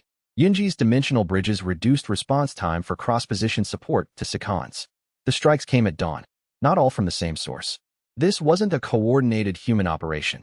It was 6 separate threat types, 2 gate mutations, 1 direct hunter assault, 1 infrastructure attack, and 2 environmental hazard escalations at positions where the local terrain had been pre-positioned for triggering. Whoever had arranged this understood gate mechanics, knew pillar positions, and had the patience to set up varied threat vectors that would require different defensive responses simultaneously. The system's warning, the architect, final test status, pending. Seojin remembered it as the strikes began. He ran the 6 responses simultaneously through the War Council's position awareness. Beck called the tactical adjustments. Yunji opened bridges to the assault position and the second mutation site. The 4 remaining positions were covered by pre-positioned response teams who'd been briefed 4 hours before the strikes began. The Hunter Assault, a 6-person team targeting a C-rank pillar named Kim Sung-yoon, whose anchor point was at a fault segment in the Eastern Gate District, was the one Seojin went to personally. Kim Sung-yoon was a 23-year-old former porter who'd been enrolled in Sovereign's Court 11 months ago and had spent those 11 months becoming something that the people who'd previously employed him as a bag carrier had never thought to look for. He'd maintained his anchor point through 6 months of fault segment pressure load without complaint and had been running a local training program for C-rank hunters in his district. He was holding his own against a 3-person assault team when Seojin arrived. Not without injury. A combat burn on his left arm that the pillar modification's enhanced dimensional awareness had let him mitigate enough to keep functional. He was fighting with the particular quality of someone who understood exactly what they were protecting and had decided that understanding was a sufficient reason to keep going. Seojin ended the assault in 40 seconds. The 6 simultaneous strikes, all defended. All pillars held. Kim Sung-yoon's left arm required 2 weeks of Woo Jisu's medical attention. 3 of the prepositioned response teams took minor casualties, bruises, mana burns, nothing permanent. The mission profile of the strikes: 6 simultaneous, varied threat types, surgical targeting of anchor-critical positions, was more sophisticated than anything the Broker Collective's remnant had previously demonstrated. This wasn't them, Ghost said, reviewing the intelligence afterward. Or not only them. The remnant provided the coordination channel.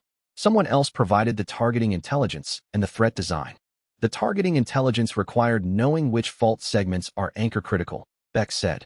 That's barrier modeling data we've shared with MJ1, the gatekeeper, and no one else. The 3 of them looked at each other. I need to talk to MJ1, Seojin said. Chapter 98. MJ1 was at his facility when Seojin arrived.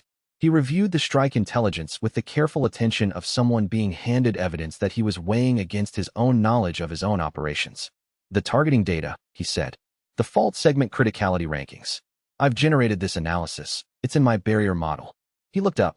I share barrier readings with the gatekeeper through the Herald Gates communication protocol. If that protocol has been compromised, the gatekeeper who originally negotiated with me, Seojin said. What's its current status? It communicated 2 months ago through the Herald Gate, MJ1 said. Standard barrier data exchange. Nothing anomalous. He paused.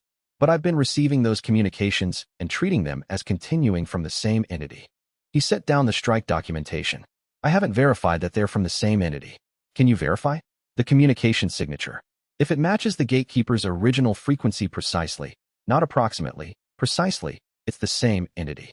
If there's any variation, it could be mimicry. He pulled up the communication logs. This will take a day. Take it, Seojin said. He looked at MJ1. The system warns, the architect is not your ally. He is your final test.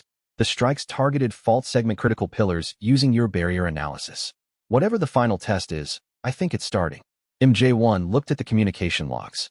If the test is that I've been unknowingly passing targeting intelligence to an entity that's been trying to destroy the pillar network, then the test is whether we find it and close it before it succeeds, Seojin said. Not whether it happened. That's a generous interpretation. It's the accurate one, Seojin said. The question isn't your culpability for an intelligence breach you didn't know about. The question is what we do with the breach now that we know it exists. MJ1 looked at him for a moment with the expression he sometimes used when Seojin's approach to things was landing differently than his 40 years of expectation about how power relationships worked. Then, the communication frequency verification. I'll have it by tomorrow morning. The verification confirmed a frequency shift. Subtle, within the margins of measurement noise if you weren't specifically looking for it. But MJ1 was looking for it, and he found it. A 0.3 Hz variation in the gatekeeper's communication signature that had appeared 8 months ago and been consistent since. 8 months ago, Seojin said. 2 months before the first targeted strike attempt, Ghost said. The one on Kim Sung-yoon's position that we caught early and thought was coincidental. It wasn't coincidental, Seojin said. The entity that replaced the gatekeeper, MJ1 said. He was standing at his monitoring display, looking at the signature overlay. It's been communicating through the Herald Gate for 8 months, receiving my barrier analysis updates, using them to target the pillar network. He turned. The 0.3 Hz shift is small enough that I'd normally attribute it to measurement variation. But across 8 months, it's consistent. It's not variation. It's a different entity. And the original gatekeeper? The signature stopped. 8 months ago, it stopped, and this one started. He looked at Seojin. Something replaced it. The system, which had been quiet for weeks, displayed a notification, asterisk warning, dimensional entity detected with threshold interface. Classification, threshold parasite, advanced. This entity consumes dimensional anchors. It has been targeting the pillar network for 8 months through intelligence access. Current status, preparing for direct manifestation. Asterisk asterisk direct manifestation requires sufficient anchor load collection. Threshold parasite has been accumulating anchor energy from the strike attempts. It needs 3 more strikes on fault segment pillars to achieve manifestation capacity. Asterisk asterisk recommendation. Close the Herald Gates communication protocol immediately. Do not allow further threshold communication. Asterisk Seojin read the notification twice. Then he closed the Herald Gates communication protocol through the system's interface. A function he didn't know he had until the system surfaced it in the notifications context. The Herald Gate went dark. The parasite, cut off from its intelligence channel, would be working with 8 months of barrier analysis data. Not current data. Stale data that was accurate to within the drift of the analysis's assumptions. but stale. It has 3 fault segment criticality rankings that are now wrong, Seojin said. The network has adjusted since the analysis was generated. Minhee's fault line anchor changed the load distribution. The segments it thinks are most critical are no longer the most critical. It will target the wrong positions, Beck said, and find defenses designed for positions that are now less vulnerable. Seojin looked at the system display. We have one more strike cycle before it achieves manifestation from what it's already accumulated. If it targets wrong positions, it fails. If it adapts and somehow acquires current data, then we're in a different scenario, Beck said. One where it manifests regardless. Either way, we prepare for manifestation, Seojin said. MJ1. The gatekeeper told me, before it was replaced, that the parasite can only manifest in the human world through Genesis Engine spatial tiers. The engine is destroyed. The principle still applies, MJ1 said. Physical manifestation from the threshold into Earth's dimensional layer requires a carrier mechanism, something that bridges the layers. Without the engine, the mechanism would need to be, he stopped. The Herald Gate. Yes, Seojin said. We need to close it. Permanently. Chapter 99 Closing the Herald Gate permanently required someone to go through it from the inside. This was the technical constraint. The Herald Gate's connection to the threshold was maintained by the fault line anchor Min he had established. The anchor stabilized the barrier at the gate's location. Closing the gate permanently meant collapsing the fault line itself, not stabilizing it, collapsing it, which meant removing the anchor from the inside, at the threshold boundary, rather than withdrawing it from Earth's side. Someone had to enter the threshold through the Herald Gate, navigate to the fault line's dimensional interface, and execute the collapse protocol. Then exit before the collapse completed. Yunji, reviewing the dimensional geometry, said, the exit window after initiating collapse is approximately 45 seconds. The distance from the fault line's threshold interface to the Herald Gate entry, inside the threshold, is approximately 200 meters in threshold geometry. Your rift can cover that in under 2 seconds, Seojin said. If I know the exact spatial relationship, she said. I mapped the threshold's geometry from your notes during your visits. But the threshold's spatial relationships aren't static, they shift. She paused. I need a real-time reading from inside the threshold to execute the exit rift precisely. War Council from inside the threshold, Seojin said. The system is stored there. The War Council has full function inside the gate. I give you real-time position data, and you execute from that. She ran the calculation. 45 seconds. 2 seconds rift. 43 seconds to initiate collapse and reach rift position. She looked at the geometry sketch she'd been running. It's achievable if the collapse initiation is instantaneous. MJ1, Seojin said. Is it instantaneous? MJ1 had been building the collapse protocol from his barrier analysis for the previous 16 hours. The initiation is instantaneous, he said. The collapse takes 6 minutes to complete from initiation. The window is 45 seconds from initiation before the collapse front reaches the gate entry threshold. He paused. After 45 seconds, the entry threshold collapses and anyone inside the threshold cannot exit through the Herald Gate. They'd need another exit, Seojin said. There's no other exit, MJ1 said. The room was quiet. Then we execute cleanly in 45 seconds, Seojin said. They prepared for 3 days. Yunji built and rebuilt the threshold spatial geometry model until she could execute the exit rift from memory, in the dark, with varying input parameters. The collapse protocol was walked through 40 times in simulation. Beck established the external coordination for the pillar network's response to the Herald Gate's closure. The barrier stabilization function would transition entirely to the pillar anchor network and Minhee's fault line position, which were designed to operate without the Herald Gate's communication channel. The channel was already closed.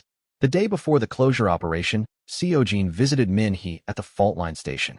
Tomorrow, she said. Tomorrow, he confirmed. She was quiet for a moment. Then, you've done this before. Not this specifically, but operations where the exit depends on someone doing their job exactly right under time pressure. She looked at him. What's the failure mode? Yunji's rift placement if the threshold geometry has shifted significantly from the model, he said honestly. If the actual distance is more than 15% different from the modeled distance, she adjusts in real time. If I give her position data clearly enough, she can adjust. And if you can't give her the data clearly, then we have a problem. He paused. But Yunji has been running precision rifts in moving targets for 18 months. The Void Devourer's core chamber. The threshold itself, on the assessment day. The dimensional bridge architecture she's built. He looked at Minhee. She'll get it. I know, Minhee said. I just wanted to hear you say it. She took his hand. They stayed until the monitoring station's automated lights shifted from day cycle to evening cycle, and the gate district outside the windows moved through its dusk rhythms. And the Pillar Network's 68 signatures spread across Seojin's War Council awareness like a map of everything that was worth protecting. Chapter 100. The Herald Gate closure operation took 41 seconds. Seojin entered the threshold at 6 a.m. on a clear morning in April. The threshold received him. Differently than the first two visits, quieter, the intelligent attention distributed across the space with the quality of something managing a significant ongoing problem. The parasite's presence was detectable, a pressure at the threshold's edge, a straining against the barrier from the wrong direction, trying to get through from threshold to Earth rather than vice versa. It couldn't manifest without the Genesis engine's spatial tear mechanism. The Herald Gate was the remaining pathway, the only controlled connection between layers. Once the fault line collapsed, there was no bridge. He found the fault line's threshold interface in 11 seconds. War Council was mapping the geometry in real time. The spatial relationships matched the model within 8%. He transmitted position data to Yunji in the 45-second format they'd rehearsed, compressed, precise, coordinates relative to the gate entry threshold. He initiated the collapse protocol at second 12. The fault line's dimensional interface responded immediately, not the dramatic way he'd expected, but quietly, the way a very old structure settled when the tension holding it open was finally released. A sound like the world exhaling. The interface began to fold. He moved toward the gate entry threshold. At second 23, he heard the parasite's response to the collapse, a frequency vibration that the system classified as distress, the dimensional resonance of an entity that had been planning for weeks being blocked from the one pathway it had been planning to use. It shifted toward him, not physically, in the way the threshold's entities moved, but in the way that attention shifted in this space. It reached for the fault line.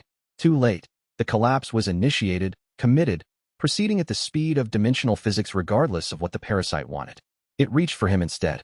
The sovereignty division activated without his conscious decision, the system's response to an SS rank or above entity within domain range. The domain effect in the threshold extended across the Pillar Network's 51 anchor points, all of them now functioning as domain edge points rather than just anchor points. The barrier between Earth's dimensional layer and the threshold suddenly the interior of his domain. The parasite hit the domain boundary and stopped. Second 37. Yunji's rift opened 8 meters ahead of him, exactly at the gate entry threshold, with the 3-centimeter precision she'd been developing since the catastrophe gate engagement. He stepped through. The Herald Gate closed behind him at second 41. The fault line's collapsed front reached the gate entry threshold 4 seconds later. Nothing to close anymore. The door already gone. The Herald Gate did not reopen. In the threshold, the parasite was sealed with the collapsing fault line. MJ1's analysis predicted 6 minutes before the collapse completed. The parasite's options, inside a collapsing dimensional structure without a bridge to Earth's layer, were limited to its native threshold environment. The gatekeeper, the original one, or whatever the gatekeeper's network could reconstitute in the aftermath, could manage its own environment. That wasn't Seojin's problem. He stood in the gate district at 6:01 a.m. with Yunji 3 feet to his left and the monitoring network's barrier data updating in real time on his phone's display. Barrier degradation rate, 0%. Fault line, closed. Herald Gate, inactive. Pillar Network, 5151st active. Threshold parasite, contained. System notification, Phase 3 objective updated. Maintenance only. Estimated barrier restoration, 1 year, 4 months. 1 year and 4 months. The Sovereignty Division's domain, running continuously through the Pillar Anchor network with the fault line closed and the parasite contained, had cut the remaining timeline to under 18 months. Done, Yunji said. Done, he said. Ghost was at the external position. Beck was at the coordination terminal. The War Council mapped 51 signatures. Minhe's, strongest and steadiest at the fault line station, the specific quality of someone whose work had just been permanently validated. He called her. The fault line is closed, he said. A pause. Then her voice, steady and warm. I felt it. The anchor load just redistributed. It's lighter. Another pause. You're not hurt. Not even a mana burn. Good, she said. Come have breakfast. He walked toward the fault line station with Yunji beside him, through the gate district's early morning rhythms, the monitoring drones on their circuits, the city beginning its day indifferent to the fact that the mechanism that had been destabilizing its dimensional layer for 70 years had just been permanently closed. The system displayed 1 year, for months. Maintain the pillars. The barrier will do the rest. He put his phone in his pocket and walked faster, because breakfast was waiting and 18 months was enough time to do the work, and he had learned, over 300 gates in one life and 87 in this one, that enough time, used properly, was the only thing any operation actually required. Chapter 101 The aftermath of the Herald Gates closure took 3 weeks to fully measure. The parasite, sealed inside the threshold with a collapsing fault line between it and any exit mechanism, had ceased communication with everything it had previously monitored. The pillar network's anchor function, which had been running through the Herald Gates dimensional channel as a secondary pathway, rerouted entirely through the Guild Link's native architecture in the first 4 hours. The system handled the rerouting automatically, logging it in a display update. Asterisk pillar anchor rerouting complete. Primary channel, Guild Link. Herald Gate channel, inactive. Barrier function, nominal. Asterisk Minhe's fault line anchor had been the only thing directly connected to the Herald Gate's position. When the gate closed, the fault line collapsed around it. Not catastrophically, but completely, the barrier's oldest weakness sealed from both sides simultaneously. Her anchor function had been building toward this moment without knowing it. The 12-time standard load she'd been carrying had been feeding the fault line enough dimensional energy to make the controlled collapse possible.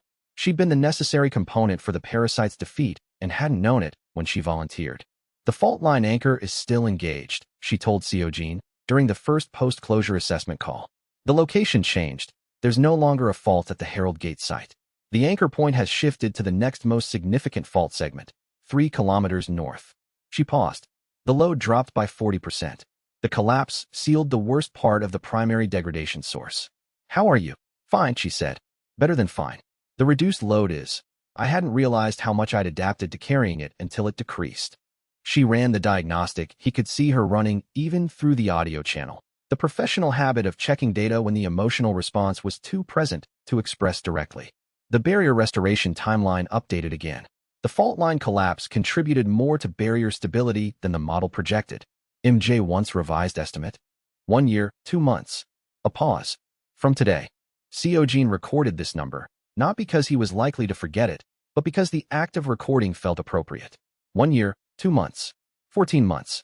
The previous timeline's endpoint, the convergence's completion date, had been inside this window. He was ahead of the catastrophe he'd come back to prevent. I'll be there this evening, he said. You don't need to come every 3rd day anymore, she said. The anchor load is stable. I'm not carrying anything that requires monitoring at that frequency. I know, he said. I'll be there this evening. She made a sound that was not quite a laugh, but occupied the same register. Dinner at 7, she said. The international situation in the weeks following the Herald Gates closure required careful management. The Gate Monitoring Network, which had been running through a combination of Sovereign's intelligence architecture and the 7 bilateral nations' monitoring systems, detected a significant shift in gate formation patterns in the 3 weeks following the closure.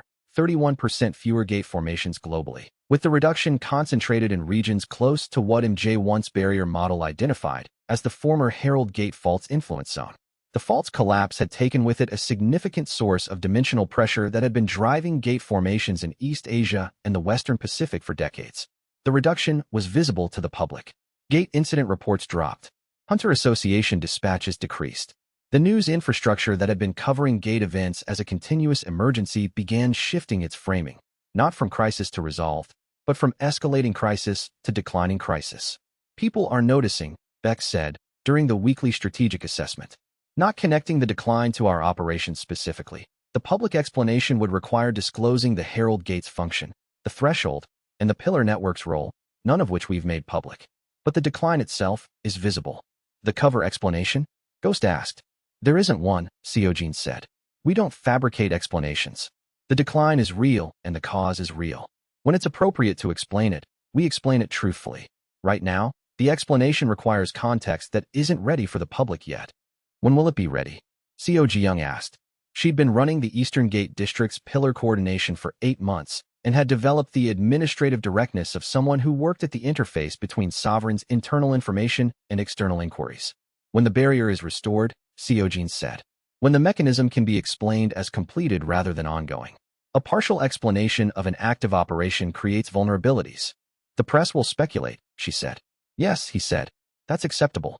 Speculation isn't operational intelligence. Let them speculate. Chapter 102 MJ1 had been quiet for 11 days. Not absent, His monitoring output was continuous, his barrier analysis updated on schedule, his communications with Seojin remained regular. But Ghost's pattern analysis flagged a specific quality in the communications that she described as present without content. He was reporting data and making no interpretive comments about it. For a man who had 40 years of accumulated theory about everything his data showed, commentary-free reporting was notable. He's processing something, Ghost said. Something about the parasite? Potentially. Or about the system notifications wording. She pulled up her log. The system said the architect is not your ally. He is your final test. The parasite was one reading of that warning. But the parasite is contained. She looked at Seojin. The warning is still active in the system display. He looked. The architect, final test status, pending. It didn't resolve when the parasite was sealed, he said. No, Ghost said. Which means the parasite wasn't the test. Or wasn't the only test. What are you recommending? Talk to him directly, she said. Not a briefing. Not a data exchange. Ask him what he's been processing. She paused.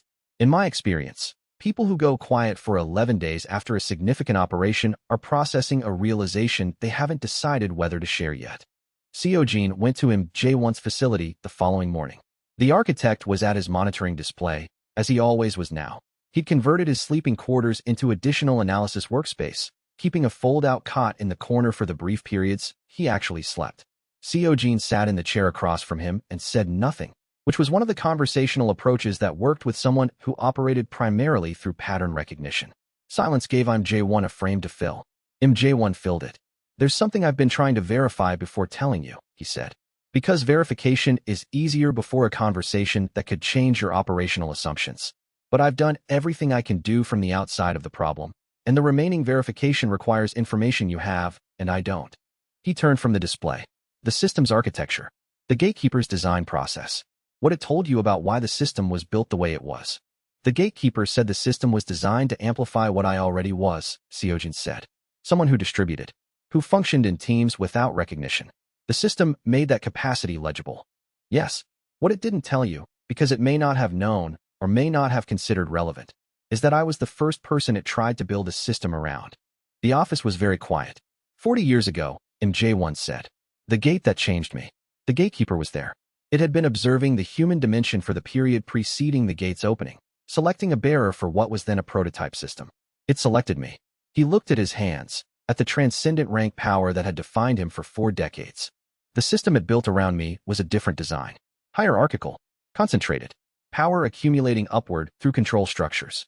The system selected for my characteristics, which were, at that point, the characteristics of someone who believed that the right person with sufficient authority could solve any problem. It failed, Seojin said. Not immediately. It worked very well for about 15 years. I accumulated capability faster than any system bearer the gatekeeper had tried before. The hierarchy was effective at concentrating power. He paused. What it couldn't do was distribute it. And the convergence required distribution, not concentration. A single bearer, even one of my capability, couldn't anchor the barrier network alone. The load was too high. The system began degrading me rather than supporting me. He looked at Seojin steadily. The gatekeeper abandoned the design 25 years ago. It didn't tell me what it was doing. It simply stopped. Chapter 103, The Transcendent Awakening I've Had for 40 Years, J1 continued. The dimensional power that makes my energy signature match the original gate's frequency. That isn't an awakening in the standard sense. He met Seojin's eyes. It's the residue of a failed system. The gatekeeper built a system around me, and when it stopped, the system's foundational modification to my mana structure remained, integrated too deeply to safely remove. Seojin sat with this for a long moment. He was aware of the system's display at the edge of his consciousness. The architect, final test status, pending. The final test, he said. Yes. J1's expression was the expression of someone delivering information they'd verified thoroughly because they needed to be certain of it before speaking. The test isn't a conflict between us. It isn't something you need to fight or overcome. It's a decision. He paused. The failed system's residue in my mana structure. It can be removed. The gatekeeper's architecture, though it stopped actively operating, left a scaffold. If a system bearer with sufficient authority over the threshold's dimensional layer could access that scaffold, they could complete the process the gatekeeper abandoned. He looked at Seojin. Complete it correctly. Remove the failed system's structure from my mana pathways cleanly, rather than abandoning it. And if I don't? If you don't, nothing changes from the current operational state, J1 said. The residue doesn't accelerate the convergence. The Herald Gate's fault line was the actual degradation source, and that's closed now. My continued existence with the residue doesn't destabilize the barrier. It doesn't threaten the pillar network. He paused. But the system notification suggests that completing the process is the test, the final unresolved piece of what the current system was designed to accomplish. Why is it a test? Because completing the process requires trusting me with access to information about your system's architecture that could, in theory, be used to compromise it. He held Seojin's gaze. You'd need to show me the structure of what you've built at a depth that goes beyond what I've already inferred. And the decision to do that is a choice about whether you believe the picture of who I am that I've been presenting is accurate. Seojin thought about Ghost's assessment. Asterisk, I don't fully trust him. But I believe he's telling us the truth he knows. Asterisk, he thought about the 340-page audit, verified independently. He thought about I'm J1 sitting in a fold-out chair outside the Herald Gate for 4 hours, waiting to see whether the thing he'd spent 40 years theorizing about was real. Tell me what the process requires, he said. The technical explanation took 2 hours. MJ1 walked Seojin through the scaffold structure. What remained of the original system's mana pathway modifications? Were they connected to the threshold's dimensional layer, and what it would require to access them at sufficient depth to complete the removal? The process, according to MJ1's analysis, was something only the current system's bearer could execute. It required War Council-level awareness of dimensional signatures, the Sovereignty Division's domain control over the removal process, and the Pillar Network's collective anchor load as a stabilizing foundation. The removal will take approximately 4 hours, MJ1 said, during which my mana pathways will be entirely exposed to your system's influence. If I've misrepresented anything about my history or motivations, this is the moment when you'd be in the worst possible position to defend against it. You're telling me this explicitly, Seojin said. Yes, because concealing the vulnerability would be its own kind of test failure. MJ1 set down his analysis. The system warned you about me because I was a genuine potential threat, not because I intended to be one, but because my situation was unresolved, and unresolved situations can become threats regardless of intent. Telling you the full picture of the vulnerability is how I demonstrate that I'm not one. Seojin was quiet for a moment. Many should run the pre-process diagnostic, he said, and Ghost should observe the process from outside. Not because I think you're concealing something, because verification is better than trust alone, and those two things aren't in conflict. When MJ1 said, tomorrow morning, Seojin said, give me tonight to inform the team. Chapter 104. The Pillar team's reaction to the information was a compressed version of every reaction they'd had to Seojin's briefing since the first time he'd explained the regression. Questions first, then tactical analysis, then the particular quality of acceptance that came from people who'd processed enough unusual information to have developed a methodology for it. Minhee's reaction was different. She was at the fault line anchor station when Seojin relayed the briefing through the guild link. She listened without interrupting, which she did when she was assessing something large. Then, he's been carrying a failed system in his mana pathways for 40 years. Yes. And the original gatekeeper abandoned the project without completing the removal. A pause. That's not a test of whether you should trust him. That's a medical situation. Seojin waited. I'll run the diagnostic, she said. I'm coming to Seoul. The fault line anchor load is reduced enough that I can travel within the city now. 12-hour separation limit before the coverage degrades. But 12 hours is sufficient for the process, MJ1 described. I wasn't asking you to, I know, she said. I'm telling you that the person best positioned to evaluate his mana pathway state and run the safe passage diagnostic is me. Not because I'm the only one who can do it. Because I've been building the baseline records on every pillar's mana architecture for the past year and a half, and those records are the comparison standard for this person's mana pathways are normal versus compromised. She paused. I'll be there at 7 tomorrow morning. She arrived at MJ1's facility at 7:02 a.m. with her diagnostic equipment and the particular efficiency of someone who'd been doing complex medical work in minimal infrastructure environments for long enough to have optimized every movement. She had also, in the 12 hours between accepting the assignment and arriving, reviewed everything in the Pillar Network's medical archive relating to non-native mana scaffold structures. Not much, because the phenomenon was effectively unprecedented, cross-referenced against every case of forced pathway modification she'd encountered in her career. She had a preliminary assessment framework before she walked through the door. She didn't mention it. She just began. The briefing she'd given the rest of the team through the guild link had produced 3 additional offers of support. Yunji had offered to maintain a dimensional bridge link to the facility during the process in case emergency extraction was needed. Beck had proposed a standby response team, and Kim Sung-yoon had asked whether there was anything useful a C-rank pillar could do in this situation. Minnie had accepted Yoonji's offer, declined Beck's as unnecessary operational overhead, and told Kim Sung-yoon his anchor position was the most useful thing he could provide. MJ1 submitted to the diagnostic with the composure of someone who understood the necessity of inspection and had stopped finding it uncomfortable when the inspection was Minnie's. She'd run every conceivable reading on him over the previous year and a half, and the dynamic that had developed was one of precise professional respect operating in parallel with complete mutual frankness about what the readings showed. The diagnostic took 2 hours. The results showed exactly what MJ1 had described: a mana scaffold of non-native architecture running through his pathways, dormant but present, at the locations where the failed system's deepest modifications had been made. No active functions, no ongoing drain, no hidden components that his description had omitted. It's consistent with everything he told you, Minnie said to Seojin. The scaffold is inert. It's not doing anything, but it's real, and it's exactly the shape he described. She looked at MJ1. Does it hurt? He appeared briefly surprised by the question. No, he said. It hasn't hurt for 30 years. I stopped being aware of it as a separate thing. He paused. It's simply what my mana structure feels like. It'll feel different afterward, she said. Not better or worse. Just different. You'll need a readjustment period, probably 2 to 4 weeks before your mana circulation normalizes to the new configuration. I understand. She looked at Seojin. Run the process. It's medically sound. Chapter 105. The removal process was unlike anything the system had previously asked of Seojin. Not difficult in the way that combat was difficult. Not a test of power or endurance or tactical precision.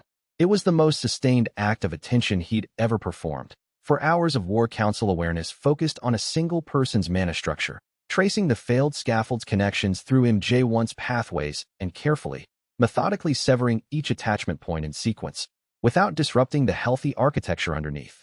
The Sovereignty Division's domain function was the tool the system used to conduct the process, not the combat suppression aspect, but the territorial authority aspect. Within the domain, Seojin's system had authority over the dimensional layer's behavior. The failed scaffold was a dimensional structure. Under domain authority, it became navigable in a way that no other tool could have managed. MJ1 sat in his monitoring room without moving for 4 hours. Minnie tracked his mana state continuously, calling readings to Seojin through the guild link at 15-minute intervals. Ghost observed from MJ1's external security camera network, not because she was watching for hostile action, but because she was the team's best pattern recognition system, and if anything anomalous happened, she would catch it first. The scaffold disintegrated in pieces. Not dramatically. The failed system's remnant came apart the way old architecture came apart, when its load-bearing elements were carefully removed rather than demolished. Gradually, cleanly, section by section, until what remained was MJ1's own mana structure without the foreign shape it had been carrying. At the 4-hour mark, the system displayed, asterisk scaffold removal complete. Dimensional remnant, neutralized. The architect's mana pathway restoration, initiated, asterisk, and then, the architect, final test status, complete. MJ1 opened his eyes. The quality of the energy in the room was different, not lesser. His transcendent rank capability remained. It had always been genuinely his, developed through 40 years of work regardless of the scaffold's presence. But the edge that the scaffold had given his energy, the foreign frequency that had matched the original gate signature, was gone. His mana felt, for the first time in Seojin's experience of sensing it through the War Council map, entirely like his own. That's different, MJ1 said. Yes, Seojin said. How does it feel? MJ1 was quiet for a long moment, running his own internal assessment with the precision of a transcendent rank hunter who'd been studying dimensional energy for 40 years. Like a weight I'd stopped noticing, he said finally. A low background hum that I'd categorized as silence. He paused. Silence was actually quieter. Minhee ran the post-process diagnostic. All mana pathway readings within normal parameters. The scaffold's absence had left clean channel space rather than degraded infrastructure. The failed system had never integrated with his pathways at a level that required repair. It had overlaid, and its removal left the original architecture intact. Clean, she said. Recovery begins now. No strenuous dimensional output for 48 hours. MJ1 looked at his monitoring displays and then at Seojin. His expression, for the first time since Seojin had met him, had no calculation in it. Not suspicious, not strategic, not the measuring quality of someone managing a 40-year information advantage. Just a person, present in a room, lighter than they'd been 4 hours earlier. Thank you, he said. It was such a simple thing to say. Seojin thought about the 40 years it had taken to get here and said nothing. The system had described this as a test. It had never specified what passing felt like. This felt like what passing felt like. Chapter 106. The system's final test completion triggered a cascade of updates that Seojin reviewed over the following week. Sovereign Commander, enhanced, buff stack at full depth. No dimensional load penalty detected. System stability, maximum. Sovereignty division, enhanced. Domain authority extended. Pillar network integration, complete. Barrier reinforcement function, active. The architect, liaison status, established. MJ1's 40-year research archive accessible for system integration. Barrier model accuracy, plus 34% improvement. The last update was the one that changed the operational picture most significantly. MJ1's research. The 40 years of barrier degradation tracking, gate formation modeling, and convergence timeline analysis was now formally integrated into the system's architecture, not overriding the system's own intelligence, but augmenting it. The accumulated knowledge of the planet's most informed observer of the dimensional barrier's behavior, running alongside the system's own awareness. The barrier restoration timeline update came 3 days after the final test's completion. Estimated barrier restoration, 10 months, 3 weeks. The integration accelerated the timeline, MJ1 said, reviewing the update. He was in his recovery period. Many had been strict about the 48-hour output limit, and he'd actually followed it, which surprised everyone. The system now has access to the full historical context of the degradation pattern. It's been running predictions against 7 decades of data that I previously had to translate manually. He paused. It's significantly better at this than I am. The data is yours, Seojin said. The system is processing it. Both things are true. I'm not offended, MJ1 said. Watching something I spent 40 years building be processed in 3 days by a system that can do in real time what I did over years is, he paused. It's appropriate. That's what the integration should look like. How are you feeling? After the removal? MJ1 considered this with the methodical honesty he'd been bringing to questions about his own state since the process completed. Quieter, he said. The scaffold was generating a low-frequency dimensional resonance that I'd categorized as background noise. Ambient dimensional presence, something I'd assumed was inherent to the environment at my level of awakening. He ran his hand across his monitoring display's edge. The environment is the same. The resonance is gone. I'm distinguishing, for the first time, between the world's dimensional signature and my own. That sounds significant. It is, he said. I spent 40 years trying to read the world's dimensional state through a lens that included my own scaffold's frequency. Every measurement I made was slightly skewed by data I thought was external. He looked at Seojin. My barrier model is accurate within the bounds I described, but there may be refinements, small corrections that the false frequency was masking. I'll be reviewing the historical analysis for the next few weeks. The system will help, Seojin said. MJ1's expression did the thing it had started doing since the removal process. A flash of something that was close to humor, quieter than a smile, but occupying the same emotional register. Yes, he said. I'm becoming accustomed to that. The first month after the final test completion brought 3 operational changes that restructured the second half of the stabilization period. The first, MJ1 formally joined the Bilateral Intelligence Sharing Network as a technical advisor. He'd been providing barrier modeling support to the 7 nations informally. The formalization gave his work institutional standing and allowed the nation's monitoring systems to integrate his data feed directly.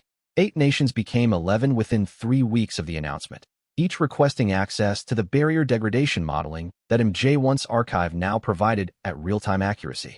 The second, Ghost Intelligence Network, rebuilt around the pillar structure's protected core, identified a secondary remnant of the broker collective operating through a different channel than the strike coordination infrastructure.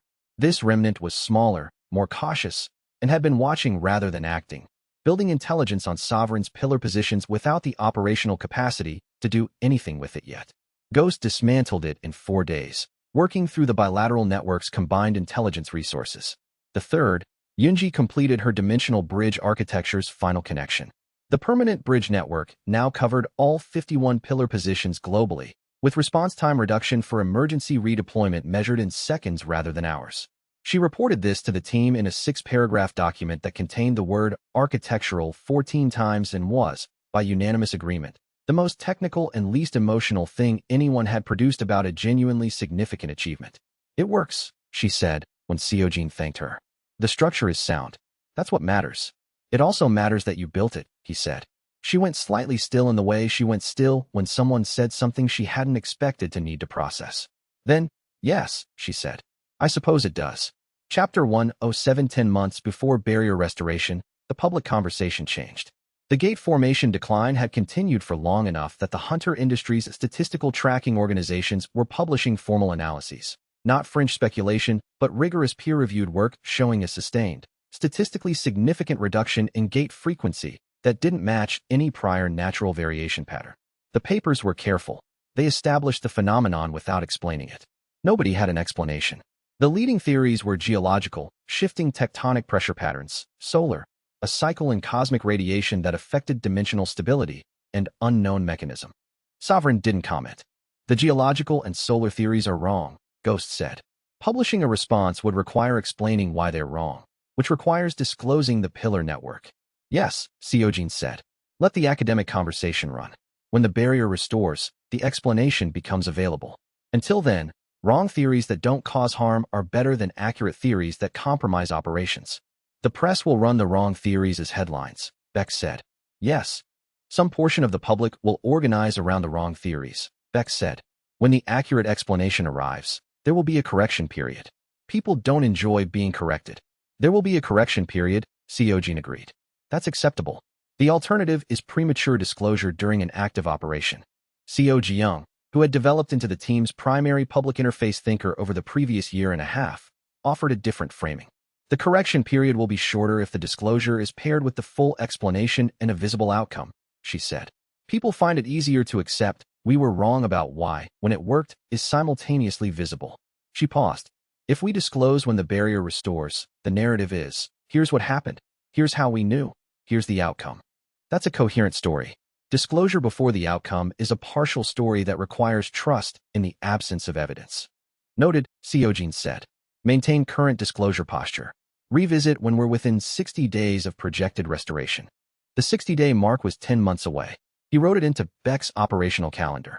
The SSS rank consolidation arrived without announcement. In the 8th month of the stabilization period's final phase. Seojin had been expecting it. The system's load profile had been building toward the consolidation for weeks, the familiar pre-advancement quality settling into his mana structure as the accumulated operational work reached a threshold. The anchor load, the Sovereignty Division's continuous domain maintenance, the barrier reinforcement running through 51 pillar connections, all of it feeding a mana core that had been calibrated for SS rank capacity and was now consistently operating beyond that capacity. It completed during a joint deployment in Norway, a catastrophe gate at the edge of the Arctic Monitoring Network's coverage, where 3 pillar team members were providing support to the Norwegian Hunters Council while managing their anchor positions simultaneously. The boss was an S-rank entity that had been pushed into the upper end of its rank bracket by the gate's ambient dimensional energy. Against Seojin's current operational capability, it was a demanding fight, but not an impossible one. The consolidation happened during the 3rd hour of the engagement, in the particular quality of sustained effort that preceded advancement. Not a crisis, but a sustained demand at the absolute limit of SS rank capacity, sufficient to crystallize the structural changes core had been building toward. Base rank, SSS. He felt it complete with the gate boss's defeat, and stood at the gate exit in a Norwegian winter landscape, and felt the specific quality of standing at a new level.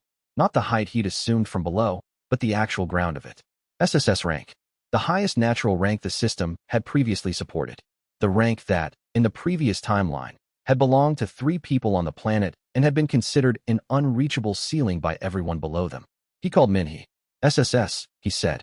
I know, she said. I felt the consolidation through the guild link. The load signature changed. A pause. Are you all right? Yes. He looked at the Norwegian landscape. Empty, frozen. The gate behind him now, just a closed location in a monitoring network that covered the planet. I'm at the top of the rank ladder. The previous top of the rank ladder, she said. The system has been operating above that for a while. Yes, he said. But the base rank catching up matters. The system's output is more stable when the base and the buff augmented level are aligned. He paused. MJ1's integration will be able to give us a more accurate stabilization projection now. The core consolidation changes some of the anchor load parameters. I'll update the medical baseline, she said. Come home when the operation wraps. He stayed for the operation's conclusion, confirmed with the Norwegian Hunters Council that the gate district was clear, and flew home on the first available transit. Chapter 108. MJ1's analysis of the SSS rank consolidation's effect on the barrier restoration timeline produced the most optimistic numbers the stabilization project had seen since the Sovereignty Division's global integration.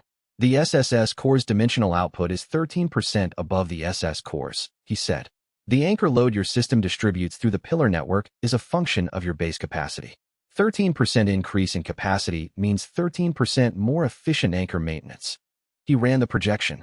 Combined with the integration data from the final test's archive access, the revised restoration timeline is, he paused, 9 months, 3 weeks. The existing estimate had been 10 months, 3 weeks. 1 month's improvement. That's significant, Seojin said. It's the difference between the restoration occurring inside or outside the previous timeline's convergence window, MJ1 said. The convergence in your previous timeline was projected at 9 months from now, Seojin said. Give or take 3 weeks. Yes. MJ1 looked at the comparison data. The restoration will occur in approximately the same window as the catastrophe it's replacing. He paused. That's not a coincidence. The system was built toward this endpoint. The final test's completion, the SSS consolidation, the integration. These are sequential steps in a design process. The gatekeeper designed the process, Seojin said. Yes, and you executed it. MJ1 looked at him with the expression he'd been wearing since the scaffold removal. The unguarded one. The one without the 40-year calculation running underneath. I want to say something that I've been deciding how to say for the past 3 weeks. Say it. When the barrier restores, the system's purpose, the specific operational goal that the gatekeeper designed it for, will be complete. The anchor function will no longer be necessary. The pillar modification's dimensional load will normalize. He paused. What the system becomes after that is an open question. What you become after that is an open question. He met Seojin's eyes. I want you to know that I think the answer to those questions is good, based on everything I've observed. He spread his hands. Whatever you choose to do when the immediate crisis is over, I believe it will be worth watching. Seojin thought about this for a moment. I haven't thought much about after, he said honestly. The previous timeline had no after for me.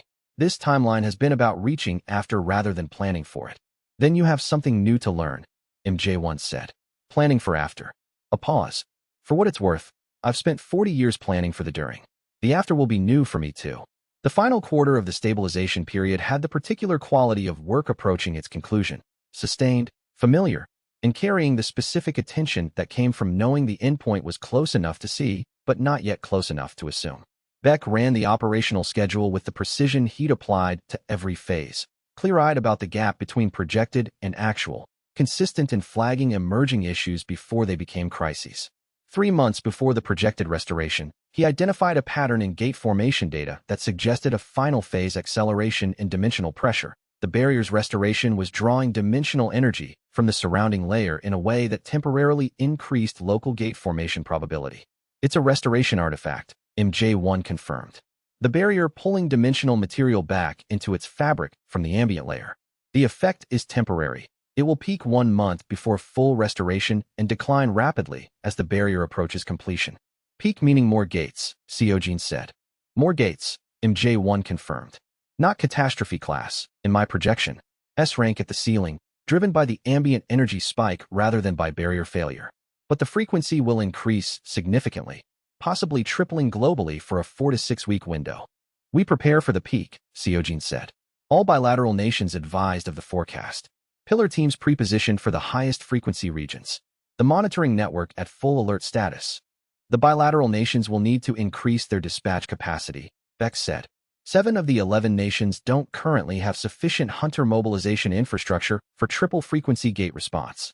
Then we help them build it, Seojin said. We have 3 months. Chapter 109. The 3 months before the restoration peak were the most operationally intensive period Sovereign had experienced since the catastrophe gate exposures in Phase 2. Not because the threats were more severe, the S-rank surge gates that the dimensional pressure artifact produced were manageable, and the advance notice the monitoring network provided made positioning straightforward. The intensity was in the scale, 11 nations, each managing triple-frequency gate response, each with Sovereign advisors embedded in their dispatch systems, each running pillar-assisted operations that required the kind of moment-to-moment coordination that the War Council's range had been built for. Seojin managed the full network from Seoul, running real-time assessment across 11 nations, while maintaining the barrier reinforcement function through the pillar anchor system. The Sovereignty Division's domain extended its authority automatically through the guild link to each pillar's position, giving the barrier reinforcement function continuity regardless of what the ambient dimensional pressure was doing to local gate formation rates. The SSS rank core's additional capacity was necessary. Not dramatically, not the way that the Void Devourer had been necessary, where he'd reached and exceeded his limit and the limit had expanded under pressure, but measurably. The sustained load of managing 11 nations of active gate response while maintaining the barrier reinforcement and running War Council awareness at global range required every percentage point of SSS rank capacity that the consolidation had provided. He didn't miss a day. The pillars didn't miss a day. Beck ran the logistics with the quiet efficiency of someone who had prepared for exactly this scenario 3 months earlier and was now watching his preparation perform. Yunji's bridge architecture reduced response time for cross-national redeployment to the point where the effective pillar coverage felt like a single coordinated force rather than 11 separately positioned teams. Ghost's intelligence network gave advance warning on gate formations 18 to 24 hours out, converting reactive dispatching into proactive positioning. Minhee, at the fault line station, managed the medical network for the entire surge period, running her own anchor function continuously while coordinating Wu Jisu's pillar health monitoring and, when necessary, reaching through the guild link to provide direct assistance to pillar members whose systems were under load. The peak is building toward its maximum, MJ1 reported at the 6-week mark of the surge. 14 days to the highest frequency point. After that, the decline should be rapid, 10 to 12 days from peak to normal frequency. And normal frequency, Seojin said, will be significantly lower than it was before the barrier degradation began. MJ1 pulled up the projection. Gate formation frequency is a function of barrier porosity. When the barrier was fully intact, gate formation was a rare event. The porosity was too low to permit frequent breaches. 70 years of degradation normalized high gate frequency as baseline. He looked at the projection. After restoration, gate frequency will drop to approximately 8% of current normal. Not zero. The barrier has natural variation, and some gate formation is an inherent function of the dimensional layer's pressure cycles, but dramatically lower. Hunters will need to adapt, Seojin said. Yes, MJ1 said. The entire hunter infrastructure was built around a degraded barrier. When the degradation ends, the infrastructure becomes dramatically oversized for the actual threat level. He paused. That's a problem for the after. But it's a good problem. Seojin thought about several thousand hunters across the 11 bilateral nations whose professional identity was built around gate response, whose income depended on gate frequency, whose entire framework for understanding their role in the world was calibrated to the crisis that was about to end. We plan for the transition, he said. Starting now, that's part of the after that MJ1 is telling me to think about. The gate surge peak arrived on schedule. For 72 hours, the global gate monitoring network ran at maximum alert. Every pillar team dispatched continuously. Beck's shift coordination ran without interruption. Ghost's advanced warning system flagged 1,400 gate formation events across 6 days, compared to the previous month's 240. All 1,400 were responded to. No catastrophe-class gates formed during the peak. The environmental conditions produced S-rank maximum formations and Sovereign's bilateral network, now running at a capacity that none of the 11 nations had possessed individually 8 months earlier, managed every one. 0 civilian casualties across the surge period. When the peak broke, the formation frequency dropping sharply at the 78-hour mark, falling toward the projection's normal curve, Beck compiled the operational summary and placed it on Seojin's desk without comment. The summary was 43 pages. On the final page, under a section headed Outcome Summary, Beck had written 4 words, all pillars, all operational. Seojin read the 4 words 3 times. Chapter 1:10 The final 60 days of the stabilization period had the quality of a long breath approaching its release. The surge peak had passed. Gate formation was declining toward the post-restoration baseline MJ1 had projected. The bilateral network was handling the diminishing gate frequency with capacity to spare. The pillar anchor function was running in the final consolidation phase. MJ1's barrier model showed the barrier's fabric knitting together at the fault lines, the former Herald gate site sealed permanently, the remaining fault segments stabilizing under the combined anchor load. Seojin opened the public disclosure preparation with Seo Ji-young and Beck. We're within the 60-day window, he said. What does the disclosure look like?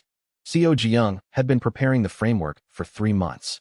She presented it in 35 minutes, a sequenced release starting with the barrier science. MJ1's research, the degradation mechanism, and the restoration process, presented through the bilateral nations' joint scientific publication channels first, so the technical foundation was established before Sovereign's role was disclosed. Then the pillar network's existence and function, presented alongside the restoration timeline's accuracy as evidence that the mechanism was real and had worked. Then the full operational context, Phase 1, 2, and 3, the threshold, the gatekeeper, and Seojin's regression. The regression is the hardest part, she said. The other elements are verifiable through physical evidence and third-party confirmation. The regression is a first-person account of an event that has no documentary record. MJ1 can provide context, Seojin said. The system-bearer history, the gatekeeper's design approach, the 40-year precedent. It doesn't prove the regression occurred, but it establishes the framework that makes it comprehensible. People will doubt it, she said. Yes, he said. That's acceptable. Doubt about the regression is less operationally significant than any incomplete disclosure about the mechanism. The mechanism needs to be public. The personal history is context, not evidence. Timeline. Beck said. 45 days from today, Seojin said. Staged over a 10-day disclosure window. The final statement, the full sovereign account, on day 10, 45 days out from projected restoration. That gives us 15 days between full disclosure and restoration, Seojin said. Long enough for the public conversation to begin, short enough that the restoration's physical confirmation arrives before the skepticism solidifies. Yes, Seojin said. That's the design. He looked at the timeline Beck had drawn on the planning display and felt the particular quality of watching something that had seemed impossibly distant become a matter of schedule management. 60 days. 45 until disclosure. 60 until restoration. In the previous timeline, he died inside a gate that nobody thought was worth clearing. He was 60 days from the end of what he'd come back to finish. The disclosure began on day 45. The barrier science paper, published through the joint scientific channels of all 11 bilateral nations simultaneously, landed with the specific impact of information that explained something people had already noticed was happening. The gate frequency decline, documented, statistically rigorous, impossible to dismiss, was explained by a mechanism that the paper's evidence supported comprehensively. MJ1's barrier degradation research, validated by independent confirmation from the monitoring network's data, was the technical foundation. The bilateral nations' monitoring systems provided the independent validation. The paper was peer-reviewed before publication. 3 independent research teams had reviewed it and confirmed the conclusions. The public response wasn't disbelief. It was the specific quality of a coherent explanation arriving for a phenomenon that had resisted explanation, relief, then reconstruction, then a cascade of follow-up questions. The follow-up questions were predictable. Seojin had written the answers 3 months earlier. They were released on schedule, 1 day after the scientific paper, positioned as clarifying context rather than response. The questions the public was asking on day 1 were the questions she'd anticipated they'd ask on day 1. Ghost reviewed the first day's response metrics at midnight. Better than projected, she said. The scientific paper's reception is anchoring the public's initial framing as this is a real mechanism rather than this is a claim. The follow-up information has somewhere accurate to land. Day 3, Seojin said. The pillar network disclosure. Ready, she said. The timing is right. Chapter 111, the pillar network disclosure, on day 3, was the operational document Seojin had been drafting for 4 months. It described the anchor mechanism, the modification process, the 51 individuals who had volunteered to become pillars, and the operational structure that had maintained the barrier reinforcement function for the past 2 years. It named the pillars who had consented to public identification, 39 of the 51. 12 had requested anonymity and received it. It included a technical description of the Sovereignty Division's domain function and how it integrated with the pillar anchor points to provide barrier reinforcement across the global barrier surface. The response was different from the scientific paper's reception. The scientific paper had been abstract. The pillar disclosure was personal. 51 people who had volunteered to carry a dimensional load in their mana structures, continuously, for 2 years, without public acknowledgement. The human interest infrastructure of the press found this more compelling than barrier degradation mechanisms. The 39 named pillars received interview requests. Kim Sung-yoon, the 23-year-old former reporter who'd held his position against a 3-person assault team while injured, received more interview requests in the first 24 hours than Sovereign's communications infrastructure had capacity to manage. He handled it with the particular quality of someone who had never expected to be significant.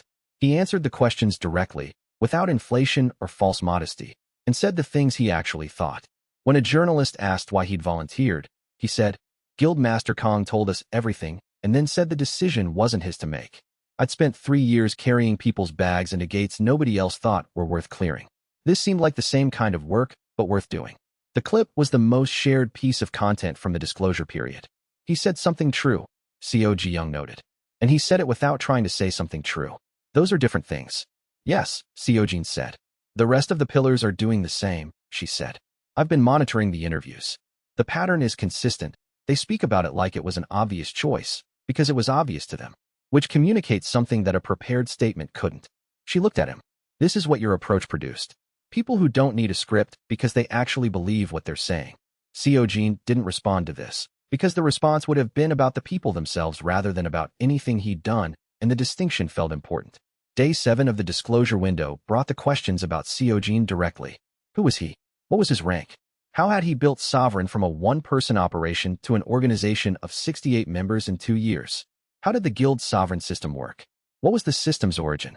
Seojin's prepared materials addressed these questions with the precision she'd brought to the scientific and pillar disclosures. Accurate, substantive, organized for clarity.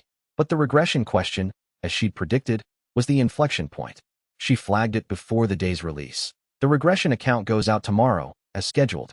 I want to confirm you're comfortable with the framing. What's the framing?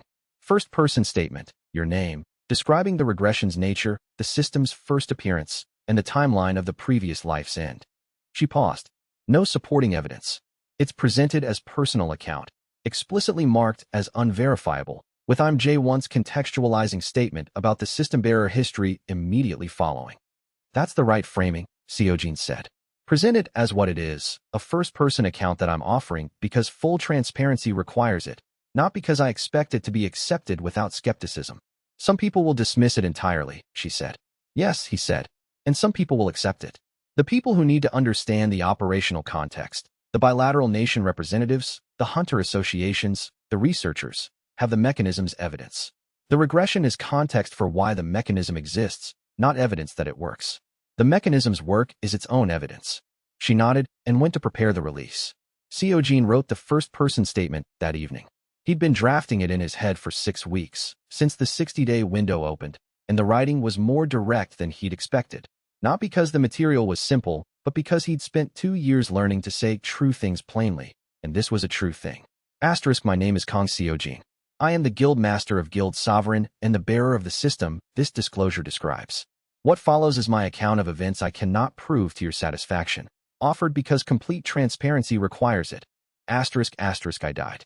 In a gate that was considered not worth clearing, alone, after a career that had produced nothing the system valued. The gate was a C rank. My rank was D. The company that had contracted me for the operation withdrew before the boss fight.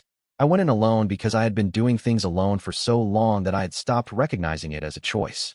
The system appeared in the gate. Not as comfort, as a fact. It told me what it was and what it was designed to accomplish. I died anyway. And then I was in the hospital room, 5 years earlier, with everything I'd learned intact. I've spent 2 years since building the mechanism this disclosure describes. The regression is why I knew it was necessary. The mechanism itself is why it worked. He published it at midnight, under his own name, without a communications team review. Chapter 112 The public response to the regression statement was exactly what Seojin had projected, divided, loud, and temporally limited. The division ran along the lines she'd anticipated. People who had followed the pillar disclosure closely and found the mechanism credible tended to extend that credibility to the personal account. People who had been skeptical of the mechanism found the regression account confirmation of their skepticism, conspiracy framing, performance of humility, false modesty as a trust-building tool. The third group, the largest, suspended judgment pending the barrier restoration's physical confirmation. The loudest voices were on the extremes. The most interesting voices were in the middle, people who said, in various formulations, I don't know whether this is true, but I know the mechanism is real, and I know that someone built it. Whatever the reason they built it correctly. The Hunter Association's official responses were careful. Director Han's statement, released through the Bureau's public channel. The Bureau confirms the technical accuracy of all disclosed information regarding the barrier stabilization mechanism. The Guild Sovereign System's operational history is consistent with Bureau records. The first-person account of the system's bearer's history is presented by the Bureau as neither confirmed nor denied. It is outside the Bureau's purview to evaluate personal claims about events without documentary record. Khan called Seojin the morning after her statement's release. Your statement was more personal than I expected, she said. It was the accurate level of personal, he said. The technical information has documentation. The personal account doesn't. Presenting them the same way would have obscured the distinction. It will be used to discredit you, she said. Probably, he said. It'll also be used, eventually, to understand why the mechanism exists. That's worth the discrediting. She was quiet for a moment. You've always known what something is worth and been willing to pay it, she said. I found it occasionally maddening. I know, he said. Thank you for working with me anyway. Thank Ghost, Hans said. She makes me look better than I am. MJ1's contextualizing statement, published alongside the regression account, provided the framework Seojin had designed. The system bearer history, the gatekeeper's design approach across 1,000 years, the specific selection criteria that had produced the current system's architecture. It confirmed that prior system bearers had existed, that the current system was the first designed around distribution rather than concentration, and that the convergence's countermeasure was within the design specifications the gatekeeper had been working toward since the dimensional barrier's degradation began. It said nothing about his own prior involvement in the system's history. He had told Seojin that was sufficient. The public context required the factual foundation, not the personal one. He added one paragraph that was his own, outside the framing Seojin had provided.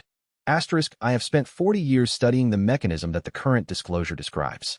I was present for its design, its execution, and its conclusion.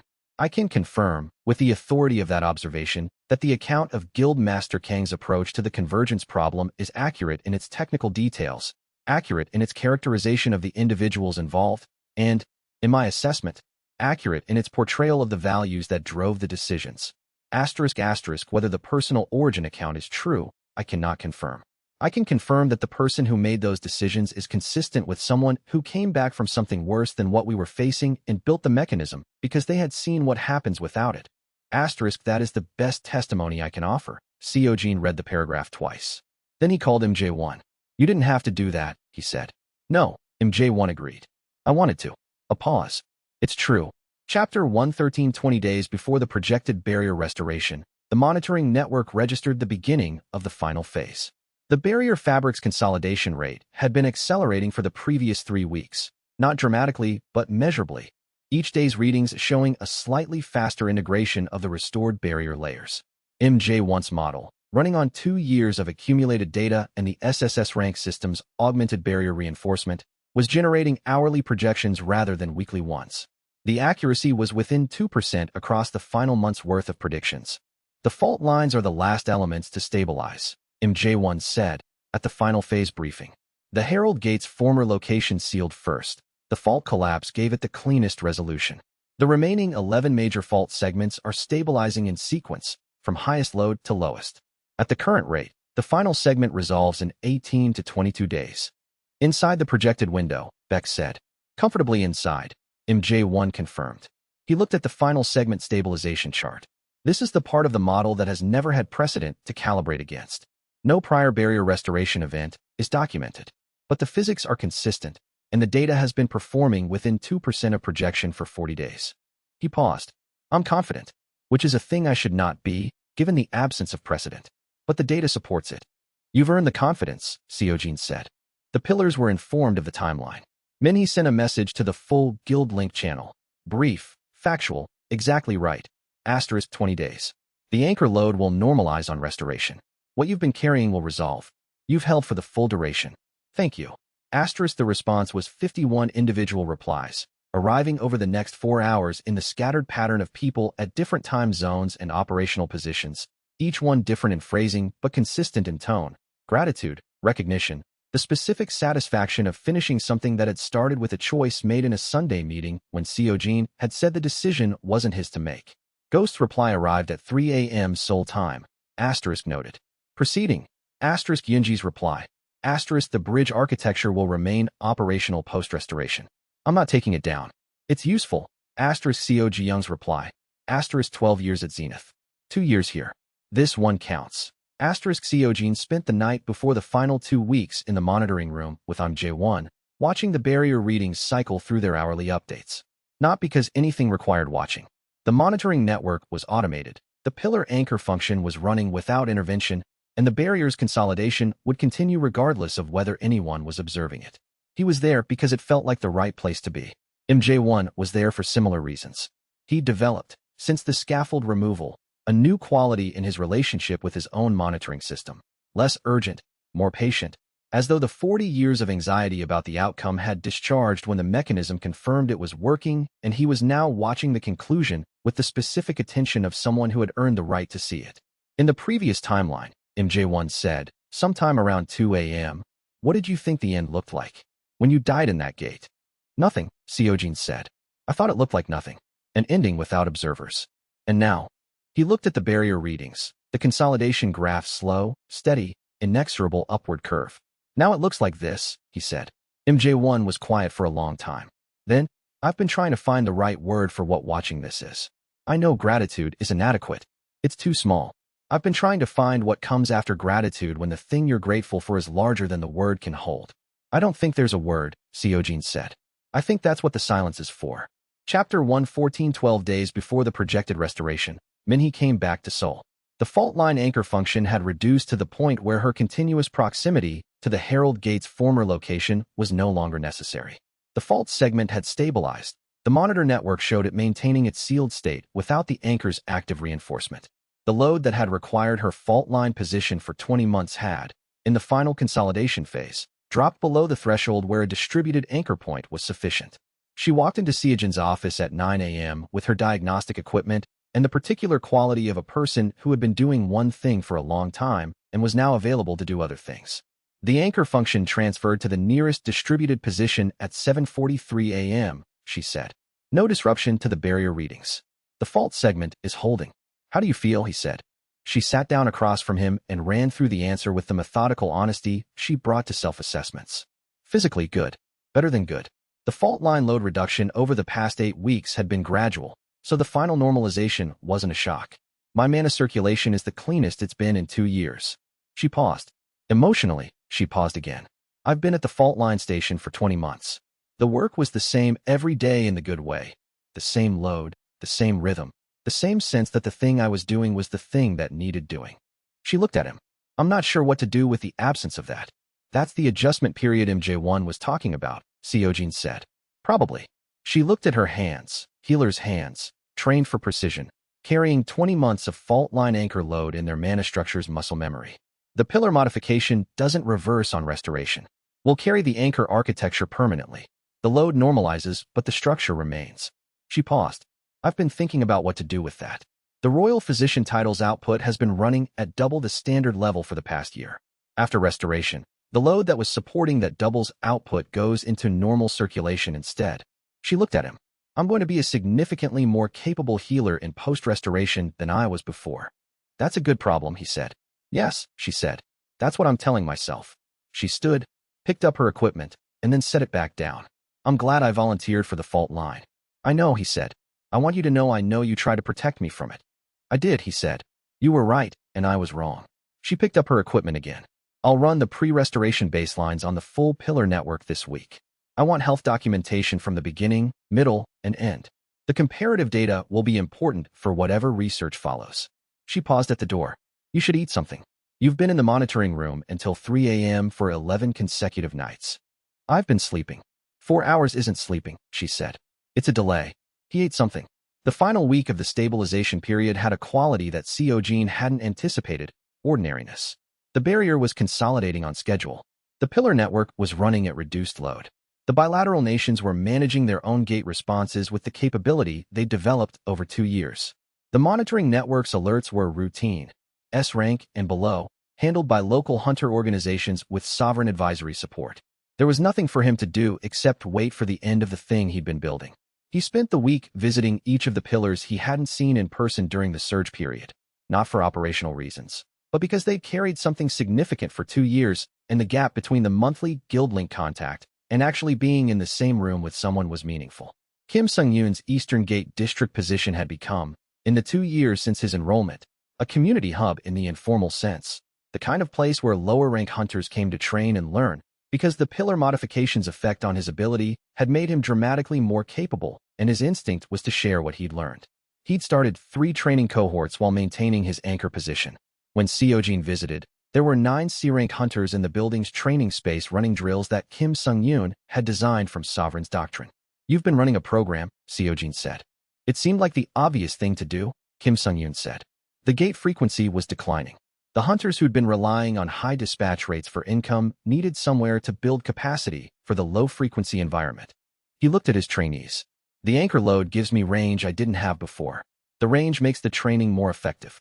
He paused. "I asked Ghost if it was all right. She said to log the outcomes, and she'd review." Ghost reviewed it. "Monthly," he said. "She sends corrections when my training methodology has gaps." Seojin went still for a moment. Then, "Ghost is sending training corrections. Very precisely written," Kim Sung-yoon said. She included citations. Chapter 115, the barrier restoration event began at 4:17 a.m. on a Tuesday morning. MJ1's monitoring system registered the final fault segment stabilization at 4 hours 17 minutes and 43 seconds, a moment he'd been awake to observe because he'd stopped pretending to sleep during the final week and had simply been present for the monitoring continuously. He called Seojin's line at 4:18. "It's starting," he said. "The final segment is resolving." Seojin was already awake. He'd been awake for an hour, feeling the guild link's signatures shift as the anchor load normalized across all 51 positions. Not a dramatic event, but a gradual one. The pillar network's dimensional load easing as the barrier's own restored integrity began absorbing the function the pillars had been providing. "How long?" he said. "The resolution process takes approximately 3 hours once the final segment initiates," MJ1 said. "The barrier isn't a switch. It's a surface. The fabric's final integration propagates across the full surface at the dimensional layer's natural velocity." He paused. "I want to say something before it completes." "Go ahead." "The question I've been asking for 40 years, whether the convergence could be stopped, I've been framing it incorrectly for most of that time. I was asking if the catastrophe could be prevented. The accurate question was whether the barrier could be restored." He paused. "Those look like the same question." "They aren't. Preventing catastrophe has a defensive logic. You hold the line. Restoring the barrier has a constructive logic. You build something that wasn't there before." He paused. "You built the constructive version. I'm glad one of us knew the difference." Seojin watched the barrier readings on his monitoring display, MJ1's integrated system running alongside the pillar network's anchor telemetry, and saw the consolidation graph climbing toward completion at a rate that the previous timeline's endpoint had never reached. "I didn't know the difference," Seojin said. "I knew people, and people who feel seen build things." He looked at the graph. The rest followed. The monitoring room was quiet except for the hourly data update sounds. Outside, the city was beginning its pre-dawn routines. Trucks moving on the outer ring roads, the first trains of the morning, the Gate District's monitoring stations running their dawn cycle with the reduced alert status that had become their new normal over the past 3 months. At 7:23 a.m., the monitoring system updated its barrier readings to a configuration it had never displayed before. Barrier integrity, 100%. Degradation rate, 0%. Convergence status, resolved. Guild sovereign system, Phase 3 objective, complete. MJ1 sat back in his chair and looked at the display for a long time. Then, "I didn't believe I'd see this number." "I know," Seojin said. "In 40 years of believing the convergence could theoretically be stopped. I didn't believe I'd see this number." He looked at Seojin. "Thank you for being the person who made it real rather than theoretical." The guild link was carrying 51 pillar signatures, each one recognizably themselves, each one shifting as the anchor load normalized and the modification structure settled into its post-restoration configuration. Minhee's signature, arriving from the city proper, had the quality of someone running a diagnostic while simultaneously being very human about what the diagnostic was showing. Yoonji's signature had the particular stillness of someone looking at a geometry that had just resolved into a final form. Beck's had the focused awareness of someone already calculating what came next. Ghost's signature was present and deliberate, the way it always was. Seojin looked at the 51 signatures through the War Council map and thought about the Sunday morning when every one of them had stood up before the vote was called. This was what standing up had built. Chapter 116, the public confirmation of the barrier's restoration arrived not through Sovereign's disclosure infrastructure, but through simultaneous independent verification by 17 separate monitoring organizations across 9 countries. This was by design. The restoration was a physical fact. The barrier integrity readings were accessible to any monitoring system with the dimensional instrumentation to measure them. Sovereign's disclosure had established the theoretical framework. The monitoring organization's independent confirmation provided the empirical validation that made the disclosure irrefutable. The first confirmation came from the Korean Hunter Association's monitoring division at 7:29 a.m., 6 minutes after IMJ1's system registered 100% integrity. The second came from Japan at 7:31. By 8 a.m., 14 organizations had published their readings. By 9 a.m., the number was 31. The readings were consistent. Barrier integrity at 100%. Gate formation frequency declining toward the new baseline. The dimensional pressure that had driven gate formation for 70 years was normalizing as the barrier absorbed and contained it. Director Han's public statement, issued at 9:14 a.m. The Hunter Bureau of Korea confirms that the dimensional barrier has achieved full restoration as of approximately 7:23 a.m. this morning. The restoration is confirmed by 17 independent monitoring organizations. The mechanism responsible for the restoration is fully described in the disclosure documents released over the past 10 days by Guild Sovereign and the joint scientific publication of the Bilateral Monitoring Network. This is an extraordinary outcome.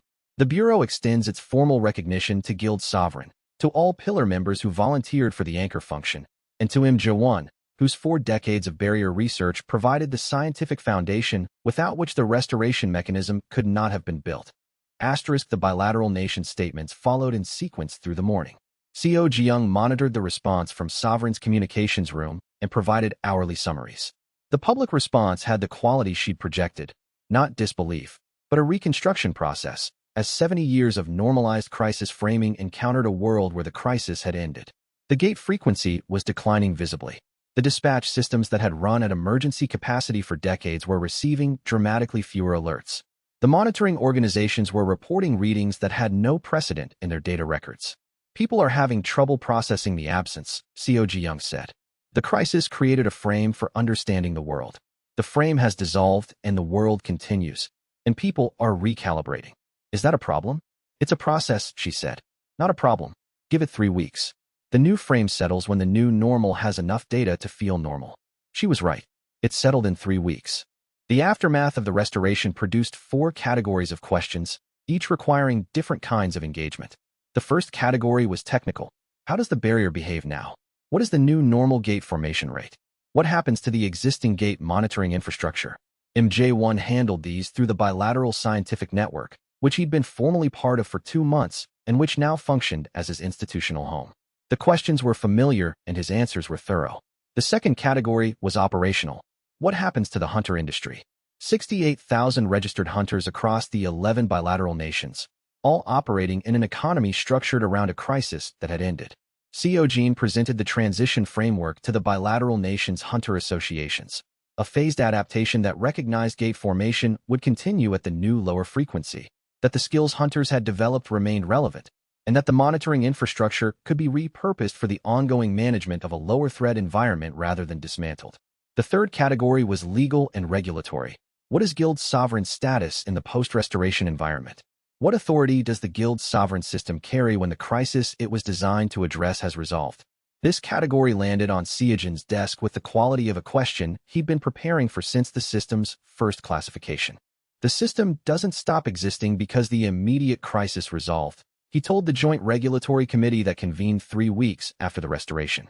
The pillar modification is permanent. The anchor function has normalized but not disappeared. The Guild Link's dimensional architecture remains operational. He paused. What changes is the operational priority? Defense of the pillar network against a crisis-driven threat is no longer the primary function. What remains is whatever sovereign becomes in a world that isn't facing the convergence. The committee asked what that was.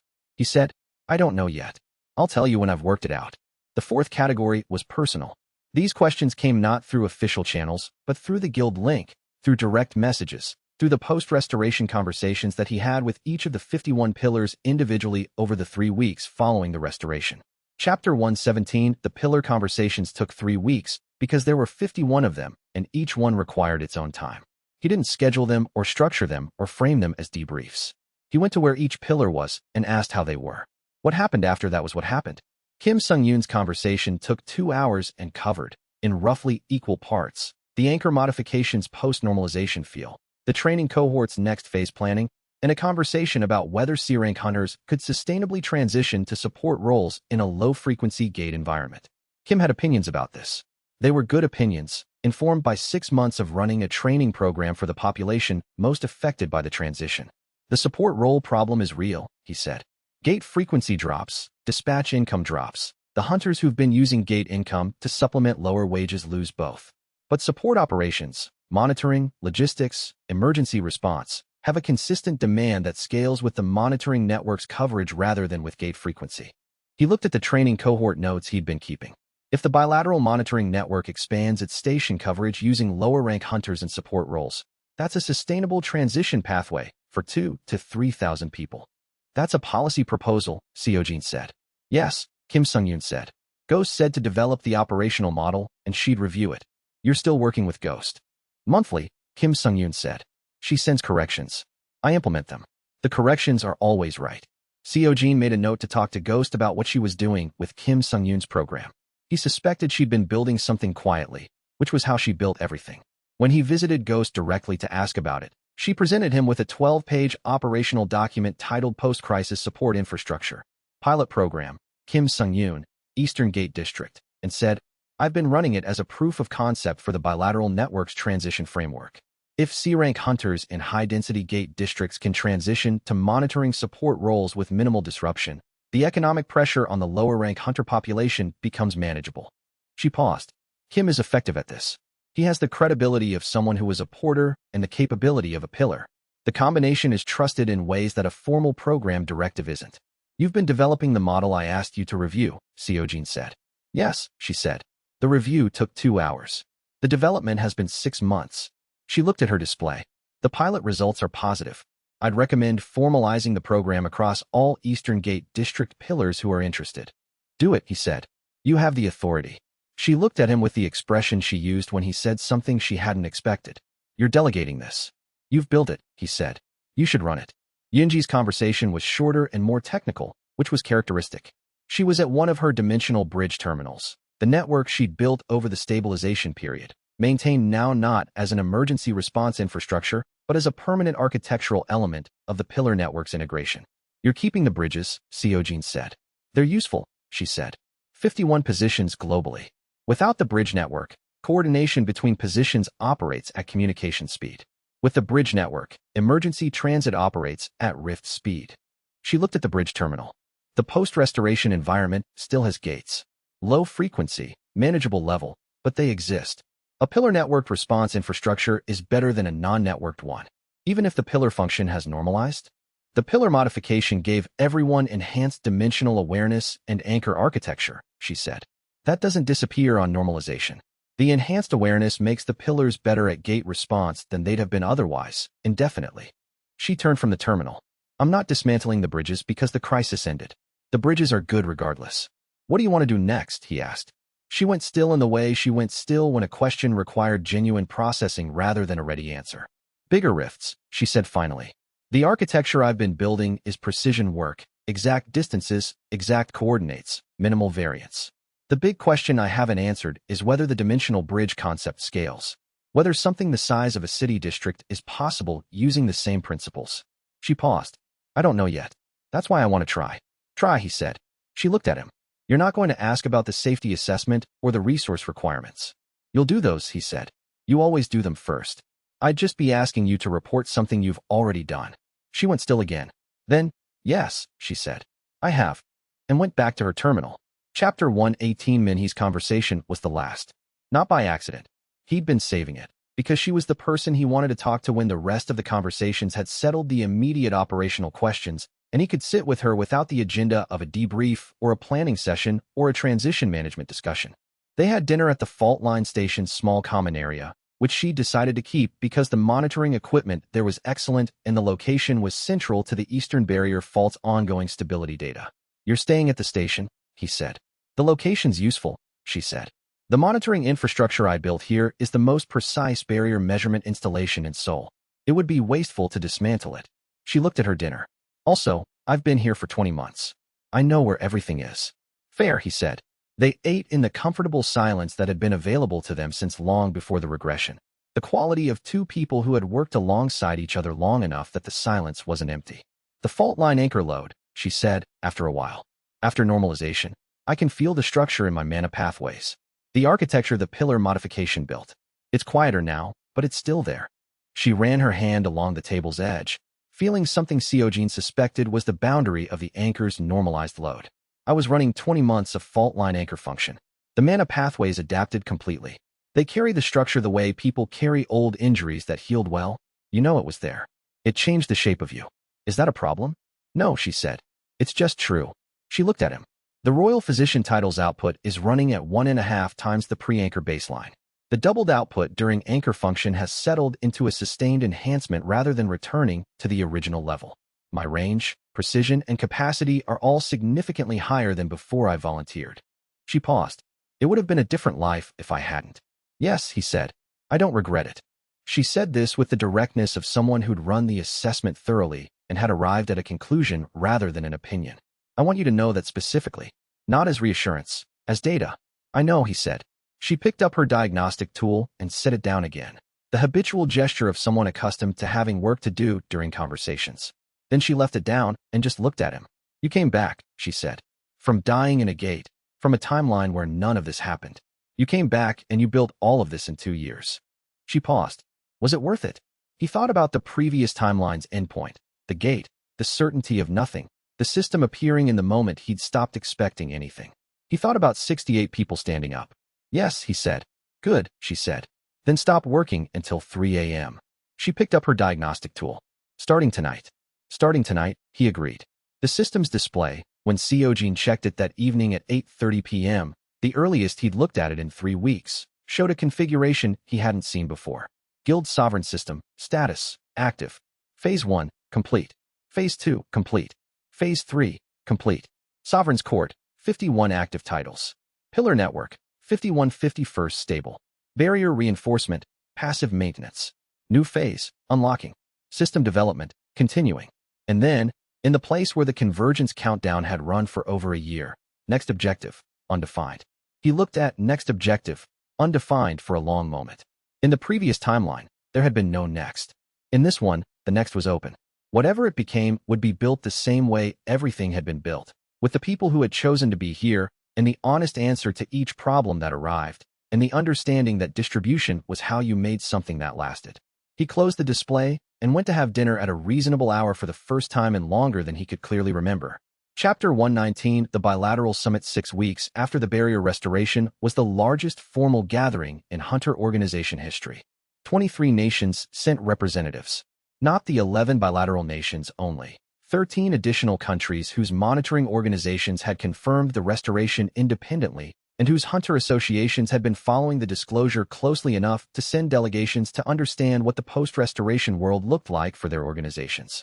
Seojin presented the post-restoration framework alongside J1, Director Han, and Seo Ji-young, a 4-person presentation team that had been designed to cover technical, diplomatic, institutional, and communications dimensions of the same fundamental message. The crisis is resolved. Here is the baseline it resolved to. Here is the infrastructure that remains. Here is what can be built with it. MJ1 presented the barrier science, his 40 years of research in 40 minutes, compressed and precise, the kind of presentation that only became possible when you had complete fluency with the material and had spent 20 months working alongside a system that had integrated that material into its own architecture. He didn't try to be accessible. He was accurate, and accuracy was accessible to the people who needed to understand it. Director Han presented the institutional framework, the Bureau's role in the post-restoration environment, the regulatory questions that had been submitted to the Joint Committee, and the Bureau's position on the Guild Sovereign System's continuing operational status. The Bureau's position had landed where Seojin had projected it would land. Recognition that the system's continued existence was a domestic matter for the system's bearer. Acknowledgement that the pillar modification created an ongoing institutional relationship between Sovereign and the bilateral network, and a recommendation that the Joint Committee develop a formal framework for that relationship before the post-restoration regulatory vacuum was filled by improvised measures. Seo Ji-young presented the public communication framework, the disclosure's performance data, the public response's trajectory, and the recommended approach for managing the post-restoration transition in the 11 bilateral nations. Her section was the most data-dense and the most immediately practical. The delegations from the 13 additional nations were paying the closest attention to her section. Seojin's section was last. It covered 4 things: what Guild Sovereign was, what it was no longer required to be, what he believed it should become, and what he was asking the assembled nations to consider. The guild sovereign system was designed for a specific crisis, he said. That crisis is resolved. What remains is a network of 51 enhanced individuals, a global dimensional bridge infrastructure, a bilateral monitoring system with 24-hour advanced gate formation prediction, and a set of operational protocols that have been tested against 2 years of the highest intensity conditions the hunter world has seen. He paused. I'm not proposing to dismantle any of this. I'm proposing to use it differently. He laid out the proposal in 20 minutes. A post-crisis coordination body using the existing bilateral network as its structure, with sovereign's intelligence and operational infrastructure providing support. MJ1's barrier research continuing under the formal scientific channel, and the pillar network's enhanced capability available to the broader hunter community through the doctrine-sharing framework that had been operating informally for 18 months. Not a command structure, he said. Not an authority hierarchy. A collaborative infrastructure with sovereigns' existing relationships as its backbone. He paused. The same principle the system was built on. Distribution rather than concentration. The delegations voted to proceed with formal negotiations at the summit's close. The margin was 22-1. The one dissenting vote was the French delegation, which had concerns about the speed of the formalization process. Seojin had anticipated this and had drafted a modified timeline proposal before the vote. She handed it to the French delegate immediately after the count. He reviewed it. Then, this addresses the concern. I know, she said. I wrote it before the vote. He looked at her with the expression of a diplomat encountering a counterpart who had prepared for his objection before he raised it. Did you prepare for everyone's objections? Yes, she said. Would you like to see yours? The post-summit operational period had the quality of work that was building towards something new rather than defending against something ending. Seojin spent the first 2 weeks of it in meetings, with the Joint Committee on the Regulatory Framework, with the bilateral nations hunter associations on the transition support structure Kim Sung-yoon had proposed, with the academic research community on MJ1's Barrier Archives publication in forms accessible to researchers without dimensional monitoring backgrounds.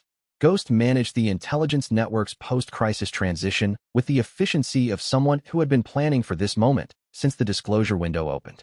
The network's threat monitoring function remained operational. The barrier's restoration didn't eliminate the residual threat landscape, just dramatically reduced it, but its primary function shifted toward the kind of long-range pattern analysis that had value in a stable environment.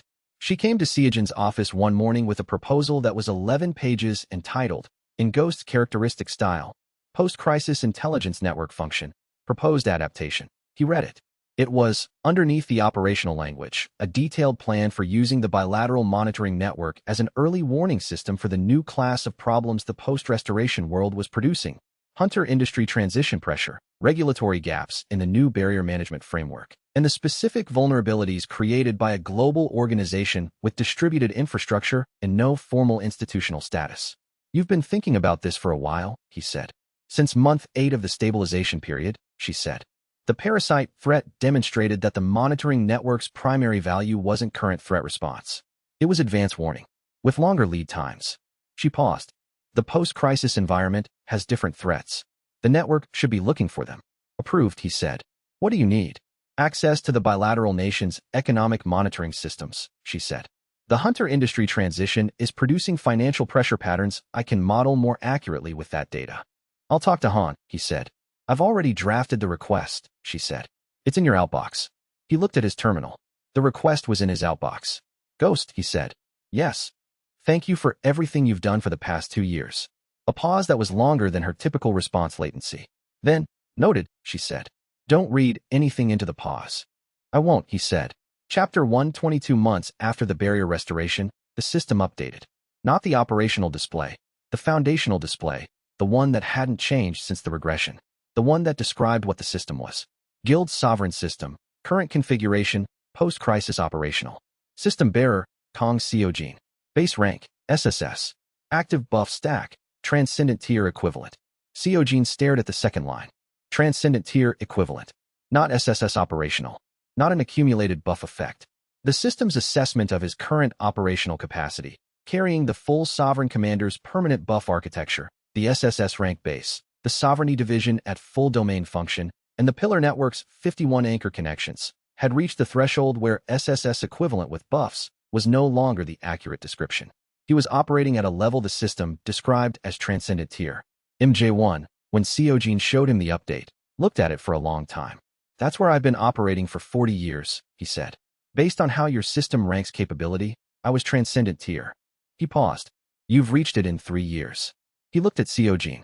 The system's architecture was designed for this. The accumulated buff stack, the pillar integration, the SSS base, all of it was working toward this configuration. What does it mean for what comes next? It means the capabilities you've been developing over the past 2 years are now stable at a new baseline, MJ1 said. The Sovereignty Division's domain at Transcendent Tier is, he ran the calculation, significantly more effective than at SSS. The barrier reinforcement function, which is now passive maintenance rather than active anchoring, runs more efficiently. The War Council's awareness range expands. He paused. And the guild link's depth, the connection between you and the pillars, deepens in proportion. Seojin felt the guild link's expansion as MJ1 described it. The 51 signatures through the War Council map, gaining a new quality of clarity, as though a layer of distance he hadn't known was there had been removed. Minhee's steady rhythm, Yunji's architectural precision, Beck's strategic awareness, Ghost's deliberate presence, all of them more legible than they'd been an hour ago. He called a guild-wide meeting the following week, not to announce the update, but because 2 months had passed since the restoration and he'd been talking to pillars individually, and it felt like time to be in the same room again. Not crisis mode. Just the guild, assembled, present. The full 68 titled officers came. The 9 abroad joined through the secure relay. He looked at the room and said, the barrier is restored. The system has updated. Phase 4, whatever that turns out to mean, begins now. He paused. I don't know what it means yet. I'm going to find out with you. He looked at the room. Same terms as always. If you want to know something, ask. If you want to do something, propose it. If you want to leave, leave. There are no consequences, now or ever. He paused. But if you want to stay and help build what comes next, I'd like that. Nobody left. He'd known they wouldn't. But it still mattered that he'd said it. And it still mattered that they'd stayed. Both things were true together. Then we have work to do, he said.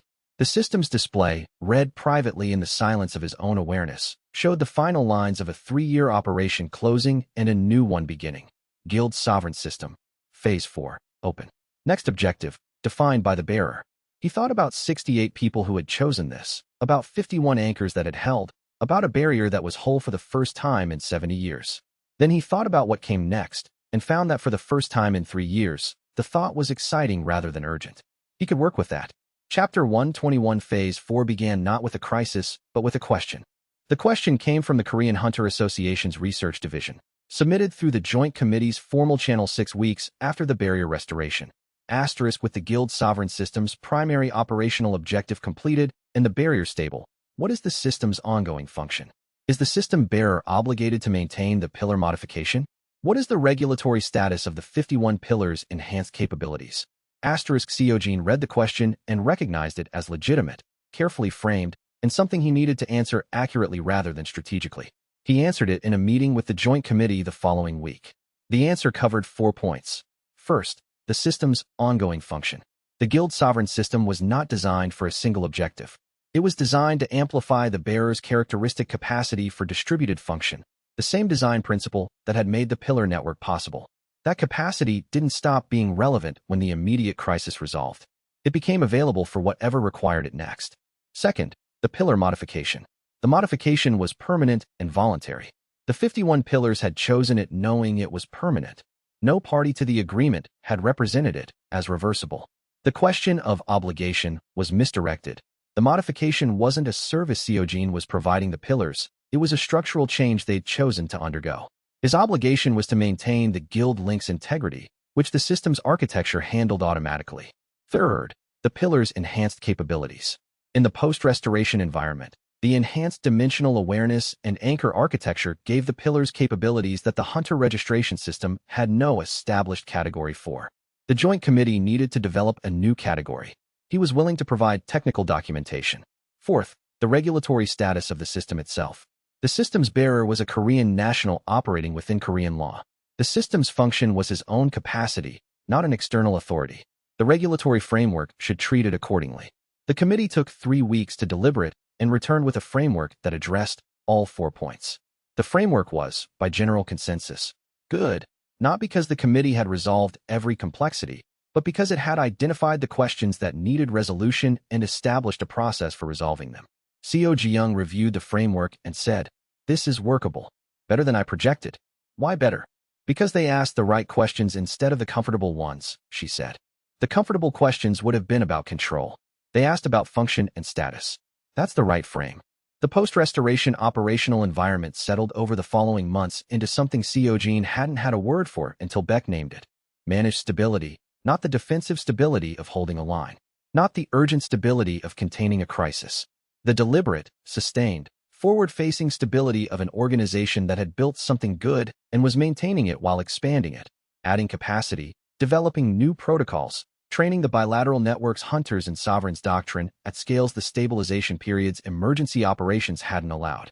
Beck ran the operational schedule with the contained satisfaction of someone who had been optimizing against a crisis constraint for 2 years and had been given permission to optimize for growth instead. The schedule changed in character. Longer planning horizons, more training operations, and fewer emergency dispatches. The deliberate building of capacity in the bilateral network's 11 nations that hadn't been possible when every resource was being directed toward the surge. Ghost ran the intelligence network's post-crisis adaptation with the methodical precision she brought to everything. Her support infrastructure pilot, Kim Sung-yoon's Eastern Gate District program, now formalized and expanded, was running in 4 of the 11 bilateral nations by month 3 of Phase 4, with documented results showing that lower-rank hunters' economic transition in low-frequency gate environments was significantly smoother in districts with pillar-supported programs. She reported this to Seojin in a 3-page summary at month 4. The summary included a proposal to expand the program to all 11 nations over the following year. "Approved," he said. "I know," she said. "I started the expansion 6 weeks ago." "The summary is documentation." "Ghost," he said. "The timeline was clear," she said. "The committee framework gave the authority. I used it." A pause. "I thought you'd want to know what I was doing." "I do want to know," he said. "I appreciate the summary." Chapter 122 MJ1's post-restoration work had a quality that Seojin noticed and found he couldn't easily describe. It was the same work as before, barrier research, dimensional analysis, the long-horizon thinking that had been his mode for 40 years, but operating from a different position. Before the scaffold removal, MJ1's research had the quality of someone working toward an endpoint they couldn't reach. After the removal, it had the quality of someone working from solid ground toward open territory. The same precision, the same rigor, the same accumulated expertise, but without the specific weight of a problem that had been unsolved for 4 decades. "You seem different," Seojin said, during one of their regular meetings, 2 months into Phase 4. "I'm working on different questions," MJ1 said. "The barrier is stable. The convergence is resolved. The monitoring network has data patterns I've never seen in a stable barrier environment, because there hasn't been a stable barrier environment in 70 years. He looked at his displays. "Everything I'm looking at now is new. The precedent I'd been calibrating against is no longer the operative frame." He paused. "It's significantly more interesting than I expected." "What are you finding?" "Gate formation in a stable barrier environment is a fundamentally different phenomenon than gate formation in a degraded one," he said. "The remaining gate frequency, the natural baseline the barrier was designed to permit, exists for reasons that the degradation period obscured. The barrier isn't a pure seal. It's a regulated interface. Gates are the interface's normal function, not a failure mode." He pulled up the data. Understanding what the natural gate frequency is calibrated for is a new question entirely. "I may need another 40 years. "You have them," Seojin said. MJ1 looked at him with the unguarded expression he'd been wearing since the scaffold removal. "You know, I've been thinking about age differently since the process completed. The scaffold's dimensional resonance had been aging my mana structure at an accelerated rate. Standard transcendent longevity would project another 60 to 80 years of active capability. Without the scaffold's drain," he ran the calculation, "the projection extends significantly." "How significantly?" "Conservatively, an additional 30 to 40 years of active research capacity beyond the transcendent baseline." He paused. "I could be wrong. It's difficult to assess the scaffold's precise contribution to the aging rate." "You have more time than you thought," Seojin said. "Yes," MJ1 said. "I'm finding I don't know what to do with that exactly. 40 years of urgency is a framework for spending time. When the urgency resolves," he paused. "I'm learning what it is to work without a countdown." Seojin recognized this from the inside. "It gets clearer," he said. "Does it?" "Yes. Give it 6 months." The questions that the countdown was drowning out start to become audible.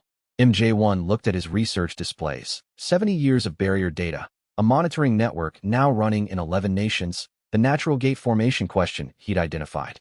He ran his hand across the display's edge, feeling the shape of the problem he was working on. There's one already, he said. A pattern in the natural gate formation data that suggests the interface function is directional. Gates open more frequently in specific orientations relative to dimensional pressure gradients. I've been looking at it for 3 days. He paused. It's interesting in a way that has nothing to do with preventing catastrophe. It's just interesting. Yes, Seojin said. That's what I'm talking about. He thought about the 40 years on Ja-1 had spent building hierarchical systems that concentrated power upward, trying to solve a problem that required distribution. He thought about the scaffold that had spent those 40 years embedded in J1's mana pathways, an answer to the wrong question made permanent by the gatekeeper's abandonment. And he thought about what it looked like, from the inside, when the wrong answer got removed and the right one could begin. The scaffold had been gone for 2 months. MJ1 had found something interesting in 3 days. That was the pace. That was what the countdown had been costing him. The questions will keep coming, Seojin said. There'll be more than you have time for. MJ1 considered this with the deliberate precision he brought to assessments. I believe you, he said. That's a different kind of problem than the one I've been solving for 40 years. A pause. I'm looking forward to it.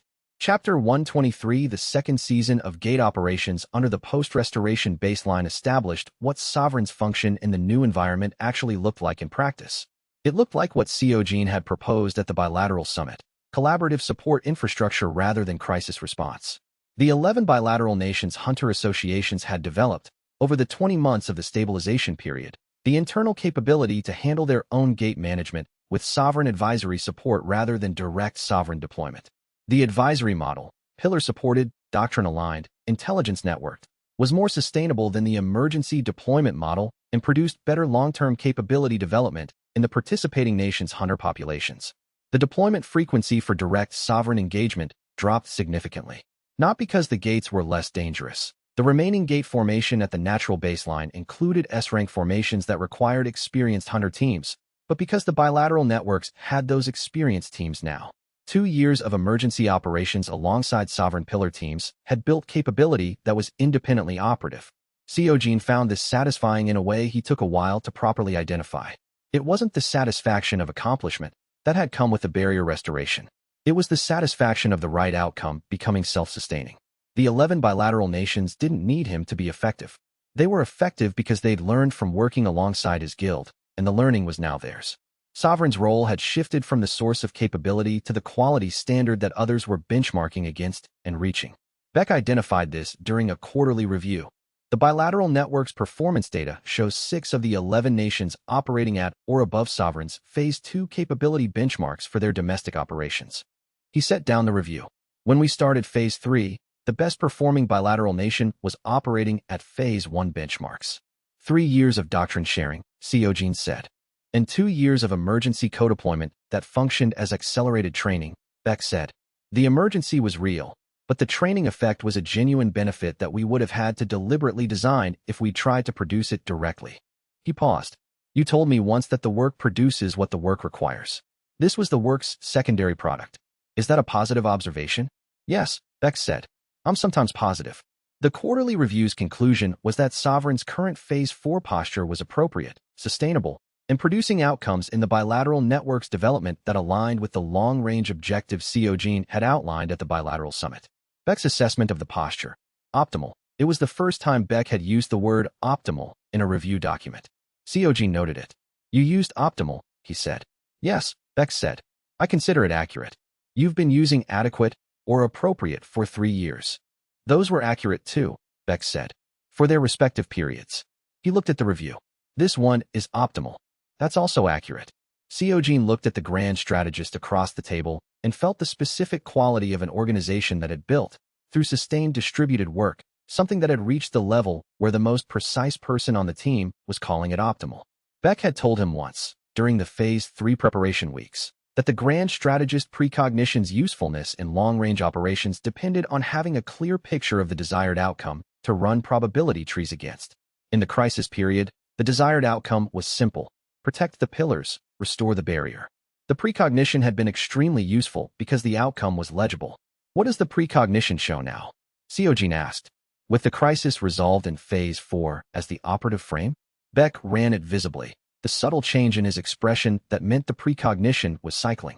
A range of probable futures, all of which are, by the measure I've been using, good. The variance is in what specifically gets built. He paused. The consistent element across all high-probability branches is the bilateral network's continued development. The specific shape of that development varies. He looked at the review. The precognition shows good outcomes. The work ahead determines which good outcome we reach. That's the best use of precognition I've heard described, Seojin said. Yes, Beck said. I've been refining the application. He was going to remember Beck saying that.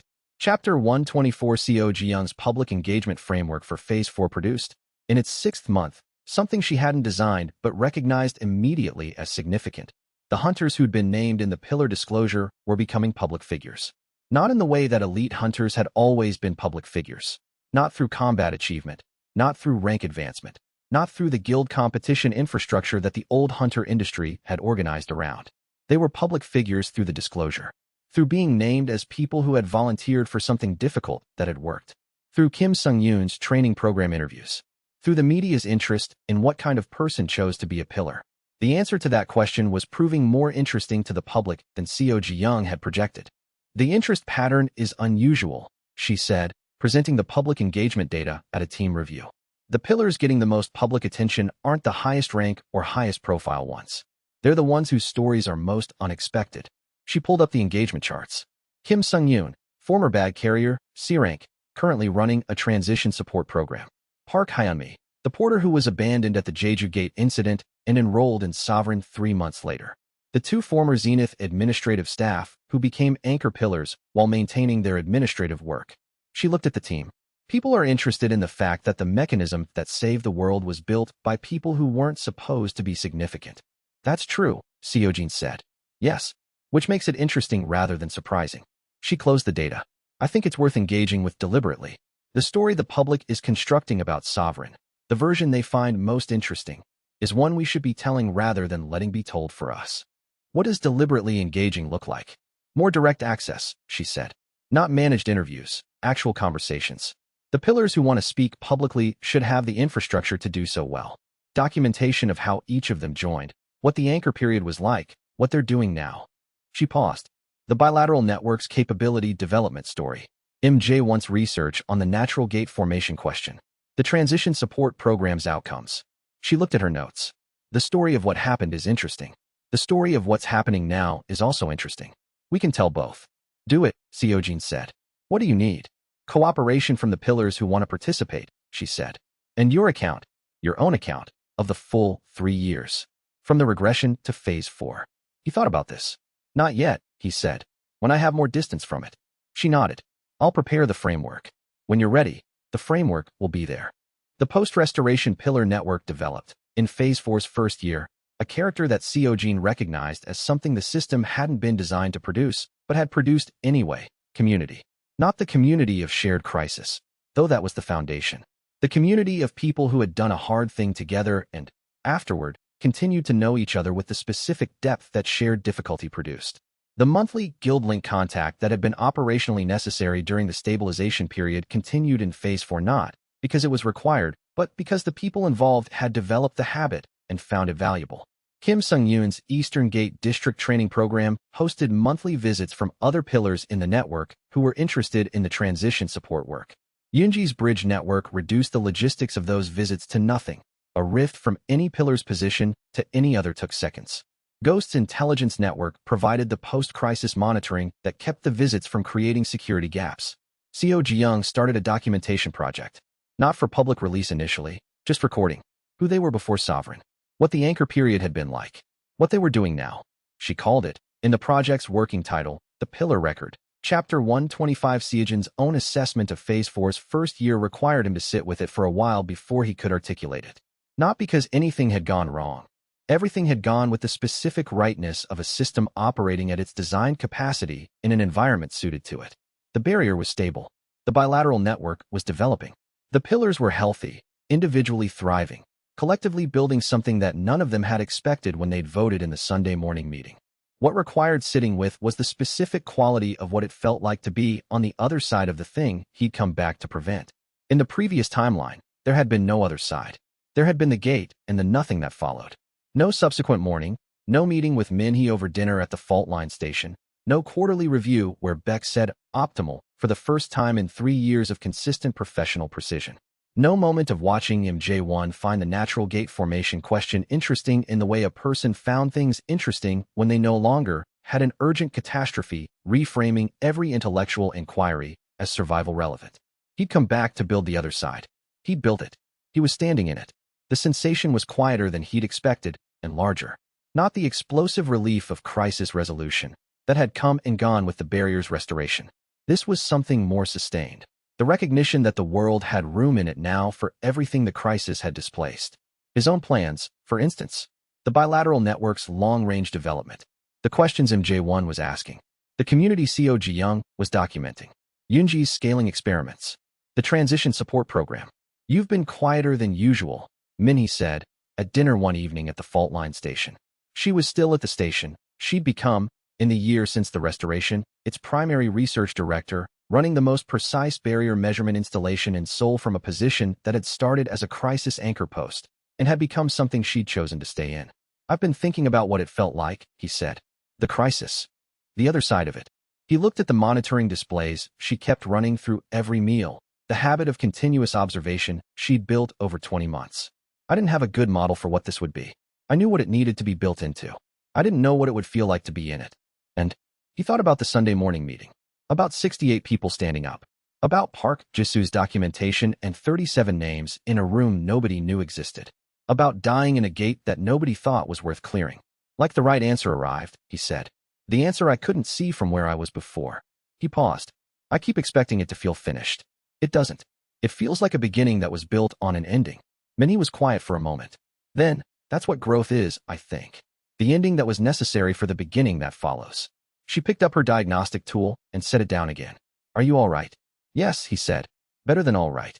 I'm just learning what that means now that the urgency has stopped telling me.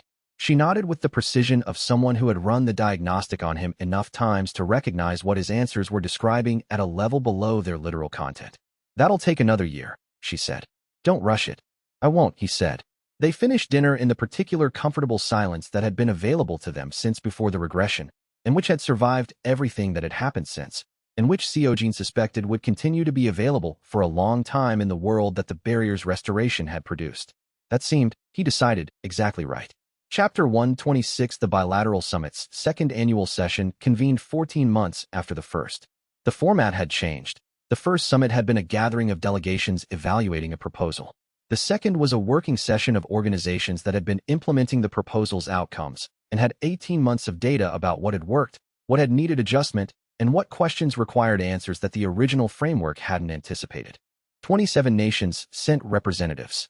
For more than the first summit. The additional 4 having joined the information-sharing network in the preceding year as the post-restoration gate frequency data became publicly available and the transition support framework's outcomes demonstrated value they could apply domestically. MJ1 presented the natural gate formation findings as the session's technical foundation. 18 months of clean post-restoration data, analyzed against the pre-degradation historical records he'd assembled from sources that predated the barrier's decline by decades.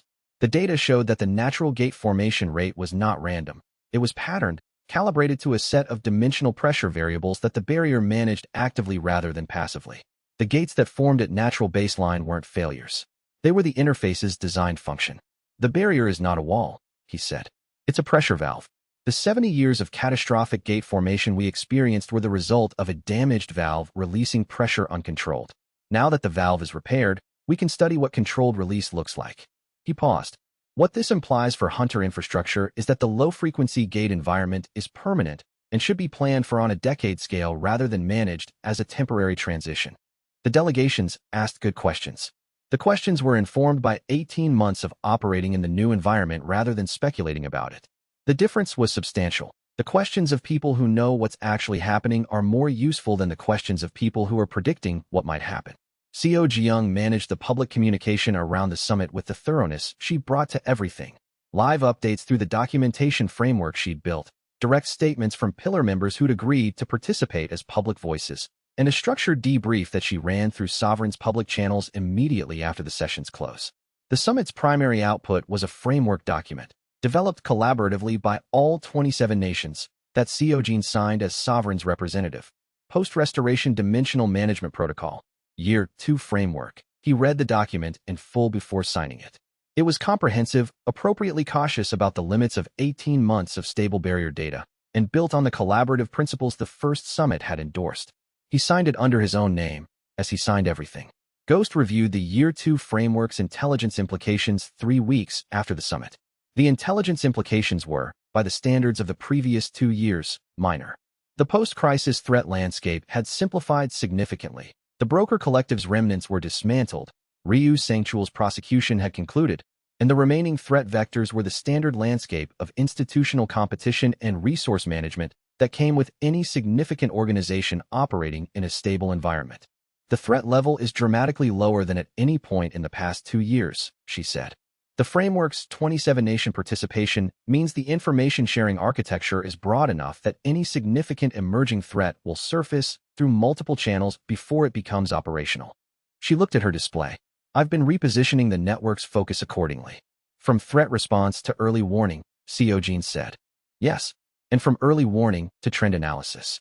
She pulled up her Year 2 adaptation proposal, the one she'd started building while the Year 1 framework was still being negotiated. The post-restoration environment has information patterns that are more interesting than the crisis environment, in some respects. The crisis was legible. Everything either served the convergence prevention or it didn't.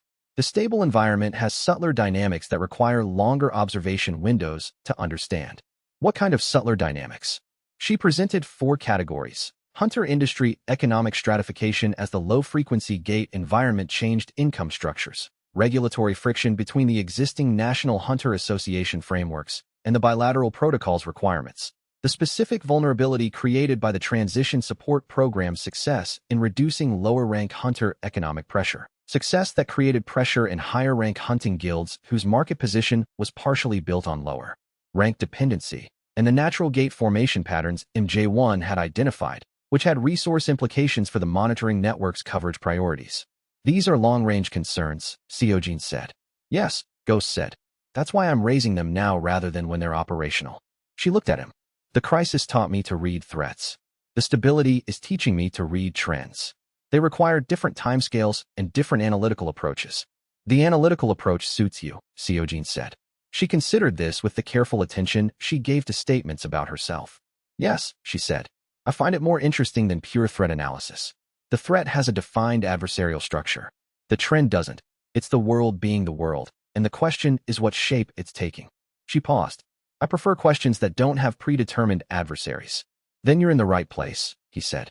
She looked at him with the expression she used when someone said something she found accurate but hadn't expected. Yes, she said. I am. Chapter 127 The Systems Phase 4 Development produced, 16 months after the restoration, a capability update that Seojin had not anticipated. Sovereignty Division, Enhanced, Domain Function at Transcendent Tier. New Capability, Dimensional Recall. Dimensional Recall, within the Sovereignty Division's domain area, the bearer may reconstruct events that occurred within the dimensional layer. Historical dimensional data accessible up to a maximum depth of 5 years. Single use per location, requires pillar network anchor engagement. He read the description twice. Then again, Dimensional Recall. The ability to observe what had happened at a location within the dimensional layer, which included gate formations, barrier events, and any mana-driven action that had left a dimensional trace. He thought about what this meant for 5 years of dimensional activity in the Gate District, in the Catastrophe Gates location, at the Herald Gates former site, at every location where something significant had happened that nobody had been able to verify from the outside. Then he thought about what it meant for the previous timeline's endpoint, the gate where he died, 5 years before the regression. He was 5 years and 1 day from his death in that gate, at maximum. The gate had been in the Southern Industrial District. He'd cleared it. The location was documented. He sat with the capability for 3 days before deciding what to do with it.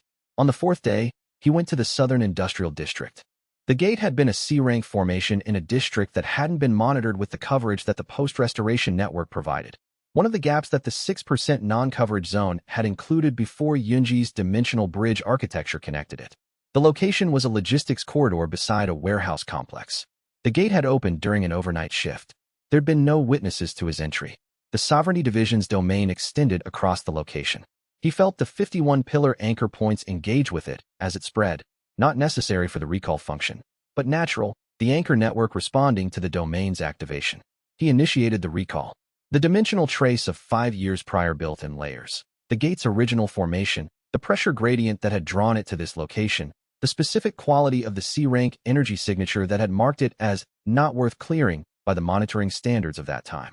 Then the entry, his own trace, D-rank dimensional signature, the mana signature that the system had begun its work on in the moment of entry. And then the interior, the gate's final chamber, the point where the company that had contracted him had pulled back. The specific sequence of combat, he'd fought for 4 hours, the trace showed it, the energy displacements marking each engagement with the gate's boss entity. And then the endpoint, the moment the system had appeared. He watched it in the dimensional trace, not with sight, but with the recall's specific quality of compressed historical dimensional data. The gate's energy pattern had shifted at the moment of his death. Not dramatically, quietly, the way dimensional events that changed the architecture of the layer tended to happen, a redistribution rather than an explosion. The system had appeared, and then he had not been there anymore. The trace ended. He stood in the Southern Industrial District corridor and looked at the logistics warehouse across the gate's former location and felt the specific quality of a completed loop. He'd died here. He'd come back. He'd built what needed to be built. And now the location was ordinary, a warehouse corridor in a city that had a fully intact dimensional barrier and a monitoring network that would never let a C-rank gate go unobserved in a district without coverage again. He stood there for a while. Then he went back to work. Chapter 128 Director Han called the following morning. Ghost told me what you were doing in the Southern Industrial District, she said. Ghost monitors the Sovereignty Division's activation locations, Seojin said. Yes. I asked her to. A pause. Are you all right? Yes, he said. I needed to see it. The previous timeline's endpoint. The dimensional trace of it, he said. The recall shows the dimensional layer's history. It shows the moment the system appeared. He paused. I needed to know what it looked like from the outside. Not to change anything, to complete the observation. Han was quiet for a moment. I've been thinking about asking you something for 6 months, she said. I'll ask it now. Go ahead. The regression. You came back knowing what you knew about what happened. You built everything you built in 2 years. And the people who were part of that, Minhee, the Pillars, MJ1, they made their choices in this timeline, knowing what you told them but not what you knew the way you knew it. A pause. Did you ever feel like the advantage was unfair? Knowing the previous outcome while they were making first decisions. He thought about this carefully. Yes, he said. I felt it most acutely early on, when I was using knowledge from the previous timeline to position decisions that other people would make without that context. The classification committee. The Park Soo-hyun meeting. The I'm J1 approach. He paused. I resolved it by being as transparent as I could be about what I knew and why. Not the previous timeline specifics. Those would have been too much context to be useful rather than overwhelming. But the direction I was pushing toward and why I believed in it. And the times you couldn't be fully transparent? I tried to use the advantage to protect rather than to control, he said. The previous timeline gave me a picture of how things could go wrong. I used that to prevent the same failures rather than to guarantee specific outcomes. He paused. The outcomes were theirs. The information that let me recognize the opportunities was mine. Is that distinction real? Han said. I believe so, he said. I believe the decisions the people around me made were genuinely theirs. The Sunday vote. Minhee's fault line anchor. Ghost's choice to build what she's built. He paused. The advantage I had was seeing the space where good decisions could go. I don't think I could have made those decisions for them. Han was quiet. I'll accept that, she said finally. For what it's worth, from the outside, that's consistent with how it looked. Thank you, he said. Don't thank me, she said. I've been watching you for 2 years. I'm stating an observation. The dimensional recall capability's first operational application was not the Southern Industrial District. That had been personal. The first operational application was Ghost's identification of a cold case. A gate incident from 3 years prior. A B-rank formation in the Northern Monitoring Zone that had produced hunter casualties with a pattern Ghost had flagged as potentially non-accidental. The investigation had closed without resolution. The dimensional trace, accessed through Sovereign's recall function at the incident location, showed evidence that the gate's boss entity had been manipulated into its aggressive pattern by an external mana source. The trace was faint, 3 years decayed, at the outer edge of the 5-year window, but Ghost's pattern recognition extracted it.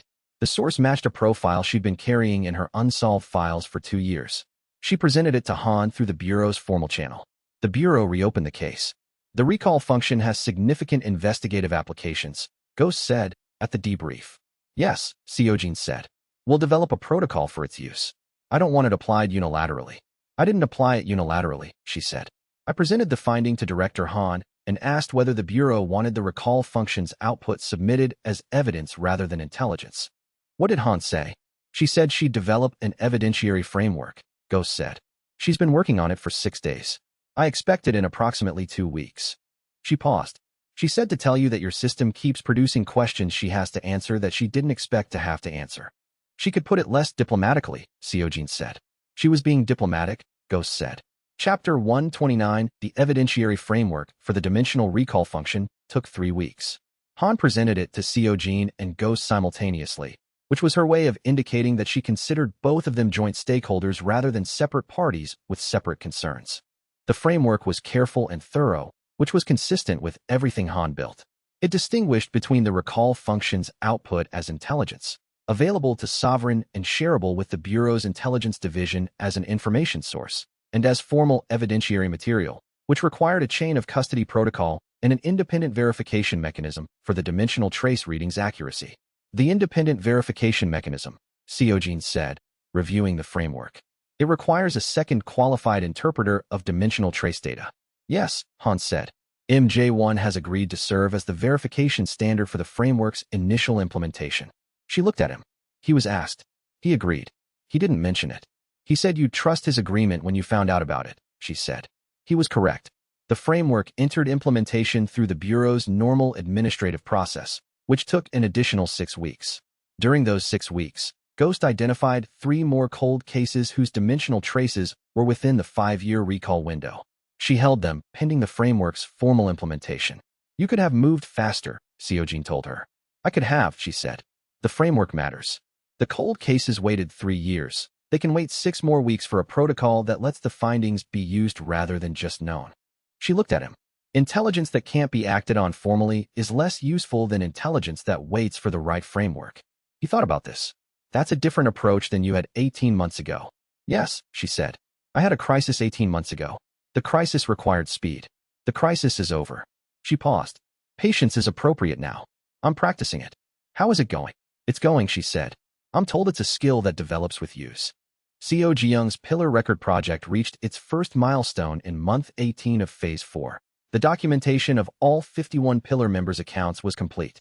She presented it to the full guild meeting that month, not the document itself, which was 347 pages and not designed for presentation format, but a summary of what it contained. 51 accounts, she said, of how each person came to Sovereign, what the anchor period was like from the inside, what the restoration meant, what they're doing now. She looked at the assembled guild. The range is remarkable. Former porters and former elite guild officers. Hunters who'd never cleared anything above C rank and hunters who'd been at the ceiling of their rank for years. People who enrolled in Phase 1 and people who enrolled in Phase 3 during the preparatory weeks. She paused. What's consistent across all 51 accounts is the Sunday morning meeting. Every single one of them mentions it. The vote. The standing up. The guild was quiet. What do you want to do with the document? Seojin asked. Publish it, she said. The full accounts, with each person's consent. Not a condensed version. The full record, as a historical document. She looked at him. It's an honest account of what this was. People deserve to know the honest account, not a summary. He thought about his own regression statement. The personal account that half the public had doubted, the other half had found illuminating. He thought about the 51 accounts collected here, each one a first-person record of an event that was verifiable in the ways first-person accounts were verifiable, through internal consistency, through recognizable human experience, through the specific quality of a person describing something they'd actually been through. Publish it, he said. The Pillar Record was released 6 weeks later. It was the most read document Sovereign had ever published. Not because it was dramatic, because it was honest, in the way that records written by ordinary people who had done something significant and were trying to describe it clearly were honest. Kim Sung-yoon's account was 9 pages. He'd written it in 2 evenings. He described the Sunday morning vote and said, Asterisk, the guildmaster told us we didn't have to stand if we didn't want to. I didn't think about whether I wanted to. I thought about the 37 names he'd mentioned, and I stood up. Asterisk, that sentence was quoted in 23 separate media pieces in the first week after publication. Kim Sung-yoon received another round of interview requests. He declined most of them. He accepted 2, the ones from journalists he'd already spoken with who had printed what he'd actually said rather than what they'd expected him to say. Chapter 132. Years after the barrier restoration, Seojin presented the Phase 4 assessment to the Joint Committee. The assessment covered 12 categories. The barrier stability category was the simplest. 100% integrity maintained continuously, no significant deviation. I'm J1's monitoring network showing the restoration holding at full completion. The pillar network category was next. 51 members, all stable, all in active professional operation. Anchor function normalized to a load that the pillar modifications enhanced architecture managed without any member showing deterioration markers. Minhe's Year 2 health assessment showed improvement across all measured parameters. The anchor loads normalization had, for some members, produced a sustained enhancement effect similar to the one she described in her own post-anchor analysis. The bilateral network category, 27 nations in formal information sharing arrangements, 11 with full doctrine sharing and pillar advisory support. Gate response capability across the network at Year 1 targets exceeded in 9 of the 11 full doctrine nations. The transition support category, Ghosts program, now running in 9 of the 11 bilateral nations, showing consistent positive outcomes in lower-rank hunter economic transition. Kim Sung-yoon's Eastern Gate District program had become the model others were adapting. He'd been invited to present at the Bilateral Summit's Year 2 session and had given a 30-minute presentation that was clear, practical, and immediately useful to everyone in the room. The research category, MJ1's Natural Gate Formation Research, now at the peer review stage for publication in the Bilateral Scientific Networks channels, with findings that were beginning to change the theoretical framework for dimensional interface science globally. The finding that the barrier was a pressure valve interface rather than a passive seal was being incorporated into university dimensional physics curricula in 4 countries. The public engagement category, the Pillar Record's publication and reception, the continuing media engagement from Pillar members who had chosen to participate. The documentation project Seojin had expanded to include the bilateral network's perspective, the accounts of National Hunter Association directors who had been present for the doctrine exchange's development. The legal and regulatory category, the evidentiary framework for dimensional recall, the Joint Committee's ongoing development of the post-restoration regulatory framework for the Guild's sovereign system's continuing operation, and the specific question of what Guild's sovereign system meant in a world where the system had completed its original objective and was entering a phase the gatekeeper's design documents hadn't specified. He presented each category with the specific attention it deserved and left room for questions at the end of each. The questions were good. The committee was 18 months into understanding the post-restoration environment well enough to ask questions that engaged with what was actually happening rather than what they'd expected to happen. After the final category, the committee chair, a woman named Yoon Ji-soo who had joined the committee 3 months after the restoration and had developed the specific quality of genuine curiosity about the system's function that made her assessment the most useful in the room, said, 2 years. The assessment is consistent with an organization operating at high effectiveness. She paused. What does Year 3 look like? Seojin thought about it. More of this, he said. With more room for the questions MJ1 keeps finding, for the capabilities Yoonji is building, for the program Ghost is developing, for the record Seojin is keeping. He paused. The system was built for distribution. The distribution is ongoing. Year 3 looks like Year 2, but with 2 years more understanding of what we're building. Yoon Ji-soo looked at him with the thoughtful expression she used when something was landing as accurate rather than diplomatic. That's an honest answer, she said. Yes, he said. That's the only kind I give. Chapter 131 Year 3 arrived the way years arrived when a thing was going well, with more work to do than could be done and enough capacity to do what mattered most. Yoonji's scaling experiment produced results in month 3. The question she'd been working on, whether the dimensional bridge concept scaled from precision point connections to area-scale spatial structures, produced an initial answer that was neither the clear success she'd designed for nor the clean failure that would have told her the concept had limits. It produced a different category of result entirely. The bridge architecture, when expanded beyond precision point parameters, didn't function as a single large bridge. It functioned as a field, a stable spatial zone where dimensional distances within the field were compressed, not to 0 but to a fraction of their standard value. Inside the field, moving between 2 points that were 3 kilometers apart felt and functioned as though they were 300 meters apart. Dimensional rift calculations simplified. Mana expenditure for spatial work within the field dropped significantly. It's not a bridge, she said, presenting the results to the team. It's a compression zone. The precision bridge architecture at scale produces a region of compressed spatial relationships rather than a single connection between 2 fixed points. What's the application? Seojin asked. Gate district management, she said immediately. If I establish a compression zone around a gate district, All the spatial work associated with gate response, positioning, response transit, evacuation, becomes significantly more efficient. The gate district is functionally smaller. Reaction times compress proportionally. She paused. The same zone would make the gate district's monitoring network more effective. Sensors within the zone have overlapping coverage at closer effective range. How large a zone? Current architecture, 0.5 kilometer diameter, maintained passively once established. The pillar anchor network's dimensional engagement reduces the maintenance cost. She looked at him. I want to test it at the Eastern Gate District pilot site. Kim Sung-yoon's district, Seojin said. Yes. He agreed when I asked. He said Ghost would want the outcome data, and he was right. She looked at her geometry sketches. The test will take 3 months of baseline data collection before I can assess whether the effect is consistent and controllable. Run it, he said. She had already started the baseline data collection. She'd started it the week before the presentation, knowing the answer would be yes because the application was sound and the test was the right next step. She told him this. He told her he was glad she'd started early. She said she'd assumed he would be. MJ1's natural gate formation paper was published in month 4 of year 3. The peer review process had taken 9 months, which was fast by dimensional physics standards and slow by MJ1's patient standards.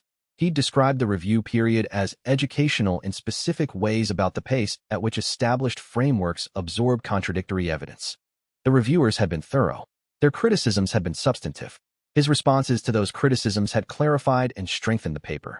The final publication contained the core finding, the barrier as pressure valve interface, alongside 3 subsidiary findings that the review process had surfaced, a correlation between natural gate formation timing and dimensional pressure cycle periods, a preliminary model of the specific locations where natural gate formation was most likely at baseline frequency, and an identification of the parameter space within which the barrier managed dimensional pressure without human intervention. The third finding was the most consequential. It meant, in practical terms, that the monitoring network could predict natural gate formation with significantly higher accuracy using MJ1's parameter model than it could using the previous formation models. The bilateral network updated its prediction algorithms immediately. Gate formation advance warning extended from 18 to 24 hours to 26 to 36 hours at baseline confidence levels. Han sent a message to MJ1 through the Bureau's formal channel. Asterisk, the operational implications of your publication's third finding have been assessed. The result is significant. The Bureau extends its formal recognition. Asterisk, MJ1 forwarded the message to Seojin with a note. Asterisk, this is what recognition feels like when it's accurate. I'm learning to recognize accurate recognition. Asterisk, Seojin replied. Welcome to the experience. Chapter 132, the third year's midpoint, brought the question Seojin had been expecting since the regulatory framework's first iteration. What happened to the guild's sovereign system when Seojin died? Not an urgent question. SSS rank at Transcendent Tier Operational Equivalent meant a mana structure with longevity projections that extended well into the following century. But the Joint Committee's Year 2 regulatory framework had flagged the succession question as something that required planning rather than assumption, and the committee's Year 3 session included it formally. Seojin had been thinking about it since the committee flagged it. The answer, he believed, was that the question was framed incorrectly. The question assumed that the guild's sovereign system's continuation required a specific successor, someone who would carry the system after him the way he'd carried it after the regression. But the system wasn't a tool that required a bearer in that sense. The system was the bearer and the bearer's characteristic approach to distribution. He presented this to the committee. The pillar network's anchor architecture doesn't require the system's bearer to survive, he said. It requires 51 pillars. The pillar modification is permanent and independent of the bearer's continued presence. If I died tomorrow, the pillar network would continue anchoring the barrier, not at its current efficiency, because the sovereignty division's domain enhancement requires an active bearer, but at the baseline anchor function that the gatekeeper's modification established. The sovereignty division's domain, the committee chair said. The barrier reinforcement enhancement drops to the passive anchor baseline without the bearer, he said. The barrier remains stable. The anchor function is sufficient. The enhancement is lost, which means the barrier degradation rate isn't actively improved the way it is with the domain active. But it doesn't fail. And the guild link? Another committee member asked. The connection between the bearer and the pillars?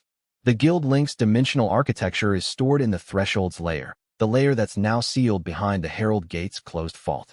The link would persist, but without the bearer's War Council awareness function to actively manage it, it would operate passively.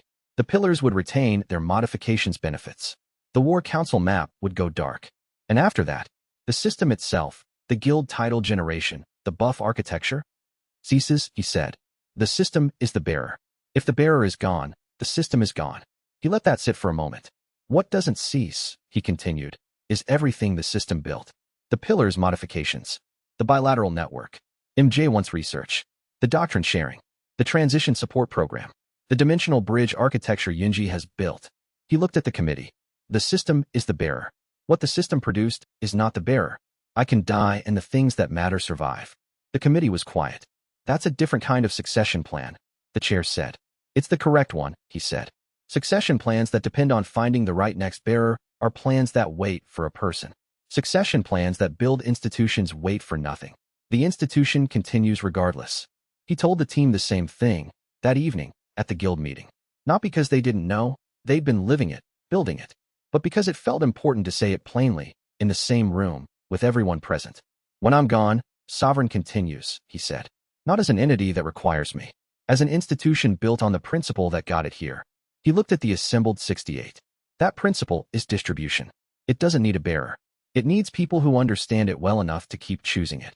He looked around the room, at Minhee, at Yunji, at Beck, at Ghost, at Seo Ji-young, at Kim Sung-yoon, at all the others. I'm looking at those people.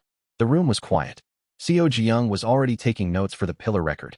Chapter 133 The Compression Zone Experiment in Kim Sung-yoon's Eastern Gate District produced its 3-month baseline data in Year 3's 8th month. Yunji presented the results with the controlled excitement of someone who had found that the answer was better than the hypothesis. The compression zone at half-kilometer diameter had maintained consistent stability for 3 months without requiring active maintenance input beyond the initial establishment. The spatial compression factor had held within 2% of its design value across the full period. The monitoring network within the zone showed a 34% improvement in sensor overlap coverage. Gate response efficiency within the zone, measured by time from alert to full team positioning, had improved by 41%. 41% efficiency improvement, Seojin said. In response time specifically, Yunji clarified. The quality of the response hasn't changed. That's a function of the response team's capability. The time it takes to deploy and position has changed. She looked at the data. In terms of preventing casualties, the efficiency improvement's most significant effect is in the gap between alert and positioning. The faster that gap closes, the fewer people are at risk during the initial response window. Scale the zone to all 11 bilateral nations gate districts, Seojin said. She already had the deployment plan. It was 12 pages, with technical specifications for each of the 11 nations gate district configurations, estimated establishment timelines, and a maintenance protocol that distributed the zone upkeep across the pillar anchor network's existing load. The pillar anchor contribution added approximately 3% to each pillar's normalized load, within sustainable range, confirmed by Minhee's load analysis. The deployment will take 18 months, she said. Staggered, to maintain quality control at each site. Begin immediately, he said. I began 3 weeks ago, she said. The deployment plan required the data to be complete. The logistical preparation didn't. He looked at her. You've been running the preparation for 3 weeks. Yes, she said. The answer was going to be yes. I wanted to be ready when it was. He thought about this. Then, good work, Yunji. She went still in the way she went still when she was processing something emotionally real. Thank you, she said, and went back to her deployment timeline. The first compression zone outside Korea was established in Japan's Osaka Gate District in month 10 of Year 3. The Japanese Hunters Association had been one of the 11 bilateral doctrine-sharing nations and had been among the first to implement the transition support framework Ghost had developed. The Osaka Gate District, which had been a high-frequency formation zone during the degradation period, had shifted to a manageable baseline frequency after the restoration, but still represented one of the highest natural formation rates in the network. Yunji established the zone over 3 days, working with the Osaka District's monitoring team to calibrate the spatial parameters to the district's specific dimensional geometry. The Japanese Hunters Association dispatched a team of researchers to observe the establishment process. Yunji worked with them in the specific way she worked with people who understood the technical material, directly, at full precision, without translation. The zone's establishment was confirmed at 9:17 a.m. on a Thursday. The Japanese monitoring team's first response alert under compression zone conditions came at 11:42 a.m. Response time, 31% faster than baseline for the district. The Osaka District's monitoring chief sent a formal confirmation to the bilateral network's technical channel. Asterisk zone established, and operational. Response efficiency confirmed. Technical documentation complete. Requesting guidance on long-term maintenance protocol. Yunji sent the maintenance protocol guide by 2 p.m. The bilateral network's technical channel received 6 additional zone establishment requests by end of day. Chapter 134. In Year 3's final quarter, Seojin did something he'd been preparing to do for 2 years and had been waiting until the timing was right. He wrote his account. Not the regression statement that had been published 2 years prior, the brief personal disclosure that had been received with exactly the divided response Seojin had projected. This was the full account. Everything. From the gate in the Southern Industrial District to the 3rd year of Phase 4. The complete record of what had happened and why, and what he'd thought about it at the time. He wrote it the way he'd been learning to write since the regression. Directly, without strategic framing, saying the true thing without the layer of management that had been necessary during the operational period. He had the distance now that he'd told Seojin he needed. The urgency had resolved long enough ago that he could describe the urgent period as something he'd been inside rather than something he was still inside. The account was 340 pages. He sent it to Minnie first. She read it in 4 evenings and returned it with 47 annotations. Most of the annotations were factual corrections. Her memory of specific events was more precise than his, and she had her own documentation records from the medical assessment logs that provided exact dates and details he'd approximated. Some were questions about the interior experience, the moments she'd observed from the outside and had always wondered about from the inside. He addressed every annotation. Some of the factual corrections changed the account meaningfully. Some of the interior experience answers surprised her. You didn't say anything about what the vote felt like, she said. I was describing it as an event, he said, not as an experience. It should be both, she said. He rewrote the section. The account was 340 pages, the same number as J1's audit, which he noticed and decided not to treat as significant. He was writing a different kind of document than J1's audit had been. The audit was a reckoning with what had been done. His account was an attempt to understand what it had meant to do it. The interior experience answers that surprised Min he were mostly about moments she'd read as professional and he'd been experiencing as something more complicated. The barrier assessment the morning after the Sunday vote. The operation at the Australia Gate when the SS rank consolidation arrived. The night before the threshold visit when he'd stood at his apartment window and felt 68 signatures in the War Council map. You described those as operational notes in your head, she said. That's what they were, he said. They were also more than that. Yes, he said. I'm learning to describe both things at once. It's a skill that took the urgency ending to develop. She made a note in her annotation file. He'd expected her to. She tracked his language with the same precision she tracked mana pathway readings. The note, which she later shared with him. He is learning to inhabit the account rather than observe it. This is the right direction. He sent the revised account to J1, Ghost, Beck, Yunji, Seojin, and Kim Sung-yoon. Each of them annotated their sections. The annotation process took 3 months. The final account integrated their perspectives alongside his, not replacing his, but placing it in the context of what the same events had looked like from 50 other positions. Seojin added it to the pillar record as a companion volume. The pillar record is the view from inside the decision, she said. Your account is the view from the position of the person who started all of this. She looked at him. Together they're a complete record. Is that what history is? He said. When it's honest, she said. Yes. Chapter 135. The bilateral summit's Year 3 session ended, as all the sessions had ended, with a framework document. The Year 3 framework was different in one specific respect from its predecessors. It contained a section titled Long-Range Objectives, which the previous frameworks hadn't included. The previous frameworks had been managing transitions and stabilizing new systems. The Year 3 framework was beginning to plan for a world that had been stable long enough to have long-range objectives. The long-range objectives section had 3 items. The first, continue the natural gate formation research and develop a comprehensive model of the dimensional interface's stable behavior. Target, 10-year research program. Led, J1, in collaboration with the Bilateral Scientific Network. The second, extend the compression zone architecture to all 27 bilateral nations' primary gate districts. Target, 5-year deployment program. Led, Yunji, with technical support from the Pillar Network's anchor architecture. The third, develop an independent hunter training and certification standard that incorporated the sovereign doctrine's principles as a shared baseline for the bilateral network's hunter organizations. Target, 3-year development program. Led, Seojin, with Kim Sung-yoon as operational advisor. Seojin's signature was on the framework as Guild Sovereign's representative. He'd written the long-range objectives section himself, in consultation with the team, over the 3 weeks before the summit. The framework was adopted by all 27 nations. The margin was 27-0. After the session closed, Committee Chair Yoon Ji-soo found him at the reception and said, "Year 4 looks like it's going to be interesting." "Yes," he said. "That's what we're building toward." She looked at him. "You seem different than you did at the Year 1 summit." "I am," he said. "I had less understanding then of what the after looked like. I have more now. And it's good," he said. "It's a good after." She smiled. "That's a remarkable thing to be able to say about a crisis that was supposed to end the world." "Yes," he said. "I'm aware of that." He walked back from the summit reception through the conference center's corridor and found Committee Chair Yoon Ji-soo's observation still in his head.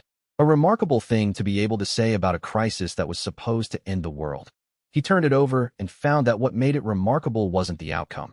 It was the fact that the outcome had been built rather than found.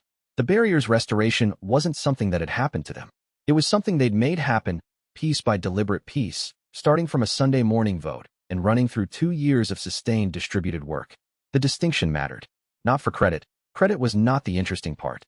For understanding what the after was, and what could be built in it, and why the answer to what comes next was more of this, with more understanding rather than rest or something different or find a new crisis to solve. The thing they built was good.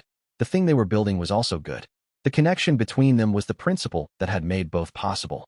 That principle didn't stop being true when the immediate crisis stopped being present. It worked in peacetime. That was what the next chapter was about. He found his car at the conference center's parking structure and drove back to the guild facility through evening traffic. The Gate District's monitoring towers were lit against the darkening sky. The monitoring network's display in his peripheral awareness showed 3 gate formation alerts in the bilateral network's coverage area. All S rank or below, all with pre-positioned response teams within minutes of resolution. He did not need to intervene. That was exactly right. Chapter 136. 4 years after the regression, Seojin went back to the threshold. Not through the Herald Gate. That was sealed permanently. Its fault collapsed. The parasite that had replaced the gatekeeper contained inside. He went through a new access point that MJ1's research had identified. A minor fault in the barrier's fabric, at a location in the northern monitoring zone that the natural gate formation model had predicted would be a stable interface point. Minor enough to not be a gate. Stable enough to be navigable. He went alone. The system's connection to the threshold didn't require the Herald Gate. It had never required it. The Herald Gate had been the most convenient access point, not the only one. The threshold was different from what he remembered. Not the environment itself, the floating geometries, the dimensional light, the quality of intelligent attention distributed through the space. That was the same, but the quality of the threshold's attention was different. Less focused, more ambient. The specific directed quality of an observer assessing a problem had given way to the broader quality of a space operating in its normal mode rather than its crisis mode. He waited for the gatekeeper to form. After approximately 10 minutes, it did. The construction was less dense than it had been before, less need for the augmented legibility it had shown during the pillar modifications assessment, when it had been managing 20 people simultaneously. Just the 2 of them, and the threshold's ordinary attention. "You closed the Herald Gate," the gatekeeper said, "and sealed the parasite." "Yes," Seojin said. "You had been replaced." The replacement was using the gate's communication channel to target the pillar network. "We were aware," the gatekeeper said. "The parasite is a dimensional predator that has been a problem in threshold architecture for longer than the human barrier has existed. It consumed the guardian entity that was stationed at the Herald Gate 8 months before your operation." A pause. "We could not intervene directly. The parasite's consumption of a guardian entity creates a dimensional signature that blocks external intervention. It must be resolved from the human side. You could have told me. The communication channel through which we would have told you was compromised," the gatekeeper said. The parasite had replaced the guardian entity at the Herald Gate. Any attempt to communicate the situation through that channel would have been intercepted. There was no other channel. "There was one," the gatekeeper said. "The system's notification function. We could provide warnings through the system. But the architect is not your ally warning was one such notification. The parasite classification notification was a second."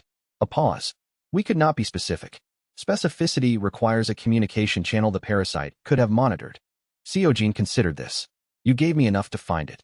"We gave you the parameters," the gatekeeper said. "You found it."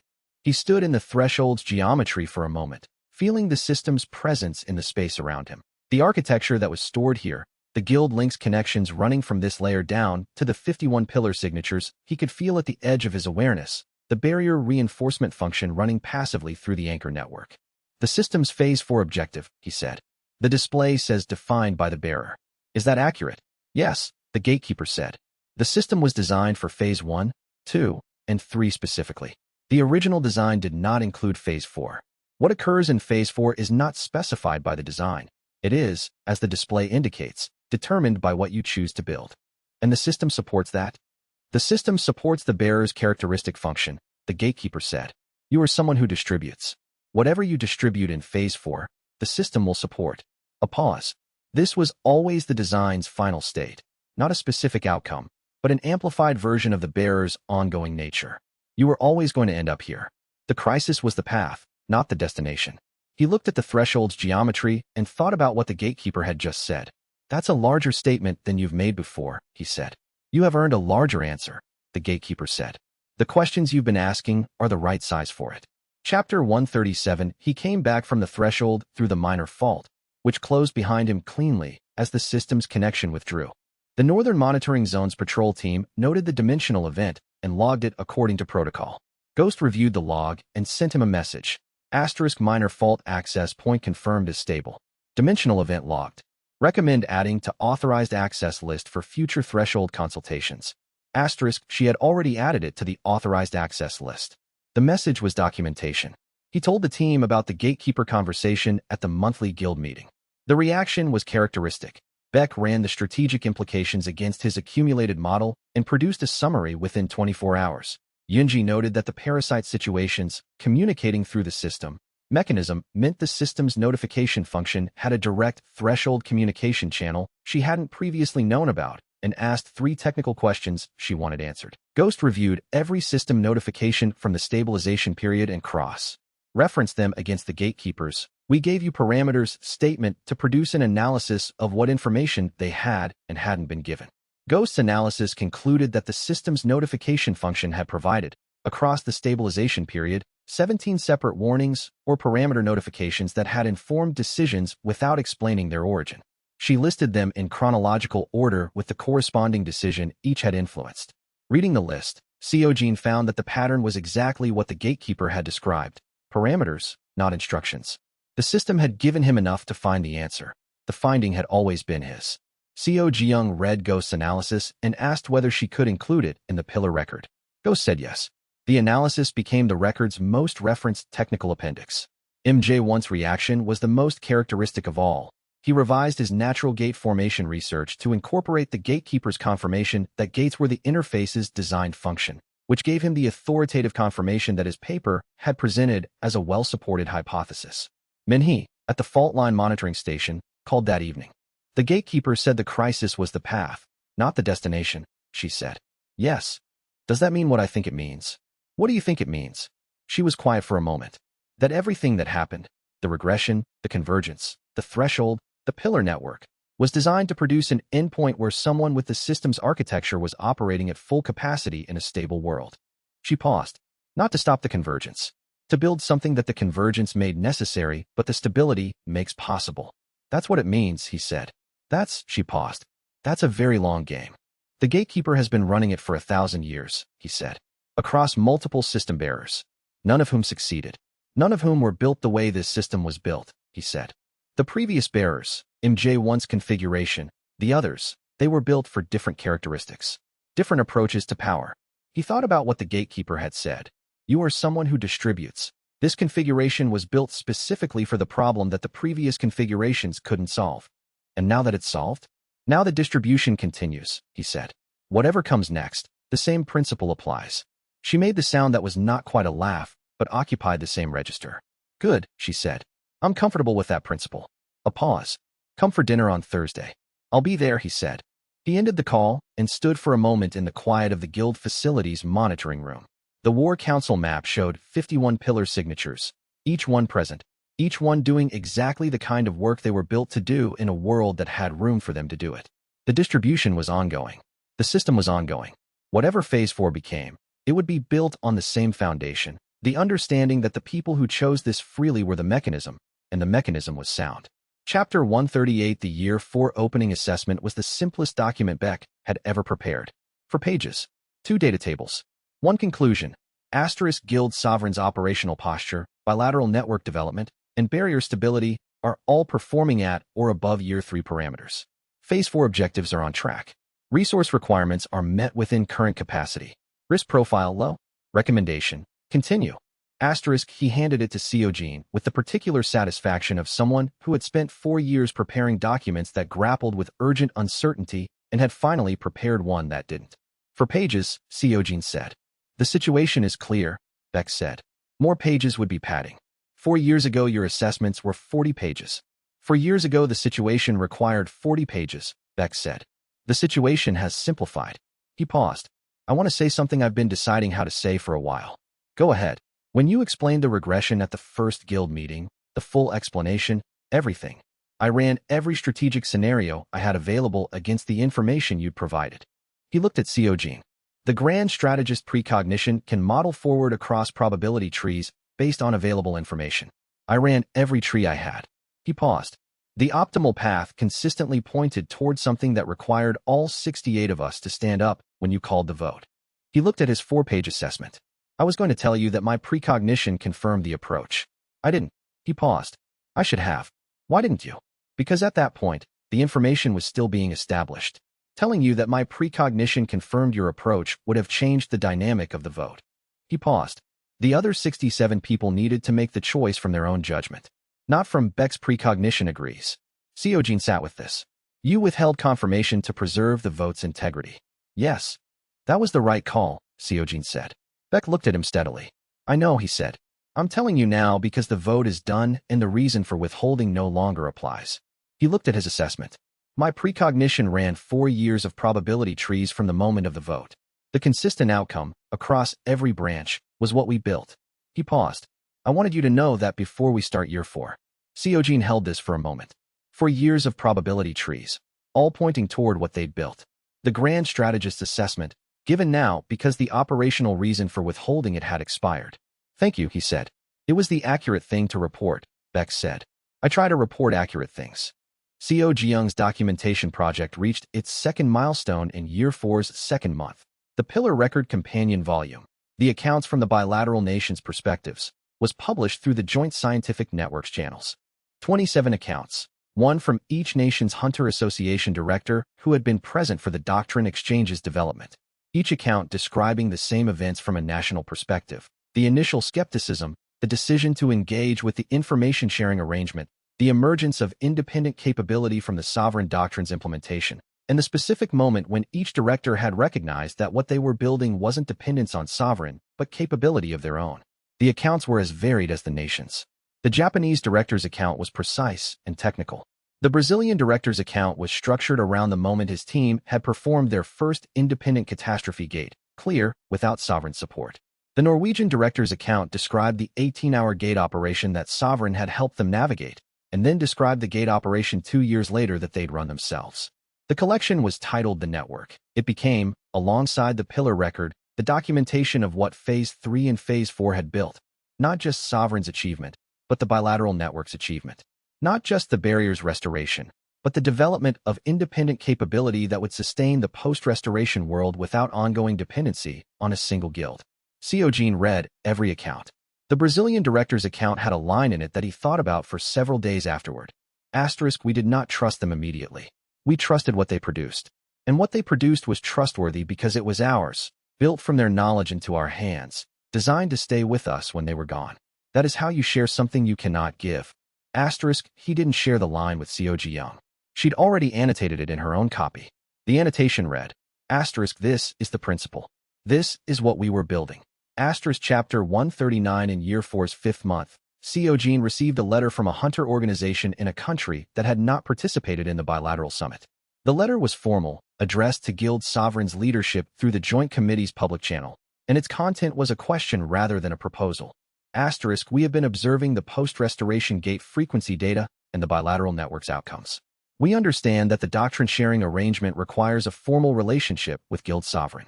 We do not have the institutional capacity to establish that relationship at the level the current framework requires. We have 17 hunters, 8 gates in our monitored zone. What options exist for organizations like ours? The letter was from a hunter organization in a Central Asian country that had recently established formal hunter registration in response to the post-restoration gate activity in its territory. 17 hunters. 8 monitored gates. No bilateral relationship. He read the letter 3 times. Then he took it to Ghost. This is the transition support program's next layer, Ghost said, after reading it. The bilateral framework was designed for organizations with institutional infrastructure. This is an organization without that infrastructure asking for the same knowledge. Yes, he said. The doctrine-sharing arrangement requires administrative overhead that 17 hunter organizations can't manage, she said. But the doctrine itself doesn't require that overhead. The knowledge is the same regardless of the organizational structure it goes into. What would you recommend? She thought for a moment. A simplified doctrine access program, she said. Not a bilateral arrangement, an open documentation release. The core principles, the operational protocols, the gate response framework. Available to any hunter organization that can use it, without requiring a formal relationship. She paused. Kim Seong-yoon's transition support program worked because the knowledge was accessible and the application was practical. The same principle at international scale. Seojin thought about the gatekeeper's statement. Asterisk, you are someone who distributes. Whatever you distribute, the system will support. Asterisk, write the proposal, he said. Present at the Year 4 bilateral summit. She had already started writing it. She told him this. He told her he knew. The Year 4 summit adopted the open documentation program with modification. 3 of the bilateral nations offered to serve as regional support hubs for organizations accessing the simplified doctrine, providing advisory contact points without requiring a full bilateral arrangement. The modification made the program more sustainable than Seojin had designed it, because the bilateral nations had more appropriate infrastructure for regional support than Sovereign did at that scale. He told Ghost about the modification. I know, she said. I spoke with 3 of the bilateral directors before the summit. The hub structure was their idea. I incorporated it into the proposal, but attributed it to them. She paused. They had better standing to advocate for it than I did. He looked at her. You shaped the summit's outcome before the summit. Yes, she said. That's what intelligence work is in a stable environment. Not waiting for threats to respond to. Finding the outcomes that are possible and creating the conditions for them. She looked at her display. The 23 other bilateral nations that didn't volunteer as hubs will develop their own approaches to regional support as demand materializes. I'll monitor the pattern. You're building a distributed system, he said. Yes, she said. I've been watching you do it for 4 years. I've learned something. The letter from the Central Asian Hunter Organization received a response within 3 weeks of the summit. Documentation access, a regional hub contact in the nearest bilateral nation, and a direct communication channel to Kim Seong-yoon's transition support program, which had by that point produced enough outcome documentation that its adaptation guidance was practically useful to organizations at any scale. 17 hunters. 8 gates. 3 months later, the organization sent a follow-up message through the Joint Committee's channel. Asterisk, the gate response protocol has been implemented. The first gate clear using the protocol was successful. Our casualty rate dropped from 28% to 0% on first application. Thank you. Asterisk, Seojin read the message at his desk on a Wednesday morning and sat with it for a while. 0% casualty rate. On first application. 17 hunters who'd been losing almost a third of their people per operation had applied the doctrine once and stopped losing people.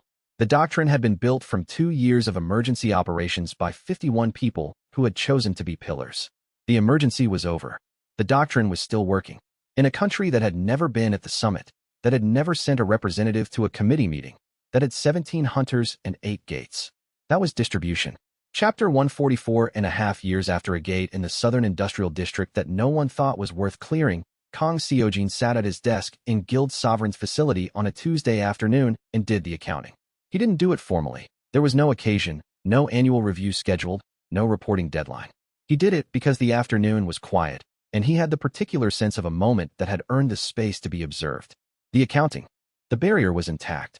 3 years, 7 months of unbroken 100% integrity, holding at the parameters MJ1's model projected with accuracy that had improved every quarter as the natural gate formation data gave the model more to calibrate against. 51 pillars.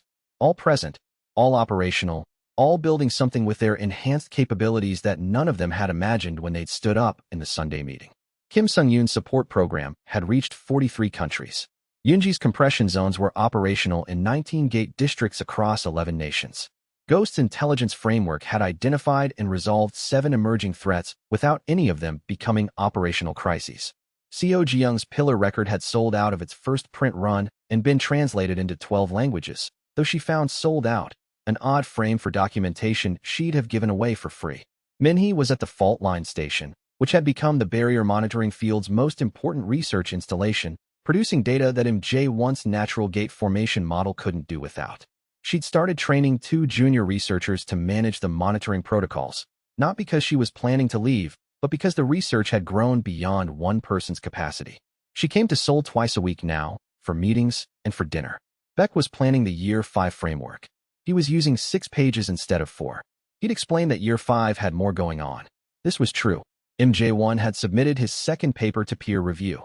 Not the barrier science paper, but the natural gate formation interface model, which extended the first paper's findings into a theoretical framework for the dimensional layer's behavior that would, by the bilateral scientific networks assessment, be the foundation of dimensional physics research for the next 20 years. He'd also accepted a visiting professorship at Seoul National University, teaching a seminar on barrier science that had 18 times more applicants than seats. Seojin was developing the Year 5 public communication framework and had included in it something she hadn't included in previous years, a section on how to talk about what the organization was becoming rather than what it had done. She'd told Seojin, the story of what happened is told. The story of what's happening requires ongoing telling. Ghost was running the Open Documentation Program's third expansion, had identified 2 more organizations like the Central Asian Hunter Group in countries without bilateral relationships, and had declined to tell Seojin about them until she had an approach to offer alongside the identification. She'd have the approach next week. He looked at all of this and found it was exactly what he'd been building toward and larger than he'd known how to imagine when he'd started building it. The system's display showed, in the space where the convergence countdown had run, Guild Sovereign System, Phase 4, active. Next objective, defined by the bearer. Barrier status, stable. Pillar network, 5151st active. Distribution function, ongoing. He closed the display and looked out the window at the Gate District skyline. The monitoring network's towers visible in the middle distance, each one a node in an architecture that had been built from the accumulated distributed work of 51 people who had made a free choice on a Sunday morning. He thought about the gatekeeper's statement. The crisis was the path, not the destination. He thought about 68 people standing up before the vote was called. He thought about what he'd thought in the gate in the Southern Industrial District. At the moment the system had appeared, nothing is coming. He'd been wrong. The system had been coming. The people who would stand up when he asked had been coming. The answer to the question the crisis had been posing had been coming. He'd just had to come back to find it. He picked up the next item on his desk, a briefing document for the Year 5 Summit's preliminary agenda, which Beck had prepared with the characteristic precision of someone who considered adequate preparation a baseline rather than an achievement, and got back to work. There was always more work. That was what a good after felt like from the inside. The next chapter was waiting to be written. And so the Tao continues. If this journey moved you, leave a like and share your thoughts in the comments below. Subscribe and ring the bell. More stories await on the path ahead. Until next time, fellow cultivators.